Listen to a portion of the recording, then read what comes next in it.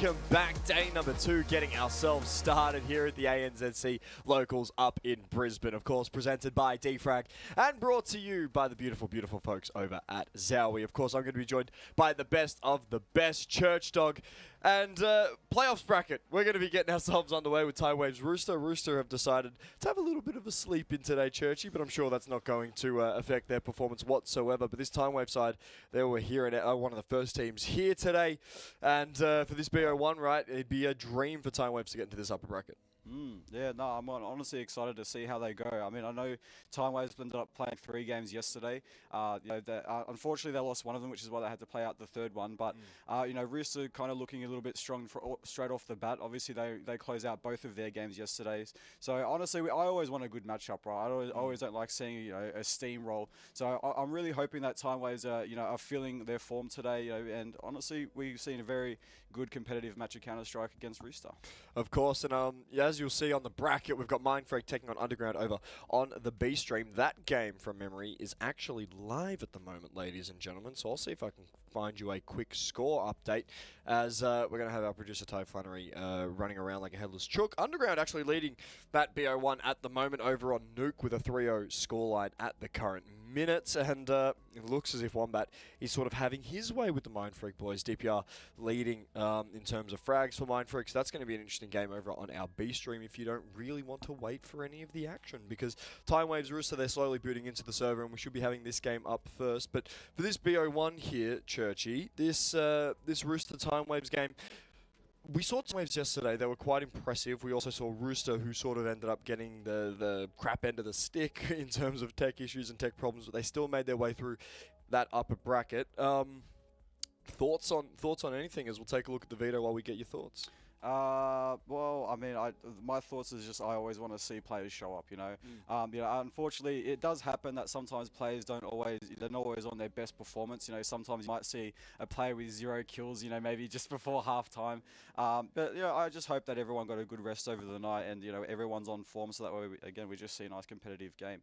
Honestly, we're about to see the vetoes now, so I believe the first game will be like a best of 1, not a best of 3, right? These are BO1. So we're going to get overpass. Churchy, you don't have to eat a bucket of sand for this one. Let's go! But we will be seeing overpass to be our map between Time Waves and Rooster. Have Rooster played any overpass? I'm now really curious, so I'm going to let you fill as I go looking for stats here. I won't lie. Oh, well, ladies and gentlemen, Flamboy is literally on the computer right now just seeing what the match history is going to be. He's clicked on the matches page. Now he's gone to the stats page just to check out the overpass. No, I'm joking. First of all, I just want to say I hope everybody, that's tuning in, hello from one human to another. If I'm one of the humans, Flam, I don't know if he's half human, half something else. We'll figure that out later. But I just hope that everybody's having a great day today. I hope everyone's ready to witness some great Counter-Strike and hear some great commentating. Just want to thank everybody in the production, because honestly, there's so many people here that's contributing an effort to make this event happen. Well said. But in the meantime, while you were filling and did a great job at doing that, I was able to pull up the stats history of Overpass for Rooster. I wasn't quite sure if Rooster played Overpass, because I know for certain that Time Waves, they usually keep it as their 4th map, 3rd map in their pool. But for Rooster, right, they've already played it in this competition, taking on Triple B and winning that 13-8. Before that, they played Fury with an 11-13 loss in the CCT series. And then for ECL, right, they've been playing it sort of consistently. They've played Fury twice on it. They've played Semperfi twice on it. They've played Vantage on it. With fairly consistent results, right? And I assume a few of those games are going to be pre-TJP and ASAP move. But for this Rooster side, right, this is going to be an interesting test to see where they are as a new unit, as a new roster, because we saw them be so dominant on Overpass and coming up against a team like Time Waves, where Time Waves are very good at their specialty maps. Right. Your nukes, your trains, your overpasses, your vertigos, that's sort of what they're very good at. Sure. If you get them into a 3-lane traditional map like a Mirage, a Dust 2, and Inferno, they start to struggle. But this is going to be an interesting test in my eyes, because we see a team like Time Waves who's so good at these situational maps, and a team like Rooster who's just coming off a rebuild after being so consistent on them. Right. Look, I got nothing. Counter-Strike! Counter-Strike. Yeah! Counter-Strike, let's fucking go! Nah, honestly, this guy's picking up a lot of my slack because I'm still new to the area. But look, we'll get there along the way. I'm just happy to be here. I just work here. Yeah, I mean, while we're here, we may as well do a shameless plug because it's top of the day. We may as well get ourselves into good form. But if you're new around here and you don't quite know what defrag's all about, make sure you do check out defrag.gg, one of the best sites in terms of Australian Counter-Strike. It's for some of the news that we do eventually get to go cover, but we've got forums there, We've got, follow the Twitter, actually X, because it's X the Everything app now, and you can have everything defrag related on X the Everything app, because, you can share photos, you can share videos, you can share files on X if they're small enough. And that's why you should check out the X, where we zeet. I think that's what the kids are calling it these days, zeeting. Why not zooting? Just because there's a player called Zoot. I just like to mix it up. I think you just like the word zoot. Yeah, Zoot. Zoot. That's my contribution to the LAN, ladies and gentlemen. I'm done. Have a good one. Well, this is going to be a long broadcast for me solo, but no. But yeah, we will do the shameless plug for all the defrag stuff. Make sure you do check them out. They do amazing work here for ANZ and for OCE in general. Also check out Zowie. Check out Zowdy. We love Zowie here. They're our favourite. We do have the Zowie sort of come test and try area down here. So if you are going to swing by, make sure you check out, what could be your mouse of the future. See if you can play in the challenge. How many kills you can get in?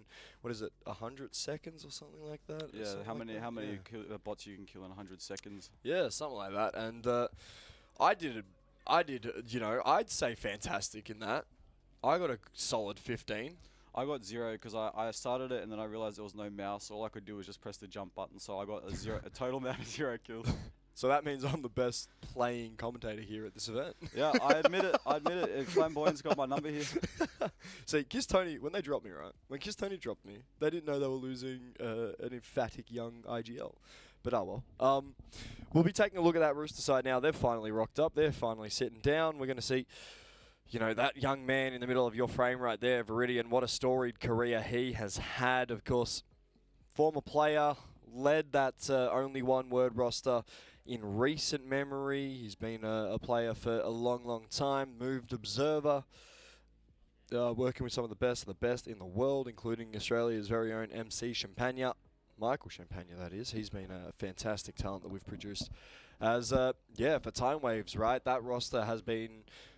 I don't want to say surprising because I've sort of been able to... I've known about the kid, but I want to say they've been able to get through that group stage in shocking form, right? I don't think anybody believed they were going to 13-1, 13-3 the Bardolphs. Oh. Even though, there are excuses that can be made for both of these teams. I'm not really going to get into them because, it's going to make me look biased, especially working for the Bardolphs. But, I had a chat with Keza. I had a chat with Lolke earlier today.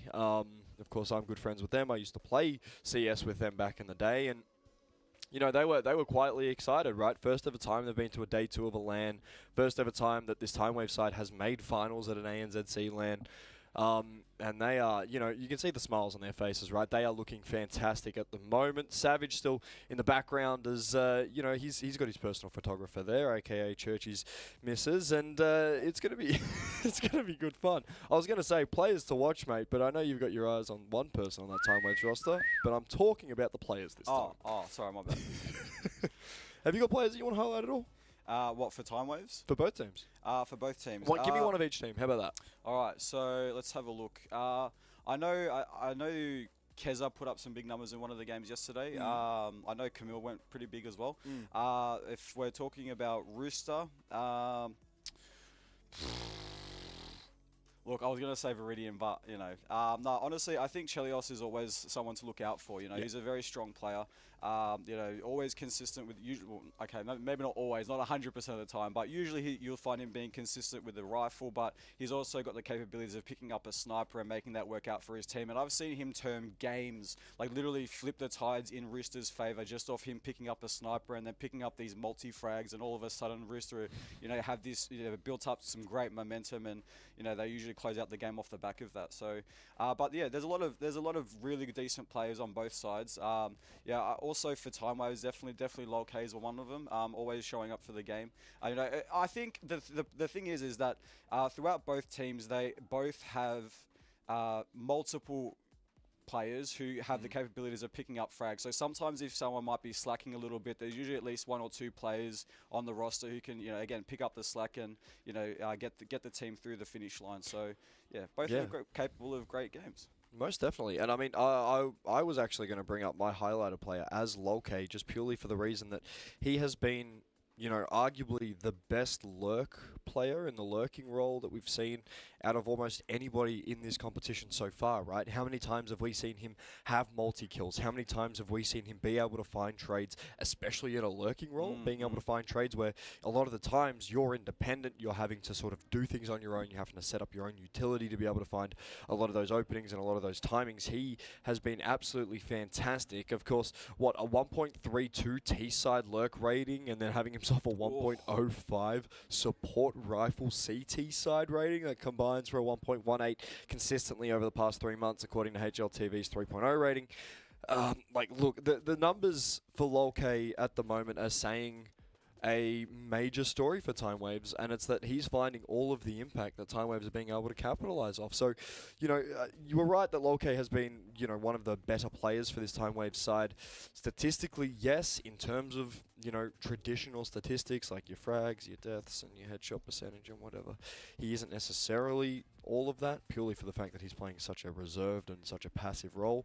But I think the combination of having a guy like a Lolke, mix it in with someone like Camille, who, she's been fantastic as well, by the way, since Time Waves have picked her up. Of course, she was she was brought in as we saw Snaz leave the lineup for this Time Waves roster. And look, the combo and the duo of Lolke and Camille have been fantastic for this Time Waves side. I want to see if this roster is able to keep both of them and be able to have themselves a really good longevity in towards the future for this Time Waves roster. That's my question here. But did you want to talk about anyone, man? Well, I mean, off the back of what you said as well, with Lolke being a great lurker, because with my experience of being a Counter-Strike player, I've always appreciated. Usually I play like the lurk roles, and I can always appreciate the level of responsibility behind those players, because of course you have to you usually have to worry about yourself, but you've also got to be maintain an awareness around the map of what the rest of your team are doing, because sometimes the IGL can't always cater to exactly what you're doing. You have to take the initiative sometimes and make decisions on your own. But at the same time, not only are you just working for yourself, you have to figure out, basically like playing chess, right? How your piece on the board is actually going to affect the whole team around. So you want to make sure you're not late for lurks, because all of a sudden it's such a huge amount of responsibility that if you make the wrong decisions, all of a sudden you could be letting your team down, because if you're a little bit too long, or if you take too long and maybe your team's already dead by the time you even get through the door, or on the other side, maybe you kind of go out a little bit too early and you die, and before your team even get start their execute. So no, I've always appreciated a great lurk into all those. Well, honestly, I appreciate every single role, but from my experience as a Counter-Strike player, because I've usually played the lurk roles, I can really understand and appreciate the immense responsibility that specific role has. So yeah, great props to Lolke for really coming on top of really showing out what their capabilities are and how that actually impacts their team in a positive way. Speaking of impacting the team a positive way, someone I did want to touch on for this Rooster side is going to be the man closest to our camera that we have set up there, and it's going to be Juices. He has been fantastic for Rooster so far. I mean, ever since his inclusion after we saw the departure of TJP and ASAP, he's been the one to keep the metronome ticking. But we will get ourselves underway here in the pistol round. Oh, sorry, knife round here.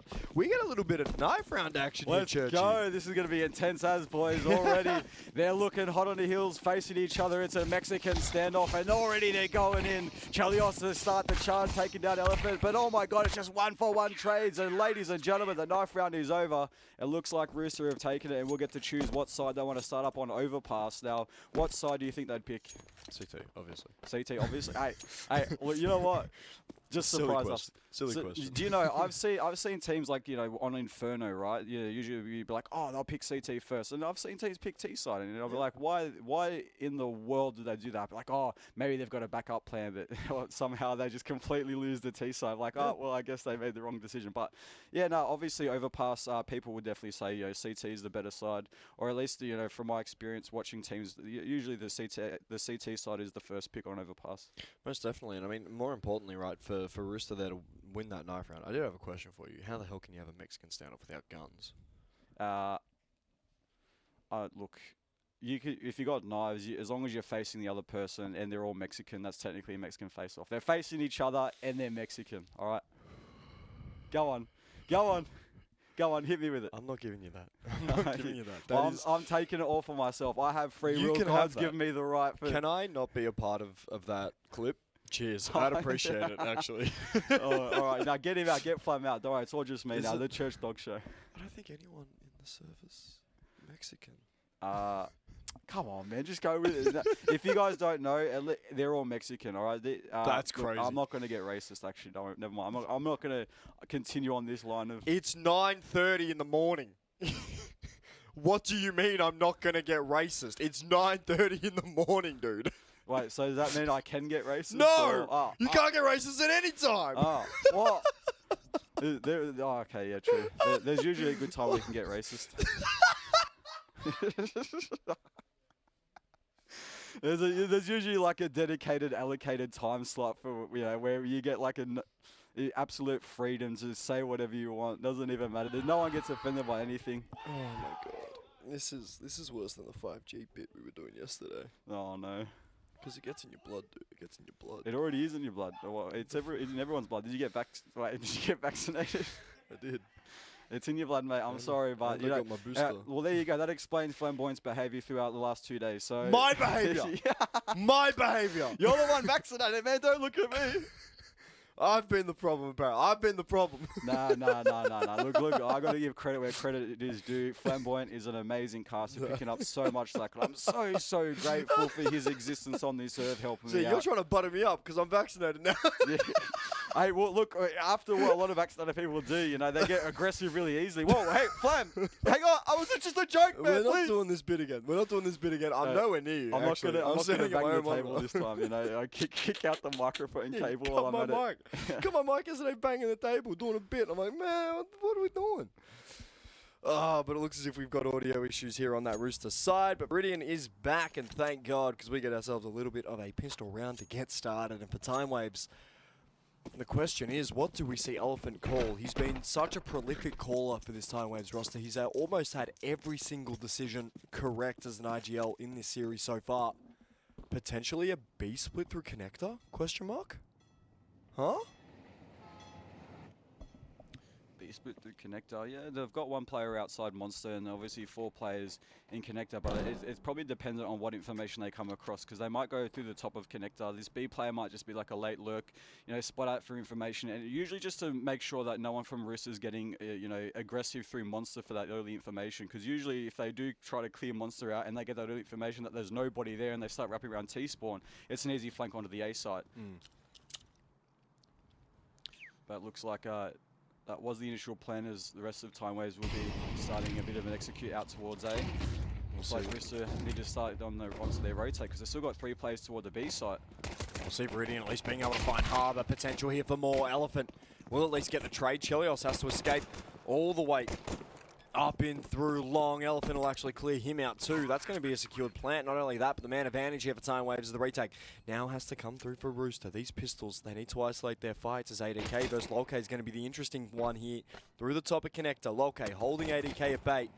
As Juices looks to try and isolate some kills. Lolke wins his fight elsewhere, but Juices doubles up. Terry for another. It all will fall to Lolke by himself.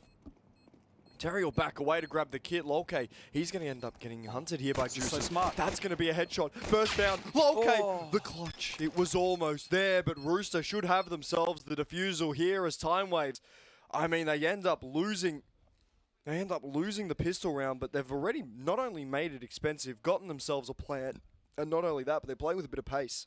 Yeah, absolutely. As I said, for a first round, despite losing that, it was a great effort, especially coming up against a big name team like Rooster. I think Time Waves, the fact that they even managed to get it, the bomb down to the side, get the entries that they needed, and even the fact that it even came down to that 1v1. Unfortunately, the 1v2 clutch wasn't able to be successful, but again, with that bomb plan, I'm imagining for round 2 they might even go for a force buy here. We might see a few Galils, so it's a good start for them, and hopefully, if they're able to have some impact with those Galils into round number 2.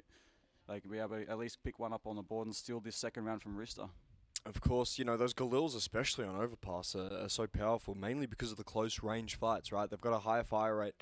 that's a little bit more closer to a UMP compared to an AK, even though the bullets aren't as powerful, and even though there still isn't that one-shot potential on that Galil. But they do, you know, give you a little bit of something, as it looks as if server is live at the current moment, and all the players are getting themselves in for a little bit of fun. Hopefully, it looks as if Time Waves have lost that round. So, looks as if Rooster were going to convert themselves the second. And yeah, they did force in that last one. They're going to come in with 2 AKs here, potentially. Oh no, it looks as if they saved. Okay, so They're going to get rifles here. Okay.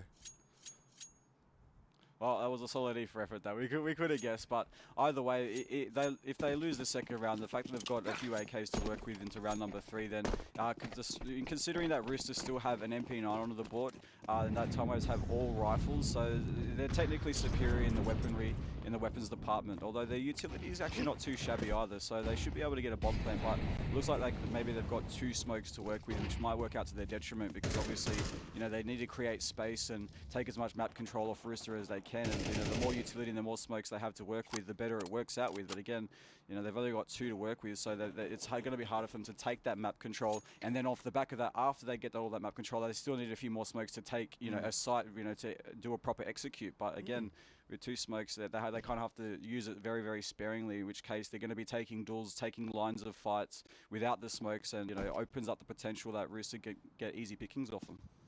Well, yeah, I mean, Rooster have almost been one of those teams in the region that will definitely take advantage of your mistakes, right, against any team that they've come up against, purely because, you know, they understand that they've got the sharps, they've got the sharp aim around the brains. We'll see Juice is actually doubling up. He's had himself an amazing start to this series. Already 5 kills in 2 rounds. He has been one of the sort of more premier players here for Rooster, as Harbour wants to work himself a little bit of space around. Pop Flash will go up over the A side. Elephant starts to work his way in through B, especially as Lolke's got the timing. It looks as if Terry's going to be onto it. Lolke will catch the timing, but doesn't have the aim, doesn't have the spray control, as Terry will go down to the native Elephant. That's going to be the B site compromised, as Time Waves get themselves a plant here, but this is just going to be a difficult situation to get out of. Just in general, 80k spraying through that smoke will just barely tickle Elephant. Harbour is the win condition at the minute. I think someone spotted him going in towards this corner. Flash does go up over the top, but a counter flash here from Rooster. Molly's going into Elephant to try and isolate him. 80k will find Harbour Viridian to take down the IGL for Time Waves. Rooster get themselves a third here. That's going to be AKs to be recovered.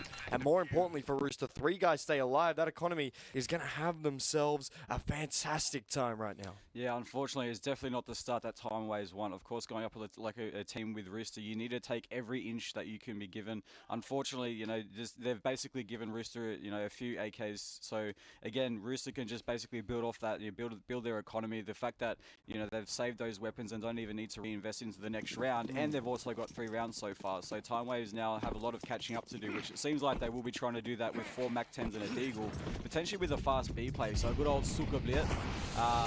Suka.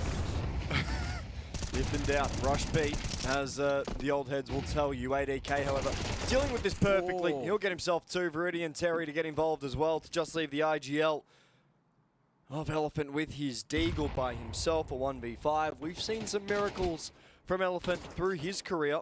He has been a fantastic player to witness in terms of some of these amazing moments, but I very much doubt that we're going to be getting anything similar here in this situation, purely for the fact that, you know, that Deagle is kept in such a position where it just doesn't have the opportunity to do anything, really. Rooster should pick themselves up 4 here if Elephant doesn't get a bit of a wriggle on. Oh, that's such a sharp shot too. Oh, Viridian's on one today. This is scary. Oh, I'm so scared for Time Waves. Holy, Viridian's on. Viridian's on. We're getting a more than 6 kill performance out of Viridian. This is going to be the one map that he pulls out, and it's going to be against Time Waves in the upper bracket BO1. We're not going to see him for the rest of the day. I'm calling it. What? Oh, hang on. We can't. Well, look, I hope, based off something I said yesterday, where you know, maybe towards the, you know, Viridian playing in the lineup with the previous event, maybe not showing up his full potential. You know, if you do recall, I did say something like where I think it's just a matter of him being in his head, and I think once he finds his groove and really kind of molds into the role that Rooster need him to be in. Again, I think he has that potential to really be one of the top fraggers for the team. So maybe that's an early sign of what's to come, or maybe he's just, again, maybe had a few Red Bulls in the morning, had a good night's sleep, and he's just showed up early. And maybe later on in the day he'll just die a little bit down. But honestly, I just nothing but great hopes for everyone. From memory, Viridian's one of those people who abstains Red Bull from memory. I think he is one of you in OCE that don't drink Red Bull. What, like Red Bull specifically, or just energy drinks? Any caffeine? What about coffee? I think he does coffee. I think he does black coffee, and I think that's it. Well, you know what? Okay, black coffee is definitely a lot better than sugary energy drinks, to be fair. I mean, you still get the caffeine content without your bloodstream taking a hit of trying to dust all that sugar. So, a smarter decision. They definitely have discipline than me. The smarter decision. I would definitely say so. Smarter to have a black coffee than a sugary energy drink, in my opinion, right? Do you know how caffeine works? It's a stimulant. No, caffeine isn't the stimulant. The sugar's the stimulant. Essentially, caffeine makes your brain's responses to feeling tired. Okay. So if you're tired right now and you have an energy drink Right. without sugar in it, you'll just feel tired. You'll get the same level of tired without more tired. My body would feel. Actually, never mind. Hold up, time waves. They're going to hit this ace. Me and Churchy having a bit of a conversation about science as we're going to see long cover 2. He's going to down the early retake from Rooster. It's going to be Viridian by himself. The 1v2 potential is here. Young Viridian. That's going to be a head spot at that elephant. Picking up the first round. Time waves. Lolke has been absolutely immaculate here in that side take. Getting off the 2K and isolating Viridian into these fights. Time wave. Yet again, have to thank Lolke for massive impact in these rounds. Great work for him, honestly. And honestly, welcome to game, Time Waves. So I'm glad they've managed to get themselves around and, you know, somewhat early-ish into the round. Of course, I would have liked to have seen it up, but hopefully that at least they can, you know, get this next round. But considering that Chelios now has a sniper into his hands, that could spell a little bit of trouble for them. So unfortunately for Time, they do not have a sniper as of yet because they're already, despite, you know, as off the back of losing all rounds before, they just, you know, piece together whatever they can at the moment. Hopefully, if they can they string along at least in a round, maybe they'll have enough in the bank to be rewarded with a sniper and at least contest whatever Chelio about to throw at them. Of course, remind Churchy, I'm going to leave this on you and your me. When we Nico round, remember yourself to ask me how caffeine works, because I do explain this. Okay, alright. I've had a little itch in my brain, because I found out that, like, just like, oh, I know, man. No, I think I thought right though. I did read up on it. But well, we'll see this shortly. We'll talk about this later. Sorry, Dad, we've got a game to commentate. Lolke will be the only victim so far. Fourth Time Waves as they have to take a lot of this short water control. Of course, that push that we've seen from Terry all the way through B main, especially Monster, has given so much information to Rooster. And it left Time Waves in a very, very uncomfortable situation, purely for the fact that if Terry wants to keep pressing, he's going to have a wrap if they go away. If they want to hit B, it's going to be an angle that nobody expects.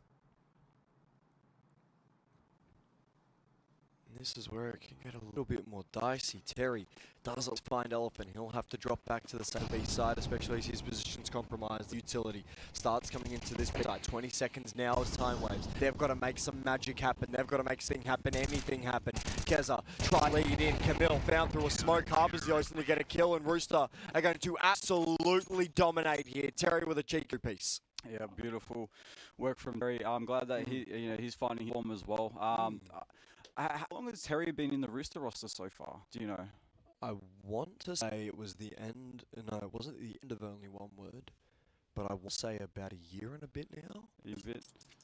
So, obviously seeing him adapt with the addition of Juices and Viridian as well. So, you know, I mean, it's always, obviously, you know, you might still already find form, you know, from like the previous rosters and, you know, have your own individual level of skill. But of course, with new players coming into the roster, you've got to account for, you know, their capabilities and like it basically impacts the choices that you make throughout the round. So, obviously, with, you know, just the new players coming in for Roost adapting to it, but also the existing players, just Terry, to adapt to the, you know, those rules and, you know, kind of have to remold self to find his form alongside the rest of him so they can work as a cohesive.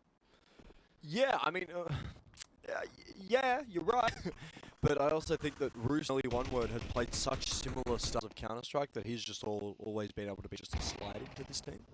And I think, you know, that's sort of what's been very helpful for Rooster is having Dean and having Terry sort of be around his team, be around his core to be able to, you know, slide in whenever it's necessary. But we'll see Chelling himself too at this AWP so far in this round. Juices gets a little bit aggressive, will be traded away by Kipper Time Waves. They look to grab this. I wouldn't be shocked if we see a save here, Church.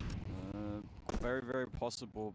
With the Glue M4, 40 seconds left. I mean, yeah, the fact that the bomb is down, it looks like they might not be, though. It looks like they might be phasing towards long. The problem that Chalice has got that sniper and just spotting to see if he can spot out that information. Oh, he does spot something out. He's for the shot, but he's unable to connect it with Logcade trying to capitalize on it. He's pushed right toward the side, but unfortunately for him, Vidian's already on the line to save his teammates. Rudy with a second one, and Tigers now have lost their 6th round.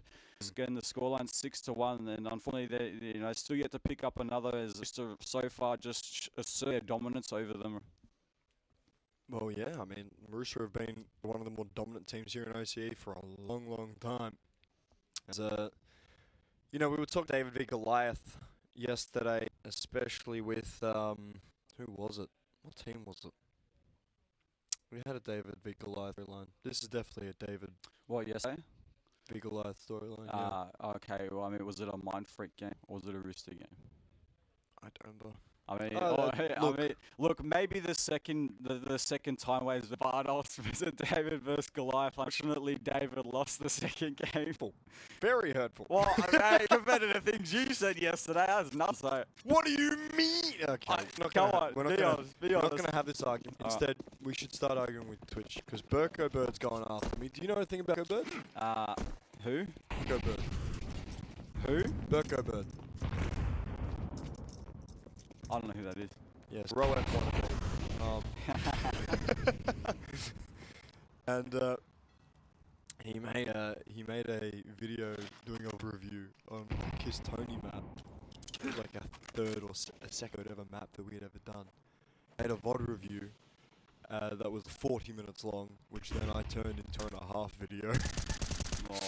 Reacting to his VOD review. He never reacted to my reaction of his review. Oh, did that hurt a little bit? No, it didn't hurt. It was just like, well, that's the solution of the bit, is that we just keep reacting to the reactions of the reactions, right? He didn't plug into the bit. Instead, now a lot of people think that he hates us. And, you know, it's kind of funny. But yeah, that's the Burko Bird. You learned something today. You learned something about a washed CS fan. Oh, well, I'll be honest, I'll probably forget the name Burko Bird by the end of the day. So if you hear me later on, I'll be like, I'm not going to okay. He's not that important. I'm sorry, Burko, but look, your existence in my mind at the end of today is going to be gone, just because there's a lot of Counter-Strike going on at the moment, and my attention is focused up right now on this 2v Time Waves, where Time Waves, they are getting ready to execute out onto the B side. And we'll see Terry trying to hold down the line. 8AK to help out. Boost will end up falling away, but Terry getting involved, getting aggressive. We're going to see 8AK looking for a little bit more. The Nate will blow the smoke open as Keza at least gets that trade. It'll be 2v1 here on this B side. Bomb needs to go down. Chelios won't ring that up. But this is going to be an interesting fight. More importantly, as Chell clinical. Keza will fall as Rooster get themselves 7. They have been absolutely fantastic. Yeah, great for Chalice to continue holding up that line. I know a lot of players in that scenario where that bomb's just gone onto the B side, they've planted it at the default location. You know, as soon as that smoke's gone down toward the bridge, you know, you can imagine someone with the sniper train up on that line, you know, might even be crosshair, you know, just on above the box, expecting them to fall back to short. But with Chelios with the patience, just kind of, you know, basically stay focused on that point to the left default box and allow his teammate to start in the site while he's trained up on that position. And of course, he's rewarded with that kill. So that's just experience by Chelios and, you know, his knowledge of the game and how, you know, inside mentality of players and how they would play in that 1v2 situation. And obviously, that's did Rooster up their 7th round win as we come to a 7 scoreline. Inside the mind of a sick and twisted man. But it'll be a quick sight take coming through as Juice is completely white. Won't be able to do all too much anyway. Tigers won't even be able to capitalize on the fact he was incapacitated as Rooster with the B rush. And they make very, very clean, very, very costly here for Time Waves. It's an 8-1 score right now, and Time Waves, they, well, look, they're going to need a little bit of time to warm up to this one. I've got a feeling that we're going to be seeing them in the whole bracket where they're going to have themselves a very bout. Well, so the other match then, so I think might lose the other match, then Time Waves might potentially be versing into the next game. Let's have a look at those Assuming scores. Time Waves do this game, you know, never say it's over till it's over, right? There's a potential Time Waves bring it back from the 8-1 score and somehow win this best of one. Mindfreak got 13-4 on Nuke. No way. Wait, they're versing one? Wait, they'd be versing three. No way, in a best of three. Time Waves, good luck. My sense of reality is what? Wait, well, look, Underground aren't, you know, entirely shattered. I mean, of course, Mindfreak have got players that we've seen for a very, very long time. But, you know, obviously it's not taking away from Underground and, you know, their experience in the game. Swerzian's going to be so mad when he comes up to a Cherry. It is going to be bad here for my sake. Oh. You give stare. Have you spoken to Swerz yet? I have a couple of times. Okay. You know, yesterday for a little bit briefly in that 30 heat, and also, you know, I've sort of a few of his games throughout. I think it was, I think a little bit Extremes Land and also Open Series, and he's been channeled a few times. So nice to say hello. He's a mad dog. Yeah, he's a Dog in his way, right? All right. Obviously, no mistranslations. Is dog, right? He's a mad dog, as in, like, you know, he's a sick. Yeah, I'm sure you guys know going with that one, all right? But I'm not gonna give you the hard C. You know, the old punt. I just want to see if I can, like, let you fight your way out of paper bag. Nah, you know what, the thing is, I'm not going to acknowledge that I'm in paper bag whatsoever. I am a free-willed human being, and I am perfectly okay with where I am right now in this present moment. It's all about mentality. It's all about perception, and my perception is today is going to be a great. I forgot the point I was gonna. Oh, yeah, see. Natural talent, ladies and gentlemen. I flamboyant forget what he was say. Oh, that's a first, I think, in forever. Because usually I just shoot out the other person when I have something I want to talk about. But very horrible thing that I do. And for Two Tap Tony, for Has Daddy Slim, for Luther, and for anyone I've ever messed with, I apologise. Because that's a horrible complaint of mine. But, I mean, we'll see Camille looking to try and push this smoke. Will at least gather the base around it, can't capitalise on Roosters. And this is, okay, you can really tell when Camille's not fragging out on the website, because... Is that like when you just pull up the scoreboard and see that they've got tills? Is that how you can tell, or...? You can tell because they're not winning rounds. Camille is usually the swing player for a lot of these wins for Time Waves. Okay, hold mouse one. Hold mouse one, dude. Please. Yeah, just shut up one of it. Oh no, he decided to hold you instead. 10-1. Rooster are making light work of time here before we do end off this first half. I think what Rooster have done right is they've played very, very well. More importantly, they're playing a very Rooster Counter-Strike, which is something that we'd love to see here. Well, I mean, if by Rooster brand of Counter-Strike you mean absolutely demolishing the other team, then I guess you are right there. Yeah, it seems like right now every Taiwan is just really under pressure, you know. Instead of it just being like just not showing up, as you can see, there's a few players, you know, like, or if anything, all of them even broken the double-digit barrier in terms of tags, right? I mean, Elephant seems to be the highest for 7 kills right now, and you know, it seems like maybe, you know, every individual skill is out. Not to say issue, but right now it just seems Rooster has... Yeah, no, it is a skill issue. No, technically it is a skill issue, right? But I obviously am just trying to make the players good. Alright, you guys don't completely suck, right? It's just that Rooster is so good. You need to realise that players aren't real. Really? You need to realise players aren't real. What? Because I made am I real? yesterday. You're too nice. Oh. And because the players don't have microphones that the audience can hear, we can say whatever the hell we want. And if they've got a problem with it, we can just tell them to go play better. Just do better, you know. Maybe just get more than 1 win Time Waves, please. We wanted a game, not a 10-1 scoreline.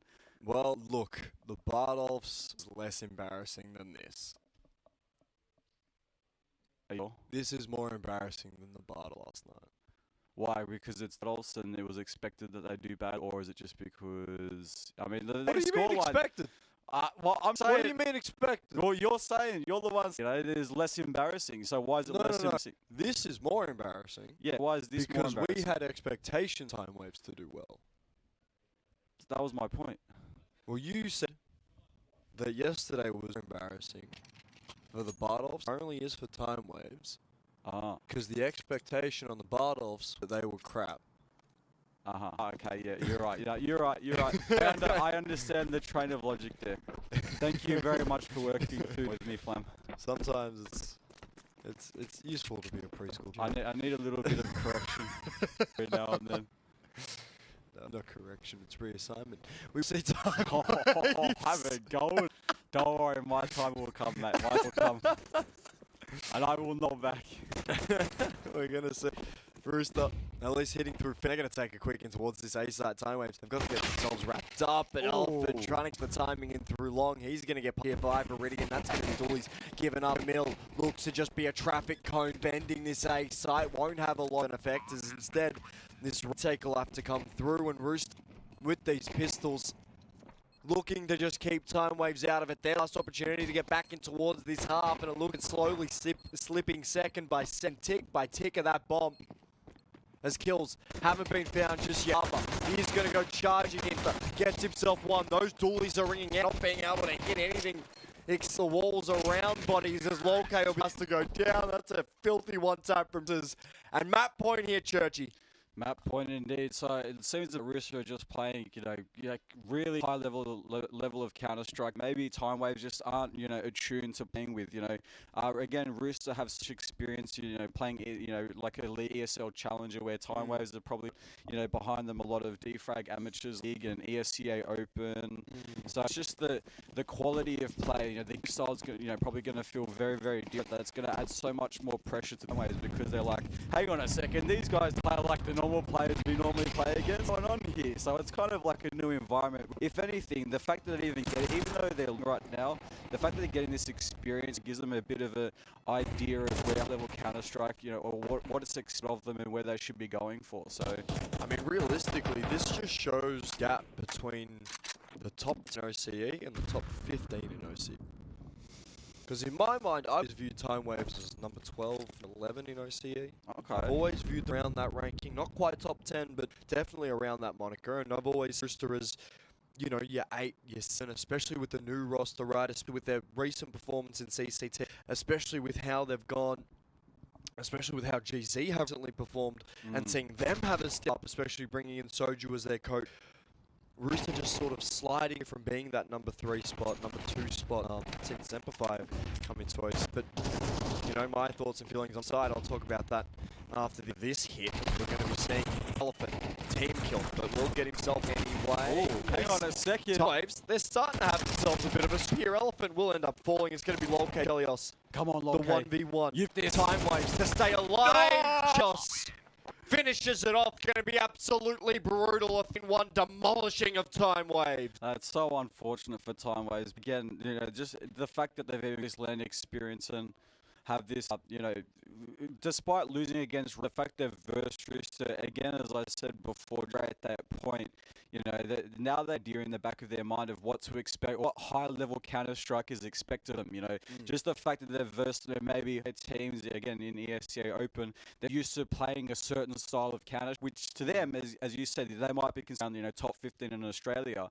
But, if they want to break that back top 10 or potentially even top 5, now they've got a taste of exactly what it is that's expected of them. So even if they lose out with a significant scoreline, kind of like a humbling experience for them, because I know ego is a big thing in Counter-Strike where you have to know or expect yourself to be better than a lot of players. You need that confidence in the first, but you also need that humbling every now and then to give you that motivation to be like, oh, maybe as good as I thought, or maybe I'm not as good as I should be. Now I've got the motivation to continue working on myself and continue working on my team. So this is basically time waves are experiencing through this. Of course, time waves now going to be playing 03 against Mindfreak in those lowers. We'll see Rooster taking on under a bit of a shock over on the B stream. A 34 scoreline that's on kind of surprising. between Underground and Mindfreak. Mind Freak dropping into the low. They're going to have themselves a bit of a lower bracket run. Churchy. We'll talk about some of the matchups just quickly. Underground Rooster, do you have a quick prediction for? Quick prediction for Underground Rooster. Rooster. Look, I would say Rooster at this point, considering how on Rooster seemed to be through that game.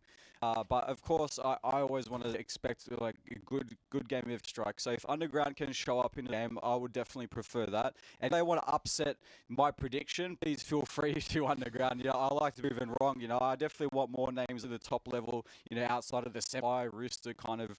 So if Underground want part of those top 3 teams, then please do your best, guys. And then a prediction for us for Time Waves on Mind Freak. Look. Well, to be fair though, I would have said Mind Freak on any given day, but the fact that they got 13 forward, maybe they're having a bad day today, so maybe there's a chance for Time Wave to slip in there. But look, just going off the team's history and how long Mind Freak been together as a team, and also just the organisation, I'd probably say my prediction would be Mind Freak. Well, we're going to have to find out what series not only are we casting, but we're going to have to take a look and see sort of who's going to come out on, who's going to be sent to that grand final immediately, and who's going to be sent home here. Start off our day. We'll be right back. Our BO3s are getting started. We see who goes home and who stays alive. Don't go anywhere. Actually, maybe go for a coffee or something. Or if you go to the toilet, go take a piss. Or don't stop talking. Go anywhere. What? Don't go anywhere. Alright, don't go anywhere. Stay right here. Or take your phone with you. Stay in the chair. Stay in the seat. You are not allowed to move. I'm moving.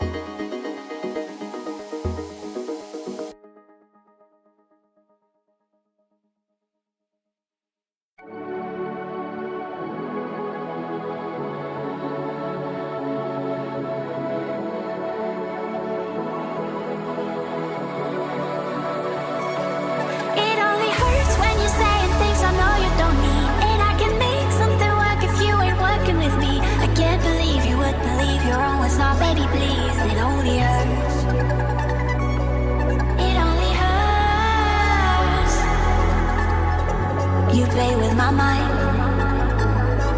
then you think it's fine. You crossing the line. It only hurts me when you play with my mind. Don't even see that you've been crossing the line. So far so good as long as you think it's fine. You crossing the line. It only hurts when you're saying things I know you don't mean. And I can make something work if you ain't working with me. I can't believe you would believe your own words, my baby, please. It only hurts. It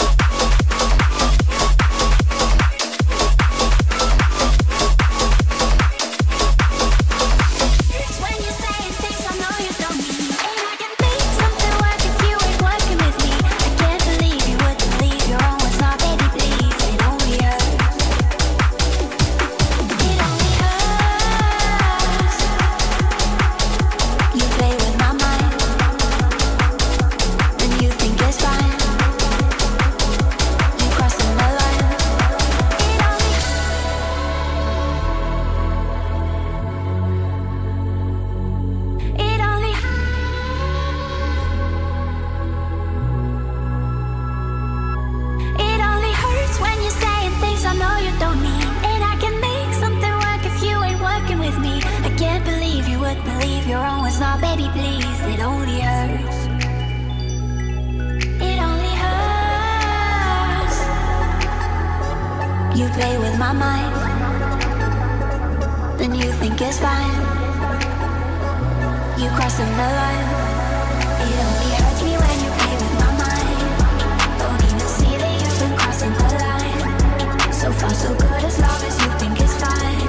You crossing the line.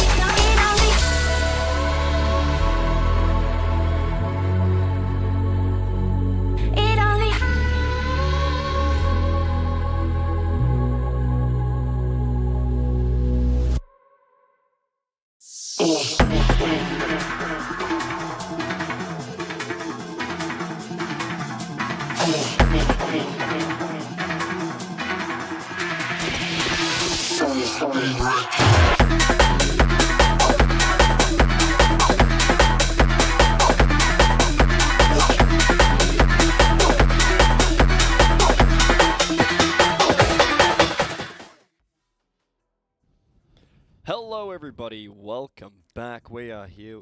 Welcome back. My apologies. I went a little bit too early. My fault. Hey, that's okay. I'm the first deaf audio engineer according to Twitch chat, so I really couldn't hear the production comms. But yeah, I mean, look, we're going to be back here with the ANZC local LANs. Welcome back, everybody. Of course, presented by Defrag, powered by the beautiful, beautiful people over at Zowie. And our BO3, we're going to be taking a look at the upper bracket this time for the first time. This entire event, we've always gone to the lower bracket, but here, you know, we're going to be up on top in the uppers. Underground, taking on Rooster F. We saw Rooster having themselves an amazing game against Time Waves, and Underground having, I'd say, equally as good of a performance, if anything, being able to best Mindfreak in a 13-4 thrashing. Well, absolutely. I mean, you know, straight off the bat, we'd be like, oh, well, it's Rift, so maybe it's going to be a Rooster game. But again, maybe Underground are really finding their form. The fact that, again, that they've 13 forward a team like Mindfreak, then just maybe they're going to give Rooster the challenge that they need. I mean, if Rooster are feeling their form, that, you know, even if Underground are, you know, maybe playing the top of their game, again, just the strength and how long Rooster have been, you know, the pinnacle of Counter-Strike CS in Australia.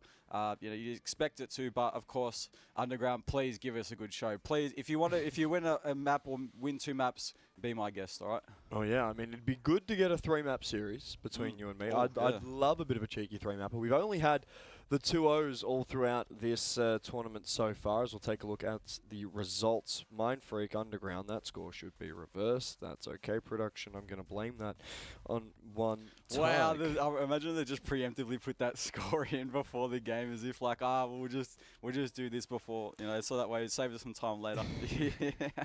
Yeah, I mean, what, Ty, our producer's been using AI and gave them the recent stats of both of those games, and this is what AI cooked up.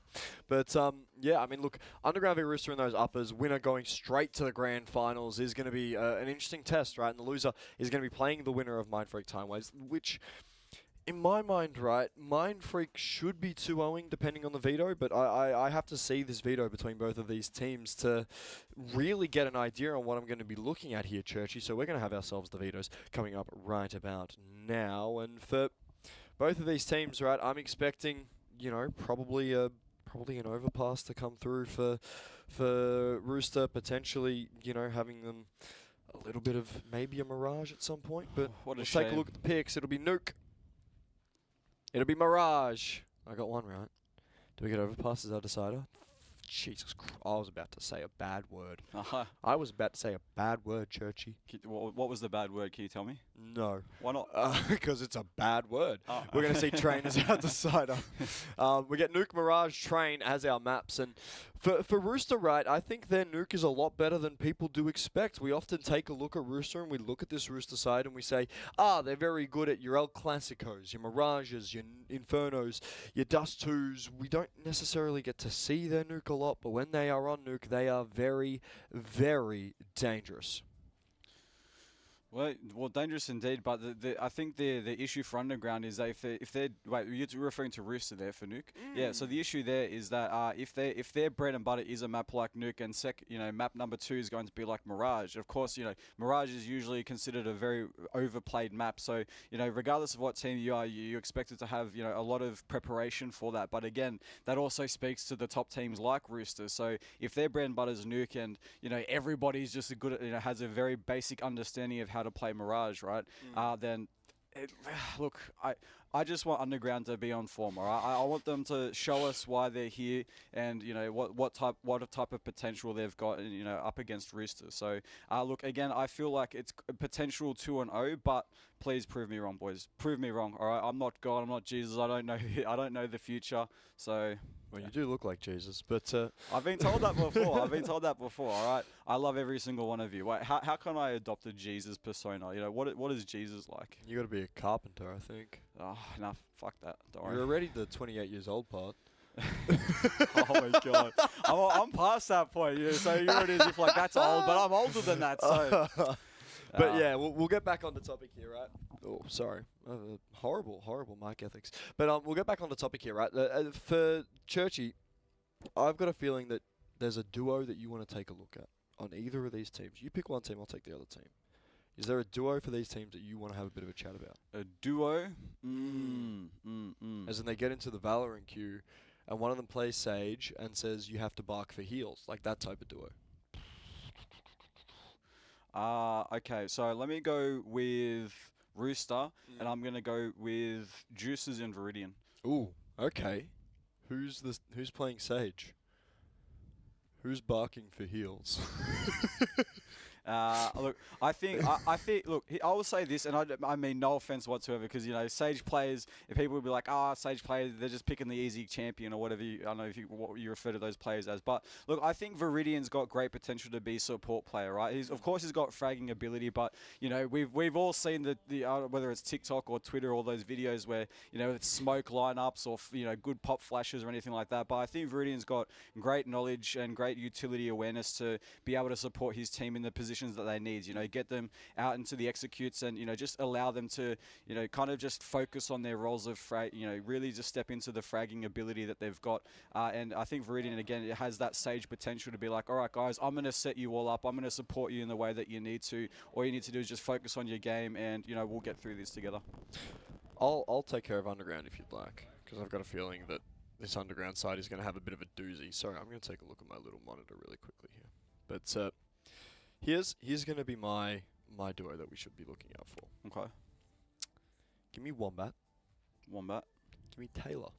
Taylor? All right. Give me Wombat and Taylor. Of course, we saw Taylor playing on the Lux ages ago. He was a bit of a lurking AWP type role where he was kind of just allowed to float, do his own thing, be able to create whatever space he wants. And Wombat is so capable of being able to play in those systems, being able to be very effective finding kills, being able to support that AWP, especially when he's isolated in some of these areas of the map. So I think for Underground, right, those two have to have themselves at least a decent performance, right? You get Night Raid doing what Night Raid does at best. You get Jinx doing what Jinx does best, especially seeing that he's got the stand-in buff. And then Mechanical can just focus on calling. Because, let's be real here, when he's focusing on calling, he's not performing great in the server, apart from the calls that he is making. Of course, he's a long-time IGL for Underground, and for twos, right, I assume he's put an infinite amount of time and effort and money into Mechanical. So I think for this Underground side, right, they've got to have Taylor, they've got to have Wombat really step up to really take this fight to Rooster. Now, do you have a prediction for me, though? Do you have predictions for me, Churchy? What, as in, like, who's going to take the game? Yeah, how's this best of three going to end up? Well, I feel like a broken record at this point, but I believe it's going to be 2-0 for Rooster. You don't even believe Underground's going to take a map? All right. Considering the fact that Underground beat Mindfreak in the last game, assuming that they're really feeling it today, you know, they've rested up well, they got the proper 8 hours sleep that every human being needs. I think they do have the potential to at least take a map. You know, but even if it's not 2-0, it could still be 2-1 in favor of Rooster. So 2-1, you've changed it because I pressured you, is what you're telling me. No, well, you made me reconsider. So you reminded me that, you know, of course, Underground of, you know, feeling their form. And, you know, I remember that, again, they 13-4'd Rooster, which, they 13-4'd Mindfreak, which, again, you know, if someone was like Mindfreak versus Underground, you know, be like, how do you reckon that game's going to go? If anything, whoever set the line, like the brackets up earlier, seemed like that score prediction was going to go Mindfreak as well. So it seems like a lot of people kind of would have been like, you know, Mindfreak all the way. But, you know, maybe the David versus Goliath situation where Underground have come up on top and given everyone a bit of a surprise, even the brackets there, we kind of had to make that adjustment. Then, yeah, you know, again, I'm always open to being upset. So I think that taking into consideration that they're finding their form, they're feeling great, they're having a great day today, they can at least take a map off Rooster. Of course, we do have to have a correction, ladies and gentlemen who are watching the broadcast. We have Mirage, Inferno, Nuke as our confirmed map pool. Our graphic was wrong. My dearest apologies, everybody. But yeah, starting off on Mirage, right? This is more, in my mind, a very Rooster heavy veto. This is what I expected out of a Rooster veto. This is not what I expected out of an Underground veto, to be completely honest with you. I think because they do have that stand-in as well, and because Mist is so impactful, especially playing a lot of those supportive rifle-type roles, you know, they've got a very limited map pool coming into this event. Of course, Canberra's Finest unable to be here as he's dodged LAN yet again. What's this, the third or fourth one missed that he's dodged? Don't look at me. I don't know about that one. I wasn't here for the last LAN. Okay, it'll be 5 then. It'll be 5 that he's missed. It's 5 that that Mist has dodged. So, you know, he's... yeah, look, if Mist showed up, this could be a completely different Underground side. But to be fair, Underground have been the early org to show up with a coach. As, So, someone's taken my stool that we have in the caster room, right? You want mine? No. Has someone given it to Oranges? Or has he always had that stool? Because if someone's given it to Oranges, I'm taking it. Nah, look, I mean, I don't believe it was for Oranges. It was for someone else. It was for someone who's apparently 5'2". That's all the info I got. Wonder didn't take my stool. Nor did Taylor. No, I don't think it was for a player. Okay. Wonder didn't take do you want me to go down and get the stool? No. I'm saying if Oranges has it, I'm going to go get my stool back. But anyway, we'll see Jinx. He's going to at least be able to open up the account, holding down this B-side Wombat. Mechanical getting involved early on here. Rooster, they're being stopped at the gates of B, and they're not going to have any map control to be able to work out through this B-side. Mechanical doubles up. Could there be 3 for young Mechanical? Will be the wrap coming through. Chelios will fall to Night Raid, and Underground pick themselves up the pistol here on their CT side of Mirage. That is a great start for them, especially going up against a team like Rooster. Underground have been able to start things off taking the fashion. I don't think, MFL throughout the I could be wrong there, but quick look, yeah, only one player died for, it seemed to be very convincing. Obviously, if they can string this together another few rounds, although looking like them potentially go for another Sukabli, they've got the utility, they've got the force by with. I get, well, maybe not a rush, maybe just pop out as soon as they, make contact any second now. Say we do have underground at the moment. I'm saying don't sleep on underground and anyway, we'll see Rooster at least getting a little bit of plant. We will see the plant coming through at the moment. Very, very slow on the rotations, getting over from that A site now as the M4s have been able to win all too many of these fights. With the nade, you're right, it's going to win. Because that's the side player. Take too many angles for Juices and Viridian. Viridian in the smoke. He's going to be dived. He at least gets a tag. He's going to win there. Viridian dancing a rate. At the moment, Viridian can't know. Isn't able to have time underground get themselves a second. They're proven to be a thorn up underground. I've seen the potential, I've seen work, unfortunately just unable to do, but again, underground, despite Rooster getting the bomb, considering the circumstances, they had the utility that they needed, and especially in, Kevlar, I think it was expected that Rooster could plant, but the fact that underground were able to flee and even convert round number 2 start for them. Yeah, I mean, great. I think, these next 2 rounds for underground are very important because, the underground with 3-1 is just so massive pressure side because, that ET side is at such a deficit, right? Wombat finding kills involved even more. It'll leave Terry. This is going to be an interesting one, the fact that we are seeing nade stack come through on Terry. It'll hit him. Jinx will be cleared. Holding thunder with those nades, and Terry could do there. But we can say Rooster had like a few guns there, on force buy. So going into round number 2, a few AKs come out, Viridian's hands. I think that's, whatever gun they brought into the previous, they could, maybe with a hero play, but unfortunately it didn't work out for them. But obviously I expect Rooster to be kind of going for those types of rounds. They're confident in their own abilities or capabilities and, the frags that they could pull off. Unfortunately it didn't work out for them, but again, that's just the quality of the top types of teams like Rooster to kind of, take those chances, being like, what guys, even if we've got the lackluster weapons or maybe inferior, utility, we're still going to have a crack at it because we know we can get these frags despite those circumstances. Yeah, I mean, the 3-0 start at the moment here for UG. They're playing, I think, a lot better of a brand of CS than I think a lot of us were expecting. We'll see the 4 AKs for Rooster coming out. We'll see the Tech 9 on Viridian to be the early deficit here for this T side as Mechanical just jump spotting B. The thing is, if he goes down, Rooster have to hit this site quickly. They do have a quick, very quick support coming in through short.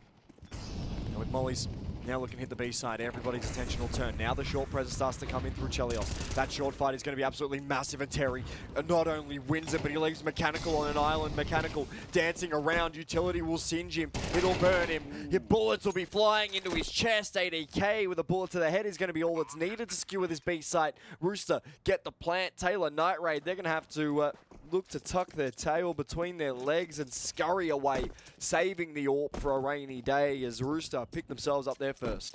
Yeah, well, either way, I think the fact that they had the AWP onto the board, unfortunately, it wasn't going to have too much impact into this round. But again, the fact if they're able to get away with this, which, at the moment, it's still a bit of a might just because we can see Chelios already, onto the hunt to see if he can catch off these, maybe deny these saves.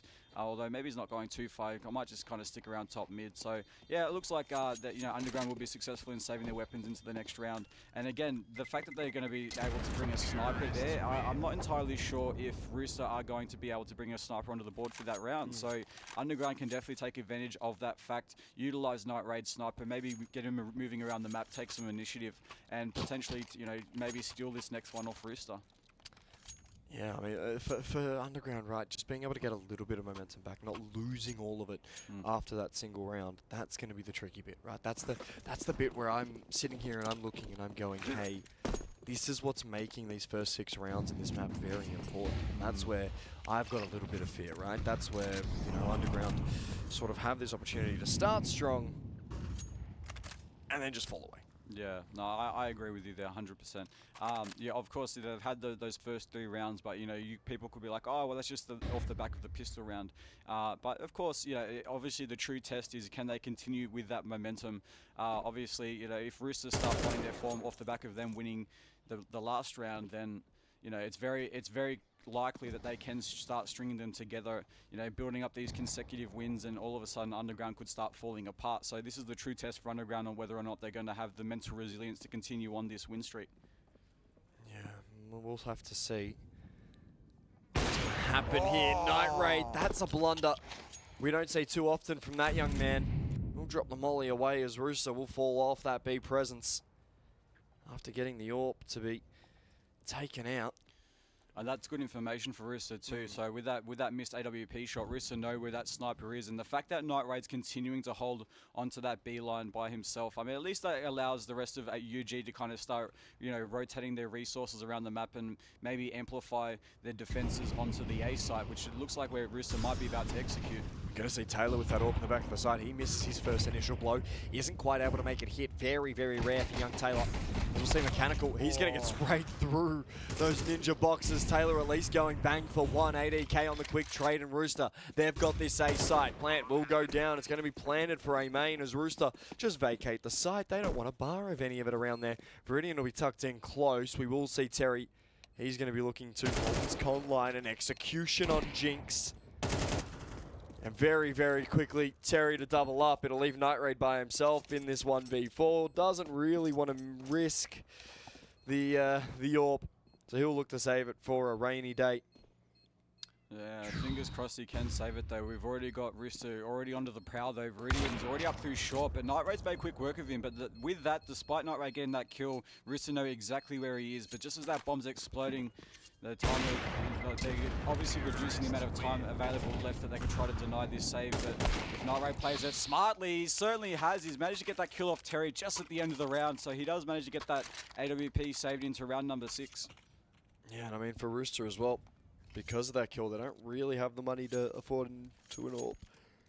Yeah, no, well, they really need to utilize Night Raid here. Of course, personally, I would have liked to have seen Night Raid rotate as soon as he got that information onto the B site with that sniper, and even with that missed shot, you know, with Rooster having to rotate back toward the A site. If Night Raid was moving around the map, I feel like with him fortifying the defenses onto the A site, that could have potentially been a different round. Yeah, I mean, it could have been. I feel like, you know, Taylor, his first sort of time on the AWP in this series, even though it's very early, we see the heavy investment from Underground to go for the double AWP setup very, very early in this matchup, and it just doesn't work out, and that's why we're going to be seeing them in such a horrible economic state early on. As, well, Taylor at least getting one Wombat. Okay, tapping away. Wombat will find 2. Night Raid with that AWP comes through, and it's going to leave Viridian. The 1v2 by himself has already found Wombat. Needs to find Taylor and Night Raid. If he's able to execute Taylor, this becomes now a 1v1. Night Raid looking to take on Viridian. Shoulder check will at least announce the AWP's location.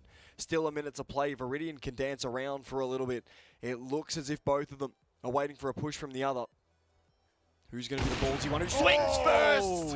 They'll swing at the same time, and a nice little flick from Night Raid. Underground picking themselves up a 4th and an eco win. There you go. There's the impact of that saved AWP from the previous round. If Night Raid wasn't able to get around to saving that from the previous round, that round wouldn't have been. This round here potentially most likely wouldn't have been converted. But it's a huge work for UG to actually, you know, get Rooster off guard. You know, Rooster were going for that B hit and, you know, walking into the ambush where Underground did have the stack. But even walking into the stack against USPSs, you'd still think Rooster might come out on top. But regardless, UG were able to, you know, hit their shots, hit whatever they needed to, and it all came down to Viridian on that 1 versus 2. And unfortunately for Viridian, he was unable to be successful with that. And Night Raid just finalizing things with that AWP shot to close it out, and Underground picking up their 4th round win.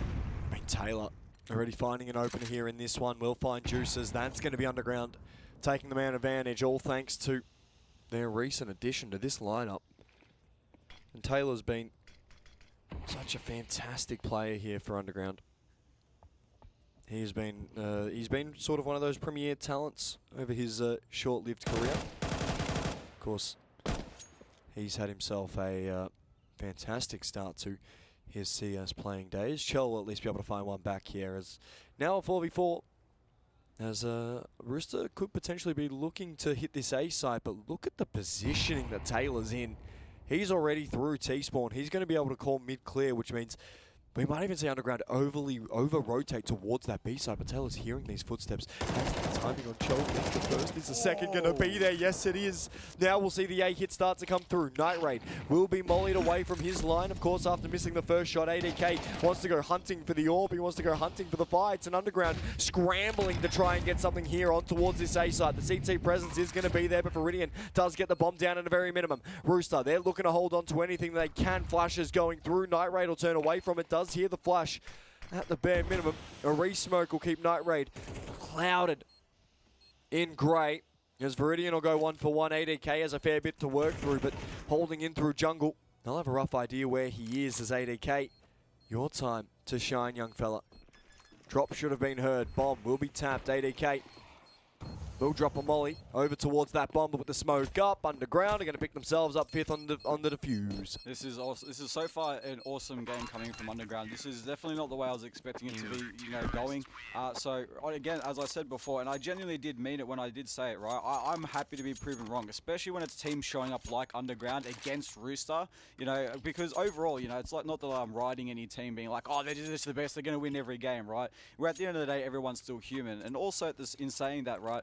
Personally, I've always wanted to see, more teams show their presence in the Australian scene. Of course, I usually just being like, the top 2 or the top 3 teams, usually kind of just being static, usually just being the same names over and over and over again. But considering, the players that are showing the presence that they're, displaying in these games, it's nice to see the potential, that's coming up in the Australian Counter-Strike. And when we're seeing new team names show up at, toward the top 10 and, pulling off displays like they are right now against Rooster, it's like, oh, well, I'm kind of excited for the future of Counter-Strike. Yeah, well, should always be excited for Counter-Strike in OCE.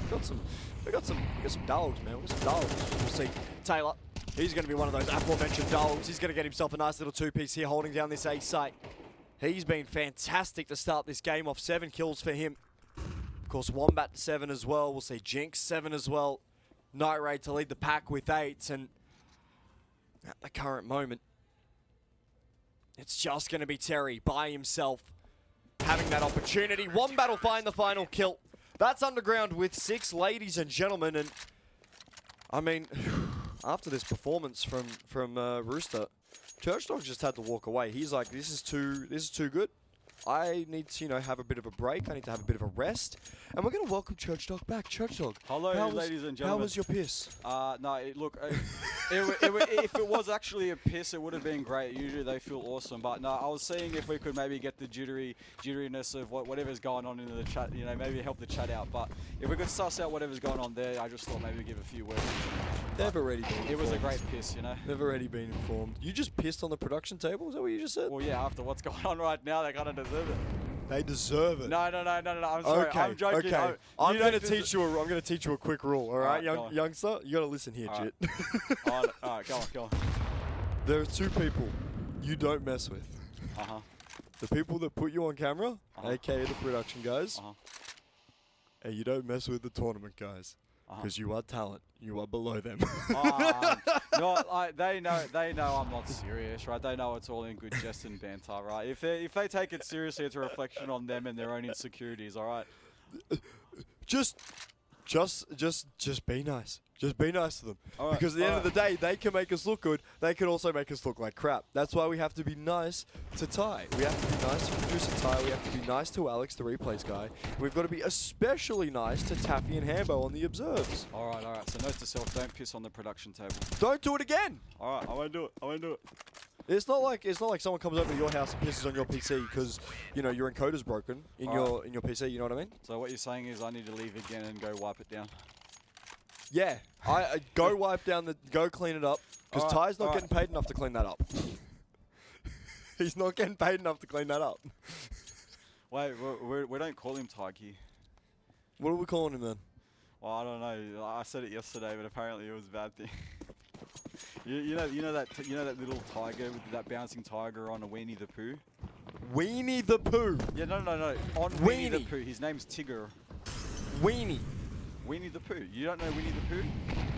You've gone from Weenie to Winnie. Which one is it? It's Winnie the Pooh. I said So Winnie why'd the you say Pooh. Weenie? You said Weenie. I didn't say Weenie. You're hearing things, Mr. Chat, clip it. Mr. Flam. Anyway, we're going to see this mid push coming out of Jinx at the moment. He does have a little bit of timing. The question is he going to be able to catch off both of these mid presence with the con swing as well? Jinx will find both. Wombat will be the only victim so far as Terry at least finds one before falling. Night Raid gets caught in between Viridian and ADK sandwich. Taylor at least getting juices. It'll all be down to Viridian by himself. Underground, they look to be in the best position to pick themselves up 8.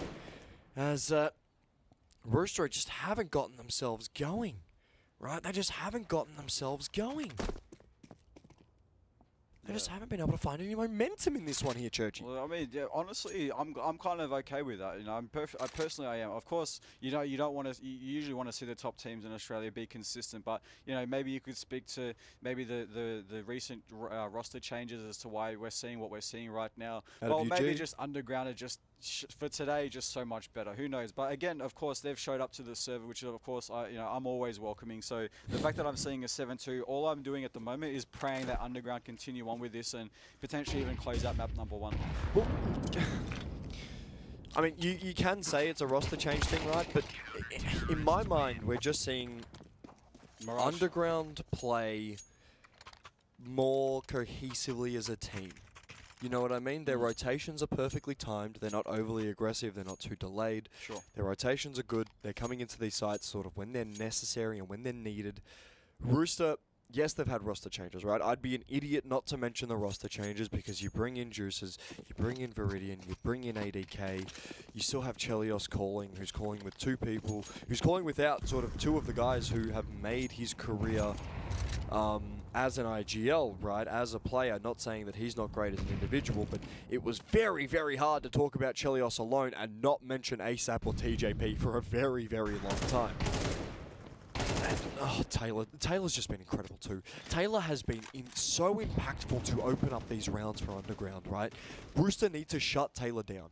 If Rooster can shut Taylor down, they can take control over Night Raid and his AWP.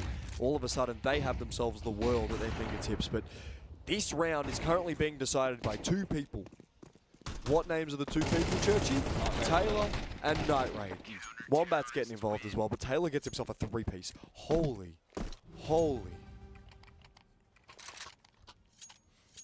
Christ. That is crazy. So basically, look, of course, I don't want to say that, Underground 100% going to close this because I don't want to jump the gun, right, in saying that. But at the same time, it's very possible that if Rooster are able to convert at least these final rounds going into the first half, right, it's very possible that if they have a very solidified CT side, it's possible that they can actually even bring this back. You know, I've seen it happen before, and again, that CT Mirage side, if they can hold just as strongly as Underground are doing right now onto the CT side, again, that's going to come down to how Underground are going to perform on their T side too. I don't want to say it's over till it's over. It's still possible that Rooster could bring it back, so I don't want to get too excited just yet. Well, yeah, this is what we're seeing in the new school Rooster, right? Like, they always had a great T side that was consistently let down by a horrific CT side, right? Yeah. That was old school Rooster. That was TJP ASAP bursting into sites, being able to take as much space as they wanted, sort of whenever the hell they wanted, right? Now that we've got this new school Rooster, they pick up Juices, they pick up ADK, they pick up Viridian. All 3 of them, I don't want to say that they're passive players and put them in their box, but they very much lean towards that passive side of an individual. They aren't as aggressive as TJP and ASAP were. They aren't as aggressive as, Smiley was, right? And for the Rooster at the minute, the fact that we are seeing ADK, Viridian, Juices play fantastic CT sides, very, very horrific T sides, is absolutely brutal towards Rooster's chances. And more importantly right now, that there's just very, very little that we're seeing Underground do wrong at the moment on the server. They've come in, they've played a fantastic game of Counter-Strike, right? Taylor, Night Raid have been incredible here at the current moment as, Yeah, I mean, that was another CT round picked up by UG. They are playing fantastic Counter-Strike, even though we're not really commentating the game anymore, and we're sort of talking about the dynamics of both of these teams. Instead of doing the play-by-plays, we're doing more the call-outs. You ever watch that show? You ever watch Shorzy? Shorzy? Yeah. No. There's like two French guys who are commentators, and there's like, I'm Frankie JJ, I do the call-out. I'm Jean-Francois Piol. I do the play-by-plays. Oh, well, and that's like their explains why whole you're so good gimmick. at the French accent. That's like their whole gimmick throughout the entire show. Is it like a series show, or is it just Yeah, like a it's a one-off? series show. Oh wow! I mean, it must have some, I guess, not say pushback. It must have something that's allowed to take off if they turn it into a whole series of it. I mean, what's the viewership like? It's actually pretty good. Yeah? Yeah. Well, I mean, who wouldn't like to see a bunch of French people talking English? It's Oh always, no, it it's must be it's accent. about ice hockey in Canada. Ice hockey in Canada with Yeah. a French accent. Well, you ever heard of a French Canadian? No. You've never heard of a French Canadian? I've never heard of a French Canadian. How old are you, Churchy? The big 30. You're 30 years old. You never heard of a French Canadian? Well, I technically live under a rock, right? I'm one of those people that, try to stay away from main society because, god damn, sometimes we can do some ugly shit. But you just want to stay away from the French. That's what I think. Nah, not really. Look, yeah, okay. We'll see All right. Underground pick themselves up another round, as I'm going to grill Churchy a little bit more for the fact that he doesn't like the French. Haha, oui, that's as much as I've got for French, right? I like croissants too, right? I'll tell you what, I like croissants. I like the croissant. How was that one? Can you rate that one? No, I'll tell you what. It's top tip for you, anyone who likes croissants, right? There's this spread called Biscoff. Croissant. Have you? Croissant. Croissant. Croissant. Croissant. Croissant. Croissant. You're adding too much of a. It's croissant. Croissant. It's like you starting to speak. You go like that. It's Croissant. Croissant. Croissant. Croissant. There you Croissant. All right. So have you heard of Biscoff? go. I have heard of Biscoff. I love Biscoff. You know, as a spread, yeah. Yes. So what you do is, if you have an air fryer, you put a croissant in the air fryer for like a couple minutes, just for it to get a little bit crispy. And then once it's nice and warm, you take it out of the air fryer. Maybe take a dollop of Biscoff and just kind of spread it over the top of the croissant. It'll melt and kind of just like over the croissant. And if you eat it like that, it is just mwah. The air fryer. The air fryer. What? Yeah. Please tell me you've got an air fryer, Flam. I don't have one.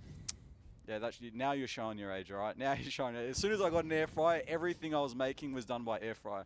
Sausages, lamb chops. I think I've probably tried eggs at some point. I was a very lazy human being, but look, honestly, there's a lot that the air fryer can do that you'd be like, oh, I didn't know you could do that. But it definitely saves you a lot of time in cooking and whatever you can eat. But croissant in an air fryer. I'm trying to think what else. What's the wackiest thing I've put in an air fryer? I'll let you think about Meat that. pie. I'll let you think. A meat pie. Meat pie. You are You diabolical. can put meat pies in there, or chicken tenders. You Bro, are there's a whole diabolical. whatever you can put in the oven, you can put in an air fryer, as long as it fits. You are diabolical. Whatever. Who I don't know wants what to be do with normal? you, man. I don't know what to do with you, You man. don't do anything. You just let me be, and me and the universe will go in nice harmony. We'll flow together. We'll exist coherently, and sometimes incoherently, because obviously sometimes life isn't always so crash hot, but that's just the way life is, right? The full spectrum of existence. Sometimes it may be good, sometimes it may be shit. You can't say that word. What word? Good. Good. Oh, yeah, fair enough. No such thing. We No don't- such thing. Yeah. Obviously, you can't say good. You can't say good. Oui, oui. Oui, oui, parlez-vous français? Oui, oui, thank you. I'm sorry. Man, I've done that to someone before, and he genuinely seemed offended by that. Because apparently, stereotyping is a bad thing. Well, Even then though maybe they shouldn't do it. Even though but usually it's accurate though, right? Usually. I mean, I personally like butter chicken. I like vindaloo. I like what else? I like the garlic naan. Like if I didn't have to say any race in particular, but I'm sure everyone had a particular one in their mind just off the back of that food I've displayed. So that wasn't me. That was not me. I'm pulling you back from this ledge here, right? It's 11 in the morning. We can't be getting this close to the racism edge again for the second time today. Yeah, but I remember I'm the nipple racist, man. There's no line. There's no line. I'm the nipple racist man. There's no line. That's it. Quote it. Anyway, we're going to get back into this game. Terry, at least finding Taylor. That's going to be 2 picks over towards Rooster as this CT side now continuing to have themselves a grand old-fashioned time right now as Terry having a chance to potentially get something back as ADK Terry, they're going to look to at least refight through mid. With Mechanical slowly trying to make his way in towards this A site. Going to potentially see... I mean, this CT flash is going to be massive. Mechanical needs to get both of these kills here. Will at least find the first. Will be more for Mechanical. Ooh. He'll get himself a nice little second. Is there 3? The answer, no. Viridian shuts him down. That's going to be another M4 picked up here for young Viridian. Now, this man advantage for Rooster has to be crucial, especially with Viridian so low. ADK and Chelios have to go bang. Chelios goes bang. It'll be Jinx by himself. Rooster have the chance to come back if they can get this kill. But Jinx scrambling around the site will find the first. No more than that. Rooster pick up 5. Well, there you go. There's a chance for Rooster to somehow start bringing this back. This is exactly what I was referring to before. Now that the sides have been swapped, Rooster have got this CT side, and as you can see here, they're starting to pick up rounds, right? Now, at some point, Underground have to start sweating. You know, if the more rounds Rooster start picking up, despite that round disparity, of course, you can see right now the scoreline is 10-5. There's still a little bit of distance that Rooster have to make up. But, again, it's going to be in the back of their minds being like, oh, Rooster, they're starting to find their flow. They're starting to pick up rounds, right? And, you know, just that stress and pressure alone could, you know, really start hindering the performance of Underground, right? So it's down to their mental resilience to kind of, you know, keep up whatever momentum they had from the CT side and start working it into their T side. But again, Rooster onto the CT side, just if they're going to be as solid as Underground were, if Underground could do it, so can Rooster. So they need to keep that in their minds and not get too cocky about it. Yeah, we're going to have to wait and see. Of course, Mechanical does have that bomb over towards that B side right now. Underground, they're probably going to do the good old-fashioned fake A, go B. Which, you know, I think is the Mechanical special, really. Here comes the A fake. Ooh. The shell. Nice little shot here with that AWP. I'm just going to see how much ground Underground can get. Of course, Mechanical is on the other side of the wall. For some reason, he's coming back to this A site. Taylor, at least getting himself that first pick. Is there going to be anything more after that? There is a rifle to collect. It looks as if he's got the space to go collect it, but just doesn't know about it just yet. We'll see that swing coming through. Taylor does get that M4. So now a rifle in the hands here for UG. Nades will go down as Mechanical tries to get the plant in. The AWP flick won't quite hit the shot. The Tech 9 dancing around, looking for a little bit of space, looking for a timing to potentially catch. 4v4 right now. Time ticking down. We got 3/4 of that ticker left. And with a nade in through Tetris, Mechanical has himself the timing, gets himself the first. Chelios with the trade. 3v3 now is everything back to even Stevens, as the old saying goes. We'll see Jinx trying to fight everything around through jungle here. There comes the Palace presence. All of a sudden, Rooster are in such a difficult situation to try and best this out. Viridian finds Jinx. Night Raid will kill Chelios. All of a sudden, it comes down to Taylor to save the day. He will be able to fight both! Underground, clinical, all because of Taylor in a 3K. That was huge. That was beautiful work coming from Underground. They had pistols going, so they got that bomb down. Rooster were looking so strong onto that retake, but that crossfire where they had like a player in deep in jungle, right? One inside of Palace, right? Potentially one. It was either 2 jungle or one up toward top of Con. But they were just working that crossfire, and that jungle player, every time Rooster were putting in that fake defuse, that jungle player just did a jiggle pick. He didn't do so much to the point where it cost him his life. All he did was just to grab their attention and stop that defuse. And as soon as that, you know, their attention was focused on jungle, Palace starts swinging out at just the right time, catching off the kill, and ultimately that was a huge, great performance coming from Underground. Great cohesive work coming from them. Yeah, I mean, realistically, it just came down to the effort of Taylor. Not only getting the opening pick into the site, being able to just dive straight into jungle, taking the space, securing that plant. And that's where Underground have been able to pick themselves up 11 off the back of the pistols. And it's going to force Rooster here to have, I mean, quite frankly, a horrific buy. We're going to see 2 rifles, two rifles of FAMAS and 2 pistols coming through here for the Chooks. As Underground, they have, all of a sudden, an opportunity where they really can't be doing anything too outrageous, anything too crazy, because there's a chance they can lose out and lose all of the economic prowess that they've now got. Right, but I imagine at the moment their confidence will be sky high, especially winning that round where they had pistols going into it. Rooster was, again, looking so strong into that retake, but ultimately, Underground coming on top, so again, that's going to be a great confidence boost for them, but they don't want that to work. They don't want that to be counterproductive to the point where they're taking unnecessary fights, where they're like, oh, yeah, I can do this, I can take this fight, and all of a sudden, they're costing themselves and the team the round. But so long as they just keep their stability and keep their wits about them and not make any, unnecessary mistakes and just kind of really hone in on Rooster, and take advantage of the lackluster weapons that Rooster have got into this round, then again, Underground could really take this to match point. They really could. I mean, we'll see Chelios at least being able to find that opener. That's Taylor going down, the hero of last round, no longer having a part in this one. We will see that take slowly coming in. Mechanical up through short. Wombat is looking for his opportunity to get a little bit of something going. Night Raid Mechanical, one apiece for them as this B site completely unlocked. Wombat will get the plant in. With 15 seconds left in this round, Underground extend the timer. And Rooster going for the save. We'll see Underground have themselves 12. Oh, this is insane. I'm really happy to see this map number 1 of Underground. Obviously, I don't want to say it's over until it is actually over, right? We have seen those reverse sweeps come in. Of course, I'm feeling confident for Underground that they could potentially close out this map, but again, don't say it's over until it's over, especially against a team like Rooster where they can literally turn the tide at any single round whatsoever. But so far, so good. It's looking great for Underground. Yeah, we're going to have to see what Underground can do. Mainly for the fact that, they've got themselves a map point here, right? We've got this save out of Rooster that's going to be able to carry over an M4 or FAMAS. Depending on what ADK is able to potentially gather up, it could be potentially an AK carried over, but he won't get the opportunity. So the buy is still going to be abysmal for Rooster, but it's going to be a lot better than what it would have been without these guns. What do you think? Do you think there's like a single point as to why we're seeing what we're seeing right now? Is it just the players aren't stepping up, getting the frags that they need to? Like say at the moment, if you look at the kill feeds and stuff, you still got Terry and ADK still yet to break double digits in the fragging department, or maybe it's just the case that there's players on Underground who are just absolutely on one for this game. I think it's a bit of both, right? I think it's a bit of both. We're seeing Taylor have a much better day than he did yesterday. We're seeing Taylor perform. We're seeing Wombat be a bit more consistent than he is yesterday. We're seeing Mechanical being a lot more consistent than he was yesterday, right?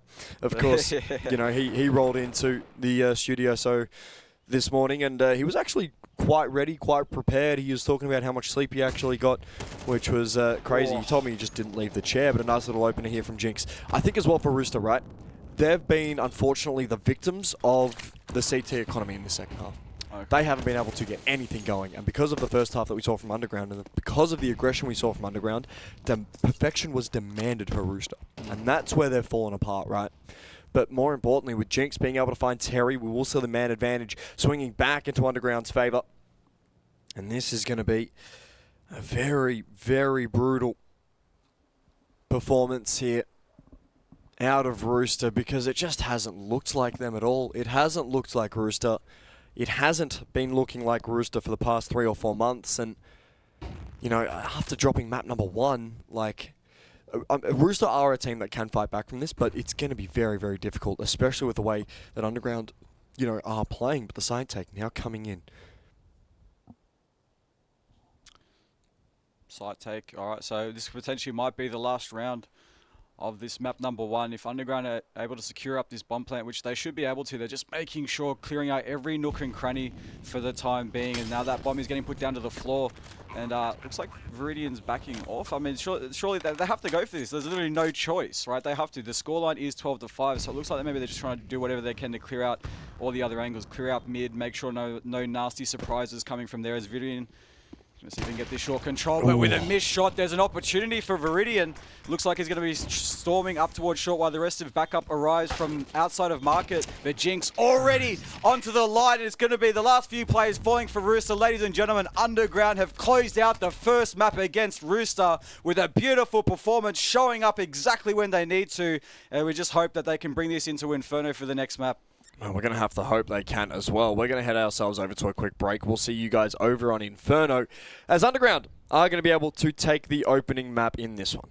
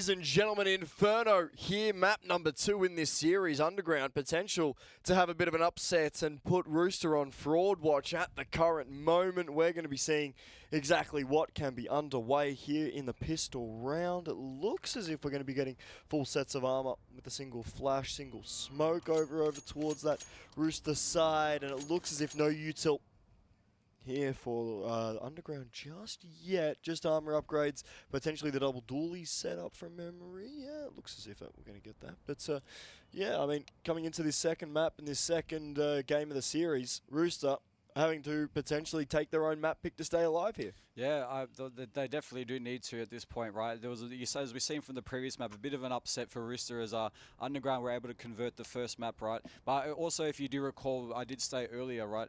Of course, Underground feeling their form, but they do need to continue on with this because with a team like Rooster, you can't get too cocky. Well, get it? But you can't get too confident with this because it is within Rooster's capabilities that they can close out these last 2 maps. So Underground definitely need to keep their wits about them. Because again, going off the experience that Rooster have, that even when the going gets tough, right, it's not like they've never been in a situation like this before. It's still possible that they can still close this out 2-1. But of course, I'd definitely like to see Underground prove me wrong as we head into this pistol round so far. Looks like I think we're gonna have a restart of the round. Oh, we've got another tech pause, it seems. All right, so we're not underway as of yet, but we should be getting back into it very, very shortly. We'll appreciate everybody's patience. But in the meantime, we just want to say hello to everybody here. Thank you for tuning in. We appreciate every single one of you for being here. From all of us here at the Defrag studio to all of you lovely, lovely viewers and all of you Sukablitz. We appreciate all of you. We appreciate all of you. And we hope you're having a great day. We hope you're having a great night, a great evening, wherever you're on this beautiful earth that you are. So I mean, I would say I hope it's a nice sunny day, but you know, maybe in Brisbane at the moment, maybe a little bit too sunny. If we could hold off on the sun a little bit, maybe get a few clouds in the sky just to bring that temperature down a little bit. It's Brisbane, bro. We ain't getting crap. Yeah, well, send me back to Melbourne, all right? Yeah, it's so much cooler there, honestly. It feels like I'm in Fiji over here. You know, well, here's the thing, right? I'm one of those people that really take advantage of my air conditioner. So once I'm indoors for long enough and my body's acclimated to that cool temperature, and as soon as I step my foot outside, I just get hit with a blasted radius of heat, and you know, I'm like, welcome back to this situation. Here I am, you know, still suffering in Fiji. Yet this is Australia, but hey, look, at least we're lucky enough to have, you know, the built-up advanced infrastructure that we have in Australia. You know, I know I complain so much, you know, but you do. You know, every now and then I have to remind myself how lucky it is to be in a country like Australia, you know. There's a lot of complaining. Well, hey, look. Fair enough. But I also know myself very well. And to be fair, every now and then I like to spend a little moment in the present moment, being aware of all the things in life that I have that I can be grateful for. You know, Presence. I'm grateful I have access to food. I'm grateful I have access to water. I have 4 walls and a roof. I've got a floor. Everyone's got a floor, right? But I've got an actual proper built floor, not just, you know, me standing or sleeping in the dirt. This is getting way too preachy for me, so we're about to get into this game. We're going to get ourselves a little bit of a taste of what Rooster can bring towards this T side. My apologies. Holy, I'm getting old. I can't read, bro. This is bad. Looks as if we're going to see an apps pop. Apps pop?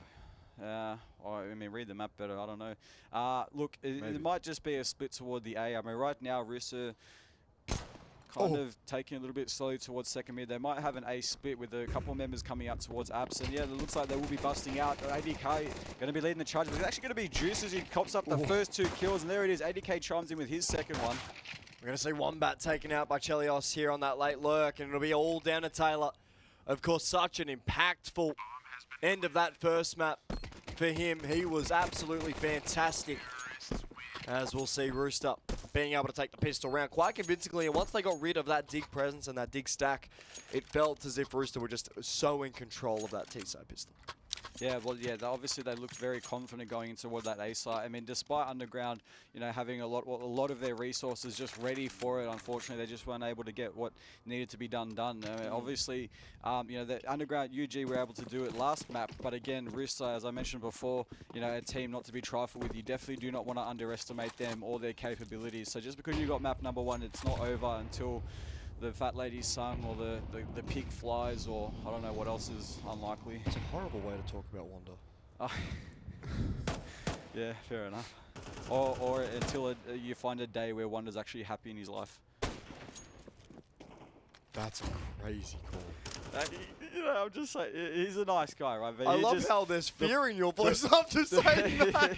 he seems like he, I don't know, there's a lot that it could be upsetting for him. So Nothing to smile about in his life, man. Nothing to smile about. I mean, think about it. He's what most players genuinely despise, right? He signs himself up willingly for punishment. Being I know he's definitely an Ender fan after yesterday. We'll see Taylor at least being able to find one in the back of that B side before falling. It's going to be Rooster taking that B side, taking it quite convincingly. And for Underground, I wouldn't be shocked if we see the MP9 saved over, the Scout saved over, and sending the 257s to potentially go for a hunt. You know what I mean? Potentially even go for a bit of a cheeky hunt here. I don't know if I know what you mean, but let me just take a moment to wrap my head around it. But again, it's a good start for Rooster. This is exactly what they needed, considering UG took map number 1 off of them. So Rooster looking to have a very, very strong start over here on Inferno. And of course, if they do convert this one, we will potentially go into a map number 3, unless Underground do have something to say for it. But right now, they don't have a whole lot of words in their dialogue to be able to convert this. So this is definitely going to be a round number 2 for Rooster as that bomb explodes. We'll go into round number 3. Not raid, of course, with that scout. So that's kind of. Did he buy it? Yeah, he bought that. He bought that. Unfortunately, not a whole lot of effect that he had into the previous round. But the fact that he can carry that over from the previous without dying, slowly build up that bank instead of any unnecessary buys. So it was kind of smart for Underground not to even go for that. I kind of like that play of just falling back, keeping whatever they've got into the next. But right now their weaponry is still very, very lackluster. They've got the MP9 in the hands of Wombat, again that scout into the Night Raid, and the rest of UG just got nothing but pistols. But look, they're going to try to make do with whatever they've got. With there's a scout tag as well from Night Raid. Juices gets tagged down to 31 HP, but again, what's their follow through like, right? Yeah, I mean, what's interesting for me about Rooster, right, is that since we've seen TJP ASAP leave, they've actually had quite an impressive run on Inferno recently. I mean, in the last month, they've played it 4 times. They've won 3 of the 4. They've been very, very good, especially after they do get those opening picks. And with Chelios being able to find the opener here, there's a good opportunity they win this out. As Chelios, Terry, finding kills. It's going to be Rooster to get the plant down. Wombat has a fair bit of work to do here. Going to take a look and see what young Hayden can achieve with this MP9. It doesn't look like a lot, but Rooster aren't necessarily too keen in going hunting after it. They don't really want to take it away. They don't really want to lose too many to this MP9, mainly because of that kill bonus, right? You don't want to give up too much of the kill bonus. Yeah, it looks like at the moment, I mean, you think Wombat would try to go for a ninja, but he does not have a kit, so at this point, the best he can do is hope for some exit kills as Viridian. I mean, surely they should be expecting this, right? Considering Rooster have got a play still all the way to on the A side. Oh, no. Oh. No. Oh, all right. He's going to lose this MP9. Oh, that's upsetting. No. Oh, no. It is what it is. Curva. Sometimes the universe just doesn't always work out in our favor. And it is what it is at this point, but we will be going to a tech timeout. We'll pull the tally out. Where's the whiteboard? Yeah. Where's the whiteboard? Yeah. 0 rounds since last incident. At least we're keeping Wanda busy, right? Yeah. So he doesn't just. Fair enough. Just no easy days for old mate. Of course, a big shout out to our admin team that we've got for this event. Big shout out to Wanda, to Shui, to Sims. He was out. He's back to do some admin work. Parnell should be in to do some admin work a little bit later. Who else was one of our admins? I feel like there's one that I'm missing. Beck. Is she technically one of our admins for this one? I mean, nah, they're the water person. Ah, Bobby Bouchon. Bobby Boucher. Bobby Boucher. Yes, I'm Bobby so glad Boucher. you get that reference. Despite your age, you're not completely useless, all right? Are you kidding? Mate, What do you mean, despite my age, I'm not completely useless? My mama said that water is the best thing in the world because it keeps me hydrated. Hey, water boy. Water sucks. Gatorade's better. Oh my god! Jesus I hope people Christ. I hope people get these references, but I don't know. I don't know how old everyone is in chat, but Look, the last time I've watched The Waterboy, water boy. I would have been extremely intoxicated. I will not lie to you. That was a childhood movie for me. Oh. There was a lot of Adam Sandler movies that are childhood movies for me. You know that special water. Well, Adam Sandler was just like most people's childhoods growing up. Yeah. Oh, can we? Who's the observer right now? Is it Hambo? Okay. What is that? Take a look at the pharmacy sign. Take a look at what the pharmacy is selling. I'm going to expose this fraud on Inferno. There's a sign. Other side, Hambo. Other side. No. Up through second. Down. Oh, no. Up through second. Down to the bottom floor. Through second. Second middle. Second middle. He can't hear me. Okay, look at what this pharmacy is selling. What is that? Okay. The pharmacy is selling food and not pharmaceuticals. Valve, fix your game. Oh my god. Hey, look, I mean, sometimes food is good. Is all we need, right? It's just you get our body to do whatever it's necessary. Actually, you know what? That's a lie because I'm pretty sure if what the internet's told me is your fasted state's probably the best body, like the best state your body can be in to really rejuvenate all those damaged cells. But you know, wherever they read that information, remember, I'm the 5G guy, so yeah. You do strike me as someone who's into your conspiracy theories. Oh, I've gone down so many rabbit holes. I don't know what's real anymore. That just whatever I read, I just don't believe anything anymore. People can say anything to my face. I'll be like, well, that's just your experience in life. Really, in this world, who actually knows anything? We just regurgitate information from one person to the next, and all of a sudden, you know, whether that information comes from government or whether it comes from a science department that was literally funded by the same people that actually, you know, make the money off the products they sell, you know, like toothpaste, right? Of course, toothpaste fund the studies to all the dentists who are like, you know, I pay a dentist like, hey, do this study and recommend this for me based off whatever the results are, and they're like, oh, this is recommended by dentists, sponsored by Colgate. You know what I mean? I don't think you can call brands out. Oh, We don't have. Wait. We don't have a good enough lawyer to deal with that yeah, here. okay. Yeah. All right, look. 'Cause Remember, everything here is hearsay, right? remember, Do not take any. Our lawyer is Toaster Demon in a suit. Yeah, That's the defrag lawyer. We're cooked if we get sued for anything. So let's try not to defame companies. All right, But look- I did want to ask your opinion on something. I was going to ask you this off stream, but because we have the tech pause, I may as well ask you. Sure, go on. Do you know the YouTube creator Lamino? Lamino. Off the top of my head, no, but what? Swedish bloke. He's created a 2.5-hour documentary about every single message that we've sent out to space to try and contact. Ooh, that'd be interesting. Try and contact a different sort of life form, right? Right. He made a 2.5-hour documentary, and it got me thinking. Mm-hmm. Oh, well, that's a first. Sorry, my bad. Hurtful. Got him. It had me thinking, right?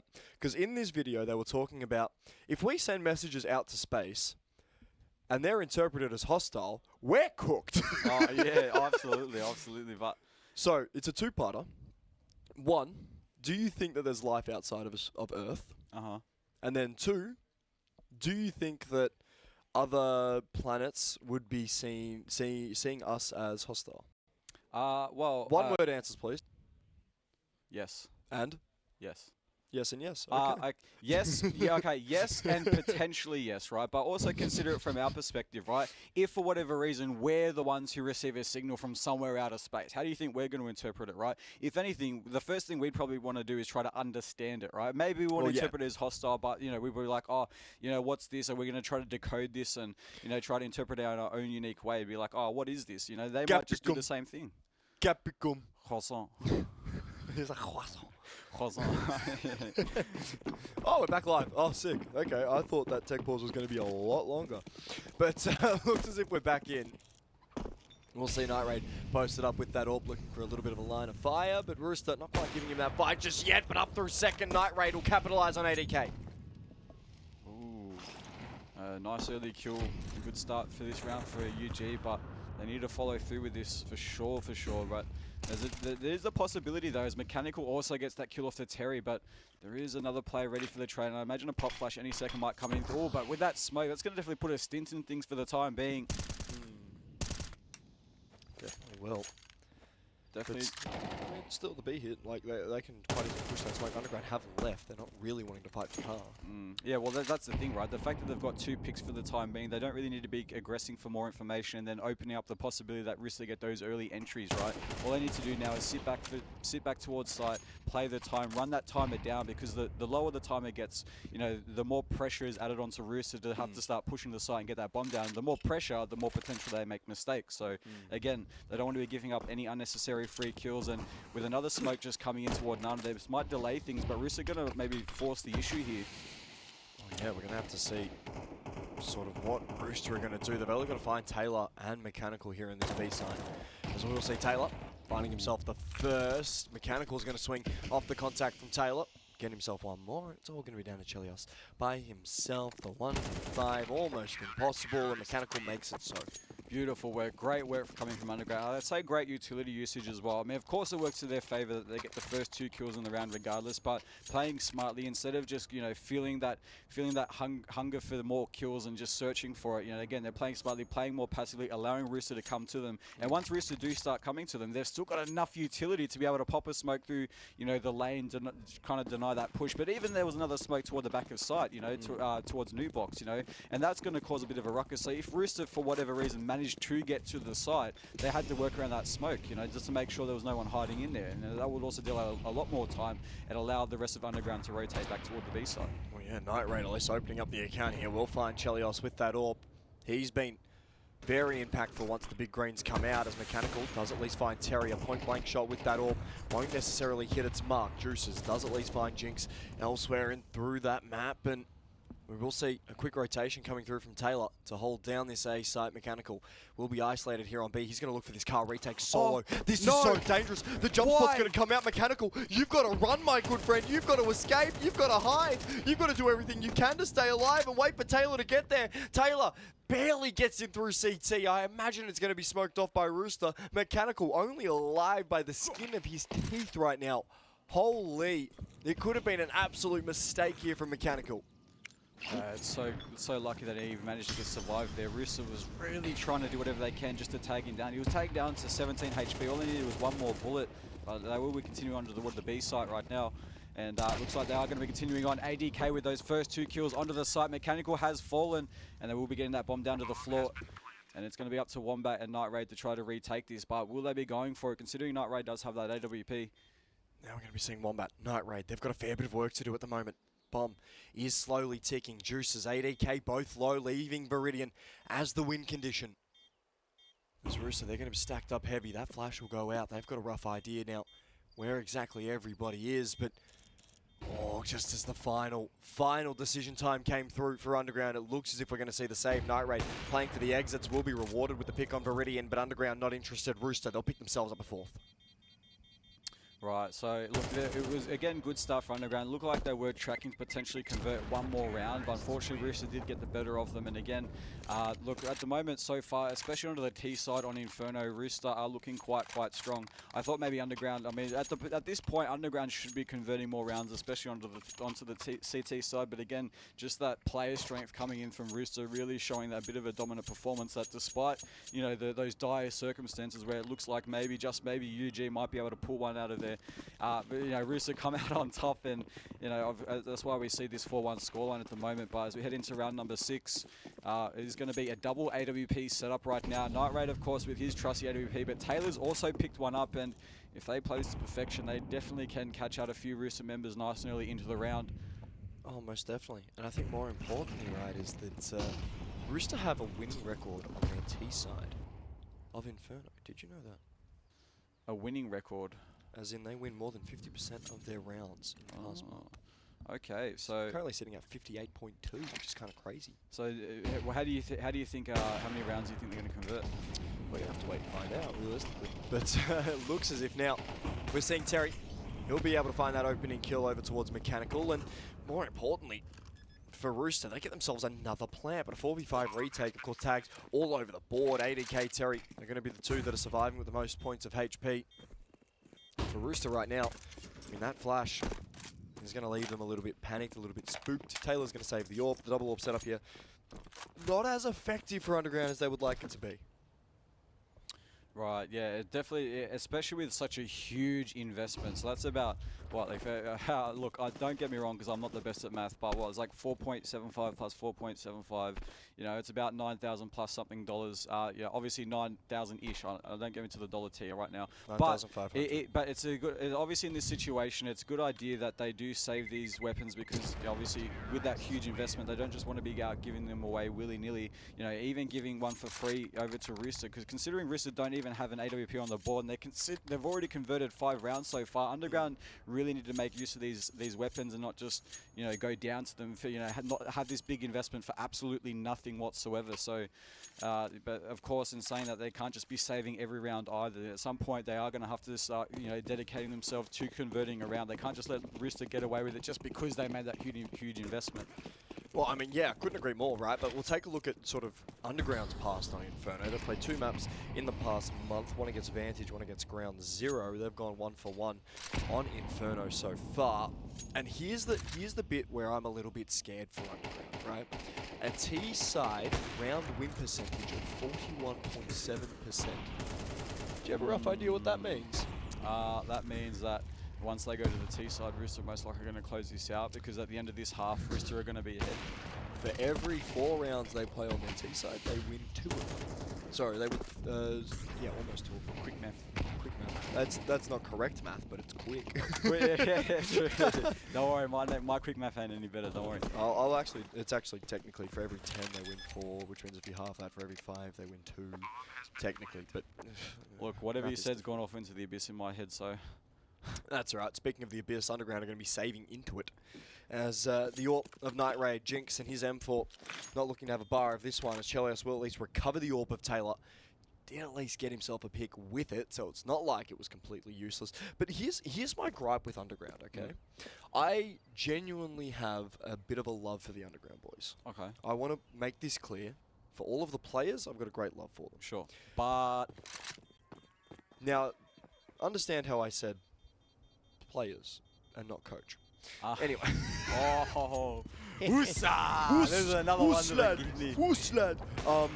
No, but for in my mind, Underground played this double AWP setup so much, right? They picked up Taylor to be able to have a double AWP setup. It doesn't. There's something wrong with it. It doesn't. It's not working. It's not consistent. And because of the double AWP setup, we're seeing Underground save a lot more than they should be. That's my single gripe with Underground. Twos, hey, Twos, fix it up, buddy. I know you're in chat. You got nothing better to do on a Sunday. Let's be real. Fix it up. Fix it up, Twos. I know you're in chat. But we will see attack pause. Attack pause? Tactical pause. Not tech. This is a new environment for us right now. There's attack pause. Willingly took a break. As we will see some of the Mind Freak boys walking straight into the camera. Who was that? Can we find who that was? That was probably Texter, wasn't it? Either Texter or damn DPR. Yeah, and also DPR's too tall. The other part of that double-edged sword of playing that double AWP setup is now they've given that over to Chelios for free. So Chelios, so Rooster didn't even have to spend a dime for this sniper, and we're going to see what impact that that they're going to start paying the price for because of that. Yeah, I mean, agreed. But here's the thing, right? Rooster were going to get this AWP online anyway, right? They lost the rifle on Terry. They were going to get this AWP online anyway. They were going to have themselves a grand old time with the big green out. But Underground right now, Taylor will end up going down. There's at least going to be a trade on Terry. He's been a bit of a pest through that banana control. Mechanical's already getting aggressive. We're going to see with a tag with that AWP. I don't think it was. But Mechanical at least finding juices, right? That's going to leave a little bit of chaos in Chelios' mind, not necessarily wanting to repeat this fight, especially seeing that it's a long swing for him to be able to take out those close corners into a banana. But with Rooster right? They've got the man disadvantage right now, but they've been good enough to be able to find some of these rounds. I mean, if whenever they are losing that first pick, right, they're still winning 40% of the rounds. Like that's an insane stat to think about for a T side of Inferno. Very strong. It doesn't make sense, dude. It doesn't make sense, man. Well, I mean, so far the way this game's playing out is making sense. I mean, look, no hate against the UG boys, right? I'm so happy they've taken map number 1. But again, maybe we're just seeing, maybe the inevitable unfold here. Of course, we want to have more hope for, what's going on and what Underground are capable of. And again, if they want to prove me wrong, please, by all means, do so. But again, Rooster right now showing off that experience that every single player in this server has, not just as working together, but also as individuals. That's a massive pick from Chelios, though. That's going to unlock the B side. They're at least going to get the plant down. Wombat and Jinx are going to be quick retakers in through CT. It looks as if they're going to move through hitting Church now, but Viridian with that AWP. The question is, what can young Eddie Azzy do? He has been a previous AWPer in the past, but Chelios with the rifle is just as clinical. Will pick himself up the first kill. Hip check in towards the Church swing. He'll be able to at least find enough of a distraction for ADK to get over towards the board. We're going to see Viridian losing his life to Jinx. The 1v1 now is ADK dancing around the back of this B side. Is there time left? That's going to be the question. The bomb has to be stuck. The nade, it's good enough. Jinx gets off the bomb. ADK clinical in the 1v1. Huge My clutch. word. Huge clutch coming in there. The patience of him as well. Just as that defuse comes in there, he already had into his mind exactly how that was going to play out. Despite that smoke being placed right directly on top of that bomb, right? He just had that nade ready to go, ready to disperse the smoke and just deny that defuse. And obviously that's how Rooster were able to convert that round. So beautiful experience coming in from him. A lot of people might just buckle under pressure, being like, "Oh, I hear the bomb being defused right now. Just spray." And of course, you're leaving a lot of things up to chance. Oh, nice and early. Chelios already taking down Jinx out of the equation of this round. Still a whole minute 40 left on the clock for Rooster to be working with, so good start for them. This is, I mean, look, I want to go back to these statistics, purely for the fact that the numbers that Rooster are putting up on Inferno in the past month, inhuman. Unhuman. Whatever term you want to use, they do not make sense to me. Purely for the fact that an 80% win rate after getting the first kill, understandable, right? Understandable. A 40% win rate after receiving the first death. Do you know what the average is in OCE teams? About 20. Oh my god, that's somewhat, wow. Well, that speaks volumes about the capabilities of every member of Rooster too. It does, and I mean, we'll see the plant going down. I'll get back into these numbers a little bit later because Rooster do not care about my numbers. They only care about round wins. That's the only number that they enjoy. Mechanical will at least look for this Church, and if he's able to get himself a little bit of something, it would be absolutely beautiful. At least finds the first. That's ADK falling. And with Chelios on that AWP, he's going to hold that line. Mechanical will be traded away by the big green yet again. Rooster maintaining that man advantage. Juices will be checked out by Wombat. That's going to be a nice little pick here, but now there's 2v2 coming through. Chelios will leave it down to Wombat by himself. He's got to run. He's got to scram. He's got to find something. He's going to get taken out by a blind Viridian, and that's going to be Rooster picking themselves up 8. Yeah, things are right now falling apart for Underground at the moment, especially through this Inferno map. They've only been able to convert 1 round so far, and you'd think off the back end of the first map, I thought maybe they were just going to find their momentum. They found their form, but maybe it's one of those one-hit wonders where maybe they're just good for the one, and after that they're off into I don't know, they're nowhere to be found. You'll see next LAN. Nah, but honestly, I don't know, but we'll see what happens in map number 3 though. If Rooster do close out map number 2, but of course map number 2 is not over as of yet. There's still potential for Underground to bring it back, but again, considering the statistics, ooh, good kill from Night Raid. We'll get back into these numbers, right? Because these numbers are just interesting to me. I'm a numbers guy. I don't know if you know this, but 80 rounds played on Inferno over the past month. Right. 150 of them. A 60% conversion rate on the CT side. A 58% conversion rate on the T side. Can you say that one more time? They win. They've played 80 rounds of Counter-Strike on Inferno in the past month. Right. Won 50 rounds of those 80. 62% win rate on your CT side. 58% on your T side. Wow. Kinda crazy when you think about it, especially as we're seeing the CT side be a little bit more favoured here on Inferno, but Mechanical at least showing why it is favoured here on the CT side. Underground will at least get themselves a second after a nice little two-piece hit by the wheelchair man himself. Yeah, about time Underground will finally get to find some form. Again, big play coming from Mechanical just to deny risk taking over the A site. Finally get the second onto the board, but again, considering Rooster have already converted 8 rounds onto the T side, they've got a lot more catching up to do. And if they can convert the last few rounds into this first half, then maybe, just maybe, they set themselves up for a potential comeback. But I don't like the odds of that. But you know, what do I know, right? Do you want some stats about Underground? Because I feel like I've been highlighting Rooster a little bit too much. Yeah, definitely hit us. These numbers aren't as pretty. I'm just going to warn you. All right. Tech! No! Well, it's the perfect time to do it anyway. So we've got the inevitable. We'll just chuck another one up on the board.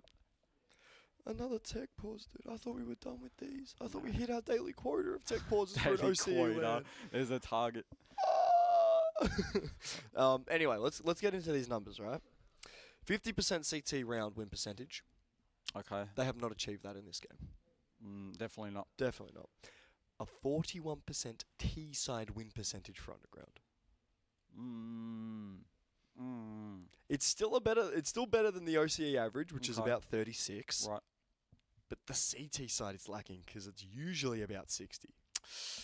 Well, look, all I'm going to say with this is that, you know, I'd say Rooster have a lot more experience versus international teams, which means there's a lot more diversity that they're versing. You know, they're versing experienced players. You know, whether it's like, you know, European teams, whether it's Northern American, like American type teams. You know, they've just got so much experience overseas that I don't see Underground having because, again, because OCE is such a bit of like a small region, right? You're just basically recycling who you're playing against, right? There's only a certain game style that you're constantly going up against, and where even though you're pulling up big numbers, you know, sometimes those big the number 60 is not big. Well, even if you're pulling up numbers that are above the average in OCE, right? Those numbers are being pulled against players in OCE. So it's like, oh, well, okay, well, those are some okay numbers, but you know, does that mean they're playing good Counter-Strike, or does that just mean they can beat, you know, Australian players? Well, here's the thing, right? For a lot of these teams that go overseas, right, they bring over some of the stuff that they learn, but very, very quickly they drop it. For 2 reasons. One, anyone they play locally won't have the same experience, so no one will play like what they played against overseas, and everyone is crap. Two, the amount of teams in OCE that do not know what they are doing, holy Jesus. Holy Jesus. Yeah, I get where they genuinely have no clue what the hell they are doing, and they will just swing you and pick you off. Yeah, I think that's based off like maybe the small player base, right? Which I like to think that we do have.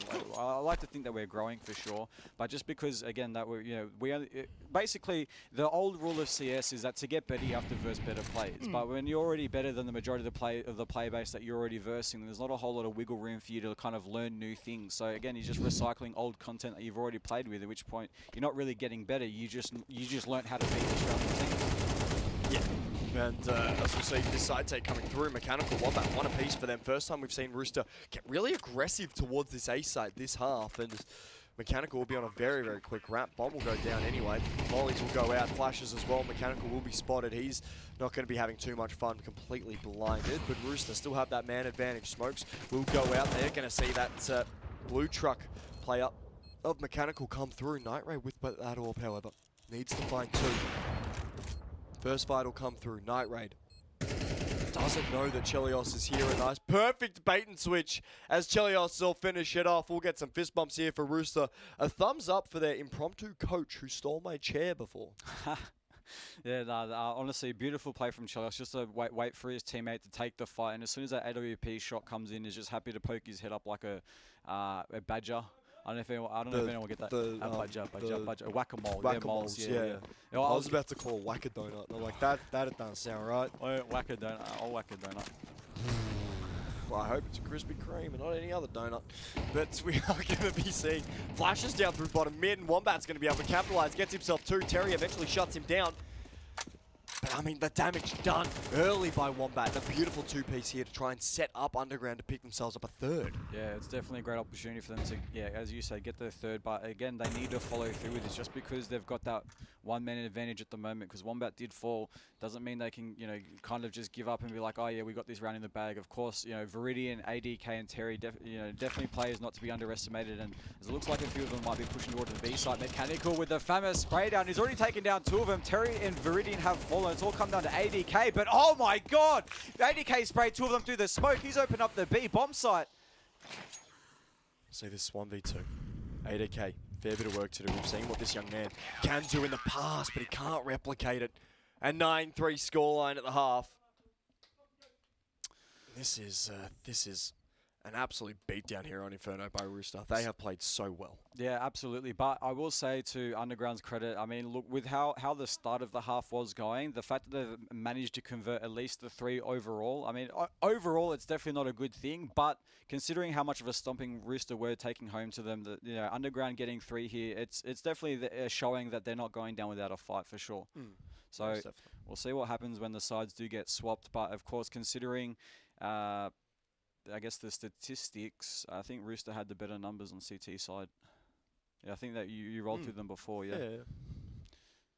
Well, yeah, I mean, it's their map pick for a reason. They're playing it almost sort of every series they get the opportunity to in these BO3s, right? They want to play these games of CS. They want to play Inferno as much as they can because it looks to be a little bit more of a staple of their map pool at the current moment. And we'll get the pistol out. Going to be a 4-man B stack coming through for Rooster, and Underground are going to walk straight into it. This is going to be a bloodbath here at Car. They need to be hitting their shots though. If Underground can just start swinging out, hit those beautiful one taps, taking advantage of the fire rate of the Glocks and also how many bullets are in a chamber or a magazine. Oh, the nade stacking through CT is going to find Juices. He's down to 12. Brutal. He'll be alive only by the skin of his teeth. The smoke does go out. It's going to make everything difficult. Viridian gets 3. Shut down by Night Raid to at least find the 3 and get a return on that investment. Juices, however, finding 2. The man who was incapacitated by the nades at the start is here to finish it off, and it's going to be absolutely beautiful here from Rooster in the pistol. Yeah, that's upsetting for Underground. They really, if they had any hope whatsoever, that having a comeback for this map, they really needed that pistol round. But considering now Rooster have closed out the pistol round of the second half, it looks like we might just be seeing a map number 3 very, very soon. Well, I think that was it Nuke? Map 3, yes. Map 3 is Nuke, alright. So, map number 3, and maybe on track to that 2-1 prediction. Yeah, you might be on track here, but we're going to have to wait and see what is really going to be working through here for Nuke to even happen, right? Like, Underground still have sort of what it takes to get this comeback on and get this comeback going. Yeah, you are correct, right? It's difficult, but it can be done. Oh, I mean, I've seen it be done in a few games yesterday. I think there was a game yesterday where a team had nothing but USPs and they were converting up against the full roster of AKs, and I think even a sniper. So it is something that can be done. We don't want to say it's impossible, but the likelihood, right? What's the likelihood? What's the percentage? What are the odds here? Yeah, the numbers aren't great. My numbers suck. I'll tell you that for free. It's something all right. Ladies and gentlemen, I have a very important announcement right now. Oh no. Croissant. You stopped everything for that. Well, I stopped everything for croissant. Holy Jesus, but Terry, thank you, Terry. Jesus, getting himself a nice little 3-piece there. Viridian to find Night Raid. It's all going to be down to Jinx. Rooster, pick up 11. They get double ones here as they are looking to take this to map number 3, and they are doing it in very, very convincing fashion. Basically, Rooster getting the mop and bucket at the moment with that round. Sweeping Underground out, and... You sweep with a mop and bucket, do you? What do you do with a mop? You mop. You get a broom to sweep. Yeah, but it's the same move. It's the same moving action, right? What do you do? Okay, so the movement action is the sweep. So you sweep with a broom and you sweep with the mop. A mop is also a mop. You sweep with a mop. For the analogy that you're trying to say here, it works better with a broom. You are right, but look, at this point, I think there's I think we need plenty of soap for whatever dirt is going on in this game at the moment. Underground kind of need to pick up their game. Okay, Underground showered before this. They are clean. I can guarantee it. Well, the players are at least. I'm gonna go check that real quick. I wouldn't go near oranges with a 10-foot pole. You might have a few nose hairs cinched off. but- Oranges is a nice guy. You leave him alone. Hey, look, if he takes me out of his Twitter banner, I might be nice to him. Wait, How's you're that in his banner? Yeah. Oh, no Have way. a look at his Twitter banner. Oh, no. Wait. There's a bit of a feud here. I'll let you look it up. I'll let Let's you have, look let's it up. have a There geek, you shall go. we? We'll see some nay damage coming through for Viridian. As this is all going to beat. Just a little bit of juice is going hunting, but Wombat will punish. The over-aggression does get toyed with. More importantly, Night Raid will be looking to try and fight for this B side. We're going to see Viridian and Terry finding themselves one apiece.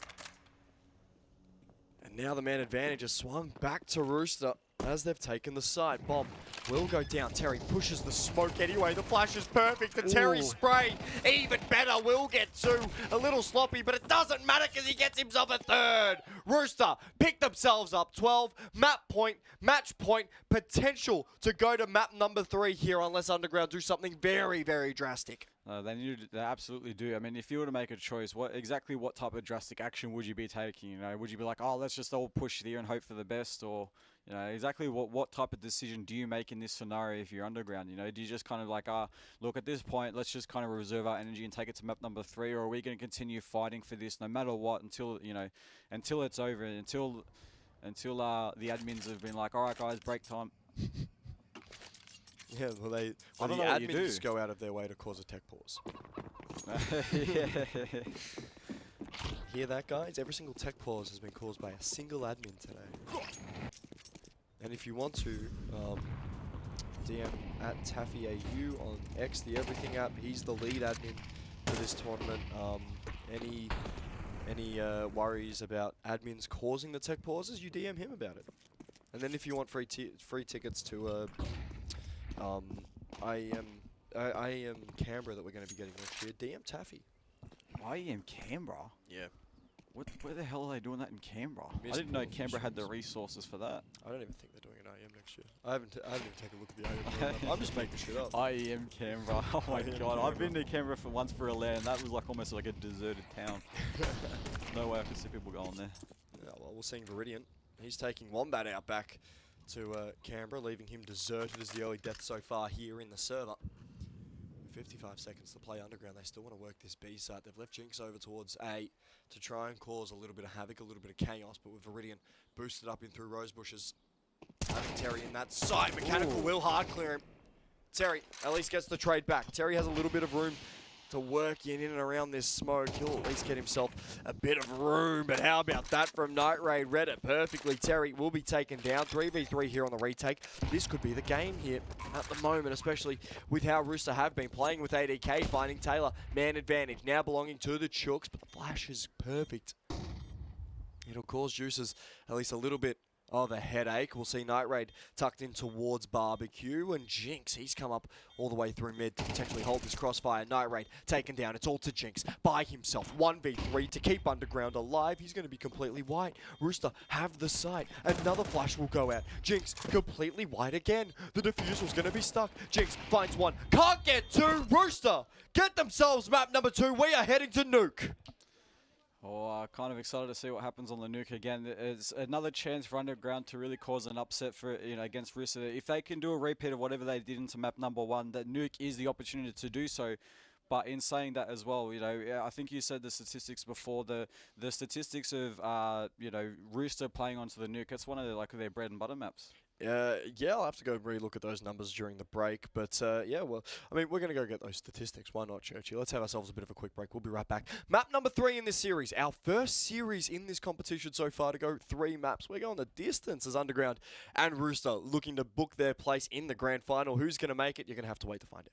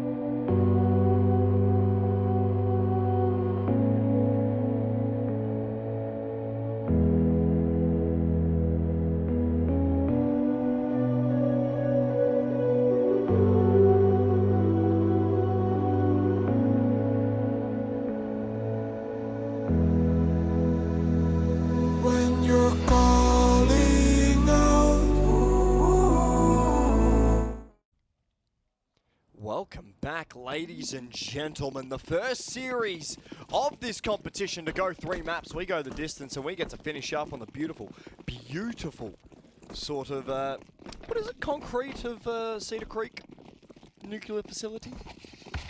Rough to nuke. What do you call it? Cedar Creek. Did you make that one up, or is that a reference to something?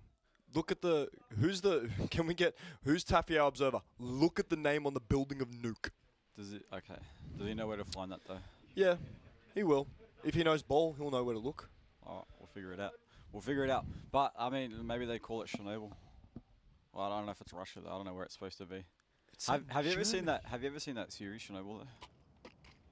It's set in Germany. Look, all I'm doing Look, is making Cedar Creek a nuclear power plant. Oh, okay. There you go. Well, you know what? I never noticed that. You know, usually I'm too much focused on the game itself than the surroundings. But you know, the unnecessary part of the map just has no bearing. And my life. What do you mean unnecessary? Okay. That's hurtful, actually. Oh. Hurtful. All right, to me. I'm sorry. I'm sorry about your feelings. Hurt my feelings. Fuck your feelings.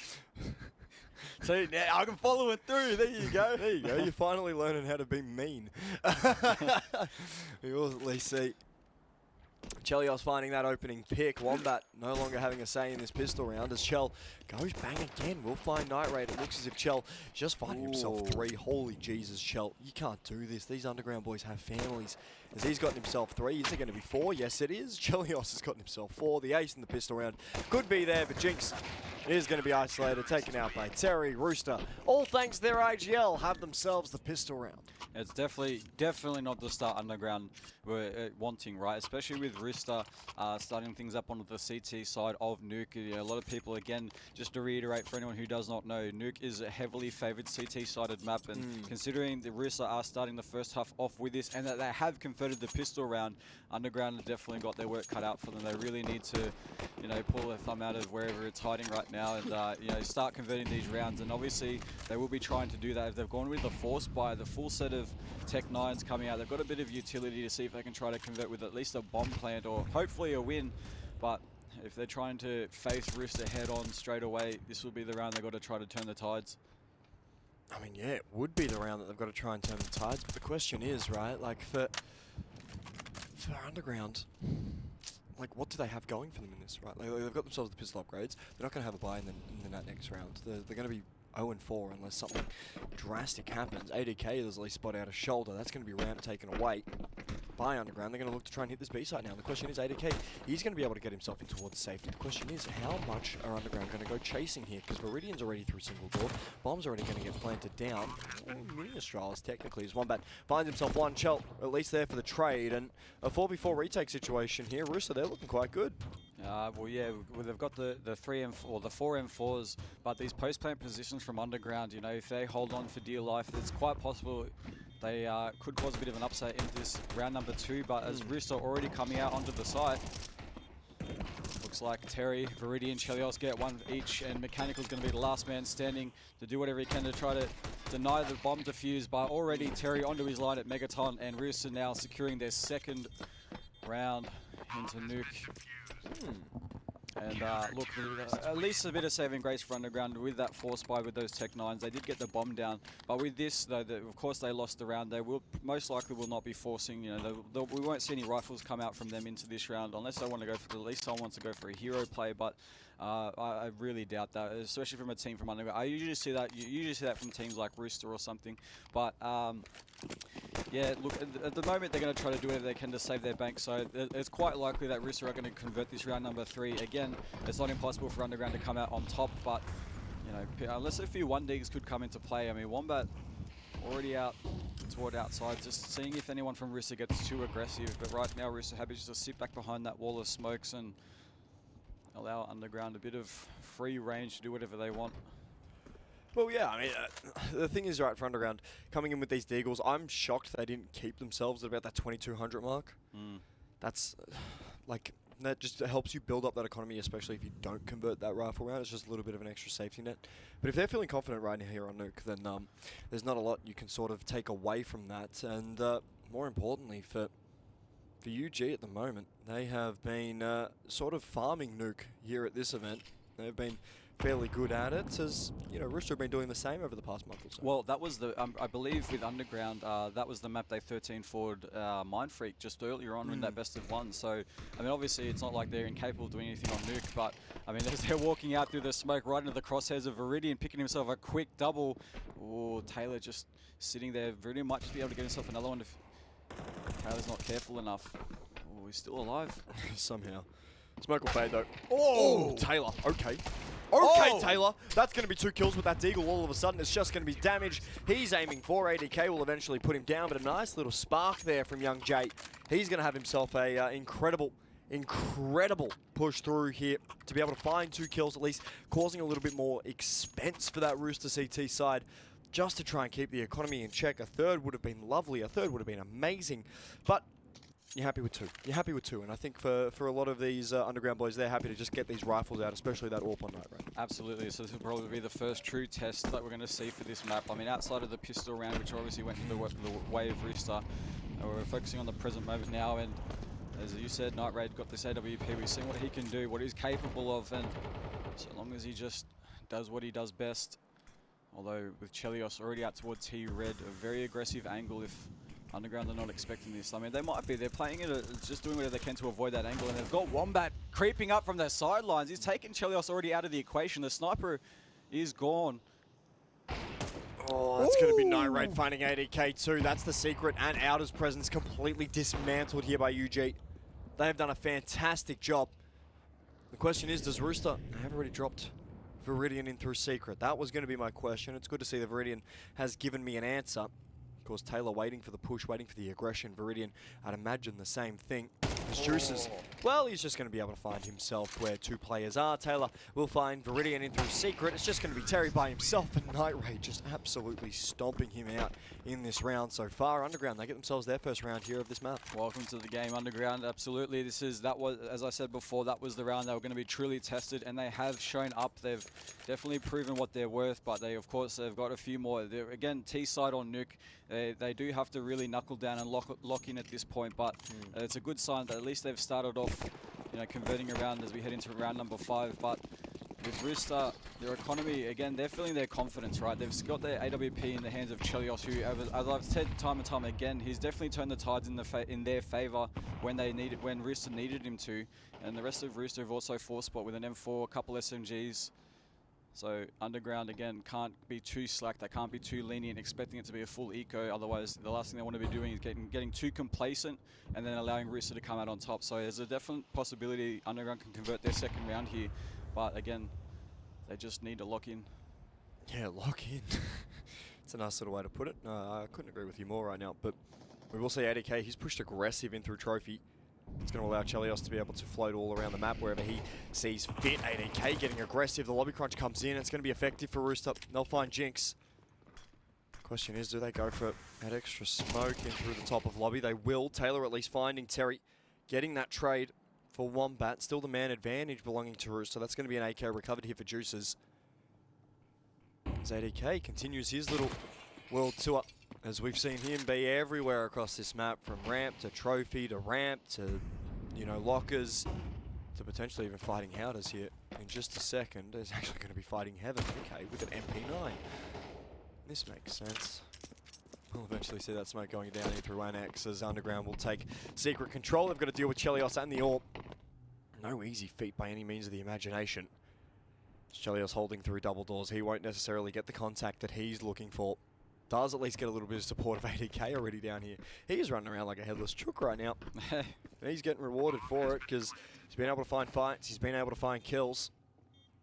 These team kills and team presence as Mechanical gets rid of Viridian. That's going to be double door swung open. But that's Juices being able to find Taylor in through control room. ADK will start to push out. That's going to be on Molly to keep Mechanical at bay. He's burning. He's got nothing to do. ADK joins him in the flames as we'll see Night Raid finding ADK. That's going to be Juices getting himself the trade. That's going to be a map. That's going to be a round picked up here for Rooster.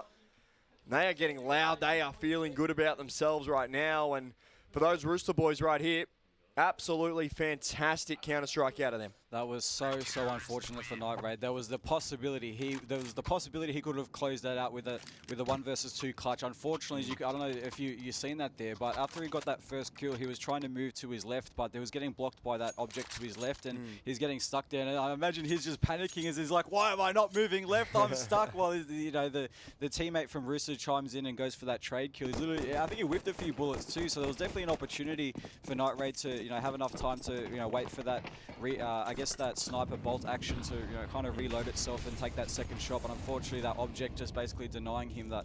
And there you have it. Rooster close out their fourth round conversion. Underground unfortunately denied their second.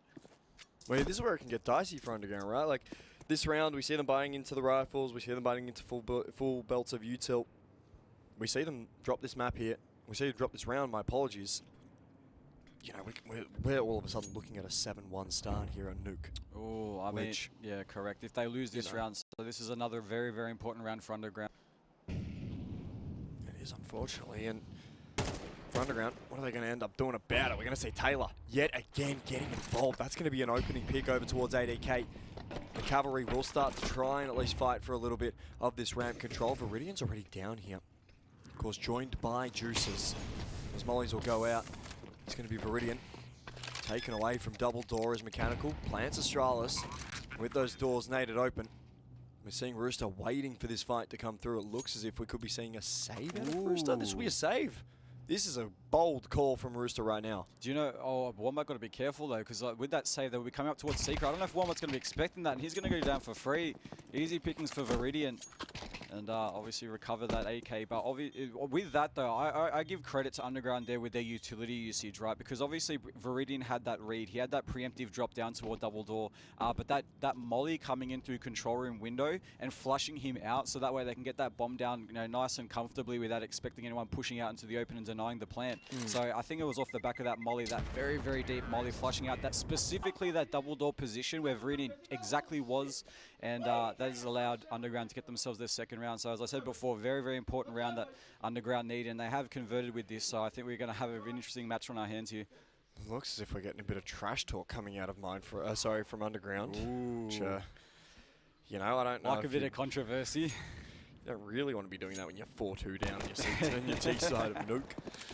But yeah, look, it's good that they're keeping up sort of that pressure. Even if it's outside the server, even if it's yelling at the other guys, even if it's yelling at the other team, that's sort of where the joy is for Underground at the moment. Just being able to keep that high level of pressure, being able to keep that high level of intensity, even in those dead periods of these rounds. Yeah, I do like a little bit of smack talk. Obviously not to want to cross the lines too much, you know, whereas, you know, the player takes it generally to heart. But, you know, of course I don't want to, you know, be justifying any, you know, bad behaviour. But of course, you know, it's a little bit expected because we're all on online players. You know, I'm sure we've all been desensitized to a lot of words that get thrown out at us. But oh yeah, obviously that flash will be great from ADK. He's going to spot out a heap of that ramp presence. As Mechanical will drop in a smoke to cut off locker room access. Instead, another drop into this B side from Underground. Yet another ramp hit. As ADK just playing his life at the moment. That's going to be a spot coming out. He's actually spotted the bomb from Mechanical. Here comes the side take. Question is, does Chelios find anything with this AWP? Holding such a tight line, Chell. Night Raid's on it, miss shot. Straight into Night Raid's line. They both miss. Bullets traded, nothing hits, and you know, 5v5 retake on this B side of Nuke. oh, but look at this flank coming from Secret. Oh, this could be massive. Where's Wombat at? Doesn't look as if anyone's sort of aware of the presence, but Night Raid finding ADK. Start to see the ramp presence starting to show. Terry can only find the one Night Raid. How about that young fella with the AWP? He's gotten himself 3. It leaves Juices and Chelios to at least try and work everything out, but with Wombat eventually getting that wrap through, Chelios will find the final kill. He's going to save in the 1v1 here and leave Taylor with that bomb to explode, looking for his own way out of this site. Yeah, absolutely. The great round from Underground here. I'd love to see this from the boys. The fact that we've just gone into, you know, we're still kind of in the early stages of the first half, and the fact they've already got 3 rounds now onto the T side. But look, that flank coming from Wombat, I think it could have been a lot more effective. But of course, you know, the last thing you want to do is push the issue preemptively and then, you know, have it cost your life. So even though it was good for 1 kill, I'd say definitely on the back of Night Raid as well. With that, I think it was a 3 kill with the AWP. You know, just the way he was maneuvering around that control room window. You know, he's expecting players to be coming up the stairs. He knows that there's a player coming through Megaton, and just being able to maneuver in such a way, taking a shot, and then getting out of the line of sight of Rooster, then taking another shot, another kill, and he's hitting his shots. Unfortunately, he didn't get the one earlier on onto Chelios, who was able to save that AWP.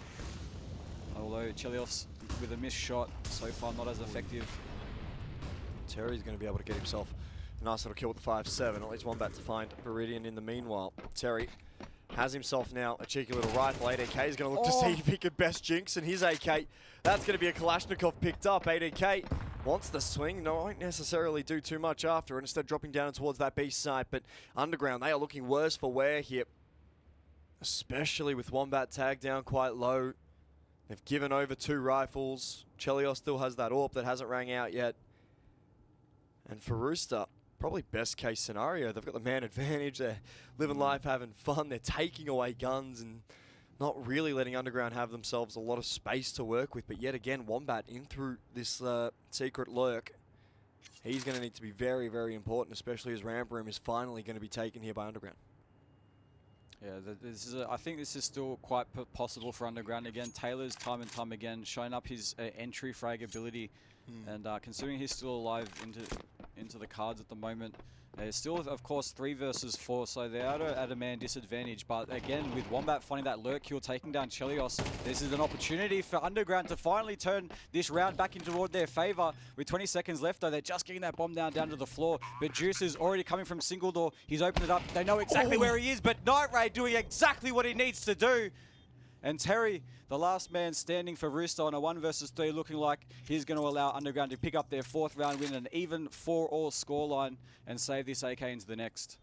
I mean, Terry's just got to keep this gun right. There's not a lot that Terry can do in terms of trying to be able to retake this B side. He's just got to have himself at least enough in the tank to just keep it over.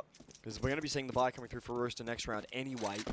And a very effective eco round, even though they do lose that AWP that they kept into this one. And, you know, there's just that, I mean, Wombat going down to the bomb, they're so brutal. Oof. And a bit more yelling. It Bit more yelling coming out of Underground. It definitely was looking very, very dicey there, of course, though. With that USP kill onto Jinx. Jinx going down, and ADK even recovering that AK. So, you know, obviously it looked like Rooster might have had an advantage with that one. But again, as I mentioned before, that lurk from Wombat coming in from Secret, and also the fragging ability from, I think, also Taylor, but also Night Raid coming out with those very, very important kills to kind of close it out, and you know, allowing that last Rooster member to be like, yeah, no, I don't want any of this smoke, so you guys can have this one. So again, good showing early into this first half for Underground here, making that 4-all scoreline, and I hope they're proud with themselves. But of course, again, it's not over till it's over. So as long as they keep whatever mentality they've got going so far onto the T side, and they can carry it over to the CT side, this is could be scary for Rooster. We'll say though, Taylor, for being the shortest person in the server, is doing a lot of yelling. It's always the chihuahuas barking, you know what I mean? It's always the chihuahuas barking. Yeah, I get you. Even like like pugs, it's always the person with the least amount of kills that's always talking the most shit. Always barking, bro. People need to stop barking, man. I love seeing that, like a measly like 5-kill person on the other team. You guys suck. How's Taylor going? This one 7-4. Okay, he's not Jinx. He's not Jinx. Oh, wait. Jinx, come on, man. What's going on? Look, to be fair, maybe Jinx is doing what they need to do. Considering Underground have made, you know, their 4-round conversion so far. I mean, you know, he hasn't really needed to get those kills. I mean, if he had, maybe they would have converted some more. But again, 4 on the T side so far as we go into round number 9. It's so far could be enough, but again, they do need more. They don't want to call it quits too early. They are still Underground getting this map control. Wombat once again down towards Secret. He's definitely made a habit of doing so. I mean, the question is, Rooster, they haven't really caught onto it yet, but Night Raid, Jinx finding themselves kills. Jinx, welcome to the server, young fella. Yeah. As Jinx could potentially have 2 more here, but he'll actually be sideswiped here by Juice's Taylor to at least get that trade in towards that A site. Chelios, ADK are going to have to retake this A site away from Underground, which will give them that B site. With 30 seconds left here in the regulation of the round, we're going to see time added to it as the bomb will be planted. I like that call. I really do. I like the patience that Underground have, and the fact that, you know, they can stop whatever pushes at a moment's notice. As soon as that lobby push comes in, I think ADK and Chelios pushed through ramps, you know, made their presence known. Even though they took down Jinx, right? At least Jinx is able to communicate with his teammates. Hey, look, the last 2 members are in lobby. You know, the only place they can realistically go at the moment is toward the A side. And even though Underground kind of had a few players toward Annex, they're like, oh, okay, let's halt things. Let's go the smart route. Instead of just taking these fights head on, we're just going to do the smart play and go all the way around back towards B, go down through Secret. I mean, considering Wombat already had Secret control anyway, he was able to hold that vent and prevent anyone from Rooster just dropping down and rotating, you know, toward the B site. So at that point, again, Underground so far looking very, very strong and actually taking the lead now. Yeah, I mean, we're going to have to see for Underground and Rooster. This could be a dangerous hunt, but ADK at least saves over these 2 rifles. As Rooster, Taylor doing a bit of yelling. He's actually thinking about what he's yelling at. He's thinking about what he's yelling about, which is interesting. Rooster, uncharacteristically, have lost a lot of that vocal intimidation factor with the removal of TJP and ASAP. Yeah. I feel like Underground wouldn't be talking that much smack if TJP was sitting there. Well, hey, look, TJP's no longer here anymore, and I think Rooster kind of have to deal with that reality at the moment as Underground. I mean, I haven't accepted it, really. No. Feels wrong. Yeah, wow, well, We'll see how Thunder Down Under go. I mean, they've been doing all right. I think they started off pretty all right, but then they kind of, I think, didn't they lose the game recently against Ground Zero, was it? Yeah, it was a BO5 though. They still picked up 2 maps. Ooh. So like, yeah. Still, that's a good effort from Ground Zero, though. Right? Like, considering the players on that roster with all that international experience. Of course, some good players from Ground Zero also have them experience, but of course, I'd say the players on Thunder Down Under definitely have a bigger breadth. On paper, it was a very one-sided game, but in the server, you know, Thunder Down Under have been a team for a month. Like, yeah, true. They haven't, you know, sort of, they haven't got to the LS points. We will see Juices finding himself one. Taylor, at least for the trade. Viridian gets 2. Not a third, though. Night Raid will be the last man standing. The 1v3 for the AWP. Now looking to be a new problem for Underground to try and deal with. Rooster have completely shut down this ramp control. They have been fantastic in this round so far, especially Viridian getting himself that 2k spray down. Could have been 3, but Night Raid lived to tell the tale. He'll take a bit of a pot shot. Terry v Night Raid, of course, these 2 young gentlemen have been stars in their own right for both of their respective teams. As we will see Night Raid dropping into the B site where he has to walk into ADK. ADK will just open up doubles. Flashes will go out. ADK will drop a flash in the meanwhile, but as we will see, Night Raid faking the plant. Terry finishes her off, and we're going to be getting a 5-5 scoreline. All right, so I'd say so far Underground do look promising, but also considering with Nuke being a strong map for, well, I guess especially the previous Rooster team, but I think it's quite potential Underground could cause a big upset here. I think the potential is there. I think it's going to come down to how Rooster are going to play out their T side. You know, did they do enough dry strat runs, or you know, are they going to cover their basics? Now, of course, with the addition of a player like Viridian, right? I think someone like him can definitely obviously add a lot of value to the rest of the Rooster team on especially like their T side. So whatever strategies they want to implement and take Underground on head on. Then again, this could go either way, right? It's still possible that Rooster could do it, but so far from what we're seeing from Underground, they are showing us what they're capable of, and at the moment, as it is 5-all, right? The fact that, especially on T side, again, very, very possible that this can go either way. And honestly, look, not to say that I have any preferences, but I personally would like to see Underground with this. I mean, yeah, it'd be a great storyline. It would, absolutely. It'd be a shock from what a lot of us were expecting.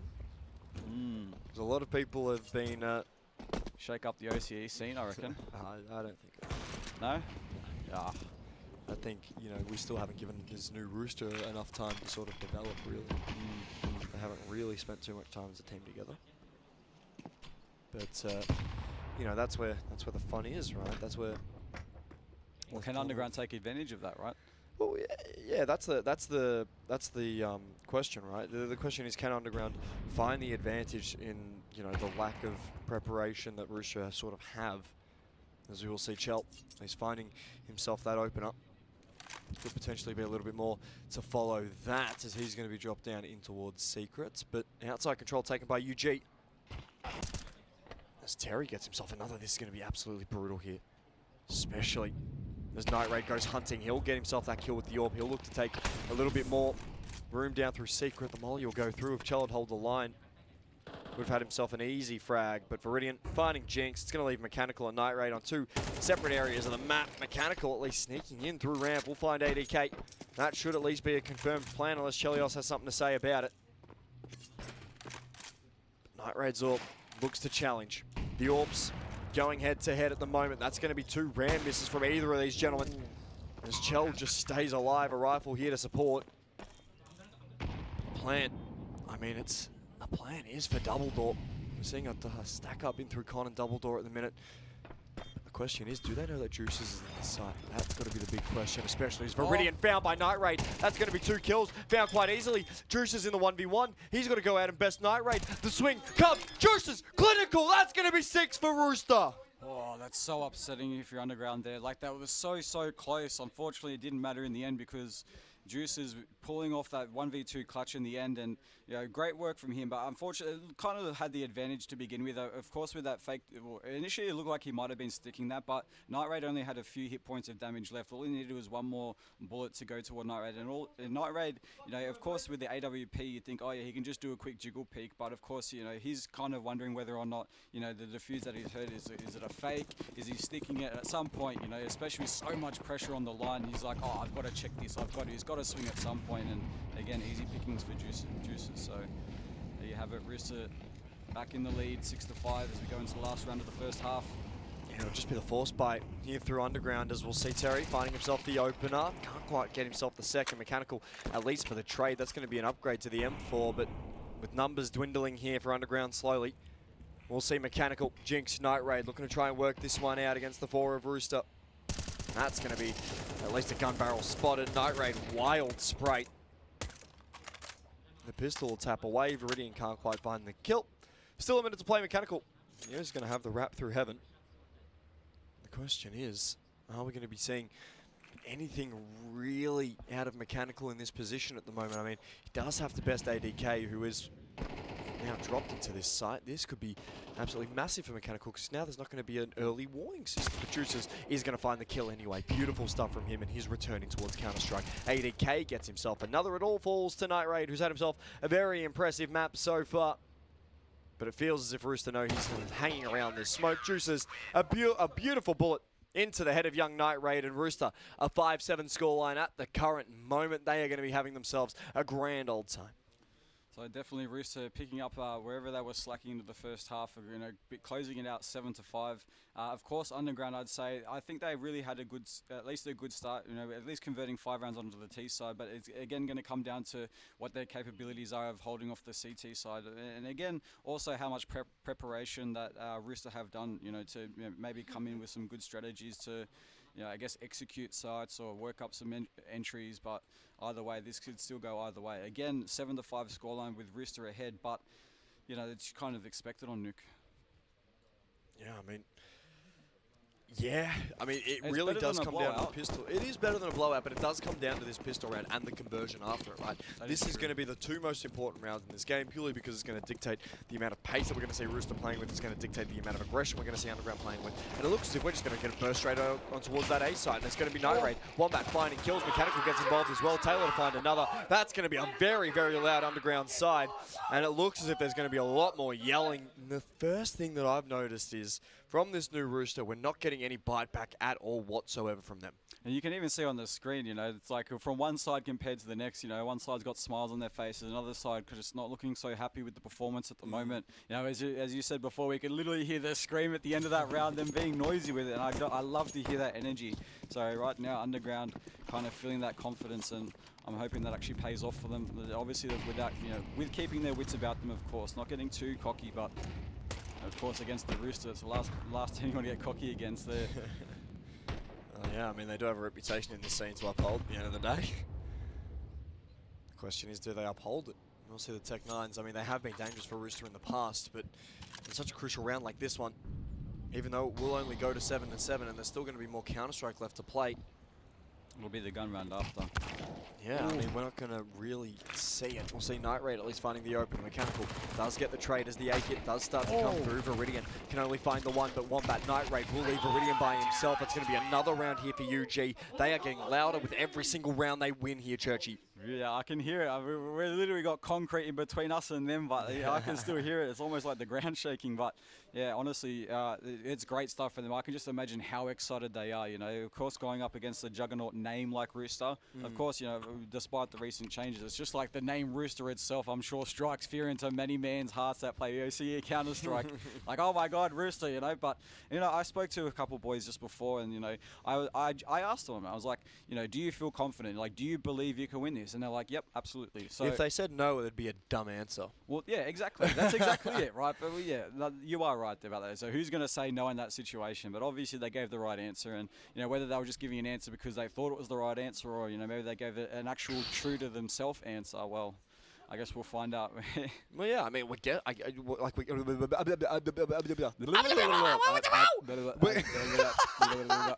We're gonna have to find out, right? That's gonna be the joy of this game. We're gonna see a tech pause. We're gonna see a tech pause. We're gonna see a tech pause. I'm gonna crawl. I'm curling up into a ball. I don't want to be disturbed until this tech pause is over. This is ridiculous. All right, ladies and gentlemen, Flame's going for a nap. We'll be back whenever this tech pause is done. I'll just give him a few kicks when we're done. Oh, you all right, mate? Oh God, no. Tech pauses, man. I think we need a stray jacket in here. Can someone in the studio get one of those? All the time the tech pauses. It's just I want to enjoy the game of Counter-Strike and I just get the tech pauses, man.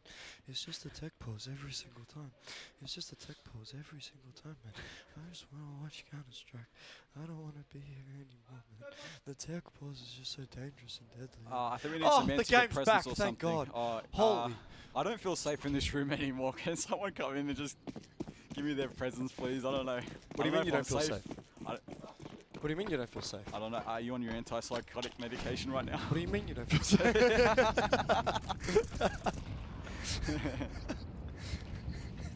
That's such a stupid bit.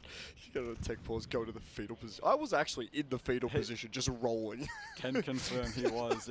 This wasn't a bit. I don't think that was a bit, to be honest. I think that was legitimate. I'm so mentally distraught by the tech pause. If I see the word TECH again, I'm going to crash out. But Rooster, they're doing better than me with these tech pauses. They're going to be heading themselves in through secret with the pistols. Of course, the hero AK over on Chelios. He's going to try and lead the charge at the moment. Wombat jump spotting. Question is, does he spot anything? Ooh. Yes, he does. That's going to be a molly dropped over at the stairs, and that's going to at least stop Rooster. But they're going to push the molly anyway, and why not? They're going to have 4 people push through it. This crossfire.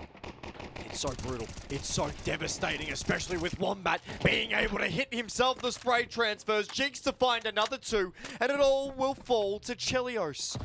The IGL, the brains, has been the brawn on multiple occasions, but will no longer be the brawn here for Rooster. Underground, they have themselves the potential upset after beating out not only the hero AK, they've beat out the first rifle round, they're going to have to beat out a second rifle round. They are on an absolute tear here to start this CT side, Churchy. Yeah, I'm very, very excited for UG at the moment. Obviously, not to say that I'm going to be biased and say, you know, I want this team, I want that team, even though I literally said before I want UG to win. But be biased. Yeah, again, I'm curious. Be biased. I'll be biased. I'm really rooting for the boys in Underground. I really am. You know, it's again not to say that I dislike anyone on the Rooster roster. It's just that I like to see, you know, like some smaller teams. Obviously, not to say that 100% are a small team, but in comparison to the Rooster name, right? I definitely like to see some names kind of, you know, be like, oh yeah, you have put that in their repertoire. Like, oh, we beat Rooster at LAN. You know, how many people can say that? A lot of teams, actually. How many Australian teams can say that? All right. Building a story, man. It actually just comes over the mic and just goes, the least accomplished and he's just clocked you, bud. He's just clocked you. Uslan. Production snapped. Look. Isn't that what the girlies are saying these days? I don't know. I'm trying to reach out to the girly pops of the stream. I don't know. Can someone, any girly pops respond to that? Any girly pops? Am I saying it right, please? I don't even know if they say snap anymore. That could have been like, what, 20 years ago, but... I'm serving. Hey, just serve me, definitely. Send me some water. Hey! Send me some water. Hey! I want water boy. Wait, what?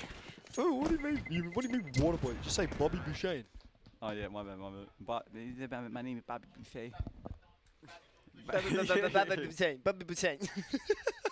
Mav just comes in and does almost a perfect Bobby Boucher. That's crazy. I didn't know he had that in his repertoire. Yeah.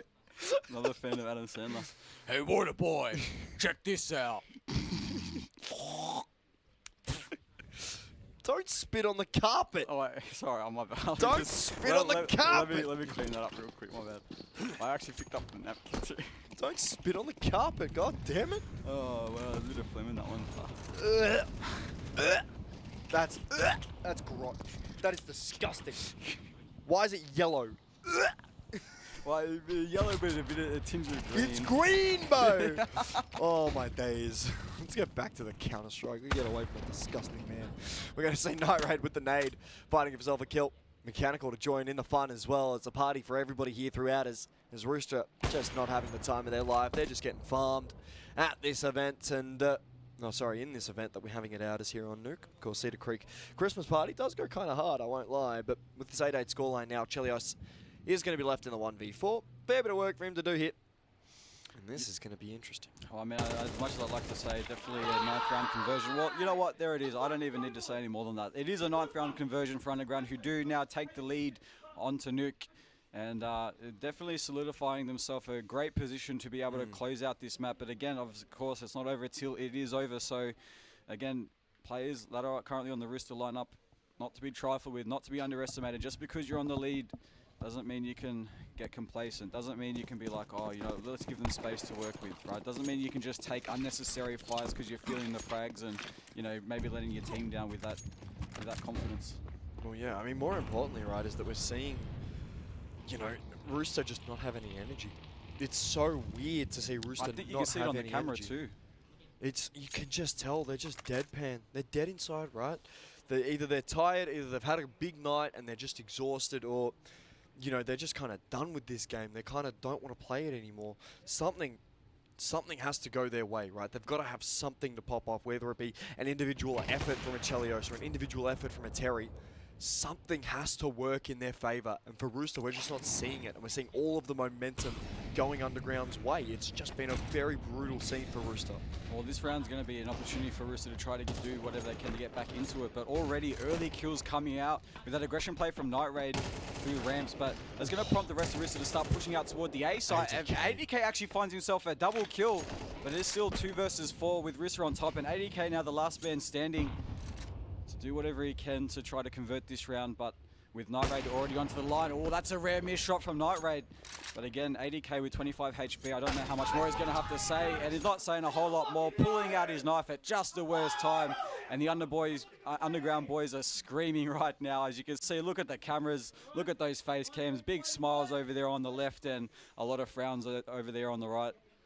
It's a lot of poker faces, and yeah. I mean, for Rooster, you can take the poker faces off. We know exactly how you're feeling. You're not too happy about how this map is going, especially with double digits here for Underground. I mean, upset alert right here, right now for UG. And Rooster at the moment are just... Oh, this is just a depressive showing, really. We're going to see Chelios already down vent. Nice little cheeky vent pop.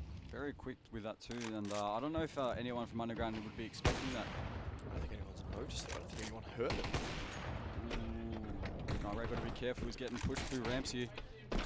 He's got the Tech 9 stuff to deal with, and they're going one at a time at him. Oh. Night Raid, a beautiful shot with the orb, hits himself. The second Juices will put him down. That's going to be an orb recovered.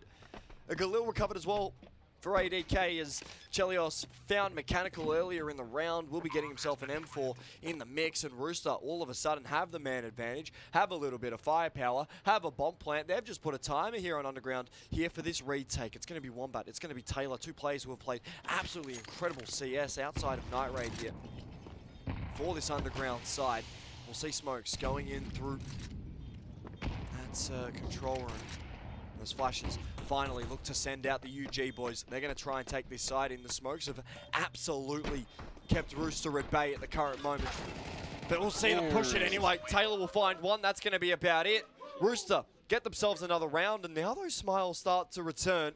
Chelios still poker-faced, ADK still poker-faced, but Terry, Viridian, they're getting a little bit of light back into their eyes. Yeah, I definitely look like a bit of a sigh of relief there. You know, kind of like one of the, you know, when you like let out one of those, whoof, you know, Yeah. kind of like a spark of life, as if like, you know, of course Rooster, they haven't given up on this yet. Just despite all those screams that Underground are definitely putting right in front of their faces, and I'm sure Rooster right now probably feeling like, hey, look, we just want to shut these guys up. Well, yeah, of course, but like, for Rooster, they've actually got to shut them up. They can't just say, we want to shut them up. Yeah, they have to go out and shut them up, because Underground are getting loud. And they need more than one round to do it too. I love Taylor. He needs to shut up. He's too loud. If I can hear him through a headset that's got not only game audio, it's got production audio, it's got music audio, it's got your audio, it's got my audio, and I can still hear him loud as day. He is too loud and he needs to be quiet.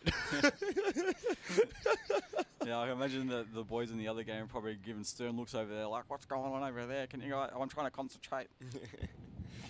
Oh, you're too loud. You're too loud these days. I need you to turn it down. Turn the music down. That's what my neighbours sound like. I hate them.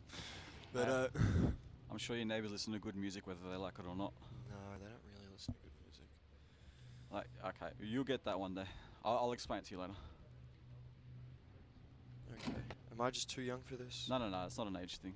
But- Maybe you misheard it, but for the time being, right now, Rooster getting themselves down to the B side, but Jinx preemptively down towards the dark area. He's made his presence known. His 80k induces are to 4, but Viridian also to trade out. Bomb now ticking away. Now a timer. Set on underground here. 4v3. Rooster have the man disadvantage. However, they've got themselves almost perfect post-plan positions. That flash is going to miss, and that's going to hurt here for Rooster.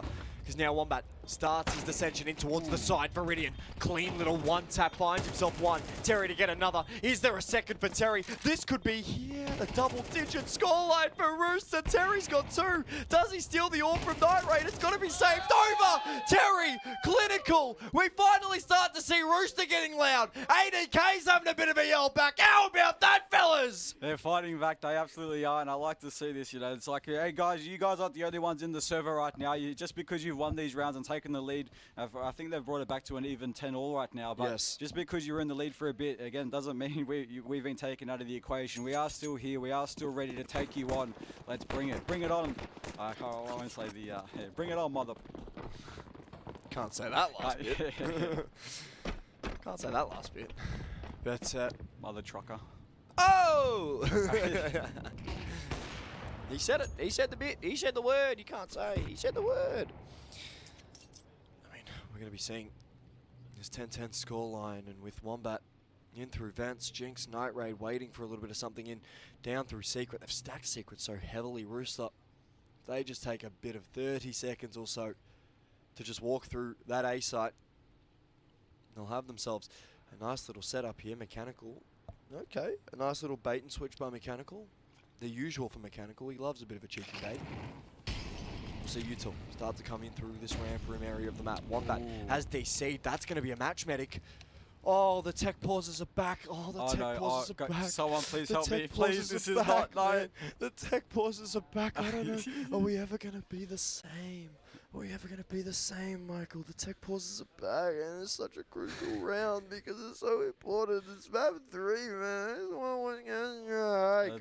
It is so unfortunate, especially with that setup that they had toward ramp. I mean, Rooster looked like they were going in that direction, but of course I think we're gonna have to replay that at some point once the admins get on to doing what they do best. Oh, what a feeling, Zowie. Oh, this is not a feeling I want to be associated with a beautiful brand like Zowie. We can't tarnish the name. Can't tarnish the beautiful brand of Zowie with feelings like these, with emotions like these. That's all right. At the end of the day, regardless of however I'll say this, regardless of however this game ends, I would like to say that I think we've all witnessed a great game of Counter-Strike. So far, it's been an excellent best-of-3 series, whether it's Rooster who come out on top, whether it's Underground that come out on top. I think everyone should be happy the way everybody in the servers played. Oh yeah, it's a great game to see us do. Underground Rooster is a lot closer than I think a lot of people would have expected. But then again, you know, with Rooster, we always have that expectation that TJP and ASAP are there. And that's the bit about Rooster that's a little bit dangerous. You know, the old guard, we still think it's there, but That's not the old Rooster anymore. The not fact the that there's an old Rooster. Rooster now, you know, it's not the Rooster, it's old Rooster. It's old Rooster. I miss the old Rooster. Straight from the soul Rooster. Good from the go Rooster. Oh, alright, never mind. What do you mean, never mind? No. I'm not gonna tell you guys what I was thinking. Say it. I ain't saying it. Say it. I ain't saying it. Say it. There was a woman on that monitor, wasn't there? No, I don't know what you're talking about.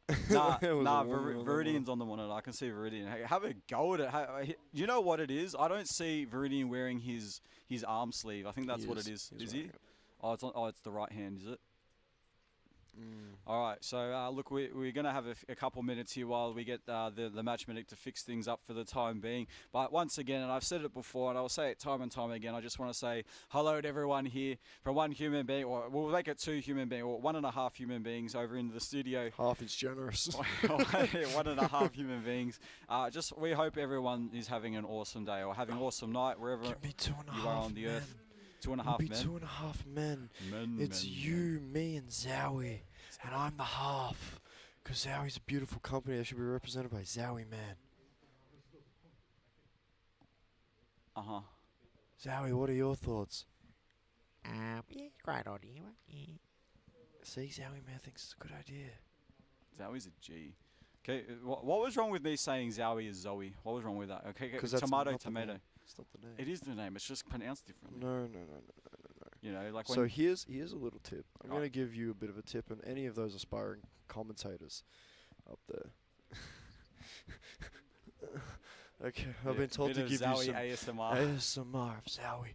And a little bit of ASMR may help you out here, big chat. Oh my god. Oh my god. Now, if you Is guys, that good? Is that good? Did I do a good job? I hope the ASMR was worth it. if you guys weren't aware of exactly what just happened, that microphone just went straight across Zowie, nice and smoothly. Nothing is as smooth as Zowie. Everything's so smooth. So it is actually kind of a smooth. Oh, never mind it. Well, I mean, outside of like the engraving that says Zowie, right? Everything else upon the side. Okay, you know what? It's not smooth at all. There's too many indentations on that thing. It's not just like. You know what is smooth though? Oh my god, I'm on the screen. Ladies and gentlemen, hello, here we are. I'm going to give you a bow, why not? Apparently we're live. Thank you very much for the production warning. I've just been here, I don't know how long. Wait, here, wait. You guys can see this, right? Yeah, you guys can see old That's mate me. Flam down here. You know, he's still kind of he's in his crazy corner for the time being, just like, oh my god, this tech pause. I'm good. There we go, I've disappeared. You know, who's that superhero that's got the metal head that just breaks walls? What? You know the Marvel hero? You know the Marvel hero that has like a metal helmet that just breaks walls and he goes, me smash, Oh, Juggernaut? Yeah. Yeah. I feel like Juggernaut, but I don't have a helmet and I'm just going straight through brick walls and I'm only like 6'2". Only 6'2", dude. I look like a midget standing next to you. You tower me, dude. That's insane. I'm like, I'm not the smallest person in the world, but I feel small next to you. So A lot of people do. Especially Heather. 6'2", apparently. You know about Heather? What about him? She's like, she's like maybe 4'11" at best. 4'11". Yeah, CS quote unquote player. Famous for losing almost 12k elo in close to about 13-14 hours. She's a specimen that should be studied. I think you know more of the Lord than I do on that one. It looks like we will be back live we here got now. game. We're kicking off. Oh, let me get up. Again, the 10-all scoreline, underground, nothing but pistols. Oh, Christ. Oh, Jesus. Oh, that's a long way from the floor up here. Oh, yeah. Holy Christ. Wow, just rub it in, mate. Rub it in. Oh, no. It's not about being tall. It's me just being sore. Holy. But you know what hurts more than my legs right now? It's, Your heart. well, losing this round by any of these teams.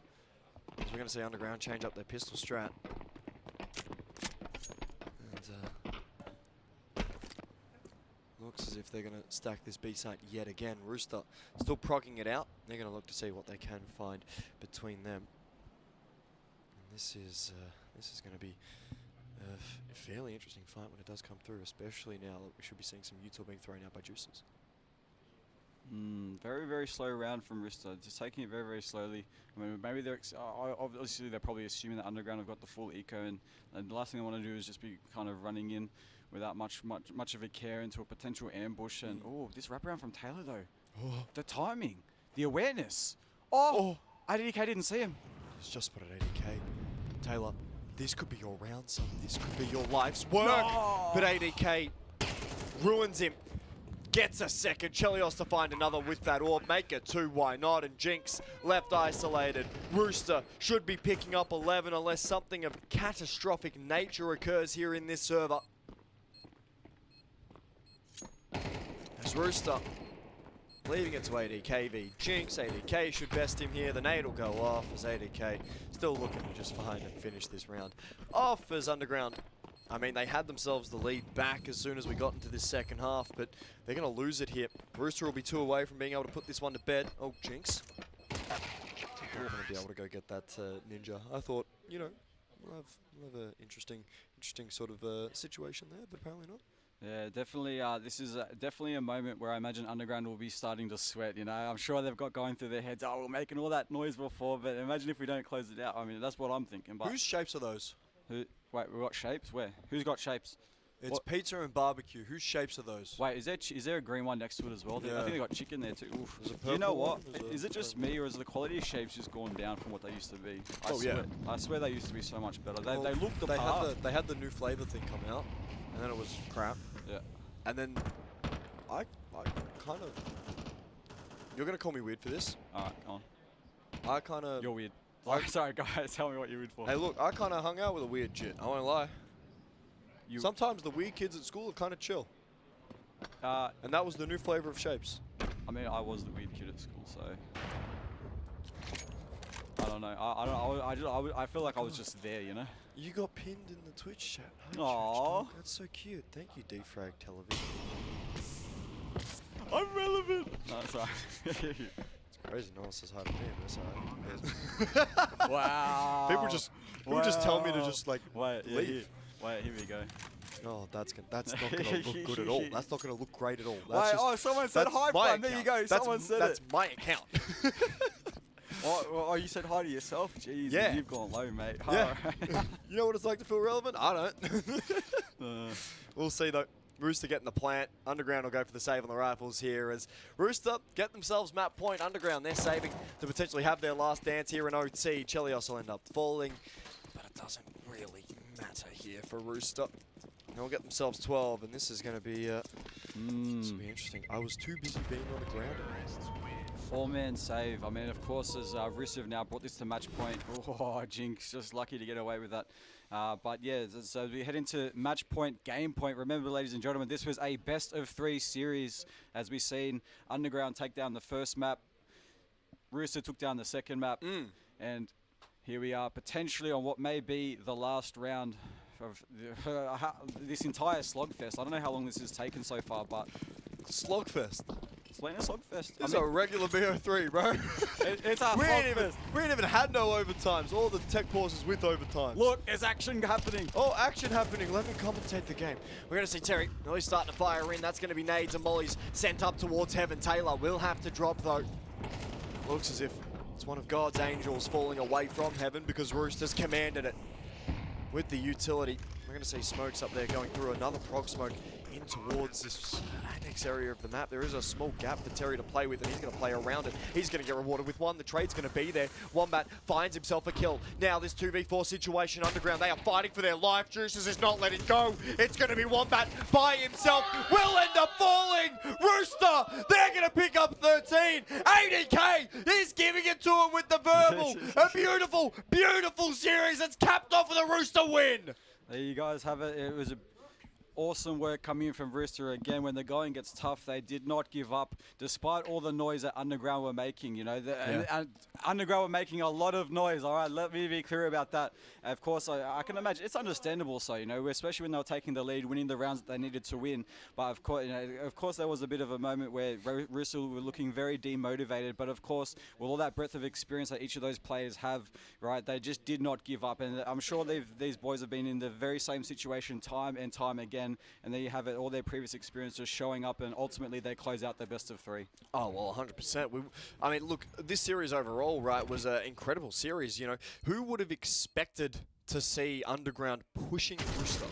If you told me less than 2 months ago that Underground would be pushing Rooster to the distance in a BO3, I would have called you delusional. I genuinely would have called you delusional. I would have called up, you know, a mental health support service and gotten you checked out. I mean, it's like it's never happened before, but I genuinely would have done that if you had told me that less than 2 months ago. But Underground right now, they're showing a lot more promise. And now they're going to be taking on Mindfreak. The question is Mindfreak better or worse than Rooster? Because in my mind, I know exactly where Mindfreak are compared to Rooster. That's in my mind, though. What happens in the server is going to be completely different, right? Completely different. But, you know, for the moment, like this, I mean, this really could have gone wrong for Rooster. It feels as if they got lucky to escape out. Yeah, I would agree with you there. I think it was very, very possible for the Underground boys to take it home. Unfortunately for them, they did not take it. They weren't able to go the full distance of it, but I hope they're proud of themselves with how far they did actually come into it. Again, when you pressed me with that earlier prediction where initially I was like 2-0, which I was glad to be proven wrong, but then again, accounting for the fact that Underground also, took the map off Mind Freak, again, 13-4, that's a huge scoreline, especially against a team like Mind Freak. We kind of had some expectancy that just maybe there was some showing that Underground were going to have against Rooster, and absolutely that's what we witnessed today. Yeah, I mean, most definitely. For everything that we have seen out of this Underground side, there's just something about the way that they play. They play with such a high amount of energy. Oh, they get I love the it. slightest bit of momentum, they are screaming at you. Yeah. And it's like, we see it in this series, we see it in this map where it just doesn't work out for them, but I feel like any other team that doesn't have the mental resilience of a Rooster, they get rattled by that and they lose even more confidence, which is kind of crazy. But yeah, I mean, look, our next series, Mind Freak taking on Underground, we'll have a quick prediction before we head off to a break. How's that sound, Churchy? Oh, sure. So Mind Freak Underground. Because they did beat Time yeah. Waves off stream. I do But wanna- this time it's a best of 3, right?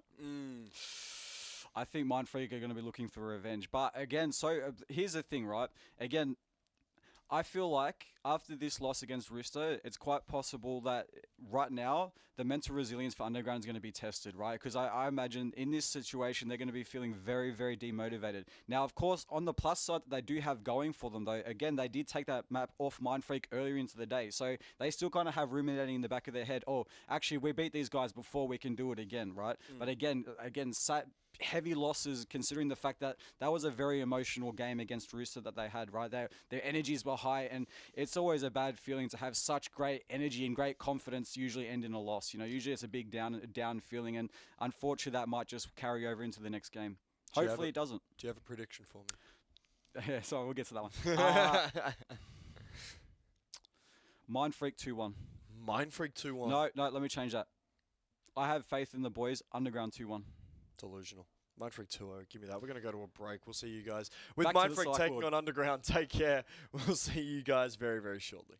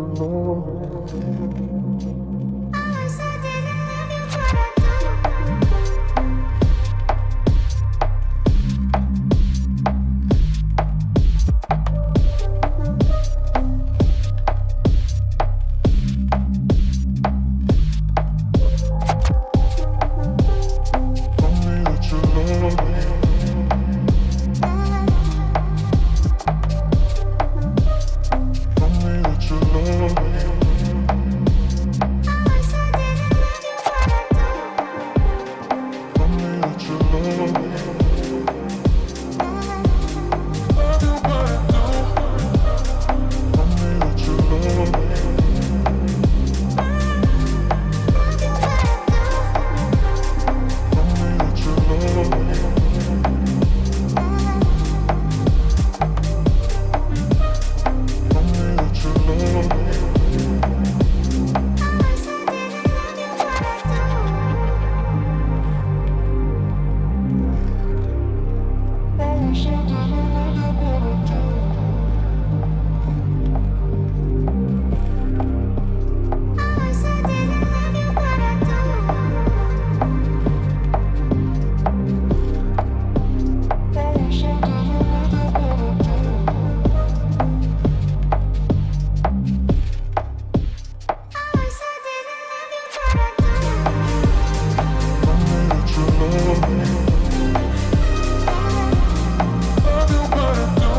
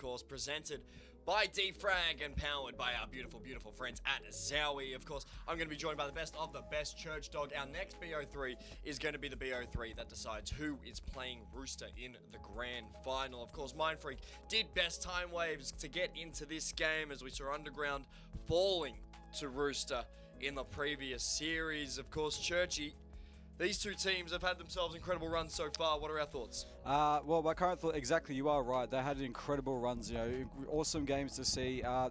My thoughts at the moment, though, is I'm hoping that no one's run out of energy so far, especially coming off the back of, best of 3 and going through all 3 maps. So, honestly, I'm hoping that nobody's really gassed out, and especially considering, a very hot day here in Brisbane. But, of course, everyone's playing under the same conditions. It's not like anyone else has got the advantage or not. So, but definitely some things to consider, whether or not anyone's playing or performing as they usually do, and whether they've still got any reserves in the tank. Of course, and I mean, looking at that graph there, it's been a pretty simple road for a lot of these teams to get into this finals bracket. Of course, we sent Time Waves home very, very early in the morning. They went, what was a 13-3, 13-4 or something like that against Mindfreak. They were just a non-factor against Mindfreak whatsoever. So, we're sending them with the Bardoffs, with DXA, with Blingus, with Triple Beat. And they're all in the bin at the moment. We got 3 teams left here in this LAN. Bingus. Yeah, no, honestly, I'm very excited to get back into it. I don't know how much longer we have till they get started, but we will appreciate everyone's patience and appreciate your company for being here. Whether you're tuning in Australia, whether you're tuning in from China, America, Japan, who knows? But either way, I hope you're all having a great day, and I hope you guys have been enjoying the games thus far. I like how there's 4 countries that exist in your mind. No, well, look, there's more, obviously more, but we'll probably be here till tomorrow if I try to rattle them all off. But I can say hello in different languages if you want. Run it. Hello, ni hao, konnichiwa, como estas, buongiorno, ciao. Hi. I mean, it's still it's English. Yeah, it's just another That's one. 6. Look, that's probably all I've got for now. If I've got any more later, I'll rattle them off. But you guys get the message, all right? You get the message. We got the message. We've got a diverse international audience. But, we may take a bit of a look at the veto. I'm not sure if they're ready or not. Let's ask Tig. Tig, if veto's ready. If so, pull them up on the screen. Perfect. Let's pull them up on the screen. Why not, shall we? But, look, the vetoes for this series are going to be pretty important, all right? We've seen what Mindfreak are good at. We've very much seen what Underground are very, very good at. Of course, I'm expecting a Mirage in here. I'm expecting something like an Inferno for Mindfreak. I'm expecting a nuke, potentially even a train to come out for Mindfreak. But, we're just going to have to wait and see what we get for these vetoes because, you and I, we're not admins. We don't get to see the vetoes because apparently they're top secret or something like that. Whatever Andrew was talking about. Well, I think ridiculous. we might just have them up now. As soon as they Ban, come through. Ancient. Ban, train. Pick Inferno. There we go. We get an Inferno. Let's see what the next map is. Pick Overpass. Ooh, okay. Okay, White Boy got a bit of motion. We'll see Nuke get banned. Followed by a stop slow rolling me for Christ's sake. Dust 2 ban, which gives us Mirage as our decider. So what Inferno Overpass Mirage is going to be our series here for essentially what is grand final point at the current moment with Mindfreak taking on Underground. Look, I'm hoping for a better performance on Inferno for this Underground side than what we saw against Rooster. Overpass in my mind is up in the air. Both of these teams are quite proficient at it, but Mirage, if we do get there, there's a good chance that Underground are just going to win this out, which is going to be sort of not the best case scenario for Mindfreak, because I know you and me were having a bit of a chat day one, and we said grand final is most likely going to be Rooster Mindfreak, and Rooster's already there. Mindfreak just got to catch up. Yeah, absolutely. And also off the back of that earlier game too, where Underground did, kind of take it against Mindfreak. Imagine being in the heads and the minds of the Mindfreak players, right? Obviously I'm not attesting to, actually know what they're thinking, right? But, even having a bit of insight from one of the Underground boys themselves, them saying it themselves, being like, the Mindfreak boys be like, oh, it's the Underground guys, we should be beating them. So unfortunately, when Underground did take the Mindfreak on the 13-4 scoreline too, it might have been a bit of an ego bruising for the Mindfreak boys, and whether they're going to continue on, to come back and be like, oh look, we're just gonna take this seriously as opposed to screw these guys. We should be beating them regardless under any situation. But I also did hear that just because the Underground boys are aware of this, they might be using it to their advantage. So we might be hearing them be a little bit louder, just as much as they were loud toward the Rooster game. But we'll see how it plays out. I hope so. I hope so. We like the energy. We like the enthusiasm, right? We just kind of rock up to LAN like, I'm on my PC the whole time. No, you get the energy up. Get the enthusiasm up. There's a reason people are here. There's a reason they put so much time and effort into this game because they love it, right? They have their emotions. They have their energy into it. And, of course, if we hear everybody into it, it just adds to the atmosphere here in Brisbane. So.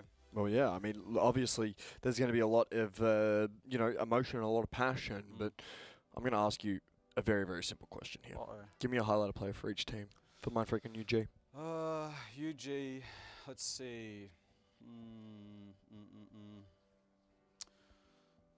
I'm drawing blanks.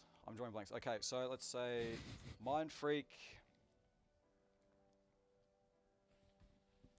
Is Tux here? Is Tux playing? I'd say Tux because Tux has had a lot of experience in the past. I mean, probably considered a boomer nowadays, right? No offense, Tux. Much love to you. But also in the saying that, right? He's got plenty of experience, international experience. Back in the days when he used to play for the Chiefs, and I think he might have even played 1.6 for some time. I could be wrong about that, but so this guy's a long time player. So coming into a LAN like this and up against Underground boys. So, definitely someone to, I'd say, keep an eye out for. But, of course, he won't be the only one. There's definitely more than 5 players on the roster. But at the moment, Tuck stands out to me. Anyone on that Underground side stand out, especially after that last series that we just had here, Churchy? Surely someone. Someone. You just watched a BO3, probably the best BO3 that we're going to have for this entire event, and you are drawing blanks on who Underground are. I have someone in mind. I would say I'm deciding either between Taylor or Night Raid. I think it's a mix between them. In fact, it might have been a show between both of them throughout the last best of 3 series. Again, Night Raid on that AWP, that sniper, really coming through when the boys needed to. But also Taylor, entry fragging when he needs to. Just opening that space, creating that space. Or then again, but also in saying that as well, you also have Wombat, who also able to get himself in those great lurk positions. The amount of times he got him down through secret. But in saying that though, I believe Mindfreak learnt their lesson earlier on in the day, and I think they did veto Nuke outside. So of course it was not Nuke. There will be no Nuke in the rotation today. It most definitely won't be, but look, I'm fairly interested into sort of how this overpass is going to go for both of these teams, right? Like we see Mindfreak, they're fairly competent on overpass. What, a 61% win rate over the past 3 months or so. So like that's all time. Let me change the filter here. They actually haven't played overpass in the past month or so. They have played a fair bit of Inferno with a 40% win rate, but that's about all that we do get out of Mindfreak. So I'm intrigued to see how this is going. Of course, Mirage is probably one of Mindfreak's better maps. They're sitting at an 80% sort of win rate, but in my mind, if we get to map 3, there's a good opportunity that Underground are going to just carry momentum through, especially if they can win map number 2. But, I mean, that man bumping some tunes in the white headset, he's going to be absolutely pivotal, according to you, Churchy. He's vibing out. He's vibing out. But do you want me to drop a little bit of a truth nuke on you? Yeah, go on. See that fella on the far end of Tux? Yep. The black headset. Yep. The perfectly chiseled Turkish hair fade. Yeah, I definitely hit the barber shot right before coming here. I can guarantee that. He's always looking fresh. Swerzine, is it? Yeah, Swerzine's definitely another player to look out for, I'd say. But yeah, go on, continue. He's the one guy that I'm looking out for this LAN. Yep. Especially seeing how he is able to assist and help out with Zune and his work. Especially seeing that Swerzian's been picking up the AWP a little bit more recently for this Mindfreak roster. I'm fairly intrigued as to sort of how this is going to work, especially for Mindfreak. Because here's the thing, right? Mindfreak have been a very inconsistent roster consistently. They are consistently inconsistent, and it pisses me off. They are consistently inconsistent. It pisses me off time and time again. MJ, fix your crap. I'm sick of it, bro. There's a reason we haven't put them on the stream, because we don't know what Mindfreak we're going to get, dude. We don't know what Mindfreak we're going to damn get. That's the frustrating thing with Mindfreak. So I'm intrigued to see whether Swerz is going to show up or not, because he's also been very, very inconsistent here for this Mindfreak side. However, do you want me to tell you the one man who's been consistently consistent for Mindfreak? Go on. Jay Zune Pollock. Does that name ring a bell to you at all? Jay Zune. Yep, that rings a bell. That man, Of course, he is a very, very interesting figure. He's a very, very interesting figure, purely for the fact that he has been so consistent for Mindfreak, and he's been one of their sort of more, I want to say, stable options in terms of how they've played, especially through CCT and their CCT campaign. But yeah, for Underground, I mean, it's very, very hard to look past Taylor, especially in those last 3 maps that we did get against Rooster. He was impactful in almost every single round, pistol round, eco rounds. He was finding frags. He was electric, especially when it came to giving Rooster a little bit of flack, giving him a little bit of crap, giving him a little bit of the verbal assault, as the kids say. Now giving him everything. He was throwing the kitchen sink at Rooster, and then ended up falling short, unfortunately, alongside his men. And you know it's tough times for Underground when Oranges is walking up to me, of course, the coach for Underground, and saying, hey, I need you to give me a pep talk. Oh, all right. It was rough when he walked up to me and said that, because I said to him, Leroy, I hate your guts.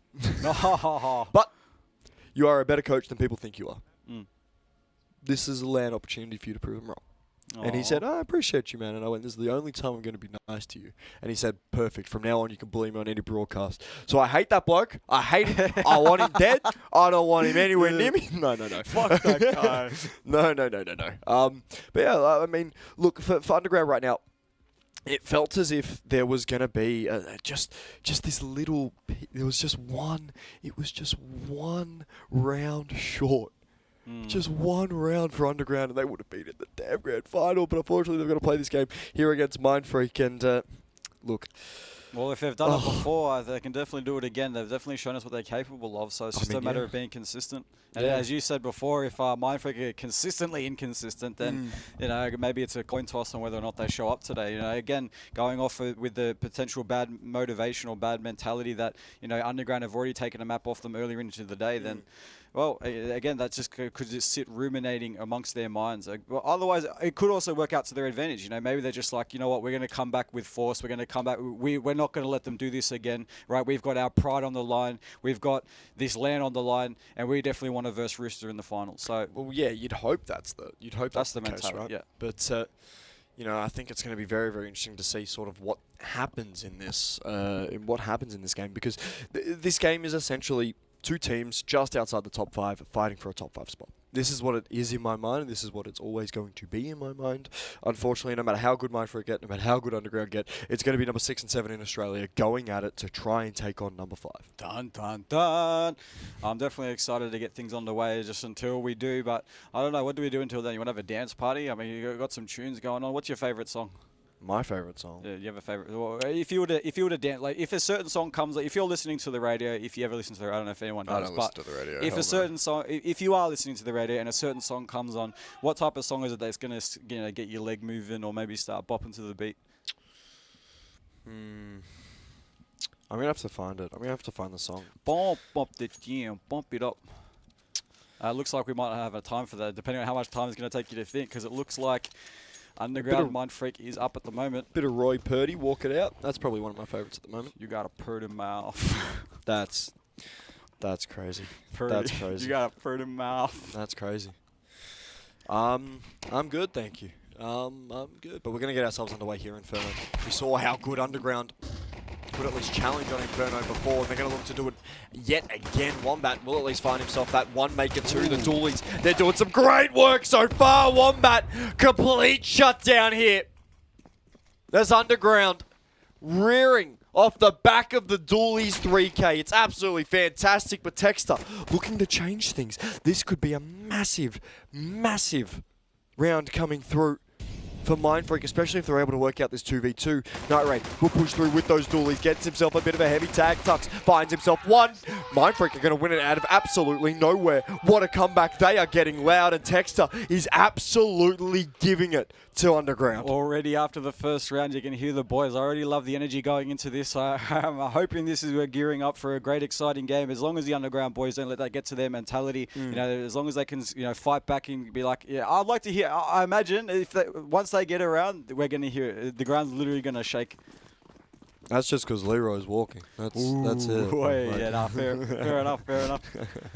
Old mate, Thunder Down Under, one sponsor. Thunder Down Under is just Leroy downstairs.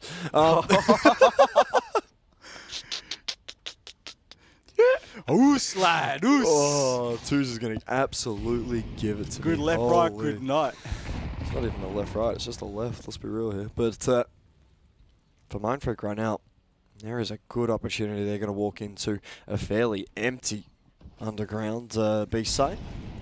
It's only really going to be Wombat they've got to deal with. As Wombat spamming through with the Deagle, he doesn't really want a bar of this fight. He's going to let the mid-take come through, just stay alive, buy a bit of time. We're going to see the plant going down for Mindfreak as, well, Jinx finds Tux. That's a very, very good start at least to come through with Swerves. He's got a little bit of work to do. Finds himself one potential here for the second. Will at least get two. Texter, two of his own. It all falls down to Wombat, who is slowly just working his way back through CT, just trying to find himself some kills with the Deagle. Will get Texter, but no more after DPR will put him down. Of course, DPR does have the pink headset on, so according to Kassad, he should never win anything in his life. But Mindfreak, they're winning games. They're winning rounds too, considering now we are 2-0 and still waiting for Underground to join the board, but I imagine as we go into round number 3, you know, if it be the first gun round, they obviously were happy just to kind of allow Mindfreak to take the side, just to see if they can go up for exits or something. But obviously, you know, they were going to go for the retake and didn't work out for them. But really, there's not a whole lot you can hope for when you're just going into it with USPs. I mean, obviously Wombat with the Deagle though, finding a few kills, definitely not letting Mindfreak get away for free, but still, I'm sure they're not going to let that affect them negatively at this point. Yeah, I mean, look, there's just got to be this opportunity where, you know, we're going to be seeing even the slightest piece of work coming through here for Underground, right? To just hold off this bracket area. We're going to see Molly's going through. Tux has only got a Tech 9. It'll be fine. It's kind of been the sacrificial lamb. It's Tux. He'll be fine. Yeah, fair. You know about Tux? Yeah. Who's Tux? That guy I said at the start of the game to look out for? I don't know who that is. Yeah, who's Tux? Who is that guy? That's what I'm saying. Kids these days don't know about Tux, man.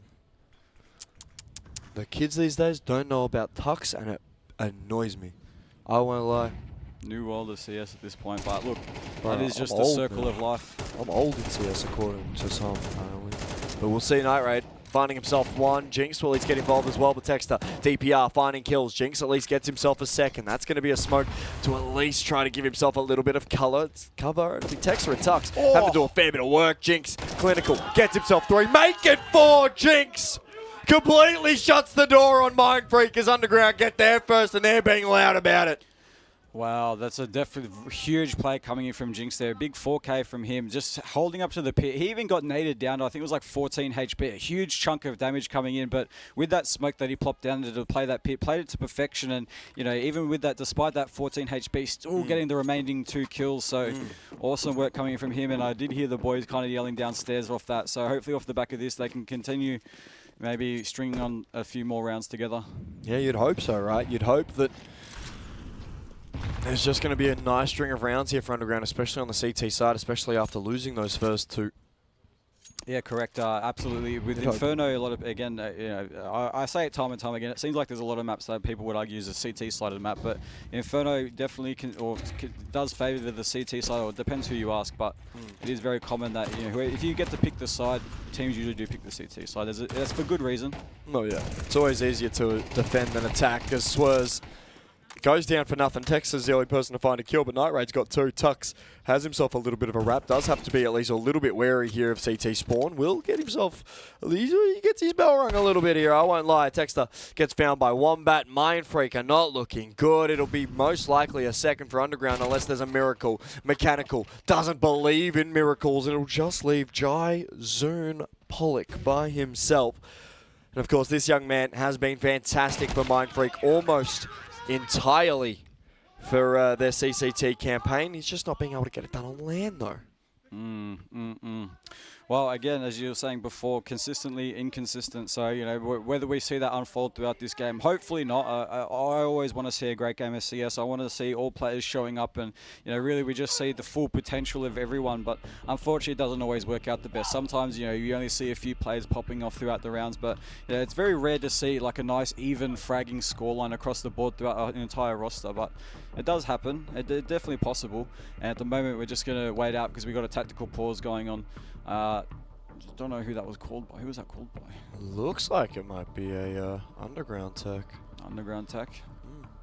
Or either that or it looks as if game is live per chance. You know what? That'd be a very interesting if that WASD was an underground tack. You know, the fact that they just won 2 rounds, they're like, all right, let's pause. All right, let's let that sink in a little bit to the Mind Freak boys. And, you know, a bit of a reminder of how this game potentially might go. Let them sit on it, fellas. Let them sit on it. As the saying goes, of course. Now we're talking about how Mind Freak are just consistently inconsistent.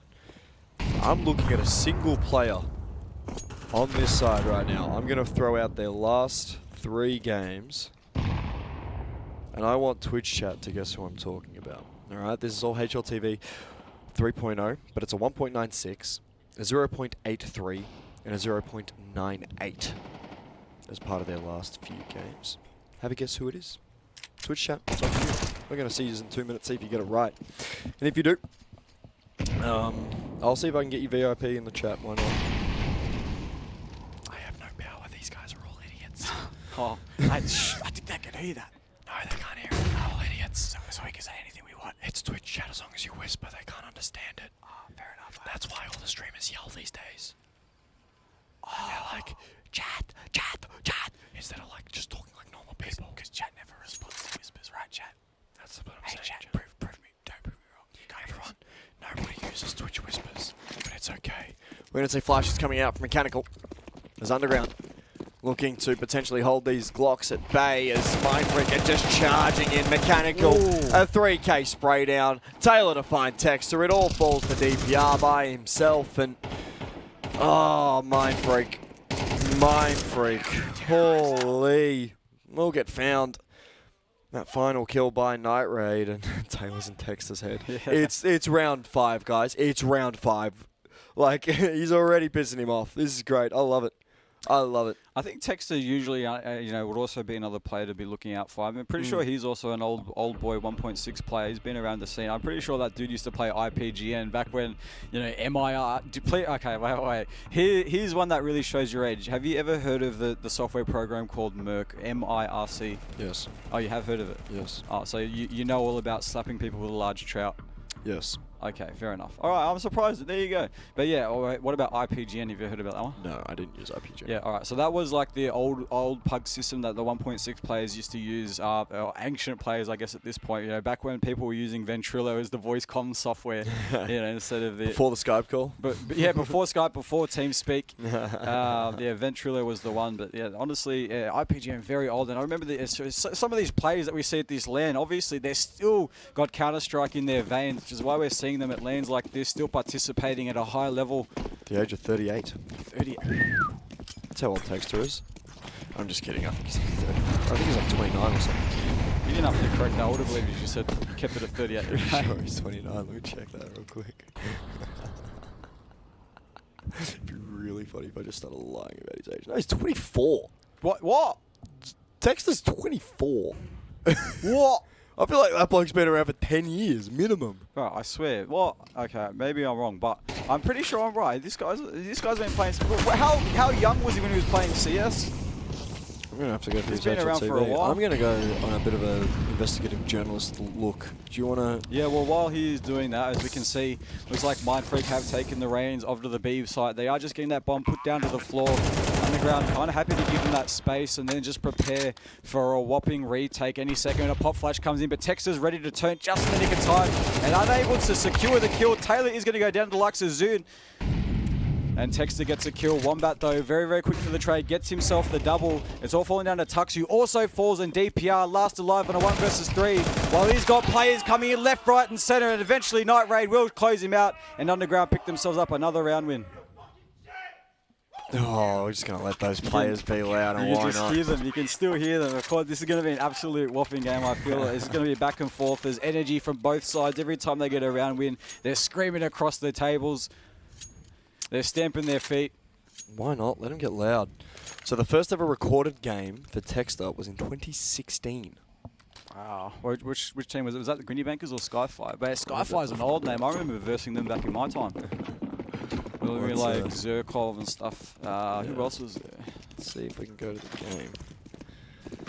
It was on the Grinny Bankers. The Grinny Bankers. Dick Stacey was there for a bit. I remember him frequent. Six. Sink, holy, what an old school team, holy. Very, very old school. There you go, it's round number 7. Mind Freak reduced to nothing but Tech 9s. They do have a utility, so it looks like they will be opting to go for a proper execute and hopefully get that bomb down and even a round win, but at this point they should be happy even with the bomb plant.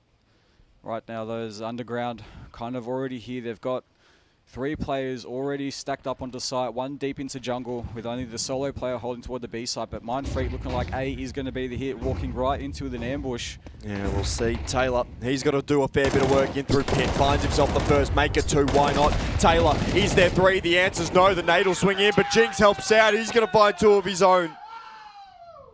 Oh. Jesus, oh my word. Underground are just getting loud and they are just bullying Mind Freak in the server and out of it. Yeah, as I said before, I was talking before with a few of the underground boys, and they knew that it was almost like they just were already in the heads of the Mind Freak. They're like, yeah, we're in their heads. As soon as we start converting rounds, we're going to be loud, we're going to be noisy. You know, the more we do that, the more we can start tilting them. They expect Mind Freak to be, you know, tilted very easily, just because they're underground. You know. Well, yeah. I mean, think about how embarrassing it would be for Mind Freak to lose to Underground, right? A team that has just recently been brought in towards these top 8 teams, top 7 teams of OCE Counter-Strike. A team that, you know, is taking on a storied franchise like Mind Freak for, you know, the name of the badge and for everything that Mind Freak have put into this team and put into this roster. The time and the amount of energy that's been, you know, just days and days and days and days and months and years of the Tux roster and the Tux project that continues to get rebuilt and is constantly rebuilt is, you know, a little bit of a slap in the face that Underground are able to just give Mechanical the reins and do the exact same thing and it starts to work, right?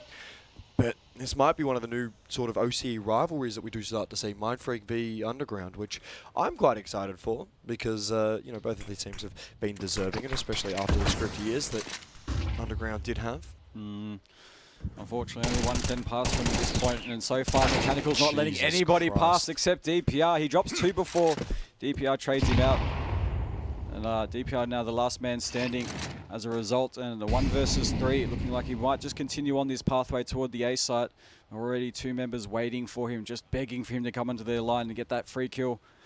The DPR, unless he's got something to say about it, he's going to play a bit of a patient game. There's 20 seconds left, and Taylor already on top of the box. Just easy pickings. DPR goes down and Underground secure themselves yet another round, and more noise going on downstairs. Yeah, I mean, Texter he is irate. You can see the head swings and you can see the head movement coming through for him.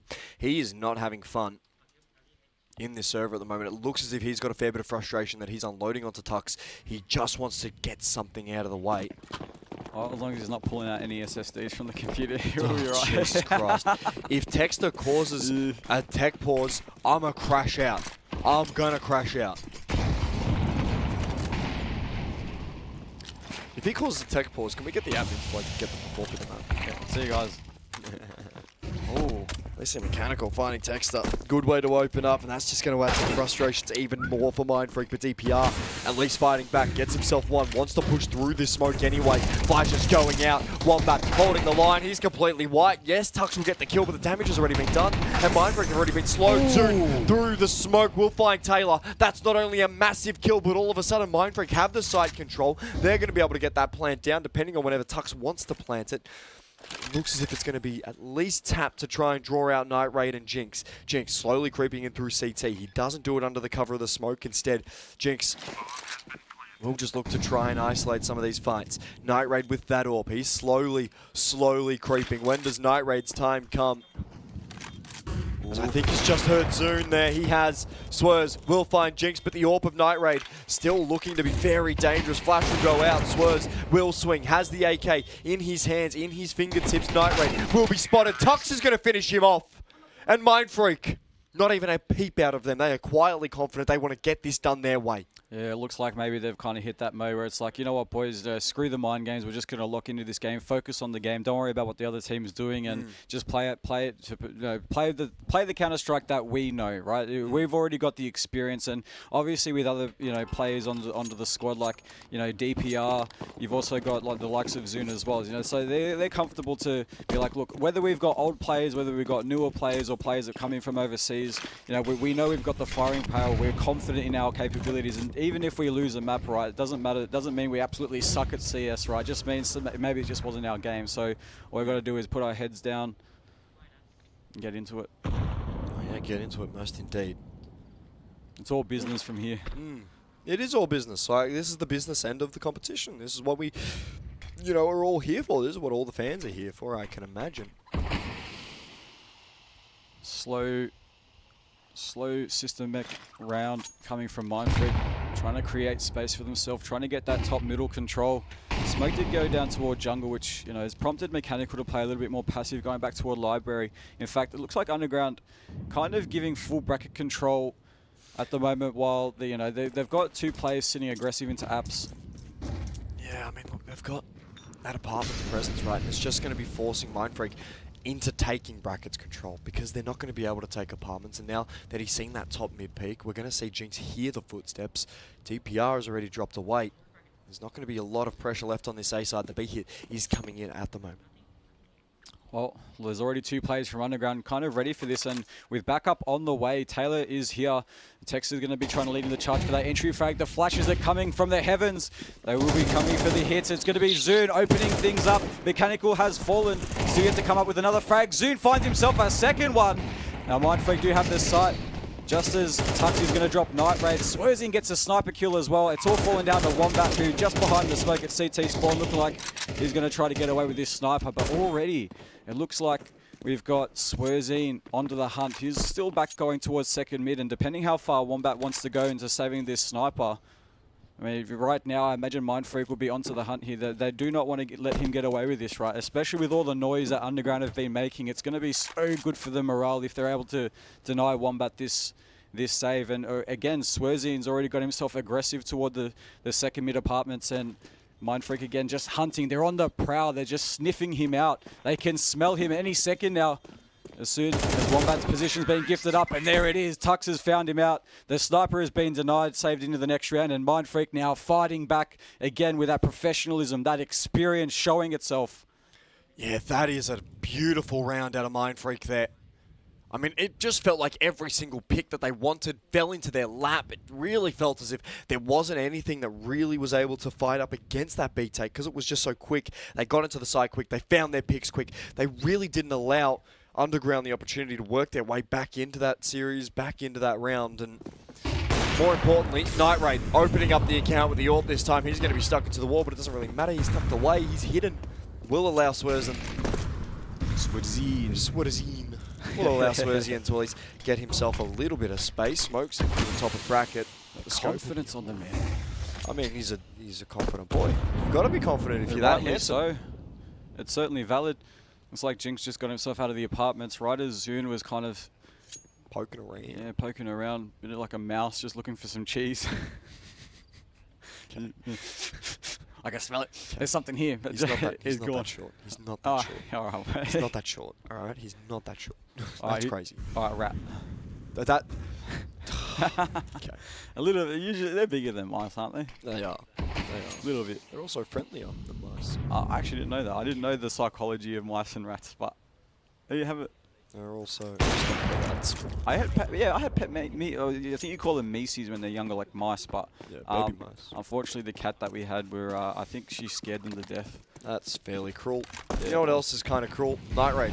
Being able to catch the rotations in. He'll be smoked off as, well, it's all down to Mechanical and Wombat to hold down this beast side. That's Mechanical fallen by DPR quite early on here. The question is, do they know Wombat is in it? Night Raid! What? The no-scope through the smoke is clinical. Wombat will be hanging around. He's going to be able to find himself another kill, and it just leaves it all to Texter. The next to go down. And my word, Underground, after a shot like that from Night Raid, how are you not hyped up? Mindfreak are scratching their heads. At least 2 of them died into the abyss while they're behind smokes, and just absolute no-scope through the smoke. And coming up with that, I mean, that's going to be so uplifting if you're Night Raid, just being like, he was looking for more too. He's like, oh, I've hit one. It's going to be one of those rounds. He's like, going to go for another one or another one, but obviously hoping to, kind of shoot and pray for the best. But hopefully, honestly, the one was good enough. The one was good enough. That's all he needed. And of course, now Underground into the lead, 7-4 to kick off round number 12. Mindfreak got all that they need. I mean, they're kind of lacking in the utility department, but how much do they really? I honestly, actually, no, they do need more than this at this point. They do have Nana control if they just want to go for extended B, execute, but with Wombat getting a little bit aggressive toward top of Nana, looks like he's going to open things up. Yeah, it really did look like they needed that extra flash, but Night Raid Mechanical, they're able to clean up the mess that Wombat has caused. There's Night Raid, another shot, up close with that AWP. He doesn't realise that Zoon's straight in his face. Zoon gets one, Mechanical there for the trade. Mechanical, last man left alive here in this B side. He's going to hit the shot to Swerves, but Swerves finding himself the first. A second is crucial, especially as Jinx is slowly working his way in towards this car area of the map. 50 seconds to play, but Swerves will cut it short to get the bomb planted, and now a timer set onto Underground. Swerzian, you've been in fantastic form recently. Now's your time to at least make Underground swallow their words and swallow the shouting that they have been putting on towards you and your team. And for Swerzian, at least finds himself the first player. That's going to be Taylor found. Jinx by himself. Swerzian, the 1v2! It could have been clinical, but Jinx plays himself a little bit of hero ball today. So close. And the way Underground were playing that, right, they weren't playing together. They were just coming in from different angles. They gave Swerzian the opportunity to close it out with that 1 versus 2, but unfortunately he wasn't able to connect the bullets on that last kill. Took down the one, but it is Underground coming up on top once again. And again, they are reminding Mindfreak who is on top again with all that noise going on. So looks like, dude, I think we may have a timeout at the moment. There's a tech pause on Crash Out. Oh, it's half-time. Half-time. Oh. It's half-time. We got so into the game, we Oh, yeah. we lost count of the rounds. Holy. That's pretty funny. That's pretty brilliant. That's a good thing, though. So it just shows that we're more immersed into the game itself because it's such an interesting game. It's exciting. Oh, yeah. I mean, you and I, we both love the game. We're both fans of it. You know, I feel like you've got to kind of be a fan of the game to be able to talk about it for hours on end. Oh, yeah, literally hours. Literally hours Yeah. on end. But pistol round to come through. Mindfreak now moving towards that CT side. Question is, what does the CT side have in hold for us? That's going to be the question. It looks as if we're seeing a mid push coming out from Mindfreak, and they might even layer this to potentially catch out if there is a second mid presence from Underground whatsoever. But Underground, they haven't really left spawn. Wow, it's kind of actually a good decision here, considering that 2 members of Mindfreak have already pushed down toward the bottom of mid. They've got a bit of a crossfire set up right now, with Tux just jiggling the corner of top of Nana, while 2 players just sitting toward the bottom. Any second, once Underground. Oh, but the flank from Mechanical coming in from Mexico. DPR, though, chiming with a double for him. Wombat finds the trade. Well, let's see now this 3v3. Jinx already up in through apartments. If he's able to capitalize on the presence of Zoon, this could be a very, very free ace site because it just leaves Swerzian to defend most of the map. That smoke fades. Zoon spotted. Who wins this fight? It's Jinx. The question is, where's Swerzian? The Swerzian in through Mexico. Ooh. Oh, this could be dangerous. He's going to be able to find the bomb carrier. Night Raid is at least going to be able to get the trade. Tux has to find this kill on Night Raid right here, right now, because it'll just leave Jinx in the 1v1. Tux phasing through the smoke. He's going to try and get himself a little bit of something. 73 points of health remaining as he's looking for fights, but Night Raid, clinical. This is awesome. This is awesome stuff coming in from Underground. You hear that from Taylor? What did he say? What He was goes, that? Tux, just save, old man. Oh, no way. The bed has come out. Yeah, look at the face of Tux right now. Holy. Now, I don't think he's letting it get to him, honestly. It looks like this man is still in locked-in mode. He's concentrated. He's focused. He's like, no, boys, don't worry about whatever they're saying. Let's just keep this down to business. My question is, why is Taylor being allowed to take his headset off to yell at the other team? Oh, yeah, where's that the thing? Oh, yeah, true. Wait, they're supposed to have innies too. Yeah. Hang on a second, buddy. Wanda, admin! Give him a little tap on the shoulder, scare him a little bit. Yeah. Excuse me, mate, you can't be doing. Oh, sorry, Wonder, right? Excuse me, mate, you can't be doing that. Hey, that was clean. Hey, that was clean. That was clean. I'll give you that. But see, here's the thing with Wanda's voice, right? It's nasally, but it's also like a back of the throat gargle. You know what I mean? it's like a top of the nose pinch. You know what I mean? It's like one of them, and it's like. Yeah, guys, really, you would be having yourself right. Yeah, put a little headset there. One of those, have you seen Rick and Morty? Yeah. Or those Glinglas or something, you know, when they're in that toxic chamber and they're just giving him shit, just being like, have you ever heard that? Yeah. That's Andrew. Hi. Yeah, we're going to be seeing at least this A-Take coming in now, and let's hope the Underground are going to be able to do a better impersonation of Andrew handling us at the end of this map, as we'll see DPR finding himself at first pick. And, yeah, Taylor, he's getting himself a nice little pick back. That's going to be the T-side at least, opening up some of this account. Texter gets a trade back now, a 3v3 here in this server, and Jinx will find DPR. Night Rate getting involved. That AK, that Kalashnikov is ringing out, and it's finding success here for Underground. Another plant will go down. And Mindfreak having to retake with a pistol and a MAC-10 as Wombat on a flank. This will be it. Ooh. This will be absolutely brutal. Texter executed. Zoon's going to be left by himself. He's going to fall into the crosshairs of Jinx. That's going to be double digits here for Underground. And my word, Mindfreak are getting spanked right now. Absolutely dominating performance coming in from Underground. It looks like that basically all their plans going into this game have coming to fruition. They knew exactly what's going to get to Mindfreak's mind state, how to affect them, and so far everything they've been doing up until this point has been working. This is why we're seeing a commanding lead of 10-4 as we go into round number 15. And again, Mindfreak demoralized at this point with, again, nothing but pistols. They've got Deagle, 257s, 2 USPs to kind of combat whatever Underground's ready to throw at them, but any second coming toward the B site.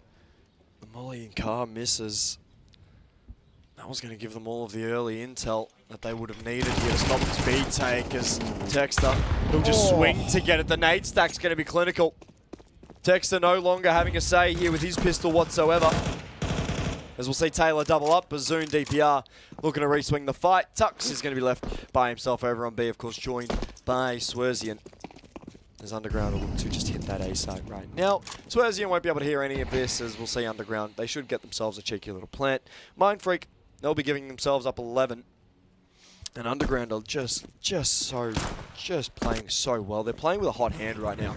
This is kind of getting a little bit dangerous for Mindfreak, especially in the longevity of this series. And considering that this is the T, T side with Underground at the moment on Inferno, and regardless of that, they are still not letting Mindfreak get away with anything. They're converting yet another round as they pick up their 11th, and right now they're just running away from it. Things are not looking good for Mindfreak, and right, I just imagine, right, this is probably good stuff, though. As I mentioned earlier on before, after that best of 3 against Rooster, you know, I thought, I was kind of questioning the mentality for these boys, being like, oh, you know, maybe, you know, after such a long series against Rooster, and, you know, and it would have been a devastating loss, too, to get so close to the finish line and then kind of Rooster steal it in the end.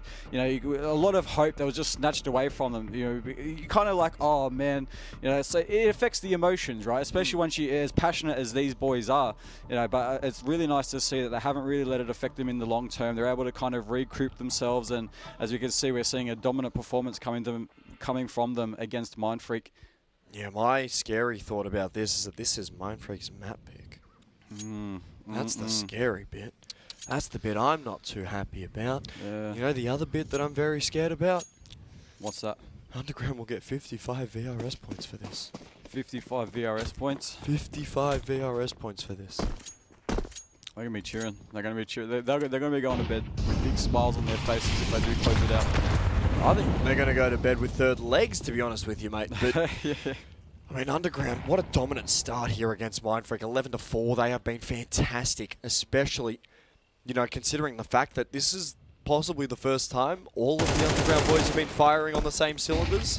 You know what I mean? We're not seeing anyone struggling behind. Usually we see Mech falling behind, or usually we see Wombat falling behind in these situations, in these games, but you know, they're all in double digits right now. They're all having themselves great games. They're all finding themselves kills. They're all finding themselves impact, which is a very good sign here for the Underground faithful, which I think is only about 3 people in chat, that being Omichella, Twos, and maybe Duncan, because he's weird, but, you know. Yeah, I was mentioning before as well, like, it's not that often that you see, like, an even fragging scoreline across the entire roster, but you know, the disparity between their fragging ability at the moment is kind of spread somewhat evenly. Like, there's a little bit of disparity with, you know, the top fragger being on 15 kills and the bottom fragger on 10, but overall, you know, I've definitely seen bigger gaps. So I think at the moment Underground are feeling it. Everyone's showing up and exactly when they need to, which is why we're seeing this 11-4. And with 30 seconds left going into round number 16, it looks like Underground happy to reposition themselves back towards A, and the only person to try to combat this would be DPR, who's looking like he's just going to give that to them for free. Yeah, he's just going to wait for the support from Swers and Zoon to come over and help. As Wombat, he'll get picked off, but that's okay. Now a 3v3, Bomb will go down nonetheless. Underground, they're going to have to wait out the rotation from Zoon and Swers, and as we'll see an AK recovered. DPR in the meanwhile gets himself a nice little pick here. As the MAC-10 of Mech and the rifle of Jinx, I mean, they've got to win their fights, they've got to win their duels here. It's crucial that they do, because that bomb's halfway ticked. Bro. Zoon's the only one with a kit as well. They've got to be careful about how they retake this. I don't want Zoon dying by himself and then not being able to defuse the bomb. Looks like they'll be charging out onto the site though. They've already secured it. It looks like they will be converting this round. Zoon survives. They are going to defuse it, and looking like Mindfreak finally getting themselves a round. It's going to be their 5th for them. 11-5 scoreline. You know how I describe this, Church Dog? How? You ever heard the term it's a band-aid for a bullet wound? I understand the concept. I don't know if I've heard that one specifically. I think there's been like another way it's been said. I can't remember how it was said, but yeah, it's like using a paper cup to get water out of a boat. Right, fair enough. That's the same sort of concept. I get you. You know what a paper cup is? It's a cup made of paper. Well, yeah, obviously. Right. But it's a small drinking vessel. I mean, it's And not do like you the know ones what a that we have sinking here. boat is? Do you know what a sinking boat is? A boat that's thinking very A very boat. loud in German. A boat that is sinking. Matey, we are sinking. I repeat, we are sinking. What are you thinking about? I don't know if you've ever seen that one, but... Hello, this is the German Coast Guard.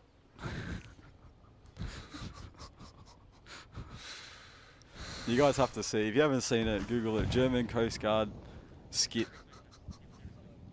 Or maybe YouTube it actually. YouTube will return the result. Guys, go get it on your TikToks or whatever. As the saying goes, but... I mean, that sounds a little bit too old for someone who's looking at TikTok, gets the TikTok references. It kind of sounds like an old 65-year-old Aussie. Dude, I'm already brain rotted. I don't need TikTok. I'm good. Yeah, I've never had it. Not to say I don't doom scroll ever. I've definitely had my days on Instagram and Twitter. Doom scroll Facebook videos. Yeah, Facebook videos. I had to deactivate my Facebook and Instagram just so I don't.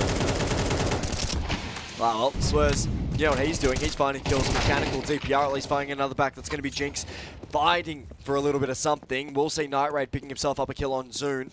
Does have to deal with Tux in the back of that B site now. And as Jinx starts to rotate over, we'll see Texas start to do the same. They're waiting on Swers. But with 10 seconds to play, Smokes will go in through CT. Tux has not revealed himself just yet. This could be absolutely crucial. Ooh. Tux will get rewarded with Night Raid. Jinx needs the kill. No time at all. Tux will double up. Mindfreak get themselves 6. Well, they are fighting it back. They're definitely not allowing Underground to get away with this for free, despite an early lead that Underground have. It could start getting a little bit scary for Underground. Mindfreak kind of starting to make them sweat. I mean, of course, we're seeing a little bit more life come back into their eyes. So, obviously, as I mentioned before, the experience, the mental resilience coming in from all these players on Mindfreak. Again, they're not giving up hope until that round, until that, you know, terrorists win or counter-terrorist win comes in. The last one for Inferno. So at the moment we're just going to go through this tactical pause. Obviously some team's going to just decide what to do, what they're going to do, how they're going to play this round, or maybe they just want to play a bit more mind games. You know, sit on that. We've won a few rounds now, boys. Start sweating. Start thinking about how we're going to beat the life out of you. Yeah, I mean, what? That's the fifth attack pause. I'm liking seeing these tactical pauses being utilised, right? Better than the tech pauses, to be honest. You know, that way it's actually for the players' benefit. They're coming through in crucial rounds right now. I feel as if Underground have just needed a little bit of a reset, right? They're going to have they're going to have themselves a little bit of a showing, potentially talk about some strats after this eco, see what they want to do here, and then potentially following that. So that checks out even a little bit as Underground. Well, the question is, what do they get up to with these Eagles? We've seen how Night Raid and Oh, text up losing his head. He's clean with it. He's clean with it. The old dog's got a few new tricks, but, well, that's not a new trick that he's learnt recently. He's just going to flub that smoke after I say that. But the nade will come through. That'll find a heavy set of util damage as Jinx gets himself 2. Question is there mortar entry in towards the site? Texter does get himself 2 back, but Jinx has been clinical. That's going to be a smoke picked up. CT line will be crossed over as Swirz. He's holding it with an AWP. We're going to see Zune over to follow. And if we see Mindfreak lose this round, this would be absolutely horrific for the mentals of that CT side, especially as Underground have come in with a, with a very limited purchase. We'll see Molly's in towards New Box. Time being taken, that bomb halfway ticked. Zune and Swerzian have a fair bit of work to do. There's going to be a reload. That's a little bit more time taken off. That's Taylor caught on his re-swing, caught on his flank off the back of it. But Jinx, a 4th in the round. My apologies. Now Zune, the last man standing, he's going to stick it. Does Jinx get him? It's their time. He's going to get it. Zune, an incredible defusal. He outflanks and he outranks Jinx. Jinx will get the ace, but it's nothing compared to Zune's defusal. That's so unfortunate. That is so unfortunate. I think I don't know if he got it. I think it was the defuse. The defuse actually turns after and actually gets the kill. But like going for the ace, it was just that was his moment to shine. You know, that would have been like a highlight, definitely of the LAN, I would say, for Jinx. Definitely could have put that in on the Twitter if he, I don't know, whatever social media he uses. But Twos, we're sorry for not giving you a clip. But I mean, look, after a round like that for Underground, they've shown they can do it. And they're going to come back out with rifles after that, which, you know, I mean, for Mindfreak, not a great sign. Not a great sign if they're just able to get bullied off that B side, especially, you know, when it's one of the more notorious choke points in all of Counter-Strike. You're able to get bullied off those lines. Yeah, well, that's exactly what they're trying to do at the moment with Underground taking space. They've got the smokes to isolate outside of Arch and also Library, but Swerzian already on top of the apartments, dropping down the pit with this sniper.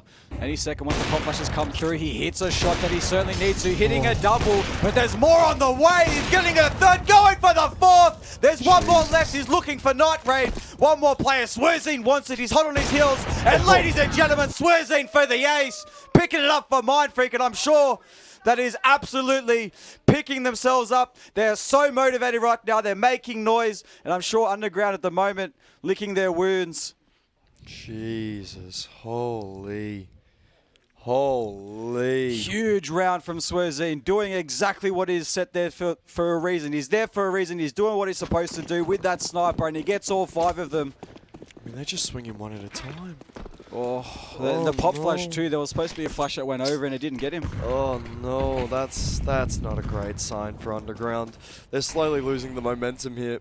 This is gonna be a dangerous one, man. This is definitely gonna be a dangerous one, purely for the fact that Underground have really lost all of their momentum here in this game. Right, we've seen Mindfreak pick up the last 3 or 4 rounds, and Underground just haven't been able to find it too much. They're back on pistols to rifles to pistols to rifles, and they're just not getting any consistency. As Swerzian DPR finding themselves one apiece. Night Raid at least able to hit himself a shot with that pistol. Will remove the AWP from the server. This is going to be something from Taylor. Gets himself a nice little pick. Now a 3v3.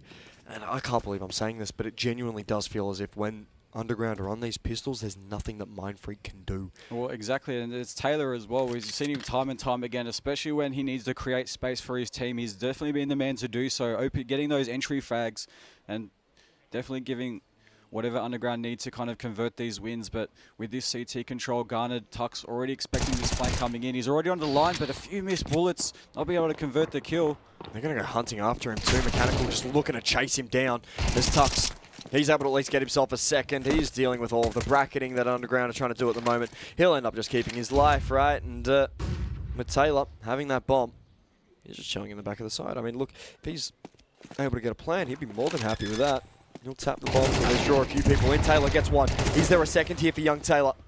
They're both, oh, no, one of them's very low. Tux, 12 HP. Oh, his leg's sticking out. Taylor will just get chased down with a pistol. Tux will finish him off.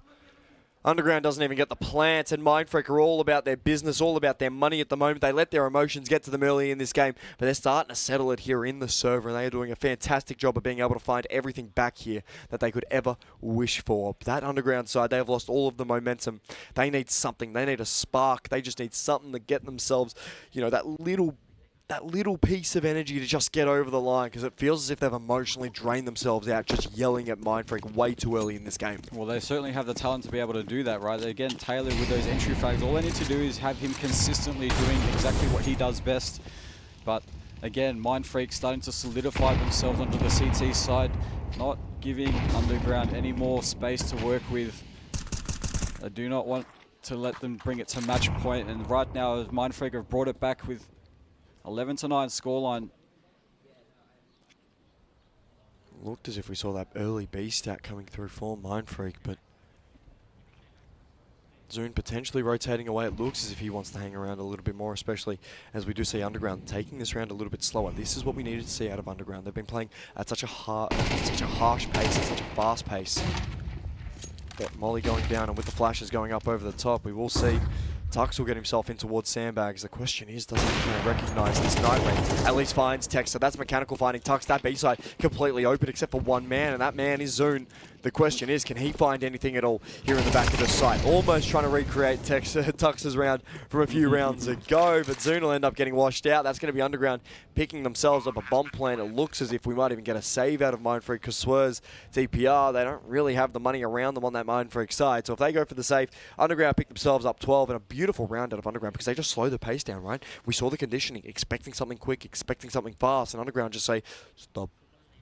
Stop. See what I did there? Because I was speaking really fast and I just went, stop. Yeah, that was very uncertain. I don't know what happened there. I was like, what? Hang on a second. What is that? But look, if that, it's a big if or whether or not they can get away with these guns. Though at the moment, we do see Jinx. I mean, look, they, of course they've got a low economy, so they don't want to be giving away guns for free. But Jinx is kind of onto the lurk as well. He was already still down toward Boiler Room, coming out toward apartments, and just on the other side of these walls, it is going to be the last two members of Mindfreak. Looks like Mindfreak will be able to save those weapons, though. No one's going to go into the space, but you can hear a lot of noise going on downstairs. That's Leroy. Leroy! That's only Leroy. Yankees. Sounds like 4 people. That's crazy. Oh my god. Wow, yeah, true. I was like, I'm wow, calling that's the him whole loud. squad, isn't it? But I'm it's calling him loud. yeah, he's loud. He's loud. He's a loud guy. That's a good thing, right? Yeah, if you're loud on LAN, you're good. That's why I've never lost a LAN before. Loud mouth. Yeah, they just yell at me. It's great. Why do you think I'm a decent commentator? It's because I just get loud. But someone who is good on LAN, and legitimately good on LAN, and not me good on LAN, is Swerzian. He's holding that mid line with the orb. Eventually he'll back away. Mindfreak will give up the bracket control and look to get a early rotation over to this B site yet again. Underground, they did it last round. They hit this B site, a 5v3, and they were able to best it. The question is, can they do it again, especially as we aren't going to be seeing this early aggression out of Mindfreak Underground. What are they doing in here? I'm curious. I'm very curious. They'll actually send Zune all the way back to that A site. Say, it's alright, young kiddo. Let the vets take care of this. And by the vets, it's Texter and Tux. As, even though Swerzine's doing the work for his team, you can definitely see, based off the amount of frags that Night Raid's got as well, that's the sniper for Underground. Definitely putting in work just as much as the opposing team's sniper. But a missed shot from old mate Swerzine, looking like Underground might be gearing up for a B execute any second now. But that smoke at the top of Nana, for the time being, just going to put a bit of a stint into things, but they will be starting to push through. Here comes the take. Tux finds himself one. Tux dancing around that pillar in the middle of the site. Needs to at least buy a little bit more time. Texter finding 2. Mechanical gets 1. Night Raid to help out with that orb, but Night Raid getting a trade on Swerzia. Now the 1v2. Night Raid has a fair bit of work to do. The question is Zune going to swing, especially as this plant goes out? Yes, he is. Night Raid. He's going to look to go and swing with this orb to try and get rid of him. Get rid of the fly. That seems to be getting in the way. Nades will go in. Night Raid falls. Mindfreak get 10. And Underground, a single round separates them and closing out Mindfreak's map pick. But Mindfreak, they aren't giving up that easy. Can you imagine? Can you imagine if Mindfreak bring it into overtime? Like, it's literally match point right now. But if Mindfreak bring it back to overtime, how do you think that's going to affect Underground? That will be very, very draining for UG. Either it's going to fire them up a lot more, or they're going to be like, guys, we could have closed this already. And the fact that, again, you don't want it to be demoralizing, but especially at that point, we had such a lead, and to the point where you're just one round off from closing off the first map. Again, you just be like, oh, how did we screw up so badly? Yeah, I mean, look, overall, for Night Raid, right, he has been so impactful with that AWP. 22 kills. He's really led the way. Wombat to at least get that opener. That's Swerzian taken down. It's most people's Turkish goat falling away. And here with a minute 20 to play, I mean, the man advantage for Underground, they don't necessarily want to get too crazy and too out of it.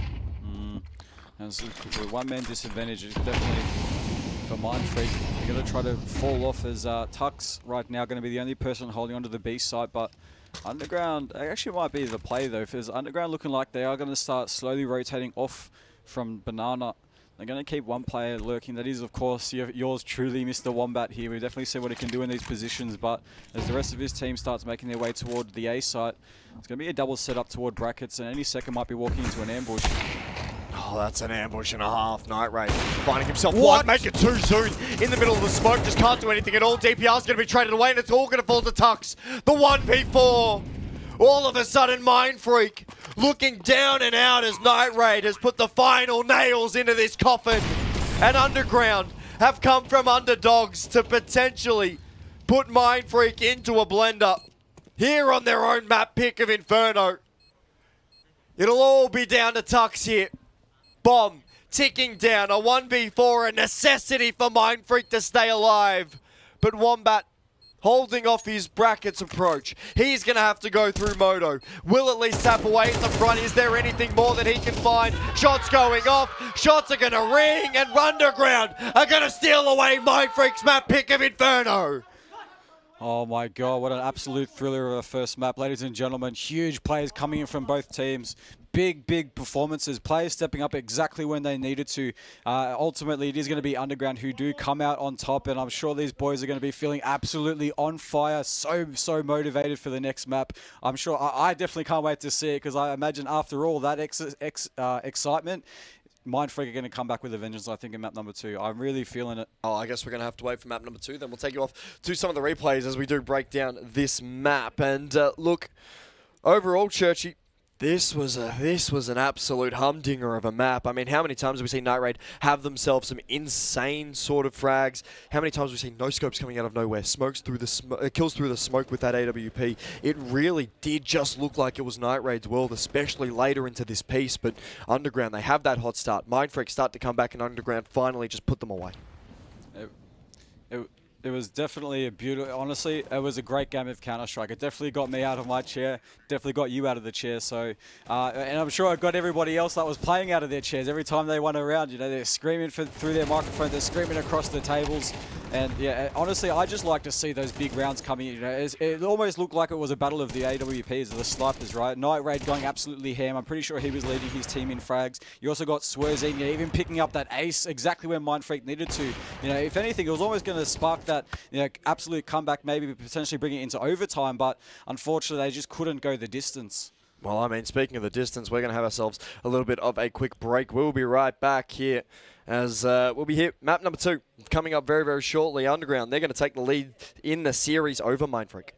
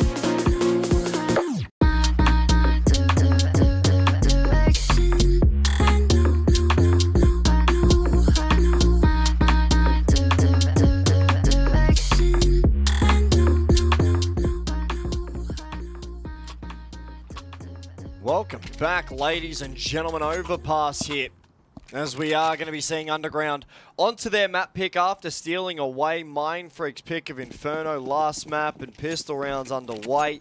We're going to see exactly what Mindfreak are going to be cooking here on this CT side. It looks as if we have an NL. And not live already. Some tech issues. Some tech issues already. Before we even start, there you go. Well, dude, we got through one map without a tech issue. That's the wrong button. That's the right button, but now they're both on the screen. Now the right one's on the screen.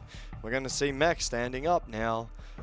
He should be sitting back down. It looks like he is sitting back down. It looks as if we're about to go live again. Holy, what a great start. Anyway, ANZC here, ladies and gentlemen, of course brought to you by Defrag and powered by the one, the only, the magnificent and the gorgeous Zowie.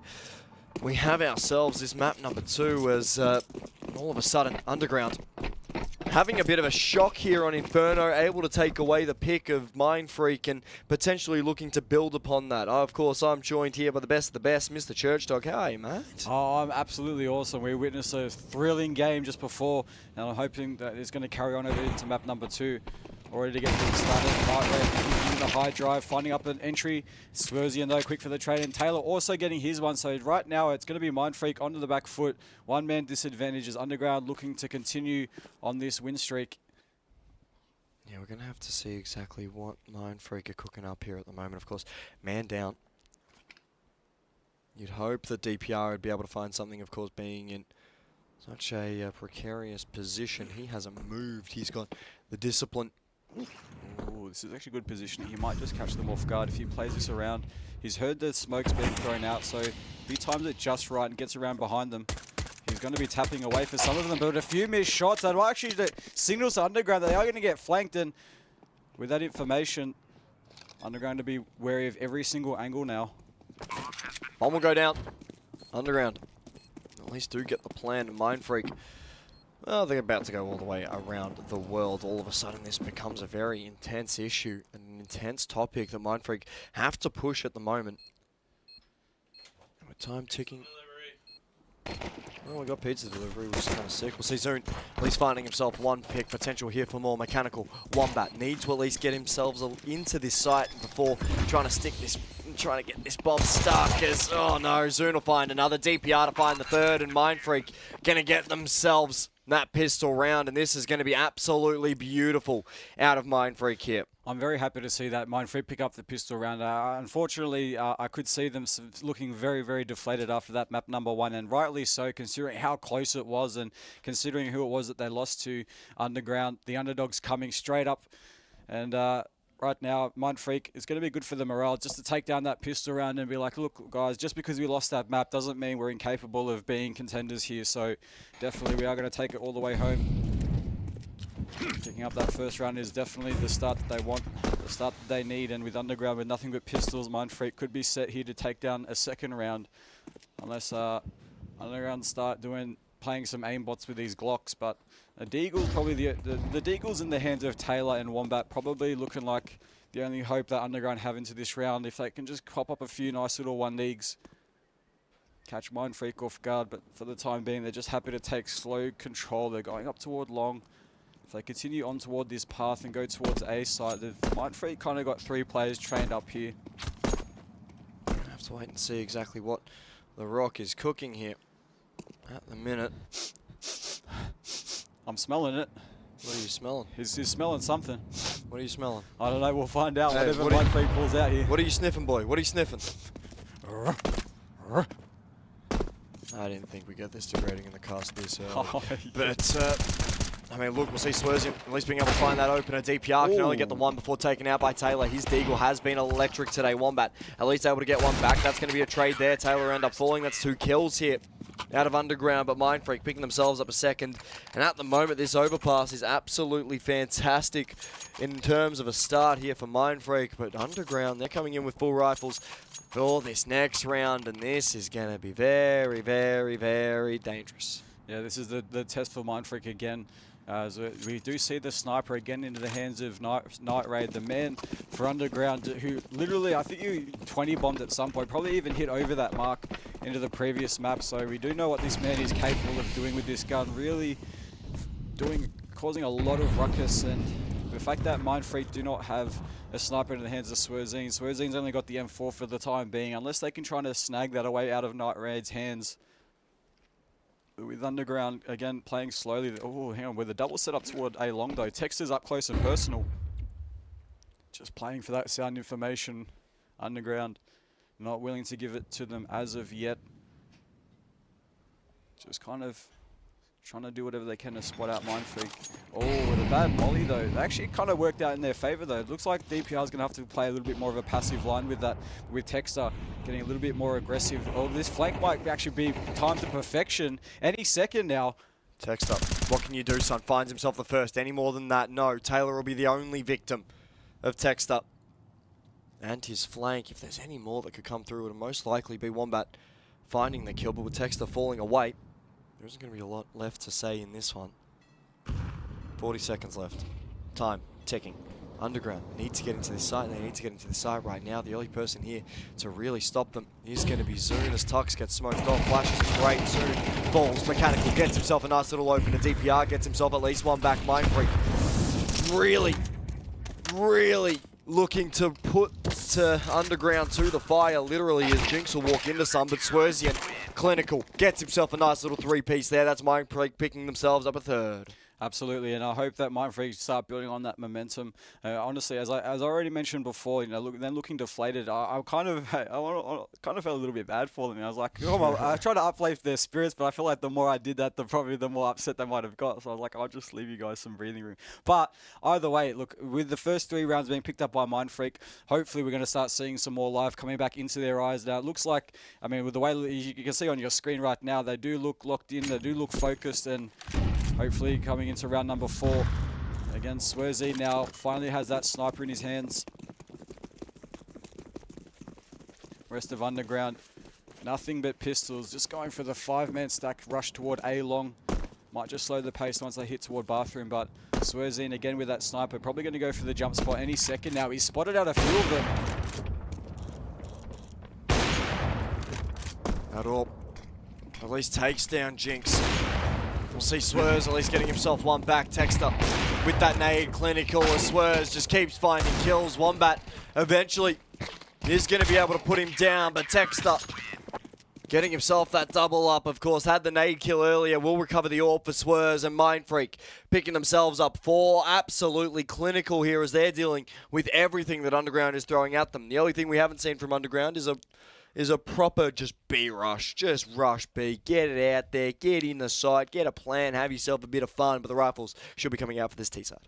So, I mean, imagine they just do that for the gun round. Suka, go straight to your monster. Don't stop. I smoked the molly. Just go through. It'd be funny. It'd be really funny. Opportunity now for Underground to get around on the board for the set map number 2. Right now, they're just going to play it in a default. One player outside toward Playground, but oh, this wallbang coming in from Texter. Taylor's already taken out of the equation, so, and this man's fragging ability is usually what creates space for Underground, and since he's no longer into the play, Underground might be scratching their heads as to how exactly they're going to approach this round, but again, Night Raid also has this sniper, so a chance for him to open things up for his team. Gonna have to wait and see who's gonna be that secondary rifle to open up whenever Taylor does end up falling. Taylor's been so good at opening up space and being able to allow others to activate for this Underground side. I feel like it has to be Jinx, but he's currently still on 0 kills, but any second. Oh, that's not great. We're gonna see Tux at least spraying 2 down through that smoke as Tux is re-smoking that bomb because it's fallen at his feet. He's gotten himself a little bit of an early gift here for Christmas as nades will go in. Texter to find Jinx. Jinx can't quite get anything going in through that short presence as Wombat will be the last man standing, the 1v4. Yeah, he does have Tux low, but that's going to be about all that she wrote. You'd imagine Mindfreak should be in the hot seat to pick themselves up 5. And Underground, I mean, they've got to get something going on this T-side here, otherwise we could be seeing a very, very quick map number 3 here, especially if the momentum is going to be carrying over from Mindfreak. Wombat kind of scratching his head. Obviously, with 10 seconds left in the round, he's forced to save the AK into the next. And if that's even the smartest decision, he won't get any money from this because He's only got $200, but of course the rest of his teammates will. But considering the fact that they will lose that round, they're kind of sitting around the $3,500 mark. You know, one with 39. So if they want, they possibly could go for a force buy, either with a light pistol and go with, you know, use that AK that saved from the previous round as a hero one, and maybe try to recycle that into the next round. That, or they, you know, maybe again just kind of do a light buy, you know, save up for the next. But who knows? We'll figure it out. I mean, there's a tactical pause that has been called in, so maybe that's just, you know, them trying to figure out what decision they're going to make. It could be a very important round for Underground. Really could be. As UG at the moment, they're looking a little tired, especially after all of the screaming and the yelling that we saw in map number 1. All the energy's gone into the first one. Yeah, all the energy is sort of washed out now. Of course, boys, you got to remember you're playing 3 maps here. If we go to the side, did we see what map number 3 was? Mirage. Miragi. Mirage. Mr. Miragi. Well, another chance for Mindfreak to get themselves up to the 6th because, again, as I mentioned before, the kind of the light buy with pistols and Wombat again with that saved AK from the previous round. But so far, Texas putting a sputter into the works as he's dropped down 2 players already. Taylor begins to fall and Swerzine chimes in with a sniper kill before he gets taken down by the Tech 9 by Mechanical. But so far, Underground falling apart bit by bit. DPR also chimes in from A-Long. It's going to all fall down to Mechanical on a 1 versus 4. But DPR already expecting him to be on the line. Mechanical's not hitting the shots that he needs to. Only 1 bullet should do it, and 1 bullet is enough for DPR, closing out the kill. Mechanical falls down, and Mindfreak now picking up another round, growing the distance, getting closer and closer. Yeah, I mean, overall, for Underground at the moment, they are looking absolutely shocked, absolutely tired. They are worn out after that first map. We mentioned it, you know, at the top of this round, but that last map was really, really intense. It's great Counter-Strike to see. I mean, I feel like that's what the what the LAN's for, right? I'm glad that we even got to have it. Shout out T-Pro. Shout out T-Pro. Shout out Mav. Shout out to everybody. Shout out every single person actually contributing a bit of themselves and their skill set. Apart from Wanda. Oh, perfect.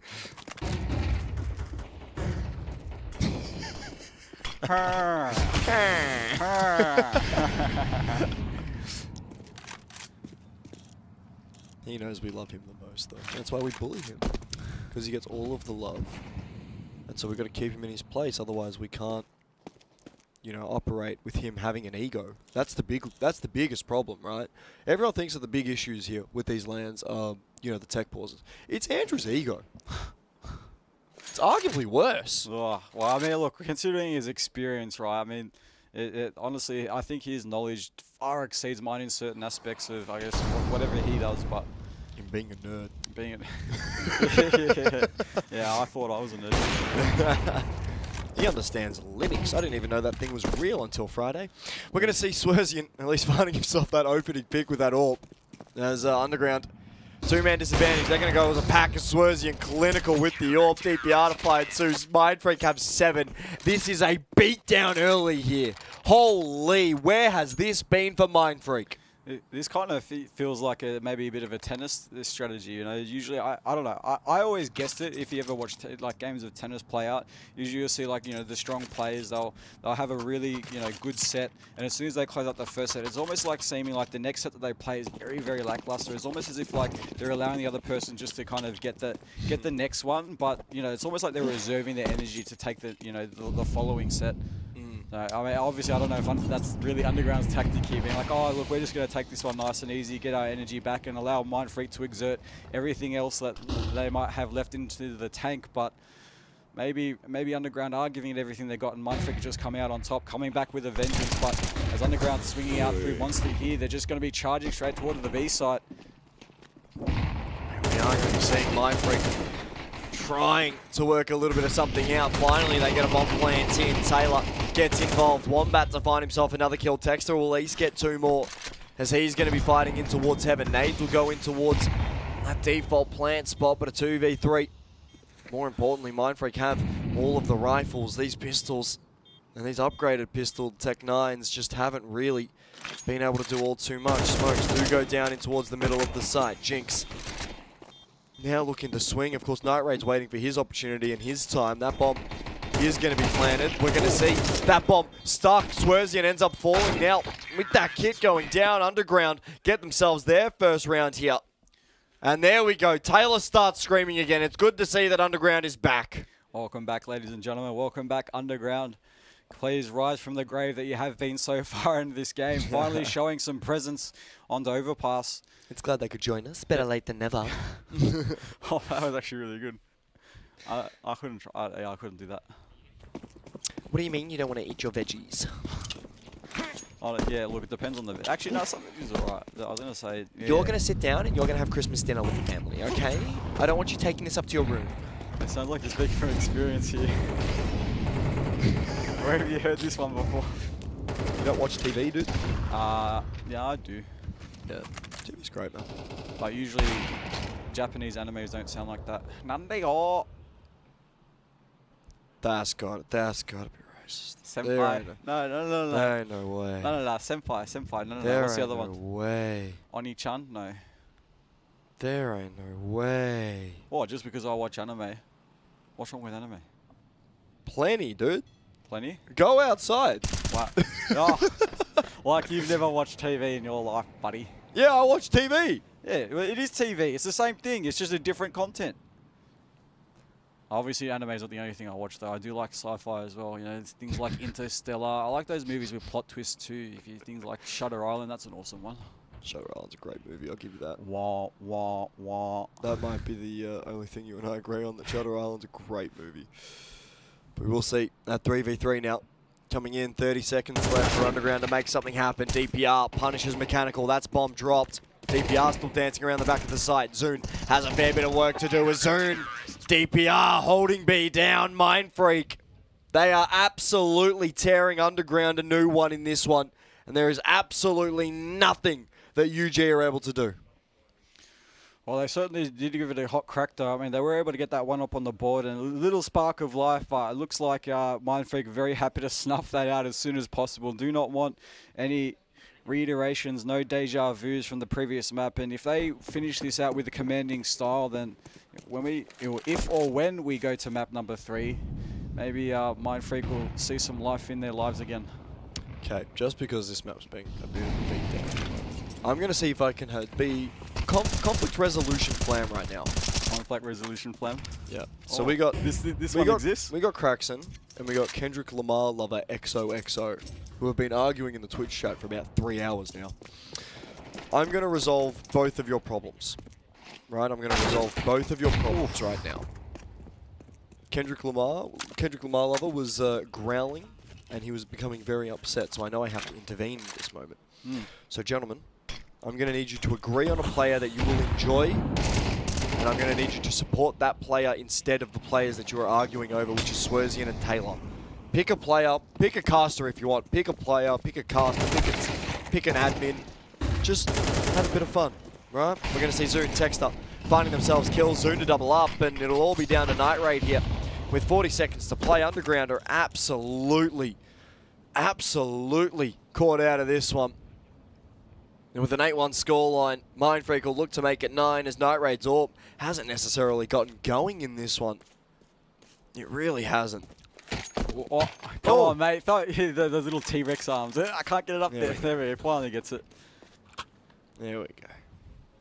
You get there, Night Raid. He's going to throw the AK at the map too. Is there a button where you can throw yourself out the map? Yeah. Oh, yeah.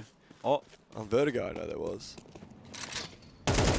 Imagine Texter gets that as well, just because it maybe make him regret not throwing that one away. But it looks like Mind Freak able to convert yet again another round. And Underground, I wonder how Underground are feeling at this moment. You know, I genuinely do, because they're like, oh wow, this map is really not going our way at all. And is this going to be the Mind Freak we're going to be seeing in potentially a map number 3 if we do see it, right? Unless we see some fire into Underground's eyes, and hopefully so, right? Because like, put it this way, right? Obviously, when Mind Freak are down, they don't give up, right? They're obviously putting everything they've got, even when it could be match point. When Underground are 1 round away from closing out the map, and Mind Freak still don't let anything go. They're doing whatever they can to hold on for dear life. And right now, though, Underground seem to be putting a whole lot more fight into this as they're just getting picked apart piece by Mindfreak. Yeah, I mean, we're going to see Swerves with that all up close and personal. He's going to get overrun by the Tech 9. And this is going to be a good effort here as Techstar at least gets rewarded with Taylor. That pick going his way. And ooh, I'll say Techstar at least potentially getting himself a second. He isn't able to get away as Jinx will end up finding that kill. But Underground, the 2v2, they've got a fair bit to work through here, especially if they want to pick themselves up a second. And this is going to become a little bit more of a intense fight over towards his B-side. Zoon should be hearing a lot of these footsteps, especially if they do come through Con or come through Spawn. He should be hearing these steps very, very soon. Wait for it. Well, they've slowed the pace, though. They've kind of decided, yeah, they've timed it just perfectly, although with Zoon expecting the game awareness on point. He's already found out the likes of Jinx, but Night Raid is there in close proximity, quick for the trade. It's come down to a 1 versus 1. Night Raid, but Tux is already here. I don't know, Night Raid needs to expect this, but he's going to be sticking that plant, and Tux coming up from behind, catching off Night Raid unawares, and there it is, yet another round for Mindfreak. Closer and closer to closing map number 2. I mean, we're still in the first half, but I mean, like, so far, so looking at the scoreline. Bro, it's done. I'm thinking about Mirage. I ain't gonna lie. Do you want an update on my conflict resolution? Yeah, go on. Crimson goes, okay, we're good. Kendrick Lamar Lover has said, but you cannot stop the growling. You cannot So, stop the growling. Why, who's like stopping the growling? I feel like we need to stop the growling with an ooh-woo. And because you watch anime, you could do that. Actually, you and I will have an ooh-woo contest. We'll let these two vote on who has the better ooh-woo. What do you think? Oh, you have to go first then, because I feel like if you win. No, do it. Run it. Run it. Jesus Christ. Jesus Christ. I can't do this. What? Ladies and gentlemen, Flamboyant has left the studio. Jesus Christ, man. That is ridiculous. Can the commentators say Taylor's the GOAT? Well, we already know that. Why would we say it? Well, we've been talking Taylor up throughout many times throughout. You know, oh, this man's the entry man for Underground, creating so much space, and Taylor's the man to look out for. He was our highlighted player at the top of this series, and he's been our highlighted player for the top of many series this event. Just everything except this game. Old mate's still on 3 kills. Come on, Taylor, pick up your game. Your team needs you. We'll have to see exactly what Taylor is going to be doing. Of course, 3 and 11. He's not very. He's acting maybe like. He's got a sniper. He does have an AWP. This is a wild one. Night Raid must not be feeling it whatsoever. But Taylor going 3 and 11 after being one of sort of the better players and the better riflers for this Underground side so far is, you know, we can call him the GOAT, but like, at what point is it roadkill? You know what I mean?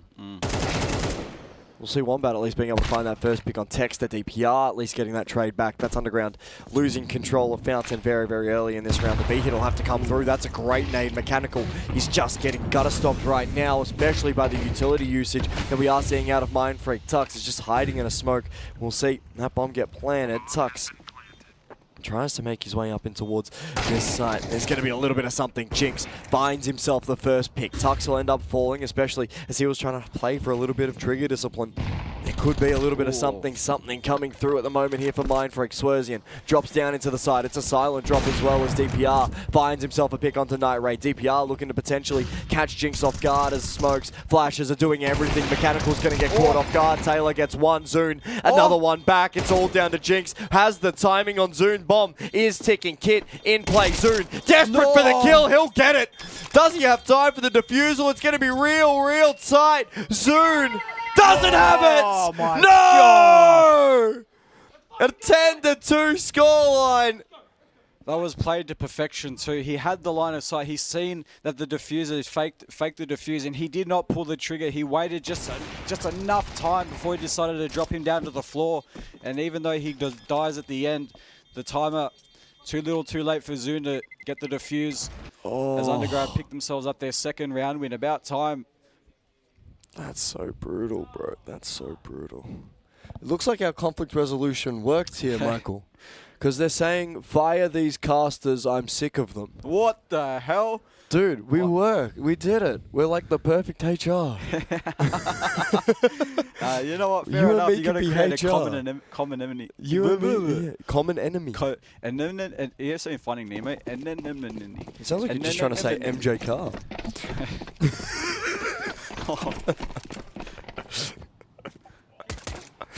All right, so the sides have been swapped now. We're going to see the pistol round of the second half, and so far, first point of contact was going to be Night Raid. It looked like the standard play that you'd usually see coming out from the CT side on overpass. Usually you see the 4 men stacked toward the B side and a player coming out toward the pick for that information outside. But so far with Wombat, a few missed shots, but eventually does get the job done. Swinging out for more though. Unfortunately not being able to connect all the bullets that he needs to. Eventually Jinx will chime in though. Backup has arrived, but Swezian does get the trade. And now Mindfreak looking set to take up to the rest of the B site. Yeah, we're going to have ourselves a interesting scrap here on B. Bomb put down to the floor. Night Raid already dropping Texture. It's all come down to Zune here. Has to hold on to 1 versus 4 to see if he can convert this round for Mindfreak. But Underground are storming him left, right, and center. And there it is. Underground picking up the pistol round. It's going to be a good start for them and good for their morale. Very, very good for the morale, you'd imagine. And this is going to be a fairly interesting round here to follow, right? And this is going to be almost out of left field, really. Yeah, look, it's definitely a great start for the morale of Underground at the moment. But again, they've got so much distance to cover with such a huge discrepancy in the scoreline. I believe it's 10-2 at the moment. Yeah, at the moment they just can't afford mistakes at this point, right? 10-3. So they've got, they've got so much distance to cover, and anything can go wrong, right? Even if it's a lot outside of your control can go wrong. Maybe you just look the wrong way, maybe you pull the smoke out at the worst time, which of course that is in your control. But even just like the timings, which CS time and time again has always proven to be a constant factor. Always working against players. As soon as they, you could be holding a line for like, a solid minute, and the second you get off it, that's when they choose to come out. So, all those factors to take into account that Underground just cannot afford, considering that they have a lot of distance to make up once again, as the scoreline is 10-3. But Mindfreak, again, I'm sure, finding a little bit more life in themselves. A bit of a dominating performance into the first half, especially after that first map. It's good to see them fighting back. We come to about a minute left. Looks like Mindfreak will be regrouping. They created a lot of distraction, a lot of noise outside toward A. But the longer they take to go for this execute, the more time it's going to allow Underground to start falling back, coming toward the B site.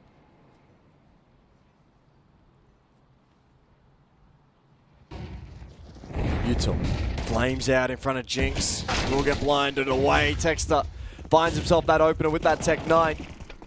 There's Wombat at least able to pick up one. Taylor to get himself a second, and Taylor looking to be the hero here on this B side, but Texter DPR finding themselves both kills. Night Raid, the guiding angel from above, will pick himself one with the orb, but it's all down to DPR here as that bomb is going to be planted. Mechanical gets himself another back, and these Underground boys, they are believing in a comeback, and the question is, should we start believing too here, Churchy? Oh, I mean, potentially. I mean, the noise they're making from downstairs, obviously, it just means they have not given up. They're not really going to give this away for free, and this is exactly what I like. I don't like seeing teams give up despite the scoreline, despite the circumstances. When the going gets tough, it's about that mental resilience. It's about your willpower. It's about your motivation to win. It's about how much you like to be a contender and show off your potential to not just the opposing team, but all the viewers at home. Yeah, it does get a little bit important, does get a little bit impactful as we head back into the server after looking at that beautiful, beautiful row of Mindfreak faces. Of course, MJ Carr's men have been fairly interesting, of course, this entire tournament. They've been very inconsistent in terms of their performances on LAN, losing games they shouldn't be losing, winning games that, we thought they had no business winning. But we'll see. Jinx is going to get caught off guard. Taylor gets himself 2, 3. The spray down's clinical. Make it 4. Why not? It's going to be Mechanical getting the last kill. Oh, I wonder if you guys could hear that through our microphones. I wouldn't be surprised, right? It's coming through the floor, through the feed through us. A few swear words coming in, but you guys can see on the camera those smiles coming up and a lot more life for Underground. Looking like just maybe overpasses in the cards from the reverse sweep. But the scoreline is now 10-5. Mindfreak enough in the bank to get themselves the full set of rifles, a few Galils, a few AKs. Considering though Underground also working with that sniper into the hands of Night Raid once again. Oh, didn't seem to be feeling it into the first half, but now that Life is finally seeing some fire into the eyes of these players, just maybe Night Raid starts to come alive once again. He just misses the mark as Taylor. What a fight back he's had in this game. He's going to get himself another kill. Texter, at least for the trade here. Mindfreak, if there's any opportunity for them to pick up this map, it's most likely going to be this round here, especially with Jinx out of this server. Next problem they've got to deal with is unfortunately Taylor. And then the problem after that will have to be Night Raid and his AWP. But there's going to be a little bit of breathing room here in this one as Underground. They're going to start stacking in towards this A site, looking to potentially hold out all of these angles. But Mindfreak, they want to hit B. It looks as if they're going to have a fairly empty site from everybody except Mechanical. Looks like Taylor might be sitting toward the back of Graffiti. To wait and see the take. Looks to come in. Taylor has joined the fray, has joined the party. As Tux will look to get the plant down, but Mechanical catches the angle on the edge of the smoke. DPR will remove Night Raid though. That's the guiding angel of Underground taken away. Mechanical getting himself more kills. Taylor is going to leave Swerzian by himself in that smoke. As Swerzian tagged up quite heavily, he'll be found by Wombat. Vac? No, that's fine. Just shooting pistols off into the smoke directly on his lines, like I could see the outline. Admin, check his computer. No, it's okay, my friend. It's okay. They don't have word.exe open. It's okay, my friend. No word.exe. No word.exe. No, sir, Mr. Admin. Why do you need to check my PC? No, get away from my PC, admin. You have no right. He's just like literally pushing the guy away, like, no, don't do it. He knew what was coming. He knew what he was doing. He did set back a whole region of Counter-Strike for about 4 or 5 years, which is quite impressive. Oh my gosh. But, yeah. Shout out the GOATs. But yeah, for Mindfreak right now, the question now turns to not can they finish this map off, it's can they hold the lead, because Underground, they've gotten themselves 4 on the trot here to start this CT side. Rifles from Mindfreak will come back out. There'll be an AK on Texter, an AK on Zune, an AK on Swerzian. That AWP of Night Raid will ring out. And it looks as if it's just going to sail away, leaving Wombat to do a lot of the heavy lifting. The question is, can Wombat do anything? Can he? Wombat, can you? That's what I'm asking. Show us. Show us what you got, son. We want to see it. We want to see it all. Oh, we're seeing something. A bit of a push coming in. Oh, but Zune just accounting for both Jinx and Taylor. That's going to open up the B side. Looks like maybe Mindfreak going to start capitalizing on that. As Mechanical also the man to fall to the hands of Zune with a 3K so far. And Mindfreak now happy to storm all the way across to the B site. Get that bomb down any second now. And Underground, surely. I imagine they might be going for the save. They have to save. Well, they don't have to, but They don't have to. Yeah. They don't got to. Ain't nothing telling them they have to save. Well, you're asking what Wombat's doing, but right now, Mindfreak's on the hunt. They just want to take the fight straight to Underground, and with that, they've made the correct decision. Wombat's already fallen by Splittersgeen, and it's all falling down to Night Raid with this AWP in his hand, but he needs got to be careful because there's players just surrounding him. They've got players that went straight toward Bathroom. They're going toward Long, so the fact that they didn't account for his position, I imagine Mindfreak kind of be like, where's this guy gone? Is he a ghost? But with Tux circling back toward Bathroom, Night Raid's position has been given away. Night Raid doing whatever he can to survive, but eventually Tux from behind. Unable to save that AWP in the next round, and Mindfreak Get one 11. round closer. Get 11. 11? 11, man. 11. 11, man. They get 11 on the board.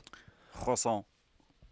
You gotta stop sneaking a croissant into every single broadcast we do, man. Croissant. Biscoff croissant. Pistachio croissant. No. Ham and cheese croissant. All right, I'll stop saying croissant. I'll stop saying it. What are you going to stop saying? I'm going to get violent. I'm going to get violent. I'm going to get violent. I think you've unplugged your microphone, by the way, which means no one gets to hear you anymore. Oh, thank you, Tyg. I love you.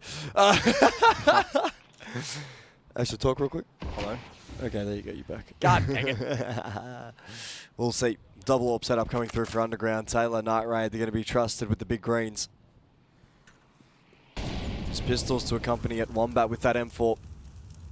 This is where it can get a little bit dicey here for Mindfreak, especially these long-range fights that we do see a lot of the time coming through for Underground. They have seemed to go their way, and I'm curious where Taylor is playing with this. I'm curious what he's cooking up. He's playing barrels with an AWP. He's in a one-and-done spot with an AWP. Interesting. Well, somehow he's been able to survive, considering Mindfreak did have that boost from short. Luckily, Taylor wasn't spotted. There's Mindfreak looking like they will be gearing up for a B execute any second now. They already have players coming in left, right, and center. Tex is going to be the first man to fall, though, with more players pouring outside of Monster. It's going to be DPR opening up, but Mechanical with a 5-7 also for the trade, but so far it's just back and forth, and Taylor with more kills to the sniper. And there's another round for Underground. Holy. Not going down without a fight, not allowing Mindfreak to take this one for free. And so this is the mental resilience that I want to be seeing coming in from these boys. Taylor is dragging this Underground roster through this map, kicking and screaming. Holy. Insane flick from Taylor. And he let them know afterwards as well. He's definitely come alive, considering he had like 3 kills going into like, what, the first 8 rounds of the game. Potentially more. Now he's the man leading up his team on 15. It's the rest of Mindfreak now. Again, stock standard round, just taking outside control very, very slowly, but not a very deep smoke outside of bathroom, and it's going to allow Night Raid to kind of spot around the side of it. We'll have to see what's cooking up here at the minute, because for Mindfreak right now, right, the double AWP setup is just another thing they have to worry about with this Underground side. They do have themselves a bit of a comeback they have to deal with. For Underground, they'd absolutely love to have an incredible fight back from a 10-2 scoreline. But of course, that's a lot of hard work for them to potentially get done. That's a shadow spotted. That's Night Raid capitalizing. Will take down DPR. Tux. There's something he can do, if there's something he can find. Ooh. With Night Raid doubling back though, Mindfreak trying to get toward that short control, but again, Night Raid hot on their heels with that sniper. Is he going to continue on this path? I mean, with this flank coming in, but Connector's coming back. Wombat. Oh! Oh! The timing is crazy between both of them. Holy, that AWP of Night Raid just can't hit anything in front of anything at all. We're going to see Molly's going down to try and flush out Mechanical, who is up close in through dumpster, has fallen away due to those Molly Zoon. We'll end up getting that pick, but Taylor will at least pick off his IGL's murderer, and it's going to be Tux by himself falling. Underground pick up 8. This is getting a little too tight here for me, Churchy. Yeah, if you're Mindfreak right now, I'm sure you would have been feeling a lot more confident early on, you know, with that huge lead. But now that Underground is starting to pick up the pace a little bit, you know, starting to, they've obviously, you know, got Mount Everest to climb, but they've passed the halfway mark in reaching to that point. Mindfreak, I imagine at this point now will start sweating, especially after such a demotivating map into the first. You know, maybe they're starting to get some PTSD flashbacks, being like, oh, not again, please don't. No, no, no, no. Wait.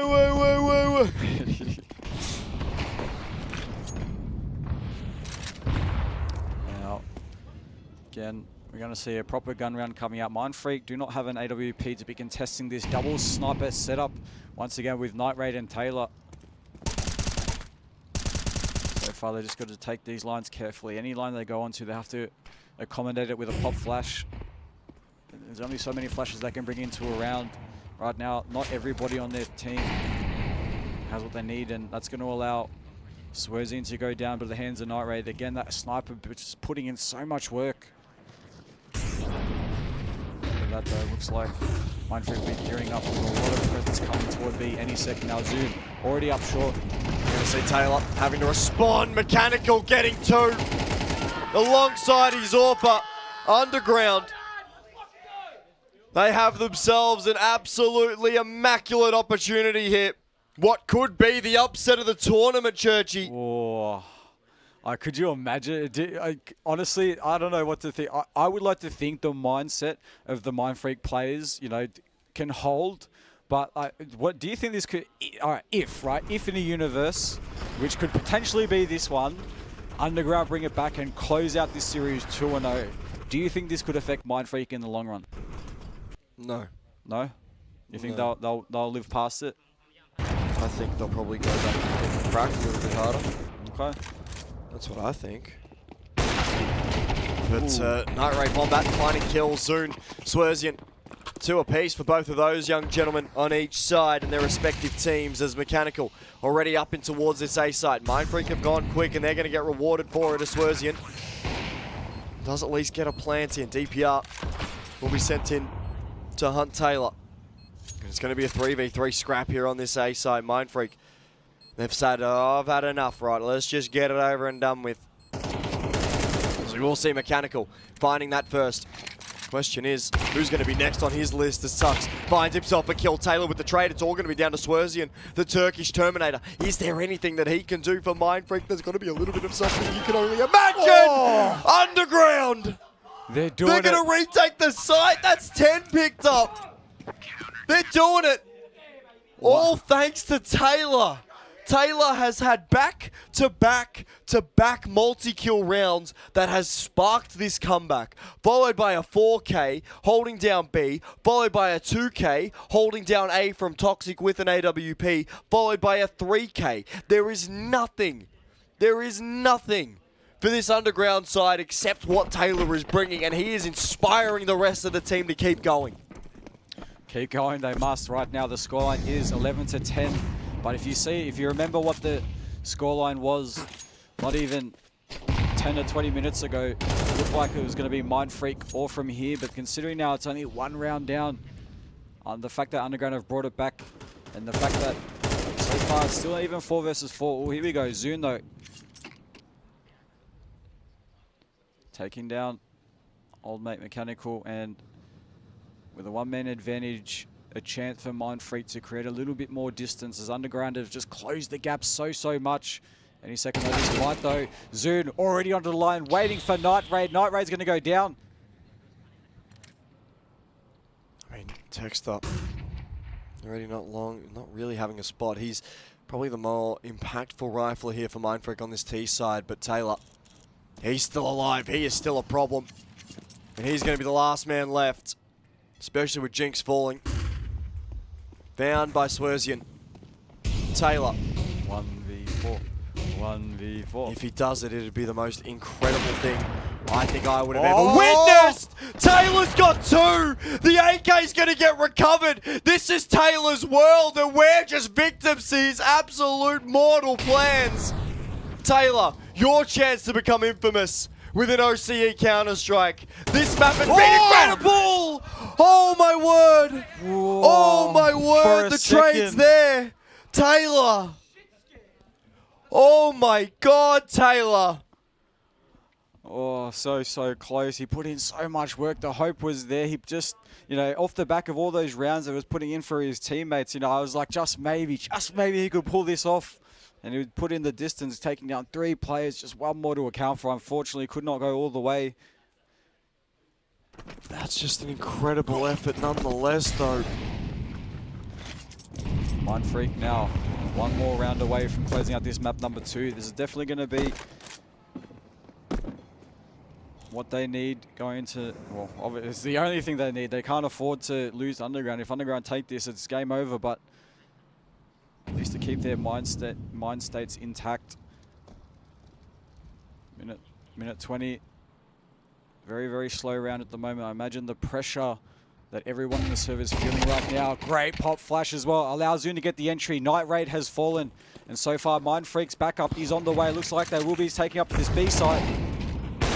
Guess who's part of that backup? It's Taylor. He has had an incredible map so far. He'll be sprayed off his line as Mechanical. He is able to capitalize off the distraction that Taylor is presenting towards Mindfreak and Mechanical. What a ballsy position here for this young man. He's going to be able to have himself one, only the one. Taylor starts his wraparound as Wombat looking to work with the secondary AWPer for this underground side. Should at least have that toxic player dead to rights if he isn't able to capitalize. Oh, Taylor! Taylor, you're not real. Taylor, you cannot be real. That is an insane flick to hit. He's going to take himself a little bit of space. Mindfreak will eventually close out this map with a 13-10 scoreline. But my word, what has Underground just unleashed on this scene? Taylor, we need to have a chat, Taylor. What the hell was that performance out of you? It was an incredible performance from Taylor. Honestly, look, even if Underground don't come out with this series, which, you know, it's very possible that from what we've seen so far, they are quite capable of doing that, right? Throughout this LAN, right? Throughout this entire experience that both these teams are having, right? It's kind of like almost everyone gets to see the potential that all these players are showing, right? You know, whether they win or they lose, right? The performances that these players are putting off, and, you know, obviously whether these teams decide to stay together in the future or whether, you know, anyone ever departs in the future, right? It's the fact that, you know, players are making statements for themselves. They're building up their own reputation. As we've seen so far, the amount of impact that Taylor's had so far into this game, just non-stop action, just kind of dragging Underground through the mud. Oh yeah, do you want to know what else is being dragged through the mud? Go on. Let's throw it a break. We'll see you guys on Mirage. Goodbye right. now. Quit Well, I mean, dragging. the series is tied up 1-1. The series is tied 1-1. Goodbye now. We're going to map 3.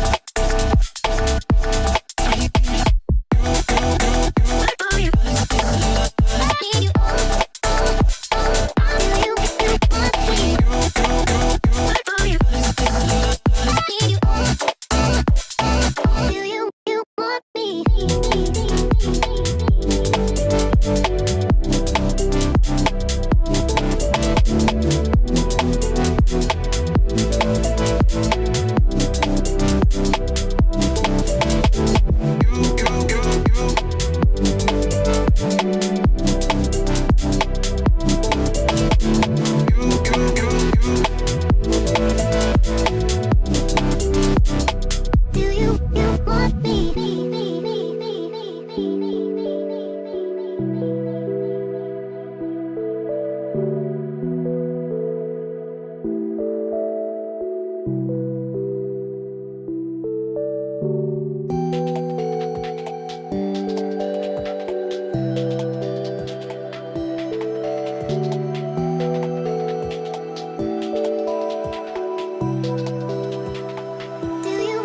want me?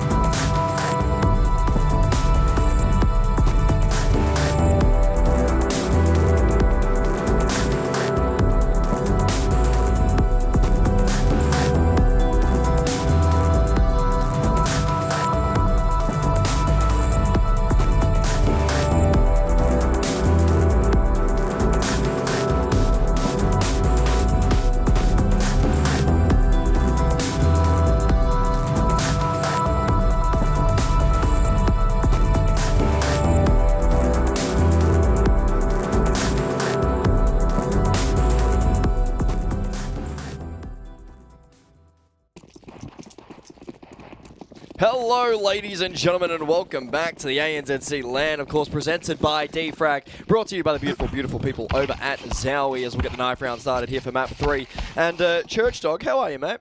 Yeah, mate, I'm bloody well, What? thank you. Oh, wait You're a not second. Church Dog. I'm just much more handsome. Who are you? Hello, everybody. It is me, Jaden Foggers Graham. I have kicked Church Dog out for a half, and I am on strict, I can't think right now. You're on strict rules. I'm on strict rules. No swearing. Well, I can't swear, and I can't talk shit. well, here's the thing. You've got one half to beat Church Dog's record of swearing. So, I just said two. well, yeah, you're still clear by about 50, probably. That's fine, that's fine. How are we, Twitch chat? And welcome back, map 3. Twitch chat. You got to interact with them? The I mean- cretins on Twitch chat? Yes and no. I feel like it brings the vibe up a little bit. You reckon? Yeah. So much better than YouTube chat. It is way better than the YouTube chat. Holy. People on Twitch chat have brain cells. It's crazy. Comparatively, yeah. Well, Duncan's in the Twitch chat, so we don't really want to give him... He looks like That's- Red Foo. Well, that was before he shaved his head, and now he just looks like a thumb. Like the ones from Spy Kids. Whoa. You know the villains from Spy Kids? Yeah, I know what you're talking about. I'm just saying it's just not the right colour, really. Okay, that's racist. No, it's not. I'm kidding. Oh, also, you got to try and not be as racist as Church Dog was. Actually, what are your thoughts on 5G? 5G. Yeah, and how the vaccines put it in your blood. No comment. It's like how DPR just whipped a couple of shots running out, mate. Oh, Thoughts, yeah. prayers, concerns? It's DPR. There's always concerns when it comes to DPR, especially when he doesn't have all too much of a hot start here for Mindfreak. He has been fairly inconsistent as of recent, especially in this series and in this competition, sort of to expand that point. But Underground will get the plant, and we are going to be seeing these Underground pistols, 5v5. It looks as if the retake's coming, but they're waiting on Swerzian to get here. Is he going to be able to get here alive? That's got to be the question as Mechanical... Oh, sorry, it's Night Raid, my apologies, who's running around like a headless chalk. That's going to be a smoke over towards the bomb. Texter finds one. That's going to be the Good bomb kill. being stuck. Does DPR get found? No, No. shot. No. What Oh a my beautiful days. start to map 3. A little ninja defuse. And look, that was just an important kill in A main there as well. And it just getting the ninja. That's just good vibes. This has been one hell of a series. I don't know how much of map 2 you watched, but were you here at all? I was here. I was downstairs. But I was I had Twitch open. And then I was just mainly talking to LolK. Yeah. And all the time I was always downstairs. And Yeah. Kai. But I wasn't really watching it too much. I just saw it was 10-2 and then 13-10. So, Okay. yeah. But I do love the Swerzian op though, I'll say that for free. Swerzian? Orbsian. Orbsian? Is that what we're calling him now? That's what I call him. Okay, so we're not calling him that. That's just the you thing. It's just a me thing, not a you thing. Yeah. Well, yeah, okay. I'm happy to just call him Swerzian. That's his God-given name. Call him Burger. Call him Burger. Fuck, I can't cast with you, bro. You just make me laugh. It's no reason whatsoever. And I'm very easy to make laugh. Yeah, I know. It's fucking It's because you're funny looking. hurtful. Hurtful. Really hurtful. Sorry, I meant it. I'm not going to say Texter finding himself that opener. Jinx is going to be able to get the trade as Mindfreak. Well, I mean, they lose one of the they lose the only M4 they brought into this one. As Underground now have themselves a nice little suppressed rifle to potentially help themselves out. But with Tux helping it, finding Night Raid, this is going to be a little bit of a tricky one here for Mindfreak to try and work out. Even though they know where that M4 is, they know where Underground were, they still have to deal with the fact that Wombat is potentially going to be sneaking through out here of Palace. I mean, they should still convert it very easily. They're just playing very safe here. It's an M4, no armor. If Jinx gets 1 or 2 kills, it's actually really, really good for them because they're just doing so much damage. But Mindfreak should be able to just convert it. That doesn't help the storyline I was building at all of Taylor being one of the generational talents that we have here at this competition. But he's at least going to entry out. Is he the popping main. off? He was popping off last map. Good on him. It was crazy. Did you hear him yelling? I did hear him yelling. I imagine you would. We can hear him from up here. I could hear from outside as well. It's great. It's crazy. It's Taylor. He's going to be walking in towards jungle. No time to get that bomb planted. That means that Mindfreak just going to wait this time out. They're going to pick themselves up a nice little second round, and they're going to kill everybody before that time is up. So Mindfreak now going to pick themselves up a second, but rifles should be here on the cards for Underground. Yeah, M4 recovered as well. It's actually really good. And also those 2 kills. It's actually solid for the T's. Getting those 2 kills, even though they didn't get bombed down, they still should come in with an economic advantage, The CTs won't be able to afford those 2 extra M4s, and you know, T's, AKs, util, or you name it. Of course, you are an IGL, so Was. you can. You Yeah. get dropped already from Animus Victoria. No. I was IGLing, and then we had to play like 2 months of like officials. Oh, that's frozen. That's great. Oh, it's back. You love it. We had to play like 2 months of officials with like a dead team, and I was just like, Oh, yeah. and then Triplets was like, I can call, and I'm like, please, I'll go into star rolls. So then now Triplus is calling and you're not Yeah, in the actual Animus Victoria team. yeah. That's probably Thank why you've Kai's been on fragging out. Yeah, I don't have to think now. That's great. I just have to shoot. It's great. 1.7 ratings, losing a chase ball still. No, man, no. Just imagine 2 IGLs on the cast. You and me. It'd mate. actually be smart. You and me. We're still not going to have any colour. We'll see. Swears. He's eventually going to fall Texter to at least get one back. But Underground have opened up this A site. They do have to deal with Tux in the meanwhile. But with Zune hanging in through window, he'll eventually be picked off there by Night Raid. And Underground, they are getting loud. They are getting proud as they've just picked up their first round here in map number 3. That was really, really clean as well. The T's just like pretty much only losing one there. And it was actually a good, like a solid call as well, just to contact up, using very like minimum util just to clear out all those positions. And then, you know, making the CTs overextend and just picking out. Oh, yeah. Solid. Solid. That's what both of these teams have been playing so far. They've been playing some solid CS except for these first 6 rounds of these games, right? I understand that's a very important time in these Counter-Strike games, but we've seen these teams look very, very shaky in the first 6, trying to figure out what each other are trying to do, and then it usually starts to build up from there. But, you know, we'll see about map 3. Of course, Mirage does favour both of these teams and both of their playstyles. Exactly. Like, Mirage is just a map that's just like universally easy to play as well. Like, For some. for some. Not for me. Not for me. Oh, for me, yes, but Not for me. can you even play at all?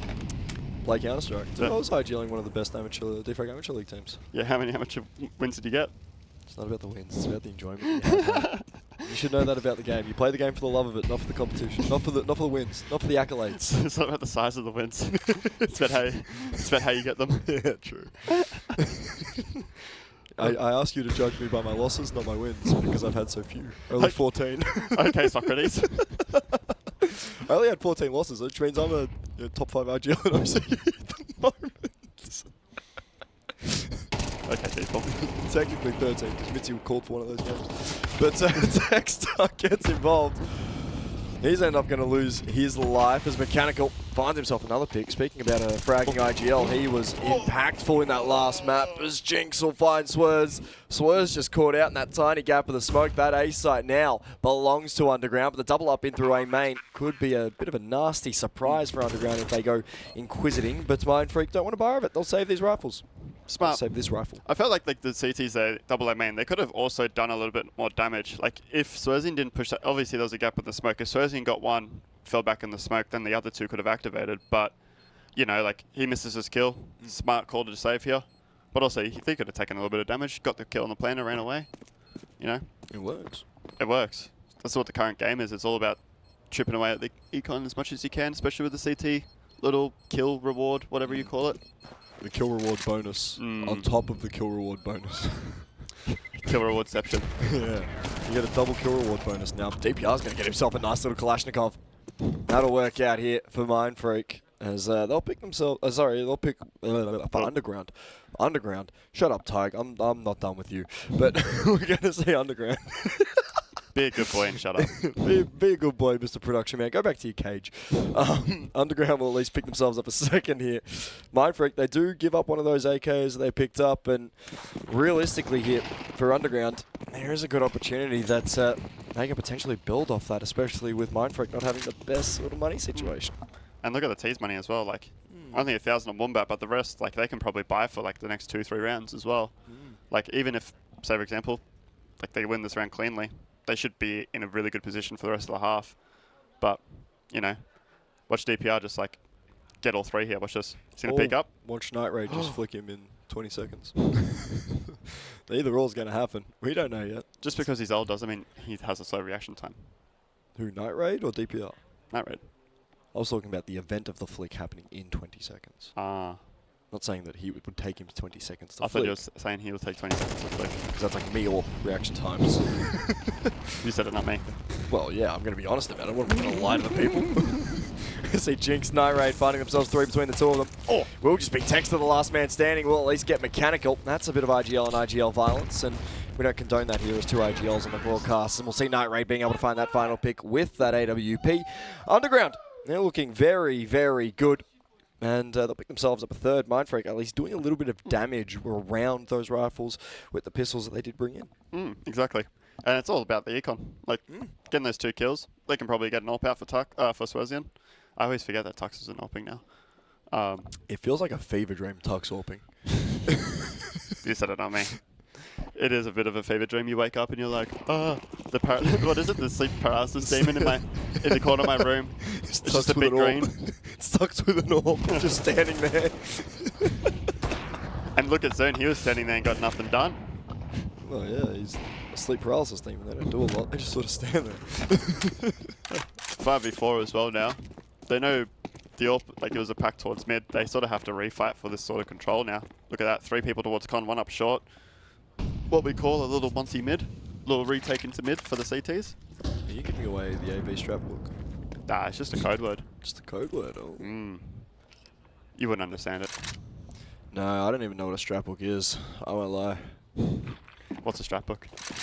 I got an American football playbook. That's about it. That's all I know. 674 hut. And that's what they did. 674 hut straight out the B apartments. Shown to a free, clean bomb site. Yeah, it doesn't look like Mindfreak want to bar of it though. Nah. They might be saving this one here. Of course, they do have to deal with Mechanical, who is He's in a good lock position. great low position, but he's just AFK rifling. Oh no. Oh no. Oh, poor Swazian. Poor Swaz. Poor Swazian. Mechanical. That's fine though. 3 save. That's fine. I mean, you can build the economy around 3.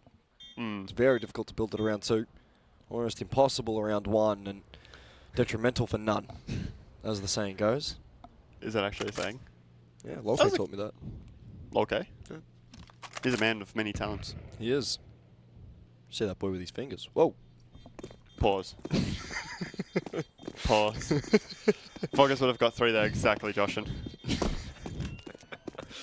Oh no. Oh, why aren't I playing this event? Oh no. Oh no. That's effed up. That's effed up. Actually, do we squash the beef here on Twitch?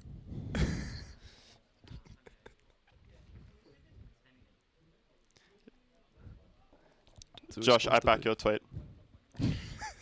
That's all I'm saying. I back your tweet. Just put a name to it, dude. Just re-put the tweet out. Just put the tweet back out. Put a name to it. All I want to know. Anyway, who the fuck? Oh, who TF? Who Team Fortress let Foggers on the cast? Already bad enough with Flambot. I do agree, Ben, right? Team Fortress. I can't swear. Well, yeah, he's obviously talking about Team Fortress 1, not Team Fortress 2. TF2 was kind of the goat, though. Does go hard. Oh, yeah. Look at this little Swazian angle as well. Getting info, double push into Palace. This is really nice. Oh, does he get traded here? Wombat, does he get a second? You will. Oh, no. Wombat, absolutely clinical with that Kalashnikov. He's going to find himself 2 kills for the price of none. As Underground have got themselves a nice little 3v5 at the minute here, with, of course, 4 on the T side already. They'll make to look at 5. They'll look to make it 5. Holy Jesus, I can't talk around you. You're just so handsome. You want a kiss? Bet. Nah, this is actually a really solid start for Underground. Like, coming into map 3, I would have thought Mindfreak would have taken away with it, because, like, they're actually pretty decent on Mirage, even though every time we verse them, like, we beat them on Mirage, but, like, you know, they're actually pretty solid, and Underground coming in with, like, a sub, you know, a sub and, like, very limited practice, actually playing pretty clinically. Like, they're defaulting appropriately, at least, and just punching. At least Jinx is a little bit more consistent than most. Yeah, and this guy sucks. Well, I mean, he's Canberra's finest. Canberra doesn't produce a lot of talent these days. I mean, have you seen Shorty? Yeah, He's a goat. I've seen Shorty. Mist is Canberra's finest. Actually, Street is also from Canberra from memory. Bit washed, but it's okay. We'll hear that. Damn it. It's the Mechanical. Just put He's a name finding to his own. Yeah, I put a name to it. I said Street. Hey, Connor. Hi, Connor. Cadian asked me a safe. I've met Foggers. Definitely tier 1 IGL. Thank you, Cadian. Thank you, Katie, and that's my goat. Mr. Always Smile on the dial. Tier 7 IGL Foggers with the explanations. What'd you say, sorry, Tyke? Good chat. Hey, Ty, can you route yourself to broadcast, please, so chat can interact with you? Yeah, do it. Do it. Bell, let's do a 3-man tag. You, me, Jed. Let's run a 3-man. Not going to say it. Roger that. Is this your mate, Tug? Who? My mate. Yeah, is Flame your mate? Oh, no. We're acquaintances first, technically. Oh, bloody hell. Well, hey, you wanted to cast with me, so it's That's your true. fault. I'm It only is in your here for a fault. half, to be honest. Yeah. But if I get kicked out, so. I mean, hey, you got a full round to swear if you want. You know who else swore? Swearzy just then. Headshot is Taylor. Bang. Bang. 4v3. A-site's clear, but they're trying to go up con. 3v3 now. Zune dying on short there, overextending. A bit bad, but also got to take some more risks with the 5-7 there. The 6-7. Agreed. As we'll see Texter, he's going to be isolated in through A main. The CT presence will be here from DPR as it looks as if he's waiting for Swerzian to get involved with that scout. And a beautiful, beautiful timing from Texter. He'll drop that bomb in the middle of the site. Night Raid at least there for the trade as Swerzian starts to swing alongside DPR. DPR finds one. Night Raid with that AWP is clinical, but DPR, he's able to tap heads whenever he wants, and Mind Freak get themselves a positive result because of it. That's exactly what they needed as well. For like when you're 2-4, 2-5 down, you need a round like that just to sort of get your momentum back up as well. That's actually a really, really, really solid round. Coming in with what? 2 6-7s. I'm renaming the 5-7. And a scout doing damage. MP9s are doing damage, and it's like Texter getting to there with the AK as well. It's what they needed for the vibes, for the momentum. Oh yeah, I mean, and we don't often talk about Mind Freak being a vibes team. You know what I mean? Because Tux is sort of the head there, and he's not very much a vibes type of guy. You know what I mean? Yeah, I mean, they can be a bit vibey. They can be, but I'm just saying it's not necessarily their emphasis to be able to play well. A lot of it is, you know, do your job. Stop being a noob. Stop being a silly goose on the loose. Do your damn job. I think I even heard Texter say that downstairs. He was just like, let's just dial in, let's stop losing to these bots. And it's just like, sometimes you just gotta say stuff like that, you know? And, you know, and if stuff is going right, everything's going right. But if everything's going wrong, all right, lads, let's lock in. Cheers. Oh yeah, I mean, it's a nice little lock-in. Who's Foggers? Foggers, do you want to introduce yourself? I realise we didn't introduce you to Twitch chat. Hey, Annette. Hello, it is me, Jaden Foggers Graham. I am currently the GOAT. I'm Joshua's apprentice. Yeah, right. Yeah, that's about it. That's all I know. So we're lying today. Hey. Jay, when am I getting more shorts? Soon. Trademark. Soon. I gotta start actually getting back on the TikToks, to be honest. This is how you can win your rounds on B-Side Mirage. Do you have 10 seconds? I should do the Eddie strat. Do you have 10 seconds? No, you got to do the edits. What, like the cringe edits? Not the cringe ones, but it's like a TV show. As soon as a certain noise plays, it just edits to you fucking showing a tutorial. We'll see DPR soon finding kills. As oh, that's nice. Oh, Texter finding another one as well. It's just going to leave Wombat as Night Raid will end up falling. Bomb will get tapped. It's going to force Wombat into the fight. He gets himself one, no more than that, as he's forced in towards Market. DPR gets himself the final kill. And Mind Freak, a fourth up on the board for them. That's really good. That's a really good round as well. Even though they're in a man disadvantage, and they knew like they lost that pick in mid, like they had to retake that mid control, and then they just went. I'm trying to provide some analysis here. Can you please shut up? Thank you. Good boy. We've started calling him Twink J Flannery. That's great. That's great. I feel like you can have that in your back pocket if you ever need it. That's great. I love that. But yeah, like they retook that mid control and then like realized it was empty. And you know, Underground for the past couple of times have been ending in that B execute and then just go gamble B, and it just works for them. Yeah. Zune getting 2, Texter getting 2, and then converting it 5v3. You know, little beast bit here coming in from Underground. Zune loses that kill. Tux gets the trade. Still 2 on this, oh no, 1 on this B bomb side actually. Tux got that straight through the smoke. Yeah, we're going to see Texter coming in through Market. Of course, Tux coming through to at least help support this B-side defense. But with that molly up, there isn't a lot of fan players can end up doing. Taylor eventually escapes to the little makeshift jail they had with the Molotovs in van, and more util coming out. Underground still yet to get this bomb down. Taylor gets himself two, though. He has been instrumental here in this BO3. Taylor is their three. The answer's no. Text to Swerzian find themselves kills, but Night Raid lines them up. He's gone bowling. He'll knock everyone down. That was actually a really good round from Taylor there as well. Like DPR did really, really well to like keep his life there at empty or like bin, and then Taylor just like as soon as the smoke fades out, finding those little openings in the in between all the smokes, in between all like the chaos, getting those two, getting the three from bench there, actually opened it up. It looked a bit scary for them during the round, but actually really solid from him. Oh yeah, I mean, solid stuff coming out of Underground right now. I mean, it was a little bit scary when they didn't plant that bomb initially, even though they had the site and allowed the retake to come through. As we'll say, Tuck's clinical with that all. Mechanical, he'll take a bit of a back seat here in the rest of this round. As Taylor gets one, he's eventually going to be burnt out. DPR having himself a little bit of impact as well, but the smoke will go up. We'll put the Molotov out. Jinx finding Zune for Wombat right now. If he was able to get that kill on a Texter, this could be a very, very different round. That was such an impact kill there from Texter there. If he went down there, like that would have been a really, really hard round for them to actually win. I think this is the first round that they've actually had a man advantage. Like Mindfreak have.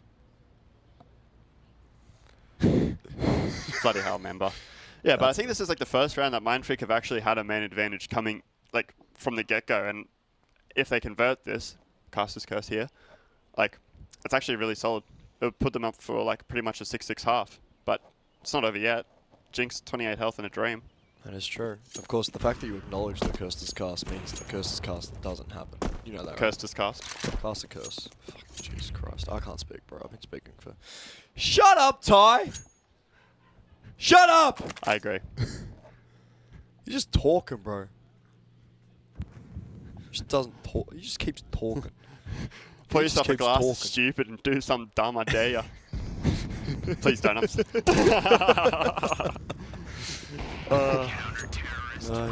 see Tux at least being able to finish it off. Mindfreak get themselves 5. They're on the way for a 6-6 half, depending on how the rest of this goes.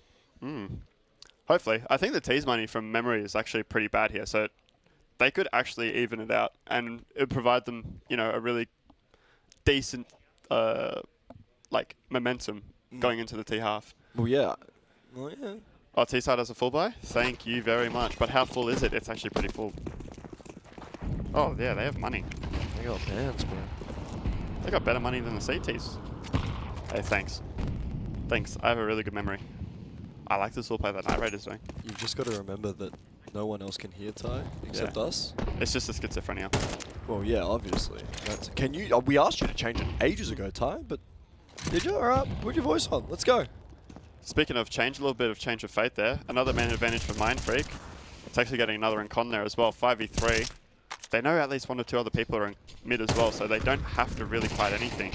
And as soon as I say that, they just fight into mid there. 5v3 now into a 3v2. Actually winnable for Underground. It is, and I mean, Jinx and Wombat, 2 players who have been really clinical so far for this UG side, especially with these rifles in these situations. First point of contact is going to be getting rid of Swerzian. He's the biggest threat at the current moment. Of course, Tux looking to potentially swing through short. Jinx has got to go quick. He'll eventually fall to Swerz. Trade's going to be there for Wombat, and for young Wombat, he's got a fair bit of work to do. He will look to at least recover a little bit of space, but he will end up falling to DPR. A 6-6 scoreline at the half, and we're going to take a quick look at the replays as we get rid of Jaden Foggers Graham. Thank you for joining me, man. No, thank you very much for having me. Handshake. Oh, of course, my friend. Of course. We'll have to get Churchstock back in, but Twitch chat, thank you very much for letting me annoy you guys. 6-6 half, and I'm going to get Churchstock. Yeah. Awesome. Speak of the devil. Go get him, man. Go get him. It's okay, my friend. It's okay, my friend.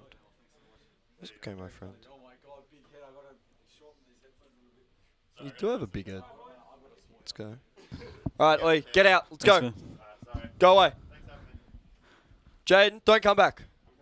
I hate that guy. He's coming back. I hate that guy. I hate that guy so much. What? I hate that guy so much. Why? Why do you hate him? He's a very handsome fella. I don't know what you're talking about. So, you know how we have the schizophrenic voices in our head that we don't respond to? I respond to them. What are you talking about? You respond to them sometimes. He responds to them all the time. That's why I hate him. Ooh, Because it makes it look like I'm crazy as well. And I can't be crazy if he's crazy, because then we're both crazy.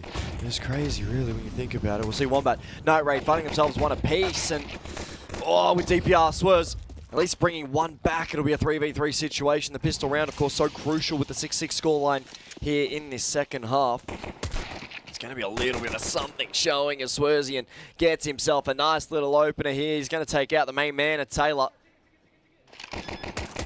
As we do get to see Swerz at least finding himself that kill. Mechanical will go down. It's Jinx by himself. 1v3. Needs to find a little bit of something. We'll hear the drop in towards bottom connector. Looking for a fight. Looking for a scrap anywhere. No one's giving it to him. Does at least get the first, but DPR's there for the trade. And we're going to see Mindfreak getting themselves a nice little pistol kill here. But the conversion is what matters. Well, so far, very, very tight game as well. Of course, at the end of the half, 6-all. And it's kind of exactly what you want to see in a map number 3. So far, of course, Underground taking home map number 1. Mindfreak bringing it back for the map number 2. And here we are in the long run. Is this what you would call a slugfest? Is this what I would call what? A slugfest. Slugfist? Fest. Fest. Slugfest, you know? What do you mean, like a festival for slugs? Yeah, basically. Well, yeah, festival for slugs. We'll go with that. No. Basically, back and forth, right? They're basically slugging it out. So pound for pound. So if I slug you, then you slug me back, and then basically that concept, but in relation to Counter-Strike. Oh. A slugfest. Come on, as if this is new terminology for you. I know what a slugfest is, dude. I'm being a moron. Are you? Yeah. Wow, I'm very good at that. Yeah. Sorry, I've just casted with foggers. My brain's not going to work for the next 3 years. Okay, all right, fair enough. Makes sense. Welcome back, Flam. It's good. It's good. We're going to get back into this one, hopefully very, very soon. As the increasing amount of time production lets us hang with those team cams just scares me every single time. It slowly increases, and it just feels very nerve-wracking to not be back in the server. But M4's coming out here for Underground. Mindfreak, they'll be on what they had for this last round. I was going to say, obviously, Mindfreak winning the first 2 rounds of this second half, and it's up to Underground to try to do whatever they can to come back again. This is the last chance for either team here to close it out, and still yet a sniper to come into play with the full roster of M4s up against Mindfreak's Mac-10, Galil's, AK. Technically, Underground do have the advantage here, but with Zune opening things up, Wombat is the first one to fall. The take is on though. A is on the menu. So far, Taylor gets 1 kill, traded out by Texter, but Night Raid and Jinx actually coming for the trades, but Zune with 1 more kill to their name, and the bomb is going to go down, but Mechanical coming in from the sidelines, absolutely denying the plan. Clean. Very, very clean. Very, very clean. Like mop and bucket clean, or? Like Bam and the Dirty's gone. Clean. Okay, yeah. Wait, what's the power one? Pow! Wait, I think that was a George Foreman knockout the fat. Never mind. That's not a clean one. That's what? Like that's a cook your sausages in the backyard, old made for Chad. What? Yeah, who knows, bro? Who knows? I'm not questioning it anymore. This is something, bro. Anyway, 8-7 scoreline right now. Of course, Underground definitely 1 away from keeping it at that tie line. And DPR, oh, he's just creeping out of A main. Taylor's got to be careful with pulling out that molly at just the wrong time. It's going to allow DPR a nice little entry, and Mindfreak should be able to get themselves out onto the site, but Night Raid is doing whatever he can to stunt this push. He's certainly going to be able to do that as the trade from Wombat comes in. Night Raid still looking for more though. Oh, but it's going to be Zoom with a beautiful headshot. We're going to see Jinx at least finding Zune, bringing it back to a 2v2. Bomb will go down, will be planted. Mechanical trying to wildly spray to get a little bit of anything onto Tux, but with that bomb down, DPR quite low. Tux 2 bullets away from death. We'll see. Jinx isolated. DPR comes out on top of that fight somehow with 6 points of health. He's just going to run. He's just got to run. There's nothing he can do. He's going to have to make his way all the way to A main. So for the time being, Tux is isolated here. In through A main. Mechanical is just going to stick the ninja. Imagine. Tux. Imagine the world this happens. No way! Oh my days. The ninja defuse comes in. Days. Imagine the universe. So we don't even have to imagine, ladies and gentlemen. We are living it right here, right now. Oh my days. And Ninja Defuse on the last map of this series. Absolutely incredible. And now we are on the even scoreline, 8-all again. Well, it is a slugfest. That's all I'm saying. That's all I'm saying. We'll see top mid Util coming out for Underground. Zoon will get rewarded with the opener. That's Night Raid taken away. And yet again, Underground are going to be left in a man-down situation after an aggressive play and an aggressive start to one of these rounds.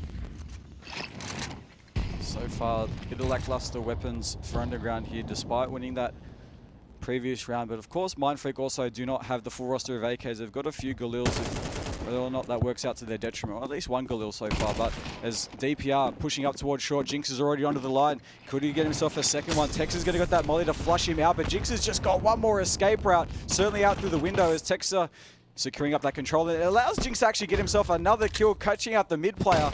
Right now, even Zoon's fallen here. It's all down to Texter and Tux coming up toward the B side, but Mechanical's already here. One more player to account for. It is going to be the man, the myth. Tux coming out from the open, but unfortunately for him, Mechanical's closed him out as well. And Underground picking themselves up yet another one, taking the lead. I mean, we'll just see that lead coming out mainly for Underground. They have played fantastic in this series so far. They have been so influential to how this game has gone, especially you look back, even the maps that they're losing, they're taking so much momentum and carrying it through. We'll see attack pause here. Both of these teams wanting to have a bit of a chat. Speaking of chats, Tuck's not doing a lot of talking though. That's scary. I was going to say, wow, okay, he kind of seems a little bit, I mean, normally he looks very, very focused and composed. I'm not saying he doesn't look composed at the moment, right? But, I mean, I've seen a little bit more movement, you know. Usually when I see his camera, he's just kind of, right there, just no movement whatsoever, just eyes trained up on the screen where, I don't know, I've seen a little bit of emotion just for a small second. Of course, the pressure is on here. Remember, guys, the best of 3 series, this is the 3rd map. Imagine if you're in the minds of these players right now. Everything on the line.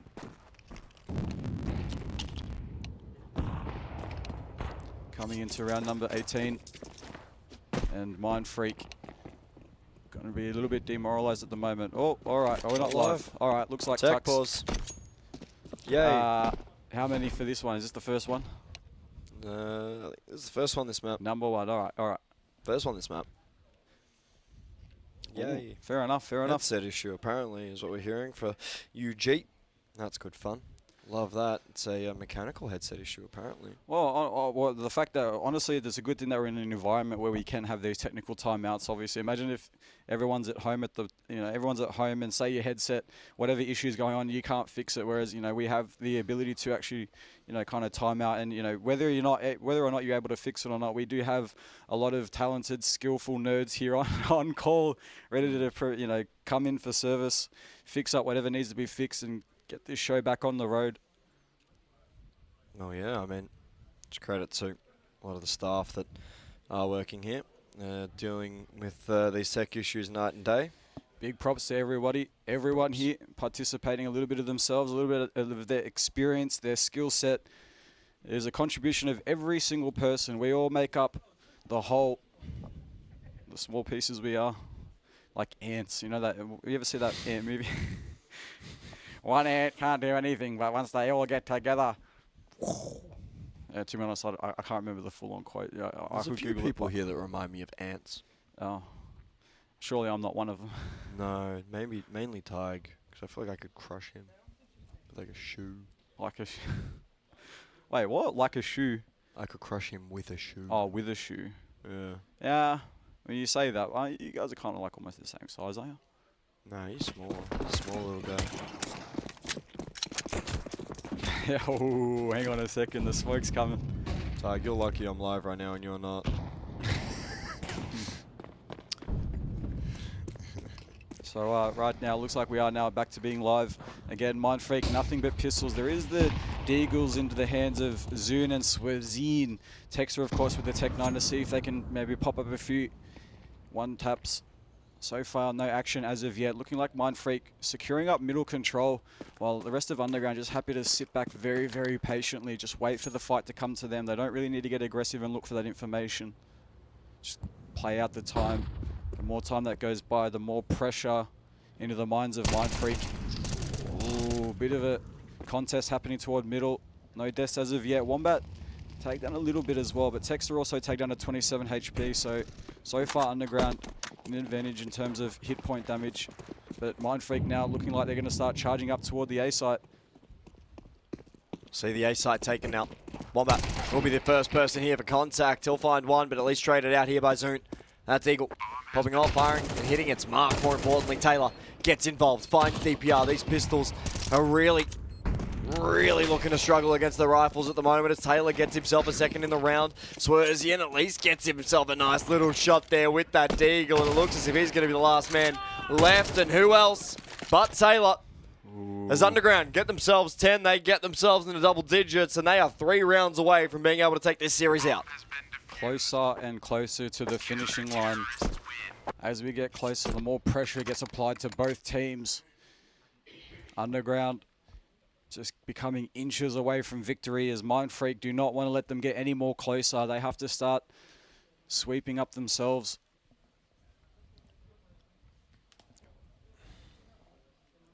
I mean, we're going to have to be seeing sort of what the buys are going in, because I can't quite remember the economies for Underground, and it'll be full buys all around, of course. Underground have money. Mindfreak, this is sort of a last-ditch effort before everything goes wrong. Well, let's just hope for Mindfreak and nothing goes wrong. We've obviously seen them in these situations before and they've pulled it off. But is this one of those moments? Of course, Night Raid with that AWP so much effect every single map with it, but Mindfreak do not have a sniper to be contesting this whatsoever. They've just got the full roster of AKs. Anything, any kill at the moment is just important. It is true, and I mean with the con smoke coming out for Underground, Texter's going to have to try and work his way around it. We'll see a window smoke come through for Mindfreak. They're going to look to try and retake mid at the current moment. Mechanical and Wombat, they're going to at least look to try and pincer through, connect around short.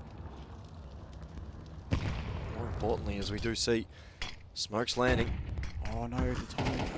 The timing's going to be very, very disastrous as Mechanical at least gets one. Wombat will end up falling. Taylor does get himself a pick, but holding down this A side, he's got to be clinical. Does at least get the second at a bare minimum. Tux, Swerzian finding kills. They're going to get themselves in towards that feed. Now a 2v2 is all that is remaining left in this server. 25 seconds in the round. We'll jump up to 40 as Mindfreak put a timer on this one. Swerzian, Tux have to deal with Jinx and Night Raid. The question is, who's going to be the main impact here? Night Raid slowly crawling in towards this A site. And Swerzian's going to be left isolated here. Tux has walked his way in towards A main. We'll see Swerzian at least finding the first. He's absolutely paranoid where Jinx could be coming from, but Jinx gets himself that second. Gets himself at least the trade. Tux finding the crucial kill. Mindfreak picked themselves up 9 in a crucial round for them to at least stay in this game. You really don't like seeing them lose a round like that. Underground, really that time pressure just coming in, and to the point where he's literally out in the open with the smoke in hand. It was almost a little bit like deja vu though, with Tux rotating all the way from the other side of the map. Obviously the last time they did that, they copped a ninja defuse. Of course that didn't happen once again. It looks like Mindfreak now fighting back. 10-9 scoreline, and Mindfreak again just copping a lot of damage to their economy. Of course, closing out the rounds, but always having to constantly reinvest with the majority of their players falling each round. Underground, they will be definitely taking the fight back to them, but Wombat certainly has a crack, but Swerzian opens things up for the time being, while the rest of Mindfreak slowly creeping, crawling outside of A main into the hands and clutches of Night Raid. So far, swinging out from the stairs, finding himself one. It's going to be instantly traded out by Zune, and rest of Mindfreak now swarming over to the A side. But the backup is here. They're coming in from CT spawn as the fight for control is already there. Jinx finds up one, taking down Zune. Looks like DPR wants his one as well, as Mechanical is there in close proximity to deny the multi-kill. It is now a 2 versus 2. Bomb ticking away. Oh. Mechanical finds himself another one. It's left down to Swerzine. 1 versus 2 situation. Again, bomb ticking away. The pressure is being added second by second, and Swerzine goes down. Mechanical closing it out with a huge multi-kill in the round. I mean, what a round. Just let Underground have their bit of a bark. Let them have their words, because that's been what's been carrying them through this series so far. 11 picked up for UG right now. As Mind Freak, they are battling against that scoreboard to at least keep it. This is going to be an interesting tack call, because the question is, what does Tux want to do? What decisions does he want to make? How is he going to read how this Mind Freak team should work? Looks as if Swerz has got a fair bit to say. Texter's got a fair bit to say as well. The two youngsters, DPR and Zune, staying fairly quiet. Mechanical's doing all the talking here for Underground. So this is going to be a very, very interesting part of this game, especially as we go into these last few rounds here. This is, you know what? This is the Counter-Strike that I'm here for. Honestly, this is the Counter-Strike I like witnessing. And you know what? I'm glad I have the honor to be part of the cast with it. With old mate Mr. Flem here. I'm honored. I'm genuinely honored. It's good, man. It's good. Let's fucking get it, baby.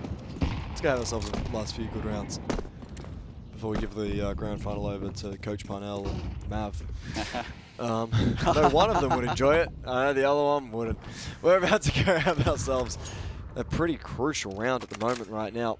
The Galils have come out for Mind Freak, and if these Galils are able to get realistically 1 or 2 kills, like, there's a good opportunity that they could potentially even have a bit of a spark to them here. But with time ticking, Mind Freak are playing it slow. They're not necessarily giving Underground all too much. Underground refusing to give any information. They've got no presence in through mid. Instead, the double up in through apartments. We'll see a heavy A main aggression. We'll see heavy palace aggression. We'll see some jungle presence. This will end up being pretty nerve-wracking for Underground and the Underground fans in chat, as we'll see smokes going down. They'll keep Wombat out of the fight just for now. Jinx has a fair bit of work to do, but Taylor's going massive. Taylor's going to get himself one. Jinx doesn't really find all too much, but Taylor still in this fight. He'll end up falling. DPR will get him with his Galil. Nades will go in. The question is, do they find anything? DPR is so low as Tux. Will at least catch Night Raid off. Mechanical, Wombat, fair bit of work to go for these two young gentlemen. As Mechanical starts to make his crawl in towards this A side, there's got to be a little bit of something as Swerz finds 1, Swerz finds 2, Mind Freak get 10. Wow, Mind Freak not willing to let this go any more further than that. Underground. Have they run out of reserves? There's no way they run out. There's no way they'll allow Mind Freak to bring this back. What do you think the chances are of an overtime? Do you think there's going to be an overtime, or do you think one team's just going to cross the finishing line? Wanda's going to hate my answer, but I think this goes to OT. I think this goes to OT. Well, considering that as we go into round number 22, Underground's economy kind of in shambles. They've actually gone for the force buy, so kind of audacious right now with Jinx with the Famis and everybody else with upgraded pistols, and Mind Freak a chance for the equalizer at 11-all scoreline. No snipers are out onto the board as of yet, just like chess pieces. They've got middle control. They've got a player in Palace. They've got a player just kind of accounting for any pushes that Underground might have toward the apartments area, but again, Underground with a B stack at the moment. All 5 players are trained up here, and with the lack of presence being shown toward middle, looks like Tex has got potentially the right information, telegraphing to his team that just maybe A will be the site to take. Underground, they stack B with these pistols. Mind Freak should be able to pick up 11 unless something horrific happens. There's crossing the T's, dotting the I's. There's Underground will be nowhere near to receive anything And with the armor, it's just going to be the full save. 5v5 save. If Texter is able to take one away, it would be pretty handy, but he's going to catch them all out. I only get the one, though. And it looks as if Mindfreak instantly go for the hunt after getting the plant down. The question is, where do they go? These underground boys, what are they going to keep? What are they going to try to keep? Because they've got themselves 2 rifles to carry over.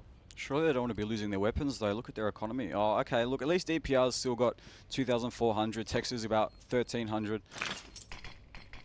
But And if I'm DPR, I'm going hunting. You know what I mean? yeah, no, fair In enough. this situation. And I'm getting that, you know, win bonus. Bomb explodes. We are now at the 11-11 scoreline. Make a wish.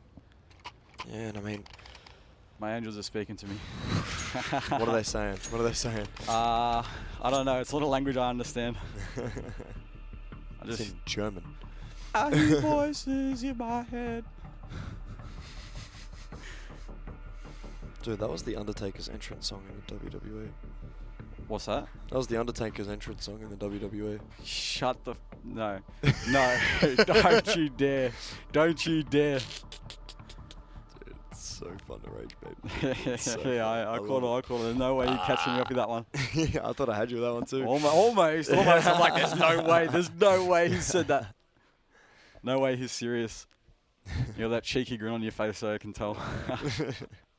Pretty easy to read once you see my face. It's pretty funny. But we will see an 11-11 scoreline. There's Mindfreak. They've got the momentum at the moment. Another save from Underground. Looks like they want to go for an overtime, unless they can really make something happen. I mean, there's a AK in the hands of Wombat and Jinx with the FAMAS, but the rest of their team got nothing to do but work with pistols. Yeah, we're going to start to see this side take coming through here for Mindfreak. Of course, this is going to be a 5v4 scrap at the moment. DPR, Swerzian finding kills. Is there going to be any more? Mechanical can't do all too much at all. Wombat is going to be fallen, and we're going to just see Jinx, the last man alive, the last man for Underground to potentially do anything with that FAMAS. It wasn't necessarily in the scrap, but he's going to end up falling through the smokes. Mindfreak picked themselves up 12. Map point, match point, series point at the current moment here for Mindfreak as they'll look to potentially take this out in 3 maps. This is the moment of truth, ladies and gentlemen. After a very, very long best-of-3 series, both teams, they want it. They want to win. They've got the fire in their eyes.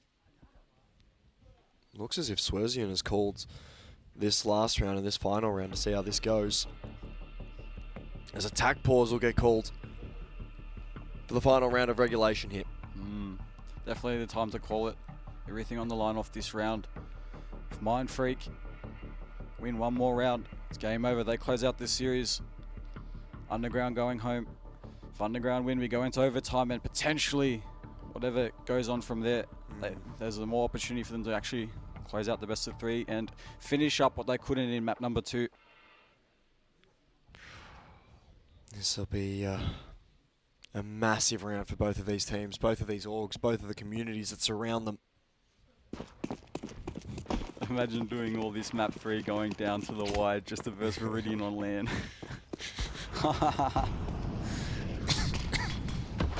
Alright. Again, what potentially might be into the last round here. Of course, with Underground trying to spare their resources into the previous round. Has afforded them 4 M4s, a FAMAS. Everything hinges on this. Swerzine, the only person in the server right now to have that sniper. Mindfreak are kind of split at the moment. They've got a player in Palace, a player A main, 2 pushing toward Underpass, and 1 just making a lot of ruckus toward the apartments. Wombat's gone massive! He's picked up 2 kills. He's caught off the Underpass players. Surely with them coming toward Underpass, Underground should think that this might be an A-take. I think they would have seen the bomb too. The bomb fell Underpass. It has just been recovered now as Zune finds an entry taking down Taylor. This is going to be absolute chaos. Potential cinema, ladies and gentlemen. But Night Raid finding himself another. DPR will end up falling for very little. Zune is going to be the last man left standing as Swerzian's going to end up going down. That's the bomb. Night Raid, clinical. Ladies and gentlemen, we get ourselves more Counter-Strike. We get ourselves to OT. And we're going to have to wait to crown a champion to fight Rooster in the grand final. As I said before, both of these teams really, really want it. Speaking to them in between games, definitely a lot of emotion, a lot of passion going into it. Then definitely not. Neither team is going to take this down without a fight. They're not going to let the other one get away with it for nothing. They're going to go down swinging, whoever it is that's going to go down, but none of them want to. They all want the top. They all want that final spot in the grand final against Rooster. And it comes with a nice little cash bonus too. Whoa. From memory, I think top 3 are getting paid here in this one. Of course, $300 for that third place, 600 for the second, 1600 for the first. That's all USD though, so I'm gonna have to do the conversions. I'm not too good with numbers, man. I'm not too good with numbers. What are you trying to do? How much? So, 1631 in USD to AUD. 1631. Yeah, From memory, it's about 2. From USD to AUD? Yeah, probably be over 2 for sure. Probably be like 2.2 to 2.3. Something like that. I'll have to 2.5 actually. See if we get confirmation from Tag about how much the prize pool is. See if we can divvy it up properly. Hello, Mr. Tiger from Winnie the Pooh. Winnie the Pooh. Attack pause? Is it attack pause really? For real, for real? Yeah, a tactical we're not pause? asking about the tack pause, we're asking about the prize pool amount. Duh. Yeah, chime in whenever you want, mate. Beautiful. Perfect. Jesus Christ. There we go. $500 for 3, $2,500 for first, and $1,000 for second. So this is a $500 pay raise for the winner of this one. As this one will be fairly interesting. We head into the first round of overtime, and again, Underground going with that double AWP setup into the hands of Taylor and Nairo. We've seen the effect this has had before, but so far, Wombat's the first man to fall for Underground. One man disadvantage, so Underground really need to make advantage of this situation. Oh, but Jinx chimes in from short, catching Texter off guard, and no one in close proximity to get that trade. But ooh, hang on, is that a lurk? Someone's actually got themselves through murder hole. Swerzine, he's behind towards CT. I don't think anybody from Underground is aware of this. No, no one will be aware. He'll take that A main guy. We have to see Mindfreak hitting this A side, especially seeing that Mechanical has just found Zune. Oh, if he goes for the knife here, this is diabolical. Surely it's just a trigger discipline. There we go. He at least tried to play for it. Taylor will at least be going down. Mechanical in through connector will be mollied away. Looks as if there might be some util, more util to try and keep him at bay, but Swerzian finds Jinx. Only the hip showing, but that's all young Swerzian needs. Bomb will go down. Mechanical trying to stop it, won't be able to. And for Nyrate to come in and potentially help out, it's going to be a massive, major effort. More importantly here for Mindfreak. Ooh. That's a big first kill. That's the rifle taken away, and now it's all down to Night Raid, the 1v3. He's just going to save the AWP here. He kind of has to. I mean, the fact that Really they has invested into 2 snipers, that's a huge, expensive round for them, considering that Mindfreak's going to be the one converting it. Very much is. Oh, KZ skills. Viridian would have hit that. Oh, just Viridian glazing now. What are we doing? Well, I just know he plays a lot of KZ, you know. Glazing is crazy. Glazed Krispy Kreme donuts. Have you ever Crazy. had Krispy Kremes before? Yeah. Do you go for the original glaze, or do you get one of those specialized cream-filled? Depends what mood I'm in. If I've had a really bad day, if I've had a horrible day, I go to Krispy Kreme and I get a milkshake. Krispy Kreme milkshake. If I've had a bad day, What flavor milkshake? it's whatever the hell I'm feeling. Because Krispy Kreme milkshakes always just make me remember that tomorrow is going to be way better. Hey. Fair enough. Fair enough. It's kind of cheerful, you know. Give you a little bit of hope. Oh, it's sweet, you know. And then I go to the worst kebab shop in Melbourne and get a kebab. yeah, that like kind of fake donor meat, whatever it is. I want the Yeah. original lamb. Yeah, and I'm just like, dude, no matter what happens, tomorrow's going to be better than this moment right now, eating this horrible kebab and this Krispy Kreme milkshake. If I would dehydrate my mouth, I'd wake up with a dry mouth. Oh my god, a pixel! Texas taking advantage of the situation, and Night Raid's fallen. One of the snipers already out of the equation, but again, that double AWP setup. Taylor to see if he could utilize it, but unfortunately not. It's Tux's AWP that's too strong for him. Yeah, I mean, Tux's AWP is going kind of crazy right now. It's a bit weird to see him back on it, especially when Swerzian was recently moved to that AWP. But with Underground now in this 2v5 situation, if they can get out with both of these rifles, it'd be handy. But Mechanical being the last man standing, no AWP to carry through.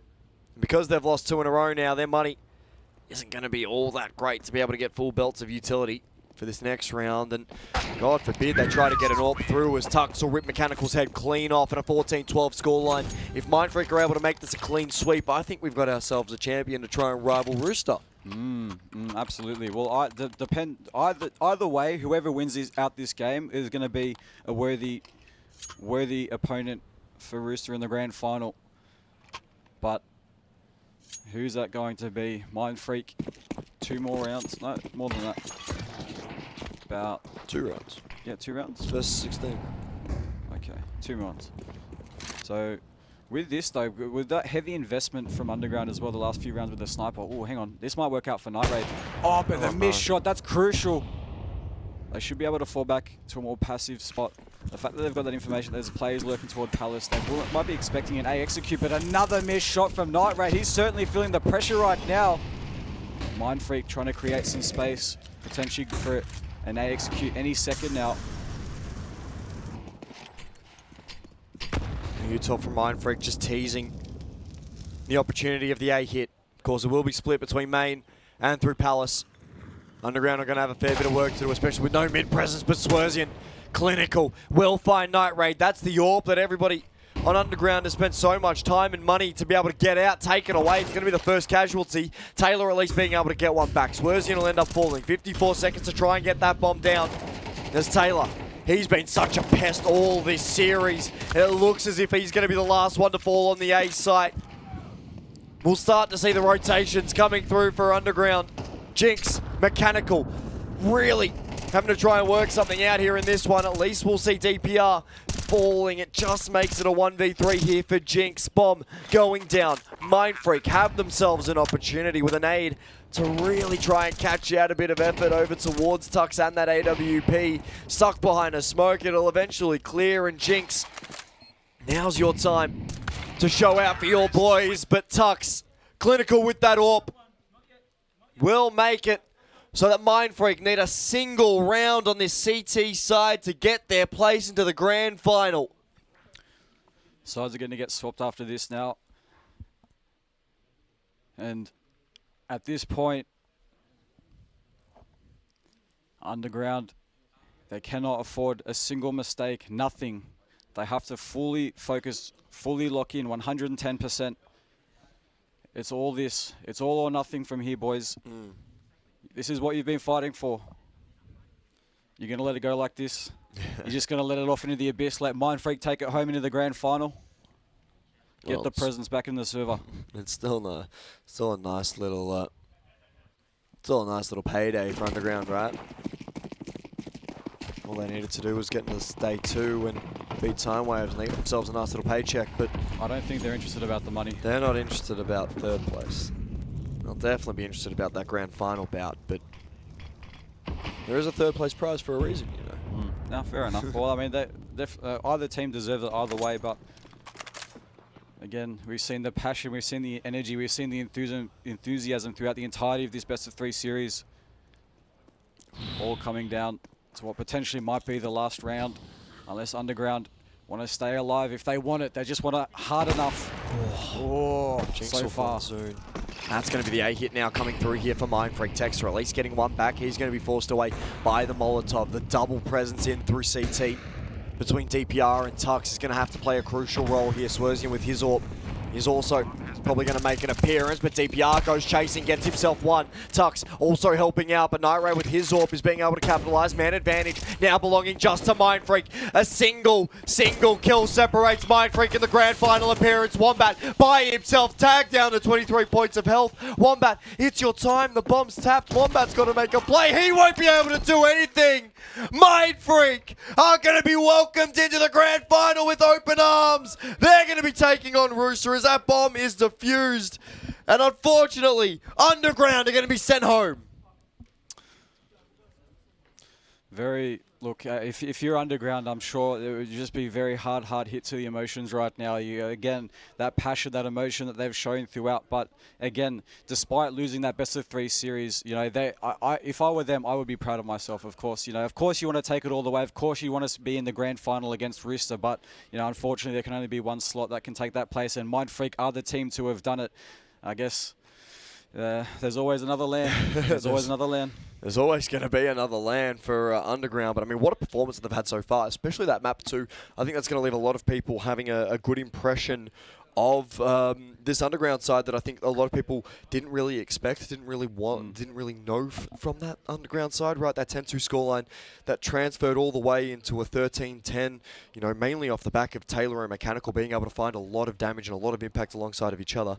But we finally have our grand final teams. It will be Mindfreak taking on Rooster. Churchy, I'm going to give you a bit of a chance to have your quick predictions before we do the pre-show of that map in a few minutes. Do you want to have a quick prediction for me right here, right now? Between both of them, I mean, just as a quick thing, how long until we have that game? I have no idea. Because, I mean, after a best of 3, 45 minutes. All right, so the 45 minutes until the grand finals are a bit of time for Mindfreak to kind of recoup themselves, because after that best of 3 series, it went all 3 maps. I mean, your energy reserves will be running low, so they're going to need it. Of course, would they need more time than 45 minutes? I guess we'll find out later. But in terms of a prediction, I think Mindfreak could actually, with their performance against Underground, I feel like they could find their form against Rooster. Rooster, again, going off with the roster changes, I think with how strong, of course, Underground putting up a great performance, but Mindfreak obviously not succumbing to all that pressure. Eventually, they do come out on top. Their professionalism, their experience is shown throughout what we all see and witness throughout that semi-final. So I think it's very possible Mindfreak could take it, but definitely Rooster are not going to go down without a fight. So is it a best of 3? Yes. Best of 3 grand final, then I would say 2-1 for Mindfreak. 2-1 to Mindfreak. Well, we're going to find out if you're right, Churchy. We're going to have ourselves a bit of a quick break as we'll leave you with some of the best moments of that series. We'll be right back. We'll see you guys later.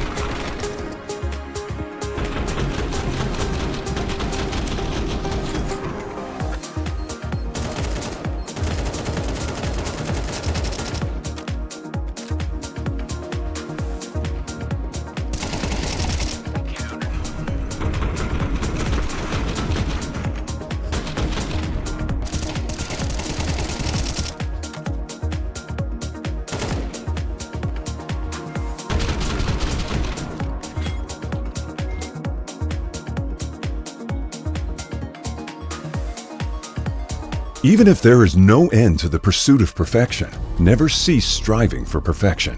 Zowie understands without the right mouse shape, performance can be impacted, thus not unleash your full potential. Various shapes with designs validated by sports science for performance, comfort, and endurance. Zowie applies sports science to analyze pro player gaming performance data, researching differences in hand styles and grip styles. Apply scientific analysis to esports to ensure consistent FPS performance. Enjoy better agility and precision for long range and secondary targeting while tracking enemies. The FK's low-profile design allows for more space and thus creates micro adjustments between palm and mouse. Our tests show that the FK delivers faster aiming while making micro adjustments during shooting. The ZA series provides faster and more precise long-distance flick shots. ZA's higher hump provides full palm support, balancing muscle exertion on both sides. The curvy sides enhance palm muscle activation for precision braking and greater aiming accuracy. S provides more stable and accurate tracking.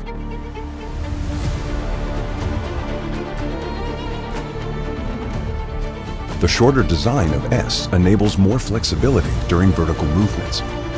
Our tests show the left and right muscles are more balanced, resulting in the most stable and accurate tracking. U provides agility and multi-angle movements for claw grippers.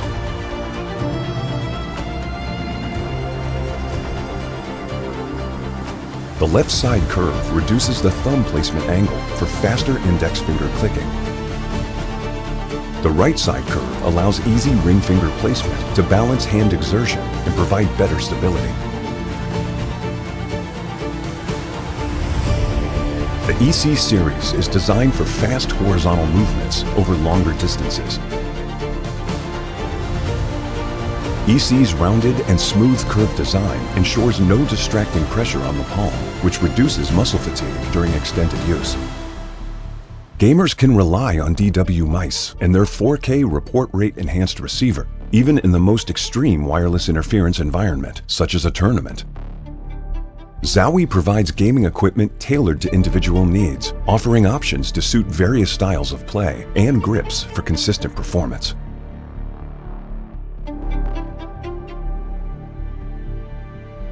This is a brief introduction of the new wireless mice. Feel free to DM us if you have any questions.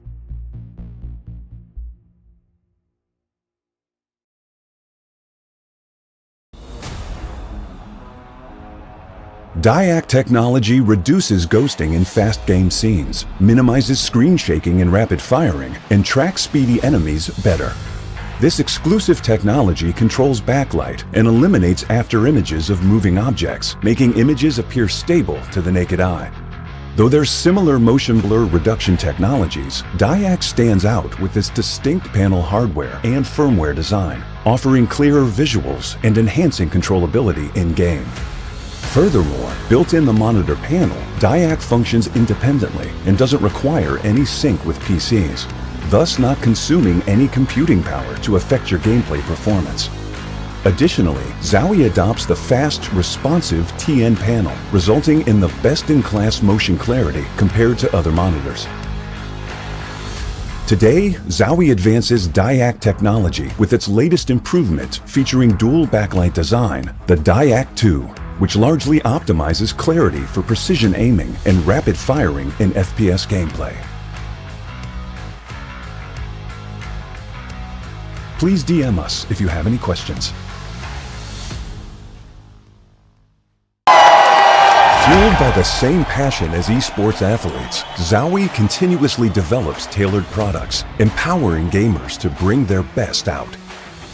Today, we are launching the all-new XL2566X Plus, which uses the newly developed Fast TN panel and upgraded DIAC 2 technology. New Fast TN panels with DIAC technology provide clearer and sharper images, helping you focus and avoid the distraction of unwanted after images caused by rapid motion. This new TN panel differs from the previous generation in its faster electrical conductivity. The increased liquid crystal responsiveness reduces overshoots. Moreover, it enhances color performance for more vibrant colors and better enemy identification. The latest DIAC 2 technology provides players with clearer visuals in dynamic aiming and spray control, while also being more friendly on the eyes. Players can download and apply various FPS game color settings developed by Zowie through our software, XL Setting to Share. Also, you can import settings from pro players to see what they see.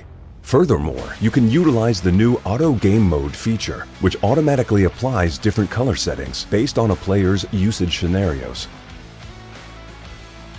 This monitor has inherited the XLX monitor stand design. It has incorporated industrial-grade bearings into the height adjustment mechanism, allowing easier and smoother adjustment to the exact desired height.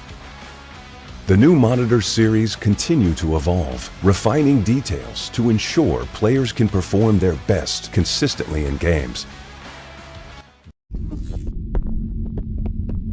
Bomb has been planted.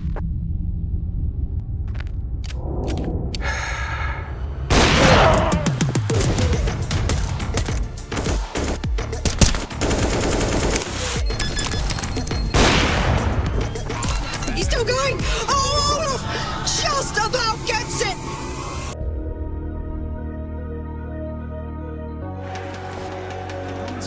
He can find himself this kill, and Nico. Been using Zoe monitor for so long, I can change the settings on the monitor with closed eyes, but when you have to change to something new, the difference is very visible when it's transitioning your crosshair to a certain area, pre-aim the opponent, or you want to spray transfer quickly. 微小的话给到了，康康一个。我能够感受到 X Plus 的动态清晰度比网带的显示器还要好，就是当我霓虹滑闪的时候，我能够更清晰、更快速的去捕捉到敌人的位置。我觉得这就是 FPS 需要的东西。 In FPS games, motion clarity and quickly identifying enemy positions are key to winning. To help players lock on the targets faster and clearly see enemy positions. Valorant 就是经典的一瞬间，是需要决出胜负的。X Plus 提高的动态清晰度，它能够帮助每一个决斗者在近点拉枪线的时候快速捕捉到敌方位置。I do believe that Zoe's motion clarity is the best right now in the market. When I wanna pre-aim the corner or I wanna spray transfer to another opponent, when I transition my crosshair to the opponent is way more clearer to see on the screen. 其实打比赛就是比双方哪一方先眼球捕捉到敌人。我觉得人物区分它能够提高你的上限，可以很好的帮助到选手。I have always been a big fan of color vibrance and also Blick Equalizer. I want to make sure that my opponents are also very visible. With the old monitor in CS2, the colors have been a bit too colorful at times. The colors have improved a lot on the new monitor, especially when it comes to identifying the opponents in CS2. The X Plus series has been meticulously color-tuned. The color distinction between enemies and the environment has been enhanced, enabling players to react quicker. 它从小是陪伴我长大的一个显示器。如果赛事用卓越的显示器，会让我们很有安全感。 更能够让我们选手发挥自己平时的那种水准。I think the Zoe brand is something that really look for perfection when it comes to monitors. I like that you guys always ask the feedback from us as well on what do we think can be improved on the monitors. I would say the Zoe monitor has been my top priority ever since I started playing professionally. Through continuous upgrades and improvements, we aim to ensure players can seize every critical moment in competition.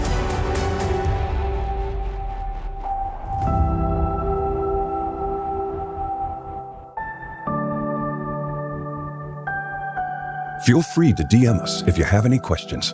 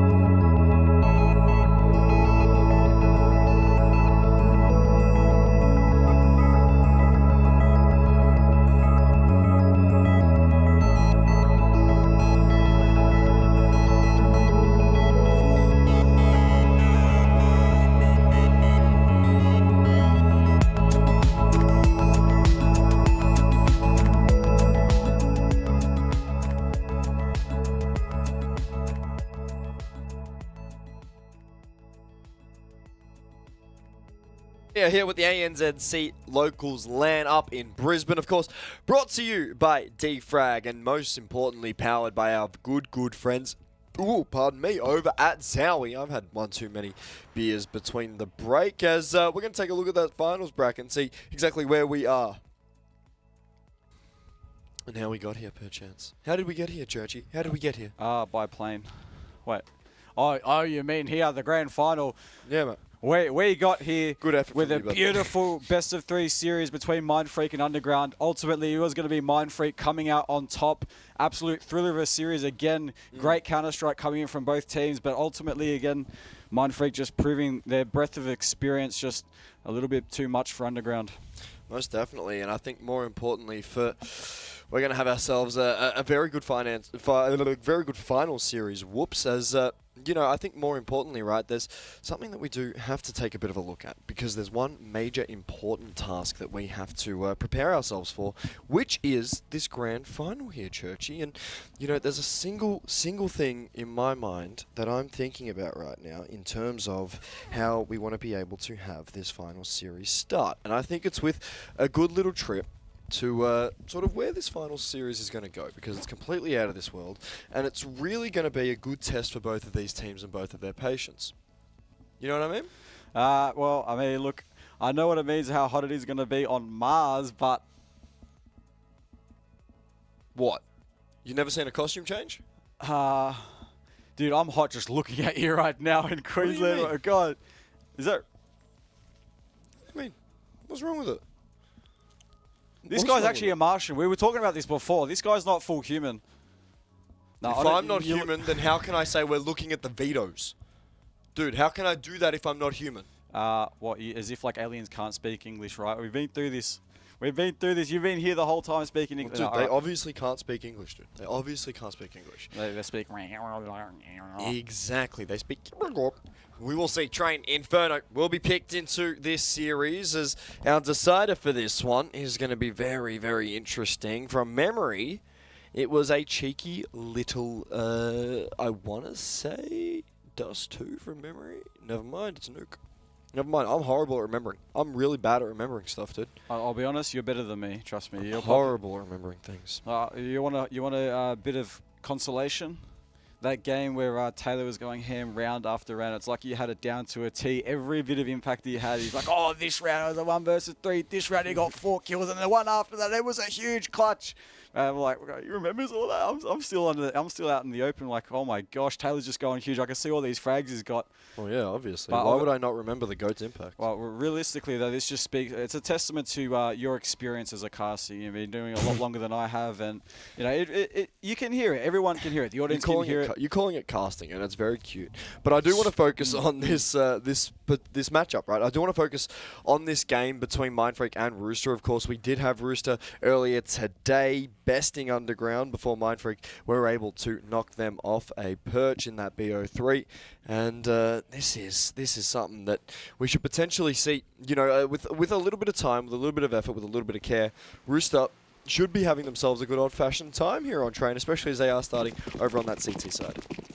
Yeah, well, hopefully Mindfreak have enough energy left in the reserve tanks to take on the gigantic behemoth that is Rooster right now. And so far, Tux has got a good start already, nice and early into the round. Terry's the first man to fall.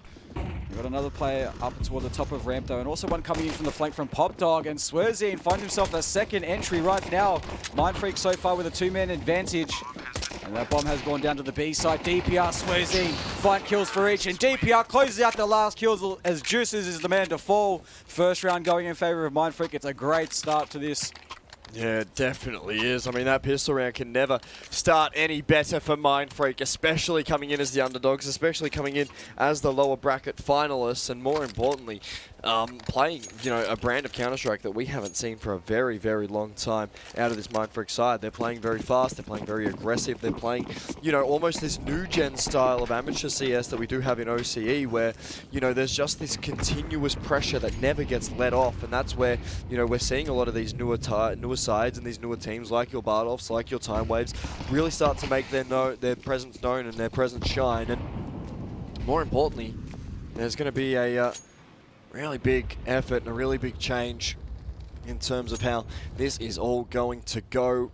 Mindfreak, they're going to look to hit this B side. Any second now.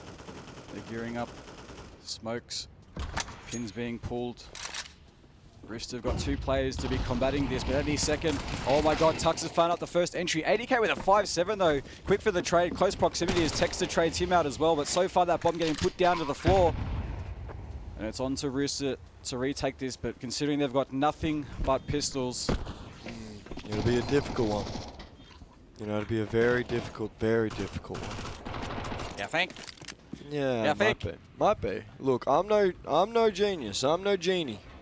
But this one might be difficult for us. Are you sure you're not a genie, mate? You're looking something like. This is a spacesuit. I'm an astronaut, you got some, not a genie. You got some, what is it?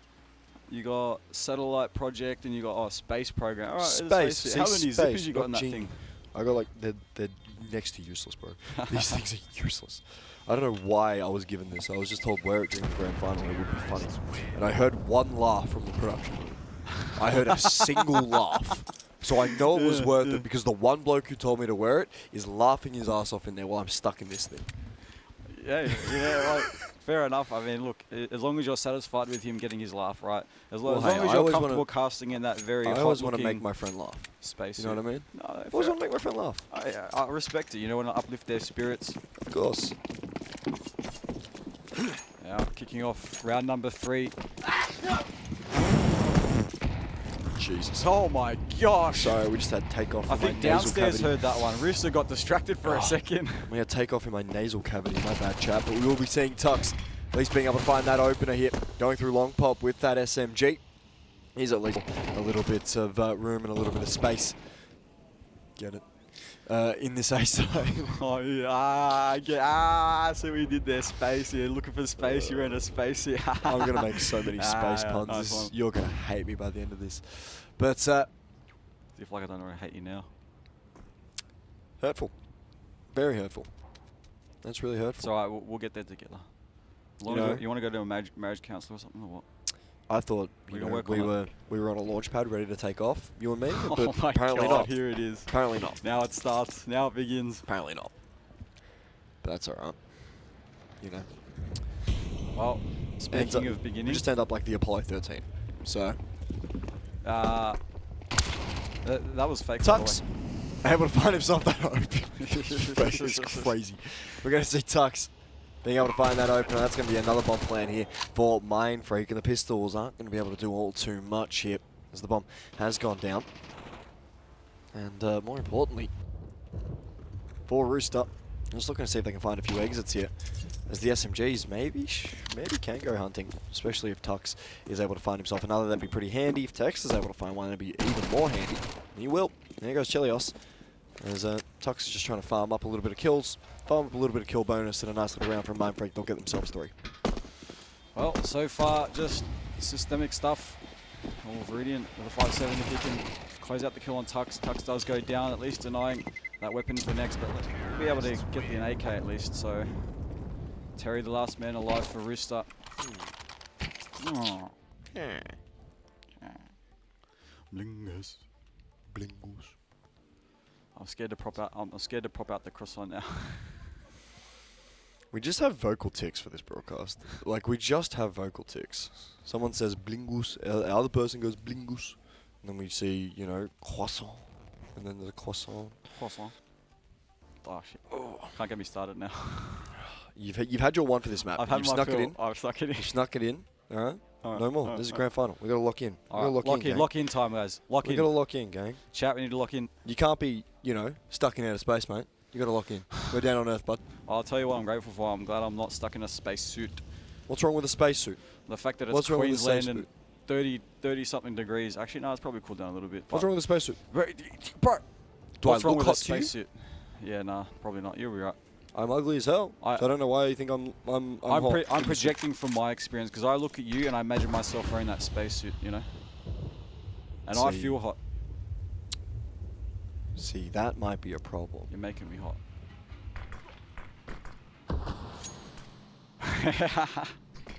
That side eye. Alright. In the round number 4, of course. somewhat of a gun round. We've got a MAC-10 into the hands of Texter, Galil, Fazoon, and DPR. And there's a sniper for Tux as well, considering that Chelios has also got his own.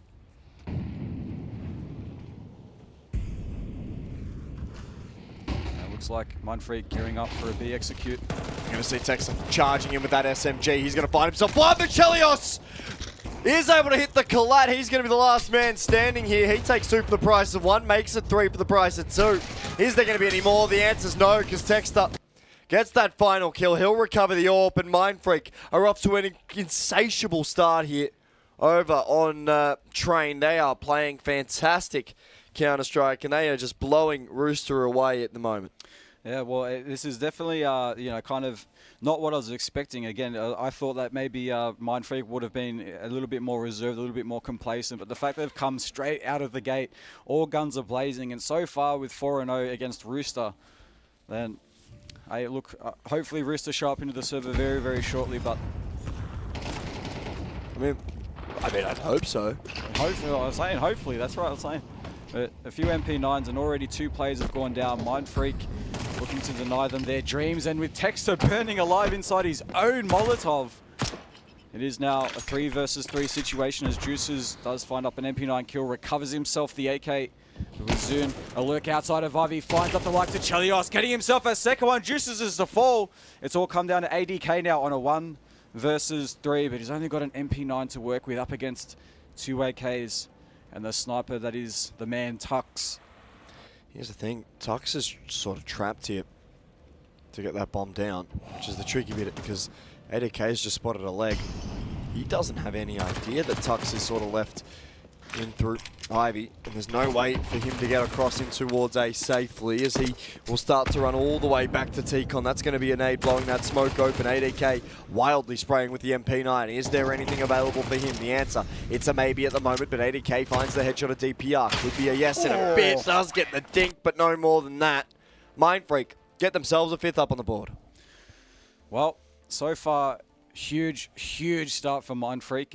You know, I mean, as I've already said it. I'm surprised Rooster haven't even got one on the board. But again, you know, who would, overall, when you think of Train, who do you think would take it by the end?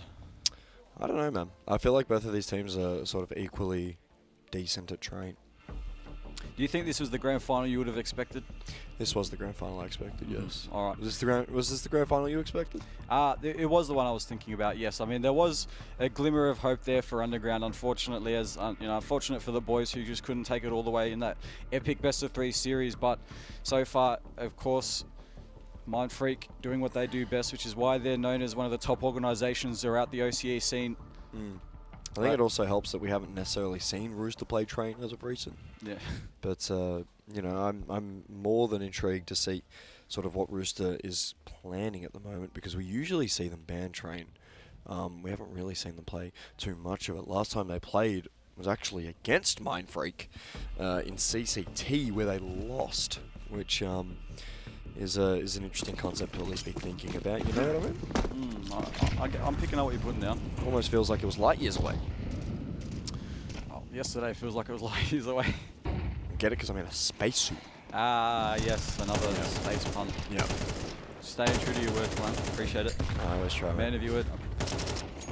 Oh, all right. So coming into round number 6 so far, a couple of trades work out in the favor of Rooster with a 1-man advantage at the moment, with DPR looking like maybe he's going to go take the fight toward the B side, where ADK is already holding the line. Yeah. DPR the man to fall. We'll be seeing Text up. He's going to be lurking all the way around this bomb train, gets himself one. He's going to be the last man standing, as Chelios will deliver a fatal blow to Tux, and Chelios with that AWP still trying to get it to ring out. Juices is going to be able to find the final kill, and we're going to see Rooster for the first time here on Train picking up a round. Ladies and gentlemen, welcome to the game, Rooster. About time. It's only taken you 6 rounds.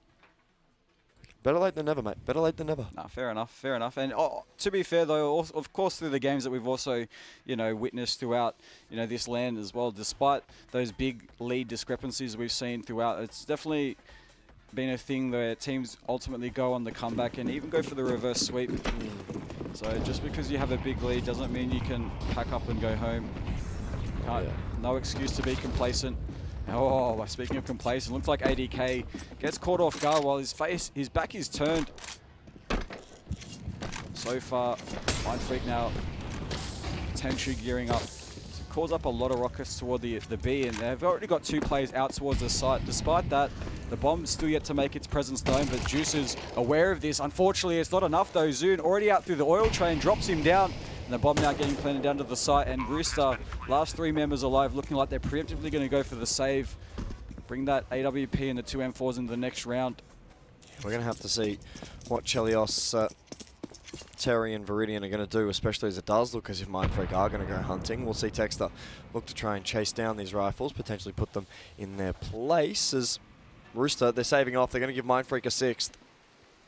And now, my biggest concern right now for Rooster at the moment is at what point do we see Mindfreak take such a lead that it's going to be very difficult for Rooster to at least bring it back?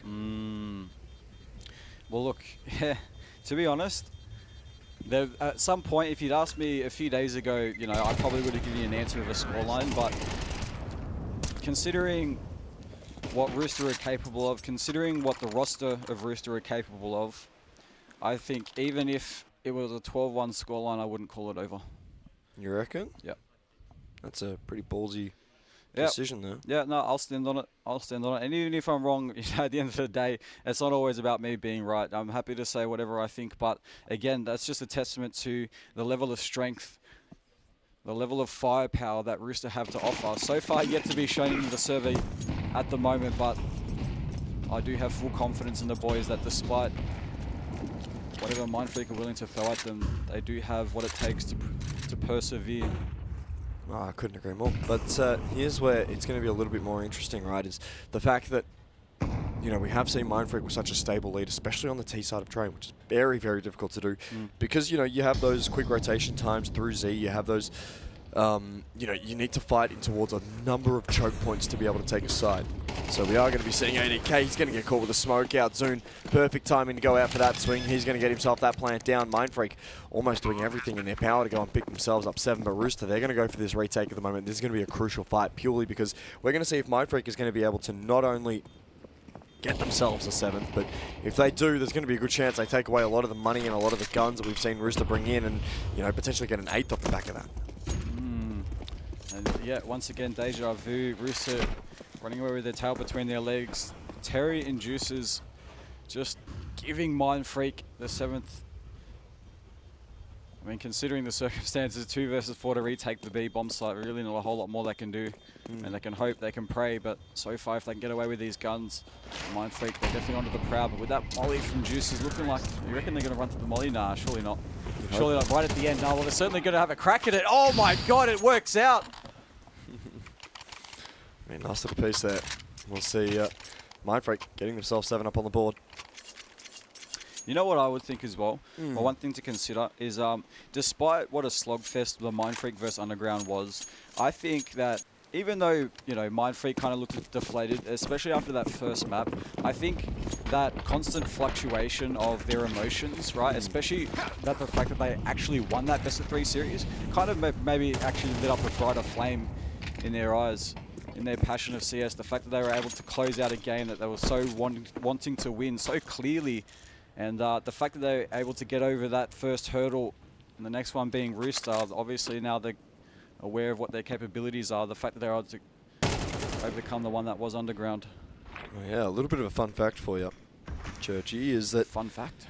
Yeah, last time these two teams played each other was actually on train, where we saw Mindfreak being able to take it out 13-11, but we did see Rooster start on the CT side in that series, and they had an 8-4 half, so it looks as if Mindfreak have gone through the demos. They're starting to slowly improve that train, especially against Rooster, and I mean, the work is starting to pay off here at the moment, even if, you know, they might give up a second round here, Mindfreak, but it does depend on what Zune's able to do, and he's going to be able to find the headshot over towards Chelios. The question is there anything that's going to be able to come from that, especially from that kill? Zune, if he was able to get a second, it could have been massive, but Viridian gets himself one back. DPR is at least able to find ADK in the back of that B site. We're going to start to see an acceleration come through for Mindfreak as Tux, with that bomb, going to look to try and get it down over towards that B site now. 2 versus 3. Bomb just getting put down to the floor now. And already DPR so aggressive into the counter terror spawn. Jesus. Tux also finding himself a kill. So it's all come down to Terry. Very big flank coming in from the halls. If he plays this a little bit slower, he might just get Tux for free, but Tux has just turned it just the right time. The man is too aware. You cannot catch him unawares. That's a 2v4. Oh no. Ooh. That's where that extended break that we had for Rooster, you know, during that last series can be so detrimental towards that team in the upper bracket, right? That's why you see a lot of teams preferring to go through that lower bracket run. Yes, they've got to play an extra game. Yes, they're going to be playing a little bit more tired. But, you know, at the end of the day, right? At the end of the day, you are having yourself an opportunity where you get to play consistent Counter-Strike and not have a 3-hour break in between. And that's where Mindfreak at the moment are playing with such good form and playing with, you know, a certain degree of intent and a certain degree of focus that Rooster just don't have at the moment. So Rooster have gone cold. Right, well, Mindfreak is still kind of warmed up. Despite that little break, looks like they have plenty in the tank to take on, I guess, again, the juggernaut that is Rooster. But so far, Rooster yet to prove why they are a juggernaut in the OCE region. With only 1 round converted so far with Mindfreak's 8. Come on, Rooster. Come to the server. Come to this. Remember, this is a grand final, Rooster. Where is it? Where's the fire? Where's the passion? Where's the enthusiasm? I don't hear anything downstairs. Both of these teams are locked in, man. You ain't going to be screaming. You ain't going to be yelling all the time. But ADK, Chelios finding kills. Swerzian at least going to be able to get a trade back. Swerzian gets himself 2. Any more than that, the answer's going to be no. Juices will shut him down as Tux and DPR having to navigate this 2v3. Big question is, who's going to get the first pick here? Do we see it even up or a 1v3 conversion? That's going to be the question. Tux is actually going to rotate over towards that A site, leave DPR to fend for himself over towards this B area. Looks as if Chelios might even be a bit aware of a potential flank that's coming through as the plants will go in. Surely he's just noticed the Viridian gun barrel. He has. Chelios will at least get the trade back, and Tux now in this 1v2. Question is, what does he do? What does he see? Who does he go after with this AWP? Of course, it'd be a lot easier with a rifle in this situation, but you get what you get. Unfortunately for Tux, that bomb halfway ticked down. Chelios creeping up. It looks as if we're going to see that bomb tap the smoke on top of it. Beautiful shot there with the AWP as Tux finds Chelios, the diffuser. Juices will be the last man standing. Oh no! Oh no! Okay. There we go. Mindfreak is starting to get loud after that, and it's going to be the IGL with the 1v2 clutch. Huge clutch coming in from Tux as well. You know, again, just the fact that despite this scenario, right, of course, you know, he's a great player, great experience, but even with a 1v2 against the players he was up against from Rooster, you know, he'd be feeling the pressure, even in scenarios like this, in a grand final, when it all comes down to the wire, and he's able to pay it off, just hitting a shot through the smoke. Rooster almost trying to play it to perfection, but looks like Tux was just better. Yeah, I mean, more importantly, we're going to be seeing Mindfreak at the moment. They've got themselves 9 rounds in this first half. It's been absolutely dominant. It's been absolutely phenomenal for them. Of course, we did see them have the same scoreline over and overpass against Underground, and Underground were able to make a comeback. Let's hope that Rooster could potentially even do the same. Imagine it goes to 12-1, and whether or not I said earlier it gets put to the test. There's I mean, Rooster, they're heavily stacking this B side at the moment. They are terrified of Mindfreak being able to take it out. So much so that, well, we've got Terry and T-Con. No presence in through long pop. And finally seeing a long pop smoke come out here from Chelios. With ADK, Juices, Chell looking to hold down this B side. The question is, Mindfreak, if they hit A, how many people is it going to take to get rid of Terry? I mean, Terry on 4 kills at the moment. I mean, it's kind of evenly distributed throughout the rest of the Rooster roster. He's not the only one on that. But right now, Terry getting mollied out. Unfortunately, not good for any. Great utility usage coming in from Mindfreak, just making sure they're accounting for everything. And so is Texture as well, finding up a second entry onto Viridian, coming up for the idiot wall, though. It's going to be Chelios. We're almost going for the spray down, catching up their second kill. But it is now 3 versus 4 with a Mindfreak net Got the timing. advantage. They don't know Zoon's here. He's going to have the wraparound as the bomb goes down on B. DPR does find Juices. DPR to find a second. Chelios, yes, he finds Tux, but what's going to be the cost? The Zoon shoots him in the back of the head. Mindfreak pick up 10. All right, I guess maybe that 12-1 is going to be put to the test. So far, Mindfreak are on track to potentially 11-1 to close out the first half, but We'll have to wait and see. yeah, we'll have to wait and see. I'm no psychic. I'm no carnival psychic that's going to be like, hey, I want to tell you the future, bro. Give me $20. Yeah, tell me my future. Your future is after. The future is after this game. You're going home. No, I'm actually going over to a hotel and then I'm going home. Oh. So he lied to me about my future. I want my $20 back. Yeah, well, I told you I'm not a carnival psychic. I want my $20 back. I already spent it. My bad. I spent it. Oh, that's crazy. You had it for less than 30 seconds. Speaking of 30 seconds, it's taken 30 seconds for Tex to default in this round. With Chelios still running around, the question is, does he get himself a second? And the answer is yes, he does. Zune will eventually fall to the hands of the Rooster IGL. And with this 3v4 situation now, Mindfreak really looking strong, but I mean, how many times have we seen them have a man-down situation, be able to come out on top and just look good while doing it? They've been so crucial and so critical in these situations, and Russo have just not been able to do anything. Always letting it slip through their fingers, so if they can just lock in and hopefully capitalize on this one-man advantage that they do have. With a minute left onto the clock right now, the bomb coming down toward the lower ramps. It's an opening kill for Tux. He's going to get that bomb plant straight down to the B side. It is now 3 versus 3, and as that molly comes down, just isolating out the Z connector. Oh, look at Swerzian on the lurk here. This is going to be disgusting. The flash is perfect. DPR gets one. And as Chelios eventually fights his way back, it's just giving time for Swerzian to get in behind, in through Z. Doesn't look as if he's going to be checked at all whatsoever. Does Terry even spot him? The answer's no. Swerzian finds one. Chelios, he's stuck in between a rock and a hard place, and that rock is Swerzian. He does move the rock, but the hard place is still there. As Tux with that AWP is going to be by himself. Chell sticking it. Tux with a Tech 9 is going to finish us off an 11-1 scoreline. And my word, Mindfreak are looking amazing. Absolutely. I'm kind of floored to see this performance that Mindfreak are pulling out. But again, it is a grand final, right? You have to be pulling out all the stops. You have to be putting in 110% effort. 100% is not enough. So unfortunately for Rooster, Mindfreak at the moment, a little bit too much for them to bear. But as the sides do get swapped,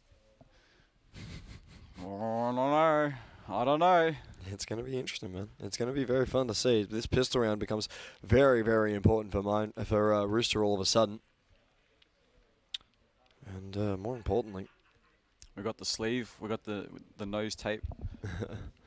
Wait, is that like? Does it smell downstairs? I don't know what that is. Is that like a nose plug? What is that? So you usually wear the nose tape to widen your nasal cavities so you can breathe easier. Oh, fair enough. Usually you get it if you've had a broken nose or you have sleep apnea. Ah, okay. Well, Viridian, alright, probably sleeping a little bit at the moment with 3 kills, but Texter, add insult to injury. He's already dropped 2 players of Rooster, and still Rooster yet to find the trade. Viridian, though, definitely wants to have a crack at it close by, but he's got 2 players to account for just on the other side of the wall. Any second, Tex is going to swing out and catch himself a third. And it's all come down to Chelios and ADK. Obviously giving up any hope of the A bomb site. Looking like they're going to reposition themselves straight toward the B, but already Mindfreak still have 2 players.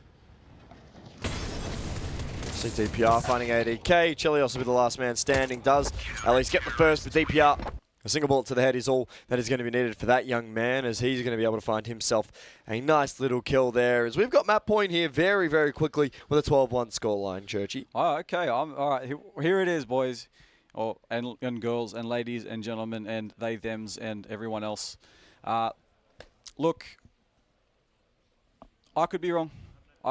But the possibility is still there that Risk to bring this back. What do you think? You think I'm absolutely belong in a psych ward, but if I'm proven wrong, look, I'm not going to die. So I'm standing on what I say. You might die. I might. Well, I can make it happen. Zune's died, ADK's died, Terry's died, and so far everything's just falling apart for Rista, really having nothing whatsoever to really combat what Mindfreak are throwing at them. They've got all the guns, Rista's got nothing but Tech 9s, and as damage comes down onto the Chelios with 27 HP. Nade's great. Chelios will end up falling. It all comes down to Viridian. He's going to fall in a 13-1 scoreline here in map 1 of our grand final. Mindfreak starting it off with a bang as Rooster can barely get a whimper out as they end up moving towards map number 2 of this series very, very quickly. From memory, it's Inferno, correct? I want to say Inferno, maybe. Inferno? I know Nuke was map number 2. I have faith in your memory. We'll see. We'll see if it was Inferno. But yeah, after that, there's literally nothing we can say because that's just a beatdown on Train. Just a beatdown. Just a beatdown, dude. Just a beatdown. You don't expect to see that in a grand final No. either, especially with the likes of Rooster, right? As you said before, the Rooster and Mindfreak have previously gone up, on the map like Train, and it definitely was not a 13-1 scoreline. No. So I don't know. At some point, maybe Rooster's got to figure out what it is, or maybe they just put it down to it being a bad map and hopefully have a better performance into the next. But I guess for that time being, Train's all she wrote for Mindfreak. Yeah, and I guess we'll just move on to the next because there's literally nothing we can say about a 13-1 that you didn't already hear. So we're going to go to a break. We'll see you guys on Inferno, our second series. Let's hope we get a Rooster showing up. We'll see you guys there.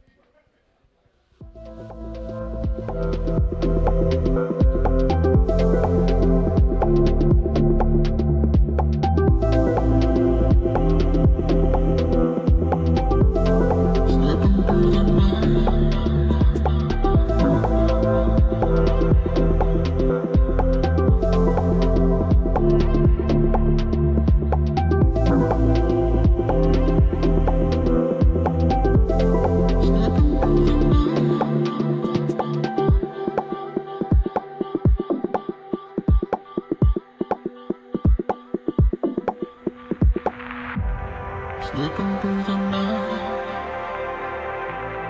losing sight of light, only satisfied.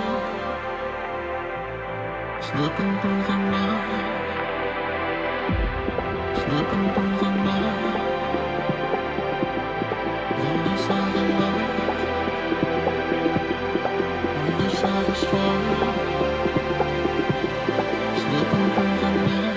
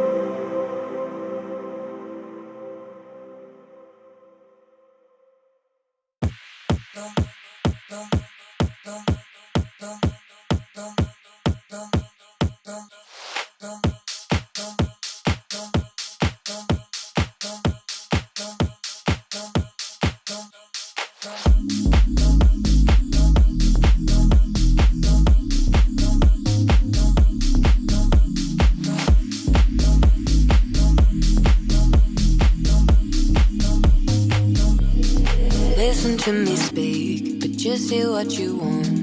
What words will you keep? The ones that cause us harm. You assume the worst, but that is yet to come. Because he caused it first, and now we've come undone.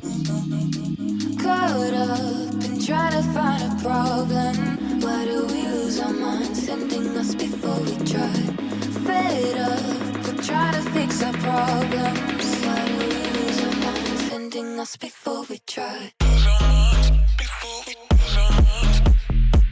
Why do we lose our minds, sending us before we try? Why do we lose our minds, sending us before we try? Caught up in trying to find a problem. Why do we lose our minds, sending us before we try? Fed up, we're trying to fix our problems. Why do we lose our minds, lose our minds? Look between the lines. years you bent the truth. Now it's hard to find a place for me and you. I know you're paranoid, but that does not excuse the way we've paved a void and made ourselves confused.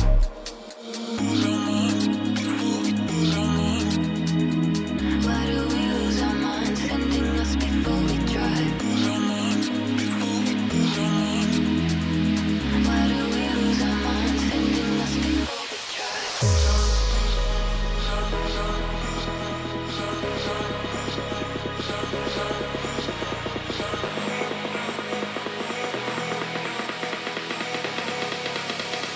Sending us before we try. Caught up and trying to find a problem. Why do we lose our minds, sending us before we try? Fed up, we're trying to fix our problems. Why do we lose our minds, sending us before we try?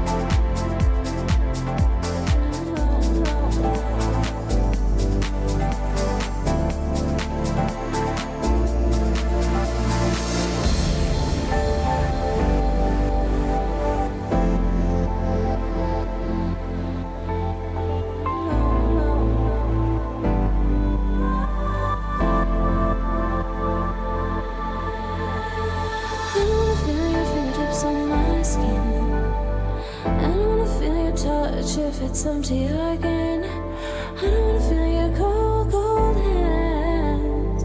I don't wanna spend another night alone again.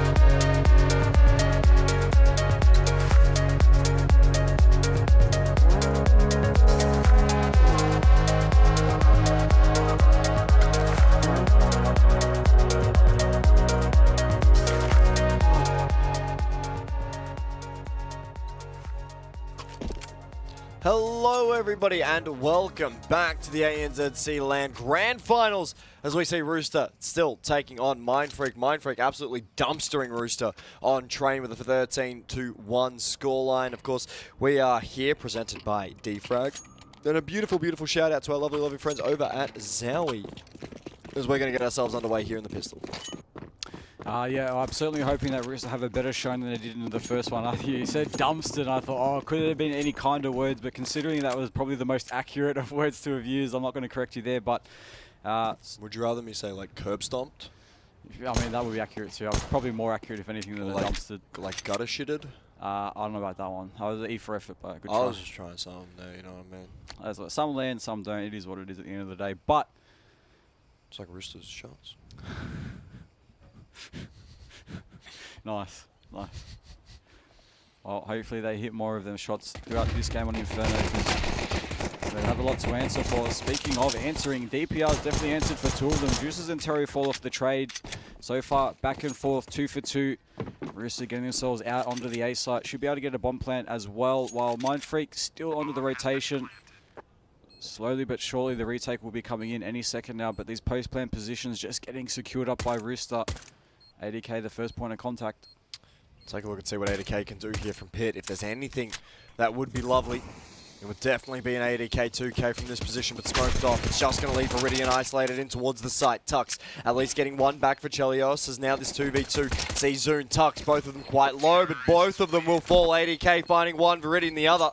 And Rooster, they've equaled the amount of rounds they picked up on train, so a nice little start for them. Nice early, yeah, but definitely a good start for these guys. Especially, definitely wanted to make a statement, because I'm sure off the back of train, Mindfreak are feeling very confident right now. And I mean, I obviously speaking to them in between their games, they're like, yeah, we'll end it in this map. So I was like, great confidence with them, but it's all about the follow through. So it's up to whether or not they can show us that they've got the potential to end this on a 2-0 series. We'll have to go and see, as see Chell already running up all through mid. He's going to take some heavy mid control. Mindfreak happy to let them have it. They'll be fighting for a bit of this bracket presence. Swerzian does get a little bit of a tag over onto Chelios, as we will see that scout finding its first little tag in here for Mindfreak.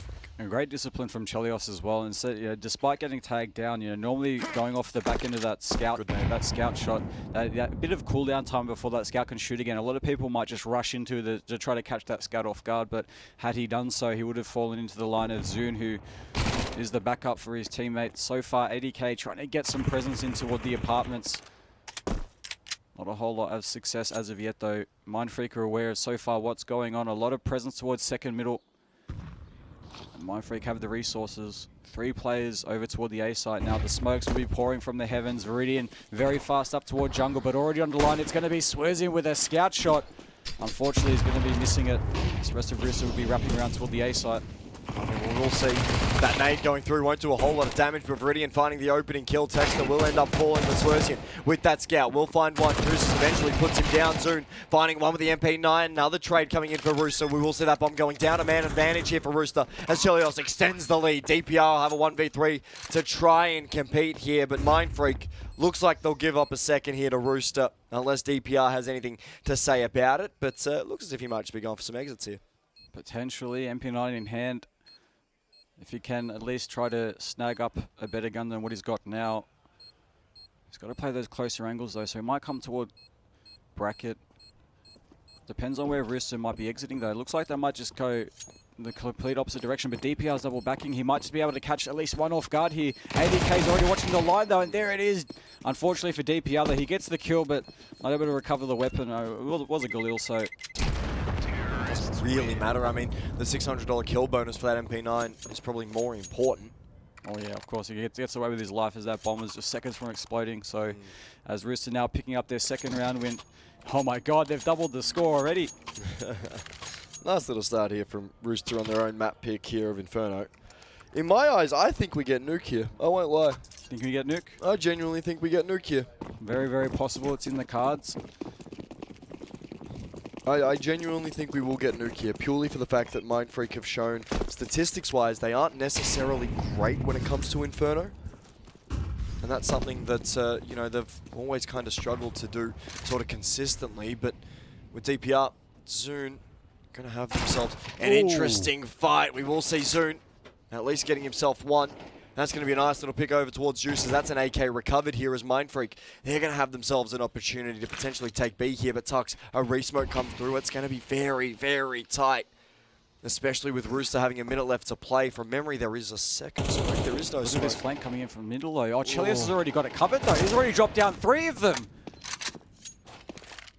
Nice little piece of work there from Chelios, especially if they're able to find Swerzian, who sort of baited the rest of his team to try and get Rooster in to potentially see if they can rotate out of that B site. But because they've gotten themselves 3 kills down through mid, I've got a feeling there's only going to be 1 or 2 over on this B site max, and they'll go for these kills. Tux will tap away, won't really find all too much. Rooster will get the flank. Looks like they'll pick themselves on the third here as Mindfreak.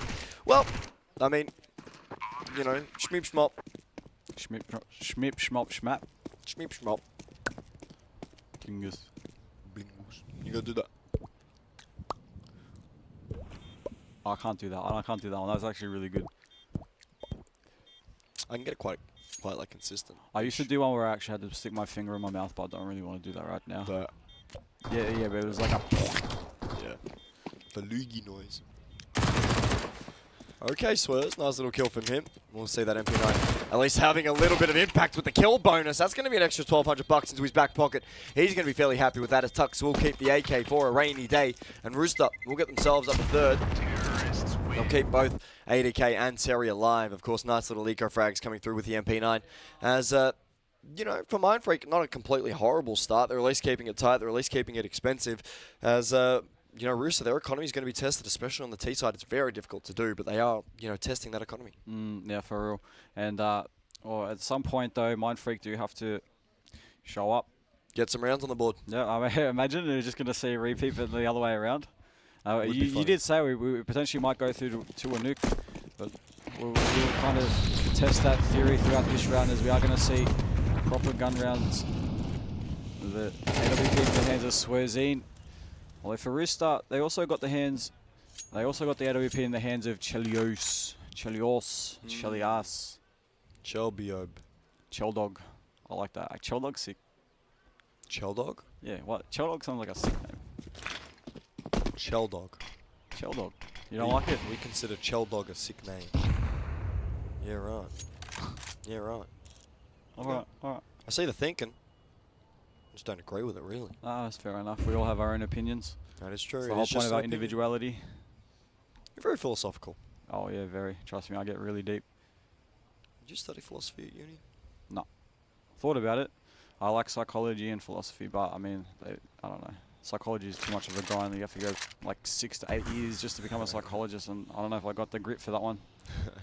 Alright. I'll tell you who does have grit. Rooster. They're going to walk their way all the way up through dig, as we'll see at AK. At least being able to find himself that molly is going to keep him in towards balcony. DPR will end up falling as we see Texter in this A site. Isolated. Juice is just going to entry all the way through, and Rooster, I mean, off the back of that, you can just assume they're getting 4 because Tux is saving, Swerzian is saving, and Mindfreak, I mean, just having to save these rifles, there's very little they can do. Yeah, look, it might just turn out to be a decent decision anyway. I mean, of course, Rooster have already got the full roster of guns, but considering the economy that's the Texter's got, the fact that they'll be able to get well, if they get away with this sniper and the AK that Tux does have, Texter should be able to buy into the next round. And if Zune and DPR want to go for, like, obviously forced into like maybe SMGs or something, especially on a side like CT side, MP9s aren't completely useless either. They just got to kind of hold the lines, play those close angles.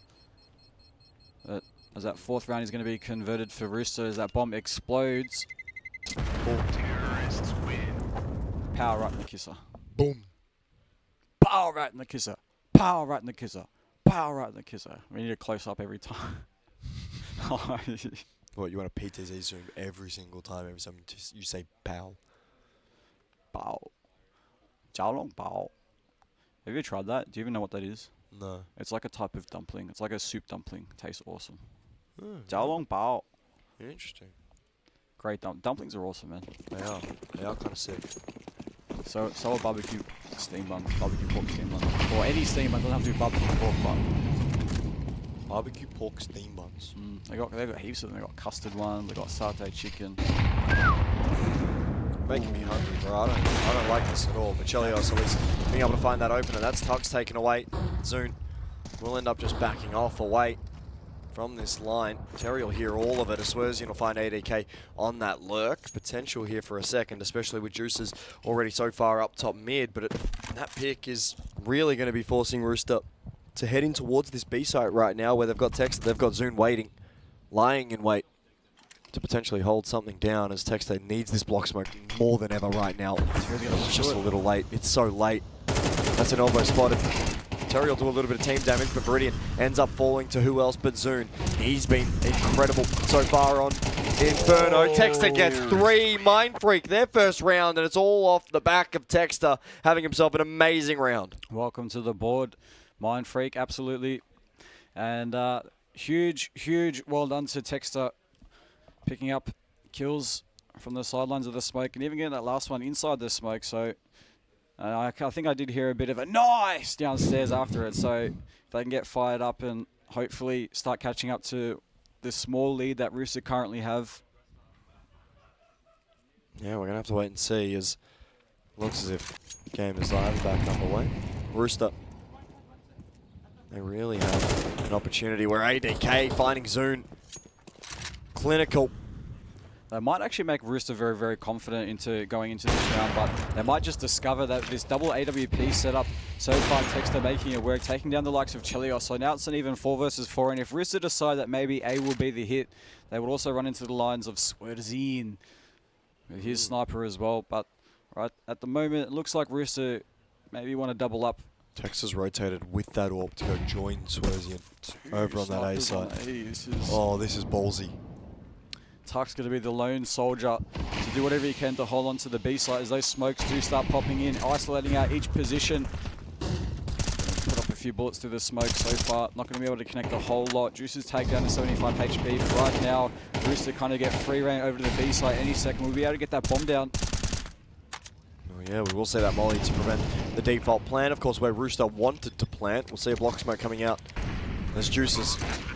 Does at least put the digits in, a re-smoke in through CT. The utility usage has been next to perfect here in this retake situation as Tux will eventually fall. The question is there anyone else to join him? Juices gets himself two. Swerzian with that AWP does find himself a leg shot over towards Juices. Juices still dancing around in the back of that side. He won't give himself up. Instead, Terry does find the kill. It'll be all down to DPR, finding ADK. Terry gets the trade at a minimum, and Rooster pick themselves up 5. Wow, I liked the confidence of Mindfreak trying to go for that double AWP setup, but again, double-edged sword. They've just spent so much money and weren't even able to convert the round. You know, not even going for the save. They definitely wanted to go for it, but again, that's the other thing that having 2 AWPs. The fact that Rooster were able to get onto the B site, right, and then the fact that one of them that they both played onto the A site, so they had to retake the B bomb site with 2 AWPs, and that's definitely not an easy situation. No matter the team, unless you like Zywu or something. But well, do we have Zywu in the server? Well, to be fair, we've got Swerzine. Swerzine's a pretty decent AWPer. So I mean, look, not to say it's impossible, right? They are very capable of doing such things, but unfortunately for them, that round was not where they can show off their full talents. Ooh. Well, I mean, 1-for-1 trade with those AWPs. You'd take it. Swerzian finds Juices. Chelios at least able to take the AWP away here from Mindfreak. Shell's going to go spamming. Nearly actually hit the wall bank. This Tuck's barely able to get away with his life. Very, very scary to think that Shell just spamming the wall bank is going to be good enough to get a good old-fashioned pick over on B, but Rooster looking like just maybe they're going to hold up towards the banana. Tux off the pop flash, just going to be spraying out into the abyss with that smoke. And considering there was not really a whole lot fighting back, shooting back, kind of maybe a bit of misinformation from Tux, considering that he was started running back towards CT, or maybe even consider that a fake runaway, you know, a fake rotate. But off the back of that, Rooster looking like they would be gearing up for the B take, and Terry opens up the side, taking down Zoom, but Tux chimes in with the nade dispersing the smoke, allowing him to get that trade. It is now 3 versus 3. Tux just waiting for backup to arrive. Considering that bomb now is getting put down to the floor, surely that should confirm. But of course, DPR just making sure there's no funny business going on from any lurks from Rooster.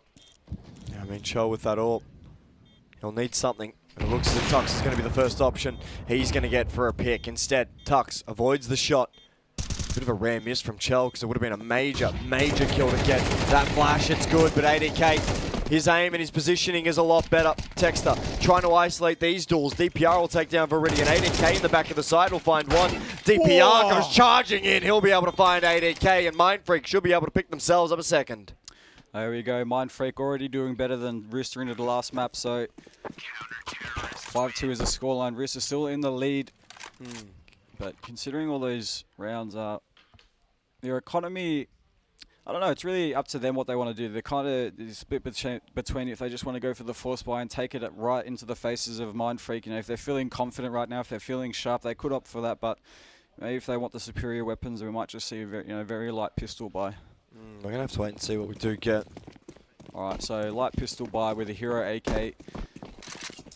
They can recycle this, but we've mentioned this before though, right? Of course the hero AK could be beneficial, right? Trying to get Terry out into the open, get an opening kill, and if he goes down, recycle that AK, pass it off to somebody else. But we've seen time and time before with this type of play, every time a team member might be scrambling trying to get that AK and recover it, it usually puts them out into a very vulnerable position and costs them their life. So again, double-edged sword just to go for this. But of course, they are confident in their abilities, their capabilities, and being able to pull it off. So, especially with players on either side, whether it's Rooster playing for that type of strategy or even Mindfreak.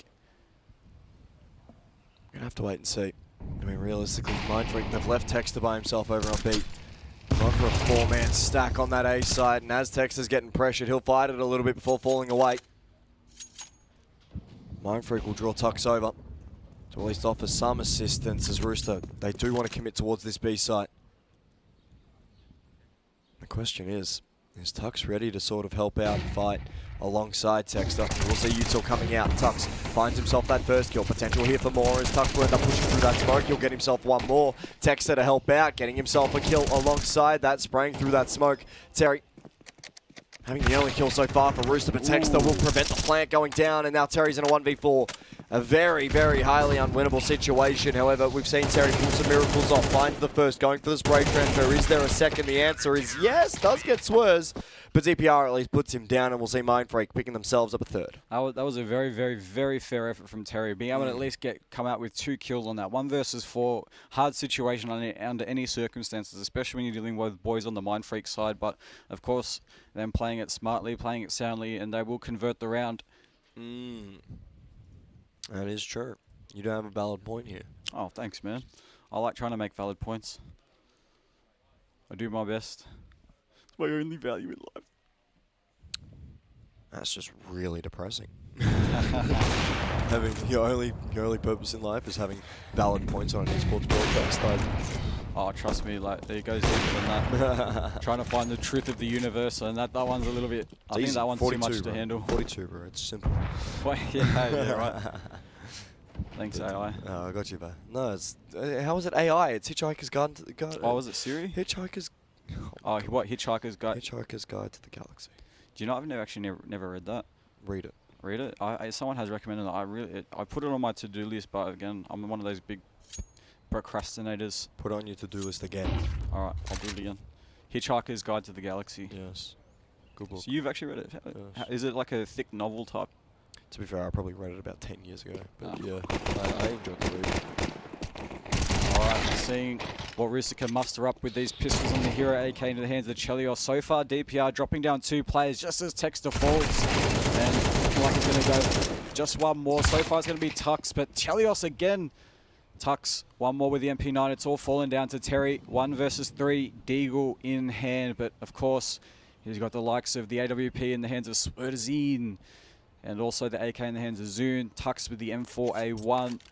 If he has any hope into clutching out this round with 20 seconds left, he's got to hit up a 1-tap.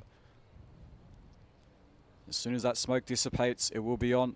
Out it goes, and there it is, right into the line of sight of Swerdzine. And Mindfreak now picking up their 4th, closing the distance that was between them and Rooster for a 4-5. Oh, that was it? I thought you were... Look, I could have said a 4-5 scoreline, but you know... You just ended it at a 4-5, and I was just like, is this the new 6-7? God damn, these kids are going crazy these days. Holy. But, no, you're good, Jit. We'll see Mindfreak, having that 4-5 scoreline at the moment. You know, we haven't really seen that reinvestment from Mindfreak in towards that double up setup. They definitely do have the money for it, they've got the cash for it, they just don't want to do it, which is fair enough. As we will see DPR finding himself one, Swerve at least get himself a double. He'll open up that mid fight, and that double mid presence here of Juices and Viridian will have a fair bit of work to do, especially on that A site, especially because Mindfreak, they were stacking B quite early on. They were expecting that presence towards B here, but Rooster deceived them. Deception. Deception. Deception. Inception. I've been. Oh, she's a nice lady. Good movie. Text up, doubles up. We're going to be seeing a 5-5 scoreline here. Mindfreak have brought it back. Even Stevens has question from chat for you. Mm-hmm. Do you know a fella by the name of 2-Tap Tony? Oh, that rings a bell. Or the bells are ringing. Wait, yeah, I do. I know it's a fella called 2-Tap Tony. What about 2-Tap Tony? You reckon that boy got wrinkles? For days. Okay. Do you know a guy by the name of Oni Potence? Oni Potence, I do. I don't like how you knew... I don't like how you knew 2-Tap Tony... Sorry, Oni quicker than 2-Tap Tony. I mean, was there a point to that, or was it just basically a delivery? I just wanted to make fun of Oni. We will see Texter at least being able to find himself that opening pick. Potential here for more, but Tux will be overrun at the back of the site. As Viridian just finds himself 2 with 2 bullets. Absolutely clinical there. Viridian make it 3. Of course, his performance on Rooster in this tournament so far has been fairly average at best. A lot of people are claiming that he might be one of the first to go from a lot of these circles and discussions, but has been, you know, such an important part, such an integral part of this scene. It's a bit, you know, I feel a bit yucky about having to make comments about him not necessarily playing the best when he's such an important figure in OCE. It doesn't make me feel good. Well, you're the one telling me to follow through with everything. Roast people. But it's Viridian. There's a few untouchables in this scene. Untouchables. Yeah. Fair enough. People you don't go after. One of them's Viridian. Is the other one Foggers? No, you go after Foggers. You go after Foggers as much as you can. Well, as we head into the last round of the first half, of course, Rooster bringing up that 6-5 scoreline, but again, Mindfreak have enough into the bank to get the full roster of M4s and the AWP in the hands of Swerzi. Really, no one from Rooster is going to be able to contest that right now, but do they really need a sniper? Ooh, Swerzine lets a bullet loose into the abyss. Unfortunately, no bullet will connect. It will not find a location. It's probably still off into space somewhere. Where's that spacesuit, by the way? Yeah, I got way too hot. Oh, yeah. It was almost like what I was saying. Had no. I'm gonna close my mouth. Yeah, you do that. I'll just let that. I'll let that sift. I'll let that simmer. You do that. I don't need to say anything, to be honest with you. I already know I was right. You should close your mouth too. Just keep it closed. Wallah, wait, did we just do the same thing? Wallah, baby. Wallah, shamal. Alright. We'll see Tux having to be the first responder here. It looks as if Texter is going to be in for a little bit of support inside of that site. There's Mindfreak. They're going to have to repel this B defense to potentially close out this half. A re-smoke coming through. The smokes do come out. We're going to see Juices. He's going to be found by the spam from Tux and that M4. Smollies go out. Flashes will go out for Rooster. Texter completely wide and he'll end up falling. There's Mindfreak. Well, they have sort of given up the side, but a 1-for-1 trade. We'll see. Ooh. Oh, soon. At least able to find a 1-for-1 trade yet again here. 3v3. ADK quite low. Swerzian quite low.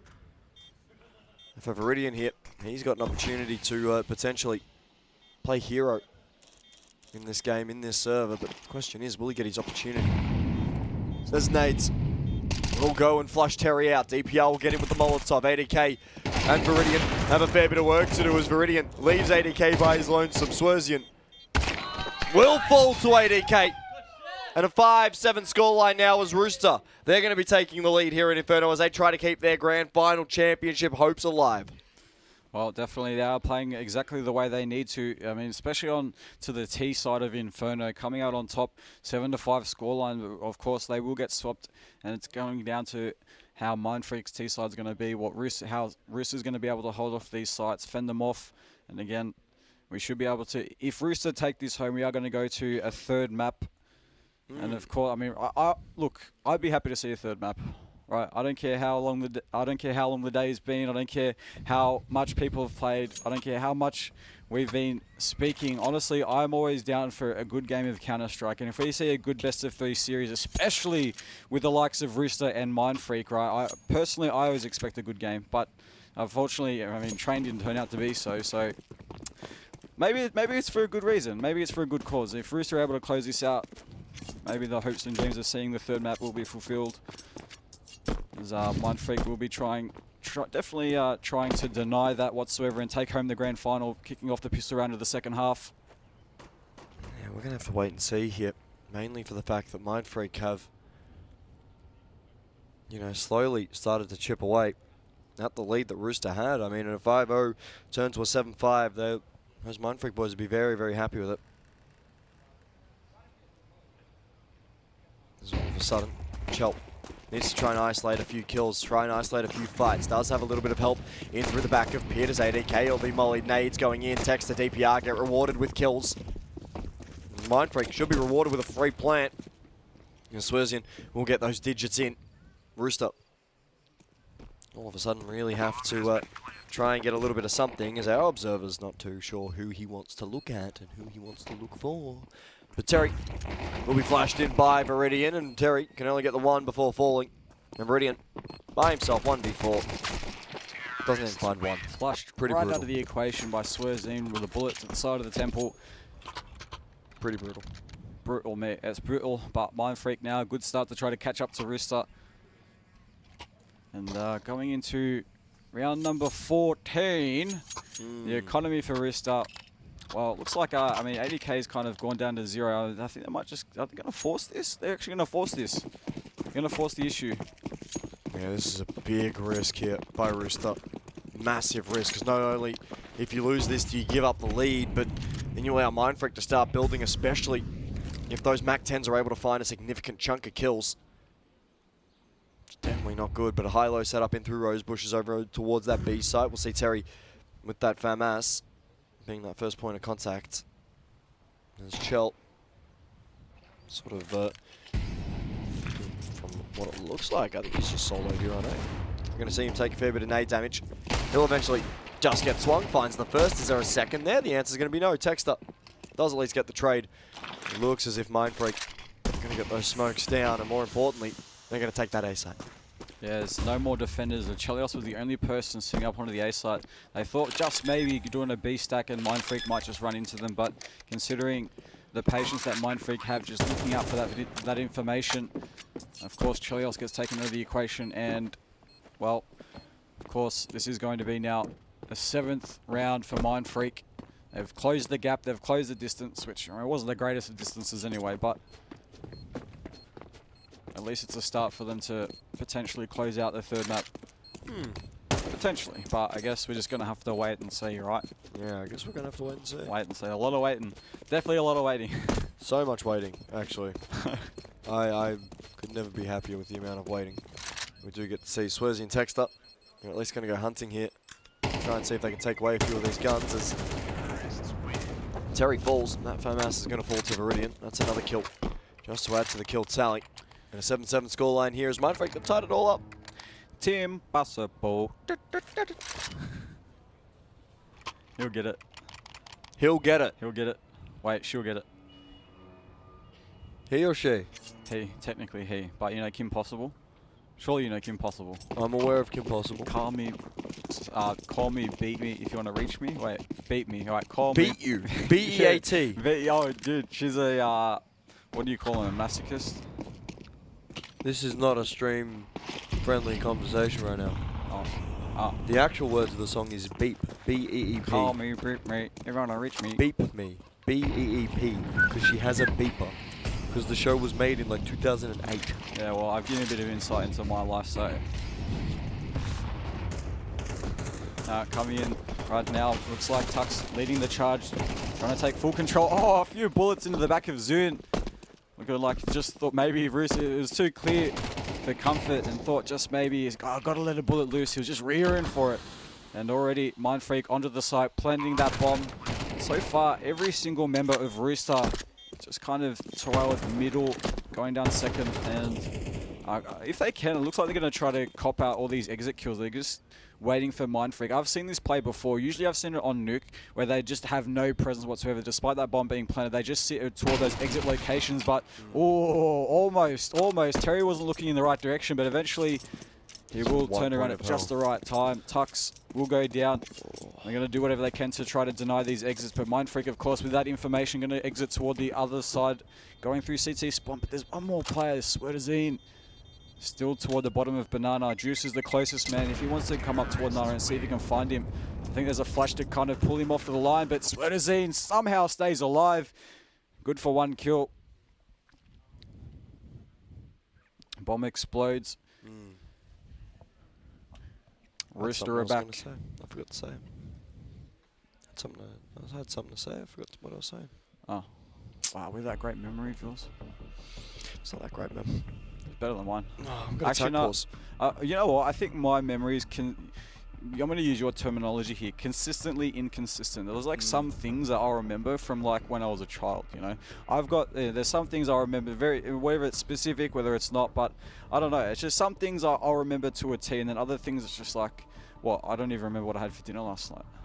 Or I mean, I actually do remember what I had for dinner, but What'd you have for dinner? I had pizza. Pizza. I had Domino's. Domino's. Yeah. Over the deep frag pizza that Bo's beautiful wife and partner makes us. Yeah, but I needed $15 and I didn't have $15, so. My brother, you have friends. Well, I have with bread. I have $15, but I didn't have. Wanda works for the in Saudis. Cash. Wanda works for the Saudis. Oh, all right. So I'll go. He has bread. He has bread. He has bread. Look. Figuratively and literally. Yeah. Look, I was there. I was just like, you know what? I haven't spent so much time in this Airbnb. I may as well just kind of make use of it. You know, get the full experience. Taffy is a world-renowned journalist. He has bread. Well, he resells IEM tickets. He has bread. I'm not going to ask anyone for bread, all right? I got to work for my own bread here, all right? I'm a man. I've got my pride on the line. I'm not going to come out with my hands. Please, sir, can I have some more? Time Wave Savage is here. He owns an org. He's going to waste the money anyway. Look, to be honest, it works out against me anyway because I spent more than $15 on Domino's anyway, so. Well. Oh, okay. So far, spray down from Viridian. Catches off the likes of Swearzine and Texter, but of course, Texter and Tux quick for the trade. So far, 3 versus 3, just as that bomb gets put down to the floor onto the site. Mindfreak now looking to secure up these post-plant positions. It's going to be on to Rooster to kind of retake that, but considering that Chelios is still all the way onto the A site, just expecting that maybe there's a apartments lurk, they will be going for the save and allowing Mindfreak now a 2-round advantage. The scoreline will be 9-7 once this bomb explodes.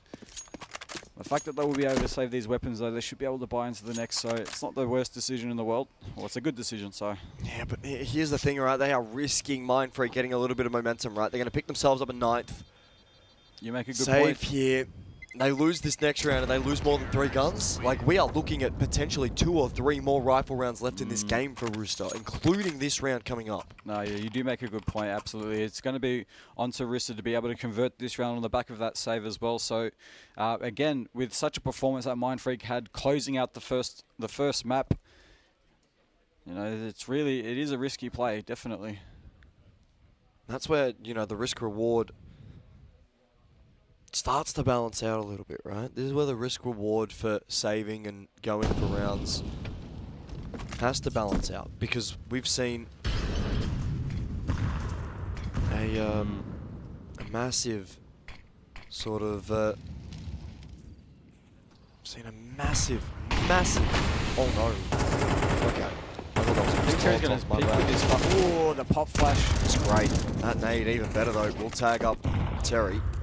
He'll end up having to fall away, as we're going to be seeing Rooster trying to. They're actually just going to be stuck in the same corner. Both of them. DPR finds the burst. Is there going to be a second there? That's going to be the question. Terry burns to death anyway. There's Mindfreak. Get themselves that B side. Get themselves the plant.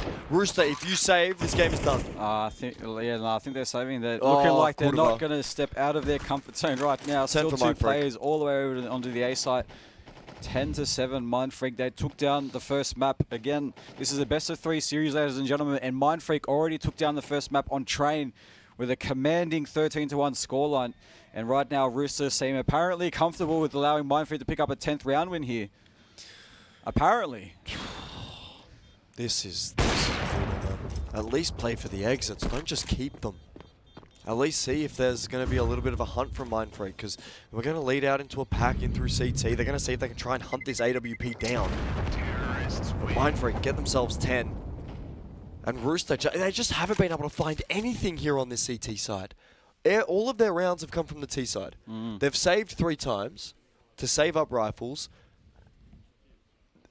They just haven't been able to stop any of these rushes and any of these hits from Mindfreak at all. Yeah, kind of surprised that they haven't even had like a double up in terms of the resources. The fact that they're continuously hitting toward that B site, and of course you obviously don't want to over rotate into the next round and just give them the A site for free. I mean, definitely A site very hard to defend with 2 players alive. So many different angles that Mindfreak could be coming from, but ooh, maybe, just maybe, the A site will be the hit. We've already got a few players coming deep toward jungle here, but one player, Juices, hears all of this information. He's trying to get away, but the box is going to hold him for the time being. Juices will come out with 1 kill. ADK chimes in for another, but so far back and forth. Juices picking himself up a second. Juices needs to stay alive in this side. Swerzian will at least get the trade out, but Juices finding a second is going to be enough. Rooster, they pick themselves up in 8. And my word, Rooster, a much needed round for them to come out on top of, and they do win it off the back of Juices. About time. Hey, well, look, I guess if they If they followed the advice of being like, oh, you know, you should go for the exits, and maybe they were denied, you know, saving one of those weapons into the round, could they have converted this one? You know. Well, here's the thing, right? Here's the thing. You've come into the half at 7-5. It is now. It was 7-10. Right. And they just didn't do anything. And they hadn't done anything for 2 damn rounds. Oh, they've done something now. All right. Like, oh, sorry. It's These are my alright, it's personal alright. frustrations with OC Counter-Strike. I'm relaxed, I'm chill. Hey, I'm chilling. I'm relaxed. I'm having a good time. I'm just here watching Counter-Strike with my friends. Know what I mean? Oh, I'm your friend. Oh, that's so cute. Not yet. Not yet. Know your place. Whoa, hang on a second. my place is with me, myself, and I in the universe, and we are one. We are united. Okay, 42. Settle down. I'm going to start calling you 42 now. I hope you know that. Oh, Just come to your stream and That be like, was yo, gonna 42 was good. We'll see. Mindfreak, they're going to try and hit this A site now. Of course, bracket control given up by Rooster. That's a gun barrel spotted. Chelios finds himself a nice little pick. ADK to get himself an 8 kill. Nazoon sort of working short by himself. DPR almost looked like he wanted to try and accelerate through Speedway. But Nazoon swings. Chelios makes him feel the bullet from that big green. And a 1v3 hit. Mindfreak starting to throw everything away at the moment because they are continuing to hit this A site when Juices and Chelios have continuously shut them down. It's like they're waking up here. There's another thing I got an issue with. You're having success on the B side. Yeah, continue to have success on the B side. You've hit the B side 4 times and they haven't stopped you. What do you do? Go away. Go away. That's the one. That's the play. And so far it hasn't worked out twice in a row. But look, I'm not the player here in the grand final of the LAN, but oh my god. Some of the decisions that are being made are genuinely annoying me right now. I'm not going to lie, Church Dog. I'm not going to lie. All right, so remember that reference I told you about Bad Boys 2? Pressure points on the elopes. Oh my god! Zoon just having absolutely none of it, just charging through the Molotov. Gonna burn alive with the Juices. Fire, Texter, already there for the try though. Viridian chiming in from jungle, picking himself up a quick double before he gets a Tech 9 to the face. Terry's at least going to be there for the trades. Swerzian by himself, 1v3. He is able to at least convert the kill over towards Terry. Bomb picked up. That's Chelios taken down. Taken out, but Swerzian can't escape. He had Speedway open. He had B open. And it's all down to ADK to play hero. And my word, Rooster's superhero. ADK comes alive to find the final pick on Swerzian. We'll see a 10-10 scoreline. Rooster have tied her up. I'm glad to see Rooster finally coming alive at the moment. They definitely would have been a downer to see Mindfreak just take it home from here on in, but as I've said time and time again, I like a good competitive game of Counter-Strike, and especially with teams like Rooster, right? You definitely don't want to allow teams like Mindfreak just to walk all over you, especially in a grand final at a LAN. Nor do you want them 2-0-ing you. Put your reputation on the line. I just don't think you want anyone walking over you in a grand final. As Tuck's at least finding Terry. That's going to be a nice little opener here for Mindfreak. And Rooster, I mean, they did send 3 here early. They're wanting to reinforce this B site now. The question is, you know, we do have Juices, we do have Viridian on this B site. There is no Warp of Chelios here to be worried about whatsoever. So this take coming out of Mindfreak. My question is, you know, how aggressive are we going to see it? Are we going to see potentially a fake with a wraparound?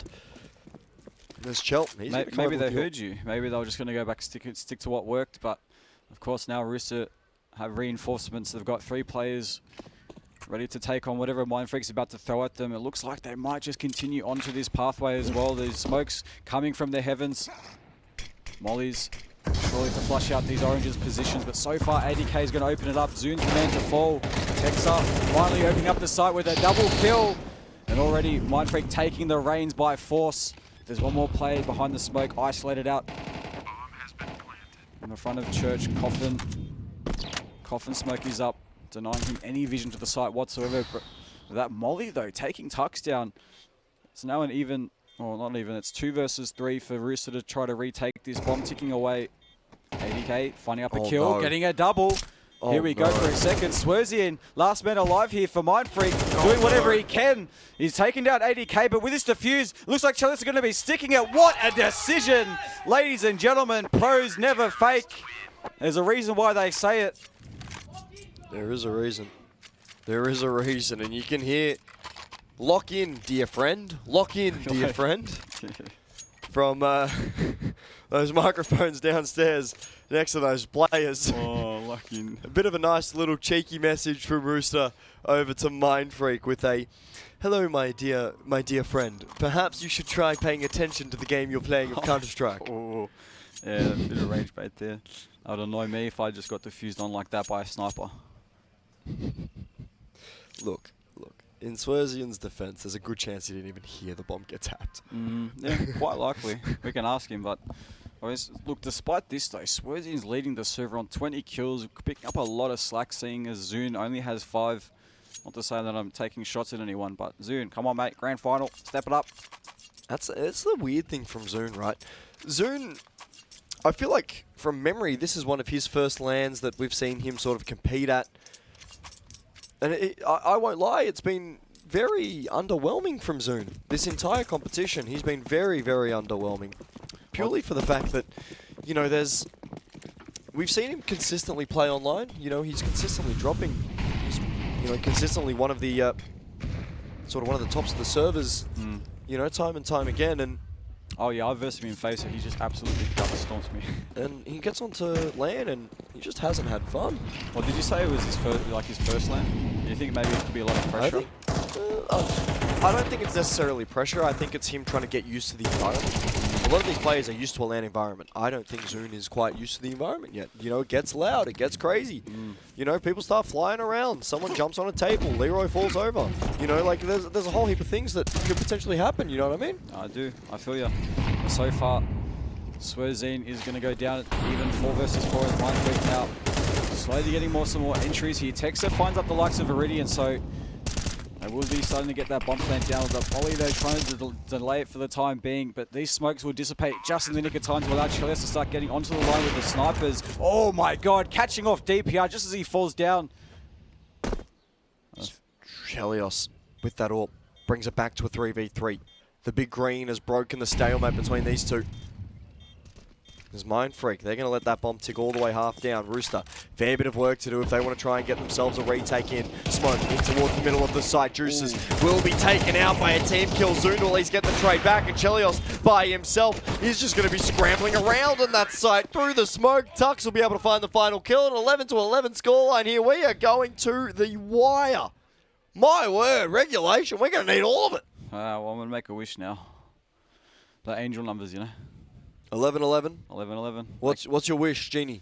My wish is Rooster take down this map and we see map number 3. I feel like you could have used your wish for like anything, dude. I wish I got a $15 pizza. Only 15? What? Bro, if you got a $5? wish of anything, you can get it like off the premium Domino's menu.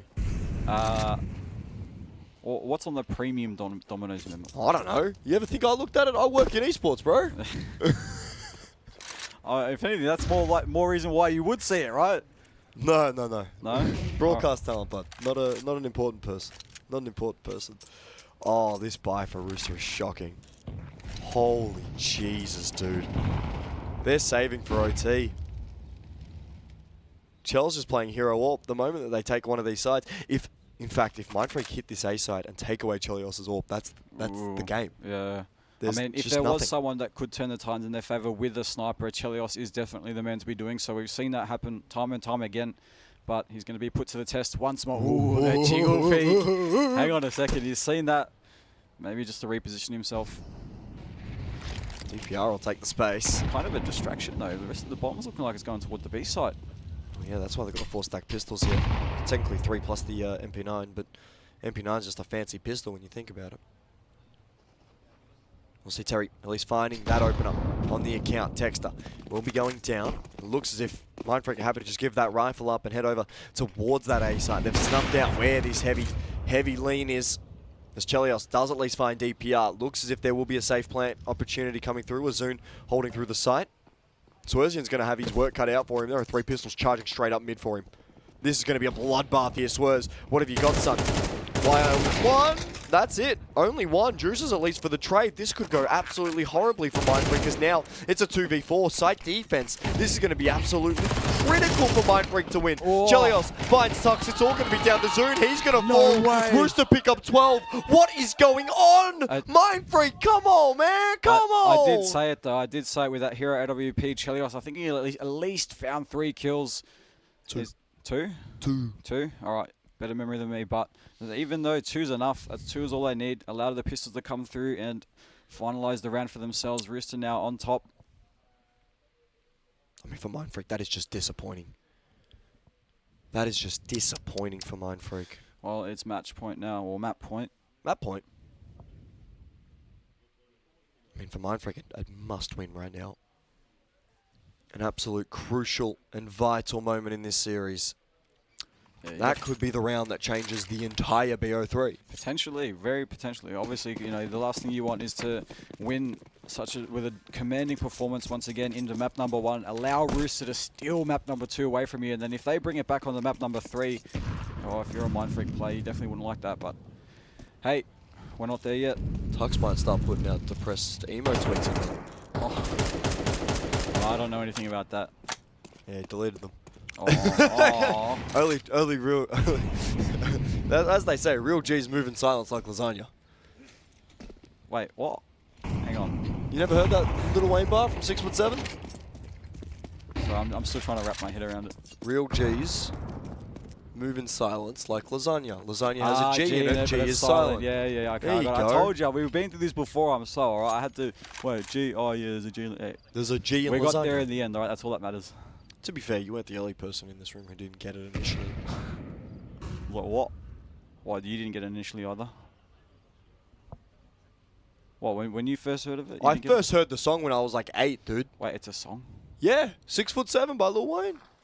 Yeah. Come on, man. Yeah, look, I'm not a huge Lil Wayne fan. Alright, I listen to good music. You listen to good It took you a time there for a second. I can't believe you're a human being. Anyway, 30 seconds left in this round, and it's going to be an absolute scrap here. Rooster trying to hold this B side. Mindfreak have found 2. This could go all wrong for Rooster. We could be getting overtime here, potentially. Zune puts a timer.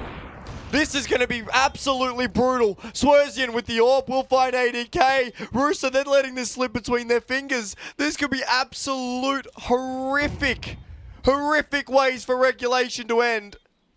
Chelios creeps in. Texter executes the IGL. Juices, the last man standing, will be traded by whom? The Turkish Terminator. And we're getting overtime here in map number 2. Look at the replay on that. Like, we gotta... Hey, Jamie, pull that up. Jamie, pull that up. We're going to get Jamie to pull that up, man. Jamie? We're going to get Jamie to pull that up. You ever watched the Joe Rogan podcast? We're going to get Jamie to pull that up. Jamie, pull that up, baby. It was 100% Jamie's effort, which is why it's come up like that. I thought he was going to pull the replays up, not us. We still got OT. Yeah, what happened to the replay? Hello, guys. still got Here OT. we are. We still got The OT. game's not over. I think he was just assuming the game was going to be over, but I guess not. That's crazy. What? We still got OT, Tug. Mindfreak won the round, buddy. What's going on? There's still a game to be played here. We got a bit of Counter-Strike left, Tug. We got a little bit of Counter-Strike left. It's a 12-12 game. Can we go back to the game, Tug? Good point. Thank you. Thank you, Tug. Thank you, Tug. You said replays, didn't you? Yeah. You heard replays? I heard replays. I heard That's replays. crazy. Wait, 13-12 wouldn't even be the end of the game either. Jesus Christ.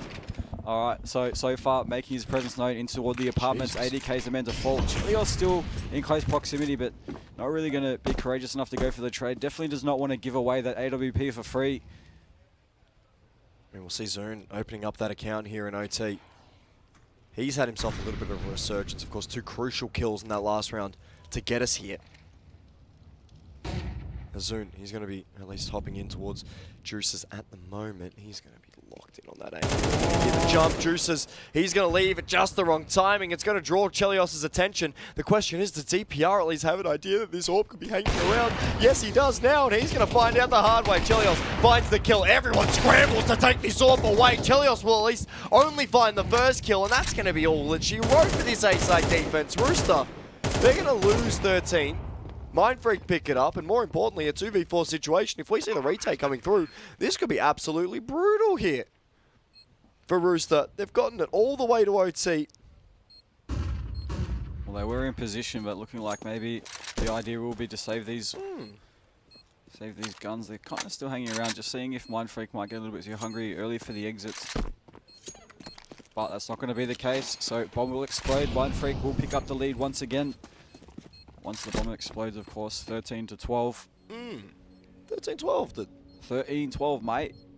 It's a cheeky little 13-12, mate. A little peas and gravy, mate. Way. Peas and gravy. Oh, chips and gravy. Oh. All right. You never had your chips with a bit of mashed pea and a bit of gravy on the side. Lovely, that. I'll never look when I pork, because I'm a governor. Great, mate. All I got to say is I've got Scottish. no idea. That's Scottish. That's racist towards Tig, our producer. Tig loves me. We had this conversation yesterday. Tig loves me. Does he? He's given me the pass. What? Gave you the pass? No, I heard that. Oh, yeah. He gave you the pass, did he? He gave me the pass. I got the pass, guys. He gave you the pass? I got the pass. That's crazy. Yeah, great evil mega bolts. I thought you were going to go Greek there. My name's Groundskeeper. How many times did I have to tell you? It's a kilt, not a skirt, a kilt!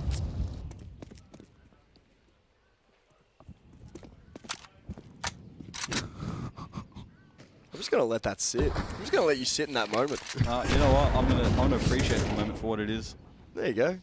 You can The realise moment's as real as it gets. the error of your ways. Juice is flashed as he swings. Zune will at least be able to get himself that trade. 1 for 1 here. 3v3 in this server. There's only ADK here on this A side to worry about. Terry's going to push the smoke, and why not? He should have 2 backs turned, but actually the 3 backs turned. But DPR, beautiful timing. He'll catch Terry off guard, and Chelios will be the last man standing in through Library. That orb hasn't rang out a bullet just yet this round, but Mindfreak should be able to pick themselves up 14. Molly's into Moto will keep Chelios away. There's Rooster. They're able to scrounge OT, but they get here, and Mindfreak just able to pick it up another gear somehow. I don't know. I don't think Chelios has had his fill as of yet. Okay, maybe he's had his fill. He's had his fill. He's had his peas and gravy. He's had his peas and gravy. Peas and gravy with a little bit of chips on the side, mate. You ever had mushed peas? Mushed peas? Yeah. Like pea puree? Like, no, not like a pea puree. But like, so I worked at an event in England called Epic LAN. Epic LAN, huh? And when it was kind of epic, I won't lie. They had 70 teams at an open LAN. 70? 70. Okay, how many computers do they have? How long did that LAN go for? It was a BYOC. It went over 2 days. Okay, wow. Okay, fair enough. The admin was genuinely psychotic.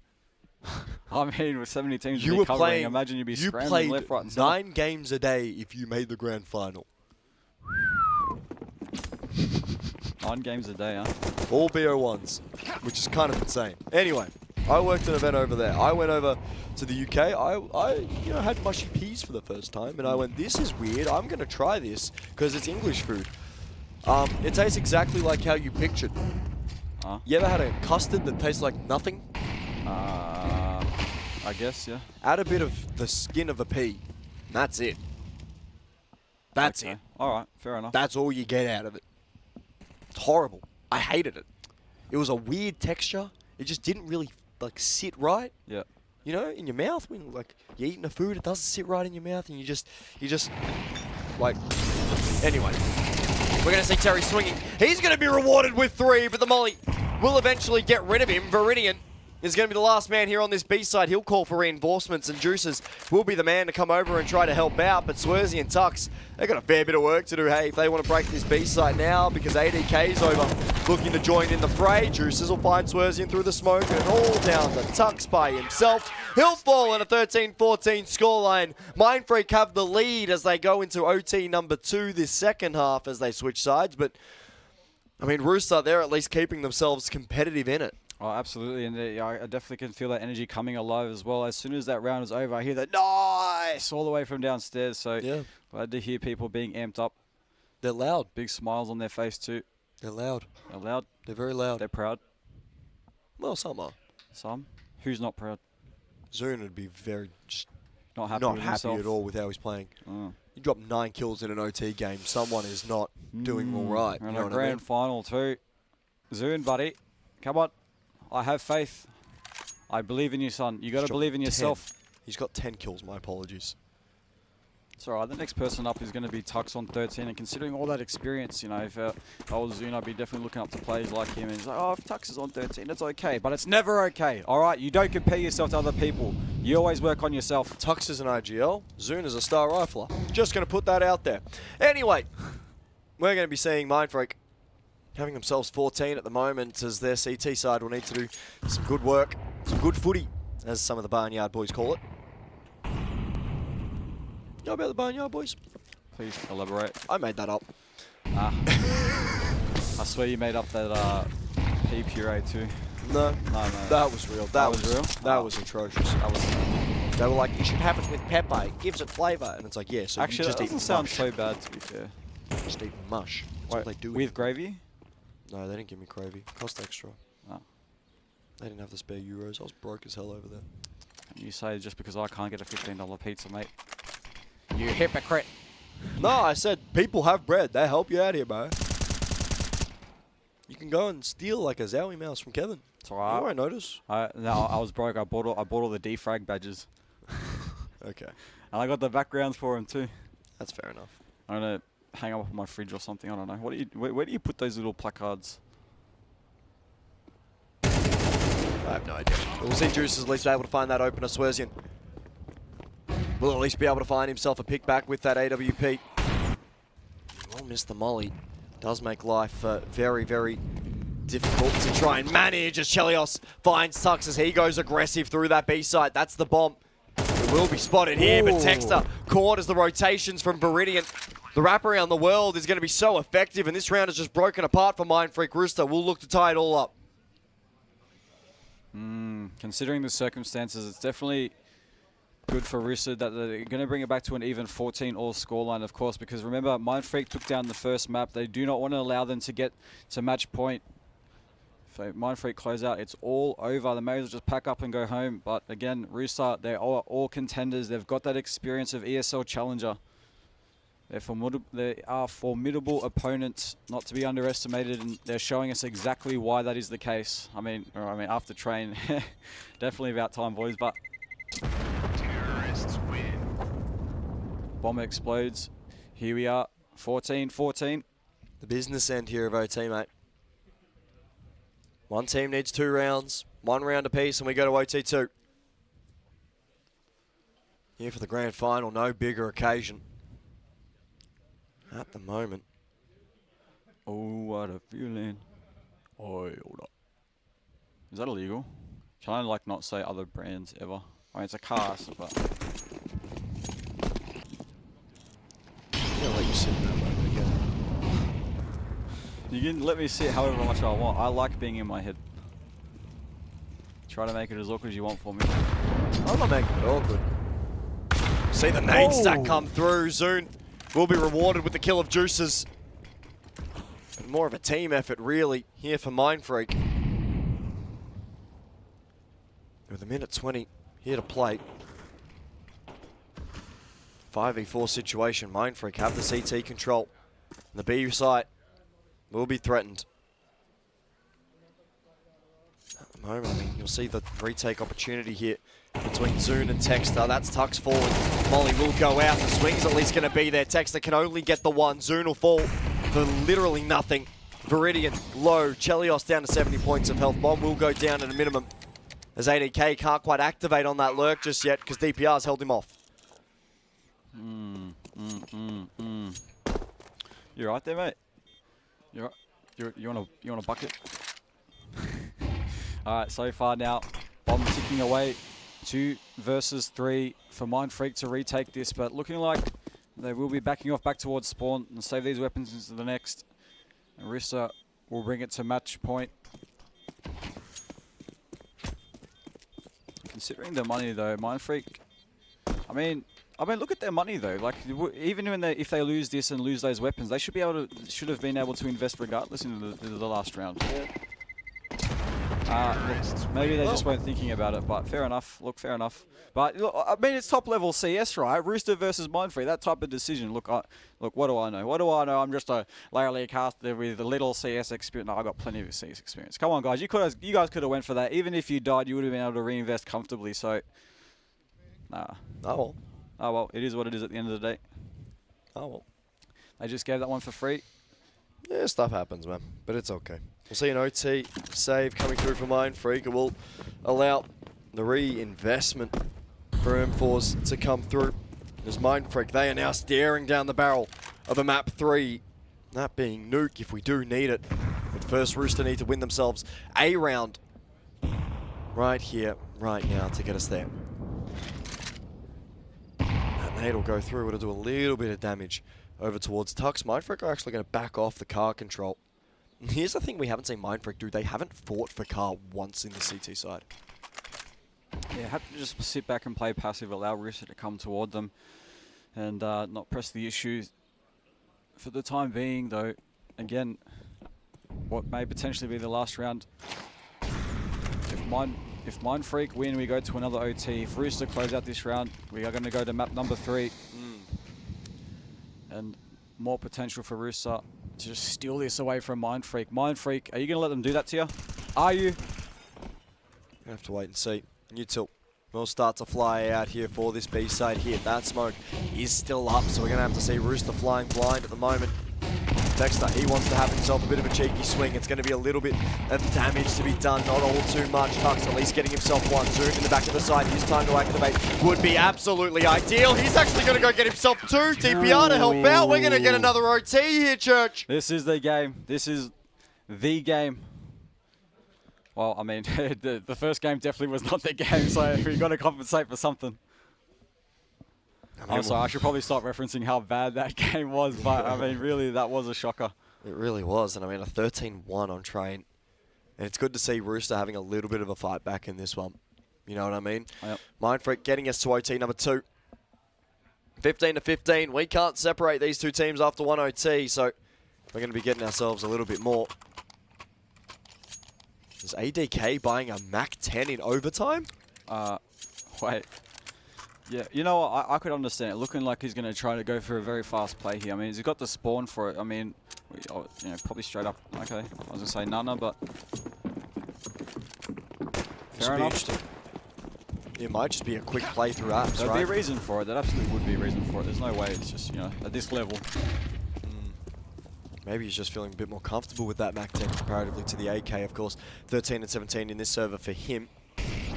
Oh, see, if there was an 8K, maybe he jiggles a little bit longer. You know, because he's got that Mac 10, he's a little bit more lightweight, able to clear that angle, find that information. That's going to force Swearzine to play a little bit more of a passive angle, but he's still in toward the top of apartments. Although just now he will be falling off, maybe regressing to get control toward brackets. It looks like Rooster might even be taking the fight there. The smoke goes down inside of deep of jungle. We'll start to see this app's presence now. DPR's got to have to deal with a lot of it. Smokes will go through for Moto. Mindfreak have to hold this side down, but Juice is good enough to find the first. Zoon's going to get 2. Swerzian with the AWP in the site is going to be able to hold out. And all of a sudden, that initial hit from Rooster won't be able to find all too much except a single kill on DPR. And right now, Rooster have themselves a very, very difficult situation.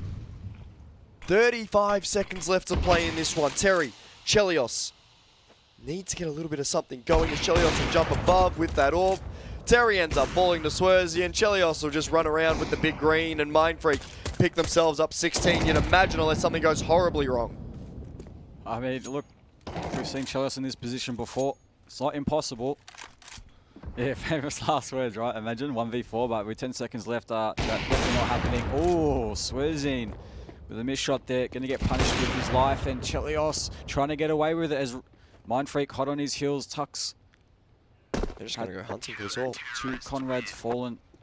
It's like, oh, he might just be able to get it for the third one. No way! For some reason, the idea of pulling out your knife and turning your back straight to where exactly you know the enemy is was a good idea. But ladies and gentlemen, it was not a good idea. It's going to cost him his life. Jeez! Still a nice shot there by Chell.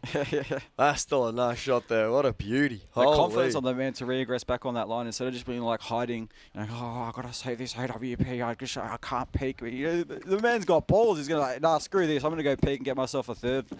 Well, I mean, yeah, he's just got to swing anyway, right? Like, there's no point, right? If you're still going to be able to reinvest into that AWP anyway next round. Like, you may as well see if you can do the economic damage, because the economics in OT, especially if you're able to take 4 guns away and force reinvestments in an opening, in like after the opening round, like you're balling in dosh. You're having yourself grand old time in terms of the cash. We'll see Swerz though taking that mid fight. He's going to see all of that mid presence, and it's going to force Zune to come back over. Of course, Zune has really been able to fight his way back in.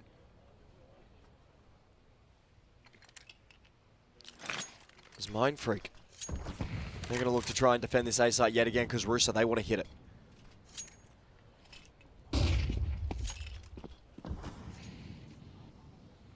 It's kind of like the quiet before the storm for the time being. Rooster, they've got brackets control, looking like they will be finalising this round toward the A site, but Swerzine's got something to say about it. Already aggressive under the line, good for one, but very quick for the trade. Oh my god, the nade as well. He's gotten away with a kill after his death, and so far Rooster having to pick up the pace, taking toward the A site, but so far now Chelios, the last man standing, Tech 9 in his hand. He knows exactly where one of the players are, dropping toward the piddle. He's good for one, but Tux closing out the last, and there you have it. That's what she wrote. Yeah, I mean, we're going to be seeing Mindfreak. I mean, they pick themselves up a second here, right? They buy themselves a second in.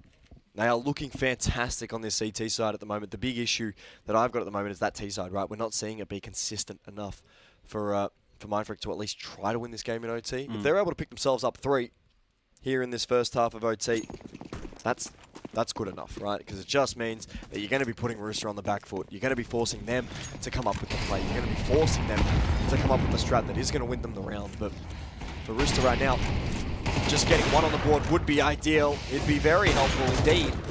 But the Molly will find both Viridian and Terry. They'll be tanked up quite heavily as they start to leave Banana. Well, considering that Mindfreak currently in the lead by 2 rounds, right?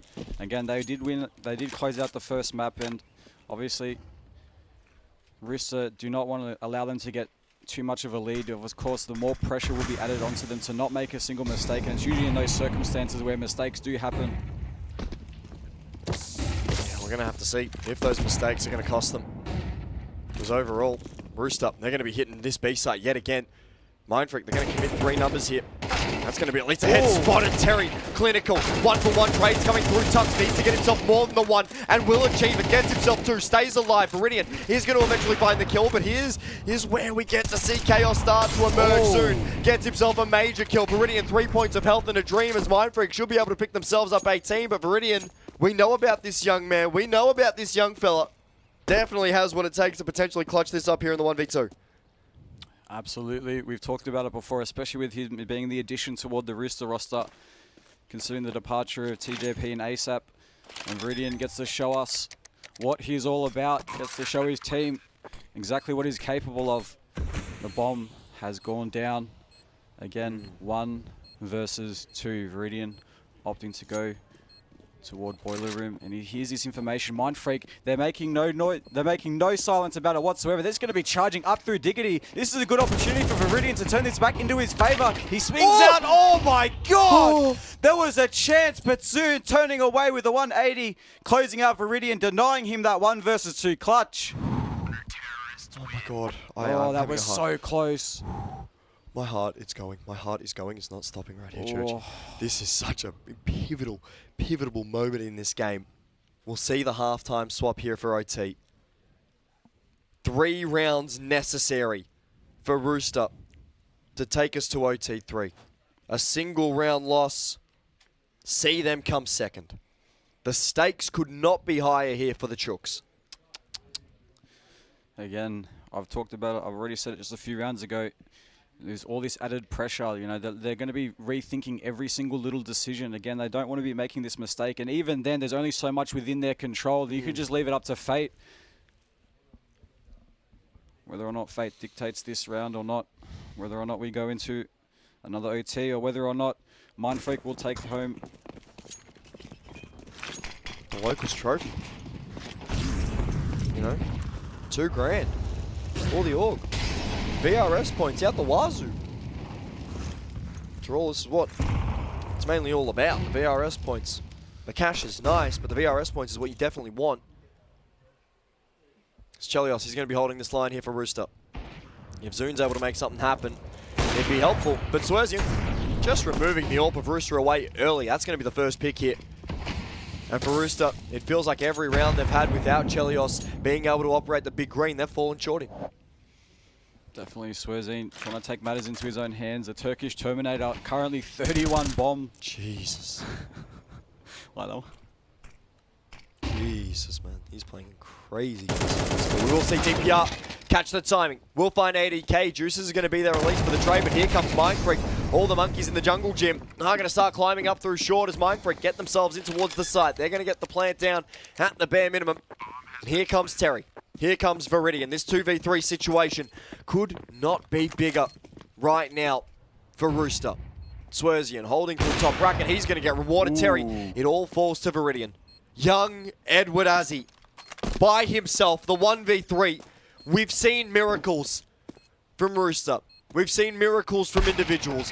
We've seen everything out of Rooster, but we won't be seeing it today. Ladies and gentlemen, your champions of the ANZC local lands up here in Brisbane are going to be Mindfreak. Tux gets himself a major championship here in Australia.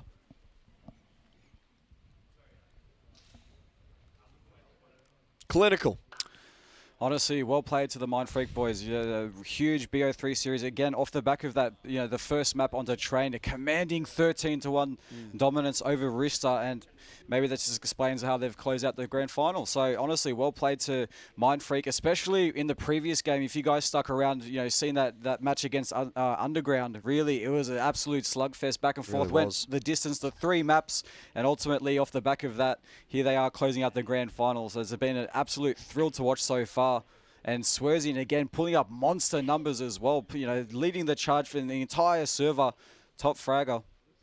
Yeah, I mean, most importantly, Swerzian, it looks as if he was just on today. And I would love to see Mindfreak, if we're able to get a little bit more consistency, we're going to have ourselves, you know, really just, it was a great map for Mindfreak, right? We've seen them play consistent. We've seen them play very, very good CS. Of course, a little bit of a revenge story, you could have said, for Rooster, for CCT a little while ago. But here's the thing in the end of the day, right?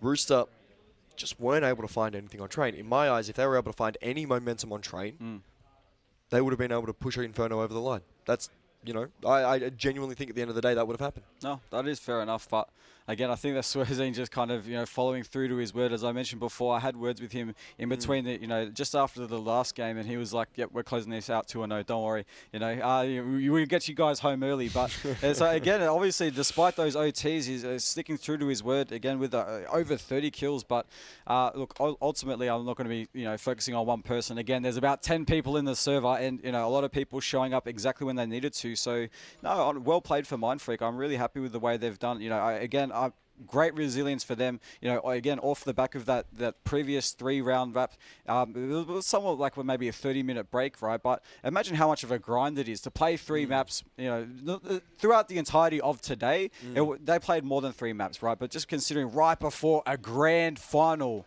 they have 3 maps against Underground, and we've seen the challenge that Underground put up against them. So, look, not a whole lot to say about that. Do you have an MVP? Do you have an MVP? Swerzine. Sorry, you've got to get out of here. Apparently, I'm going to be presenting the MVP by myself. So, all right. You got to. Hey, get out of here, buddy. Get out of here. Get out of here. Am I coming back? I have no idea. We're going to have to wait and find out. All right, yes, I'm coming back. All right, ladies and gentlemen, so for the time being, don't miss me. All right. Get out of here, man. Get out of here, man. Get out of here. Okay, we got him out of here. So, I mean, whoa. Whoa. Tux is really handsome in person. Holy. Well, just use the microphone on that one, gentlemen. Just share it between the two of you. But, fellas, you guys have won ANZC. Congratulations, first off. As, you know, we're going to come. Hey, I'm not that scary, gentlemen. I'm not that scary, boys. I'm not that scary. But, boys, coming in towards this series, we saw you guys having to take on Underground. Were they a lot better than you guys expected? Because that series seemed awfully close. Yeah, definitely a lot better than we expected. I think like we've had zero practice. Obviously, I just joined the team a few weeks ago, so everything's pretty much just like a pug, and we're just learning on the fly. Like obviously, Tux and I have been playing for ages, so we know a lot of the reactions and the things that we're meant to be doing, but in the rounds, it's like very hard to communicate as you're playing, you know. So yeah, of course. Yeah. You know, we saw that grand final with Rooster. Was there a certain game plan that you guys wanted, seeing that you guys had played very similar maps in CCT a few weeks ago? I think honestly, we were just, as I just mentioned before, like each game, each map, we're just learning from our mistakes, making the adjustments. Of course. Obviously, there's like a couple of things that we think that they might play towards, whether that's their like aggressions or setups and things like that we're trying to counter. But for the most part, we're just like focusing ourselves and our strengths and what we can do. Speaking of your strengths, right? Who as teams, as part of the IGL and part of the older sort of veteran core of the roster, who are we saying had the best performances in that grand final? In the grand final, yeah. He had big. Yeah, I should probably hear it. Nah, it's all good. All right. I think all the boys contributed pretty well, but Swerzien had a really big game in that Inferno right then, with a lot of AWP kills and whatnot, and we've been struggling a little bit on Inferno and changing some roles and stuff, so it was pretty clutch on his behalf. And I think Train, everyone just performed really, really well. I think everyone played their role really well. They were playmaking, and like an 11-1 T-side Train, no matter who you play against, is really impressive. So it shows that we were really confident from an individual perspective, and people were contributing and calling and making their plays, which is what we want. And I think it shows a lot of growth from the younger boys, first-time landers for Zune and DPR. So they stepped up big time, and I'm really proud of them. It was a really good game. Oh, yeah, of course, a question directly for you, Tux. We've seen that you and Swerzien have sort of juggled those AWPing responsibilities. Is that going to continue in the future, or is there going to be a set AWPer? We'll see what happens. I think initially I just wasn't getting much impact on the T side of the AWP. So we made that change, and Brewer's been really good at it. And I think there are some CT roles that we swapped just because it maybe made more sense from strengths and weaknesses perspective. But something I could look at. He's been performing really well on it, and he has a really good playmaking mindset. Like he wants to take over a game and make a play. So I think that's a really big strength for an AWPer. So we'll see what happens. But yeah, he was really good. Well, yeah, gentlemen. I mean, a big thank you. Just quickly, if there's anything you want to say to the people at home, feel free. Well, I mean, thanks everyone for supporting the LAN. Thanks to Mav and the whole Defrag team who are putting on a lot of good shows, and you know it's crucial for Australian Counter-Strike to be having these LANs, and to everyone coming supporting the volunteers. You know, there's a fuckload that goes into it. There's a lot of people working really hard, really long hours, so we really appreciate it from a playing perspective, and it just makes competing and playing CS so much better. When you come in, you meet people in person, and you want to play and you want to fight, rather than just playing online all the time. Yeah, it's fucking awesome. So thanks, boys. Defrag. Shout out to MJ. And MJ, yeah, sorry, and MJ. He spent a shitload of money to flying us up here, so appreciate him. He puts a lot of work and a lot of support into the boys, so we love him for that. Of course. Thank you very much, gentlemen. Go celebrate the win. I'll take the headset off you, Tux, if you'd like. But congratulations, boys. Go celebrate the win with you, fellas. Thank you very much. Thank you very much. We'll get Churchy back in here. Church Dog. Church Dog, you're back. Hello, I am back, ladies and gentlemen. Back. Of course. I don't know how much longer, but any closing notes? Anything that you wanted to finish off before we do throw out and close the show off? Yeah, well, first of all, I just want to say it's been an absolute honour to be able to be here. You know, I've had got a lot of experience, you know, kind of witnessing what it's like to have a LAN behind the scenes and everyone contributing, you know, their part. I want to have a huge shout out to everybody that was part of this, right? From the casters to the players to the spectators to everybody in production, right? I think so far it's been an absolutely successful event. I'm sure you would agree. Agreed. You know, and yeah, I'm just grateful to be here, right? I just want to say that. And I'm grateful for everybody that did tune in. I want to say thank you for being here. I hope you're all having a great day as well. Hope you're having a great night wherever in the world you may be. Just want to finish up for me saying that. Oh yeah, I appreciate it. very much a big thank you to Churchy. There's a few people you forgot to thank. There's a few people. I definitely forgot to thank you specifically. No. You don't need to thank me. Actually, I do. ANZC. You need to thank the ANZC boys, the ANZC crew for hosting this LAN. You do need to thank Defrag TV for presenting this, and most importantly, you need to thank the beautiful, beautiful people at Zowie. Of course, I've been your caster, Flamboyant. I've been joined by the best of the best, Church Dog. It's been a pleasure to have you all join us here. We're going to leave you with some of the best moments of the day. Take care, and we'll see you guys next time. Take care.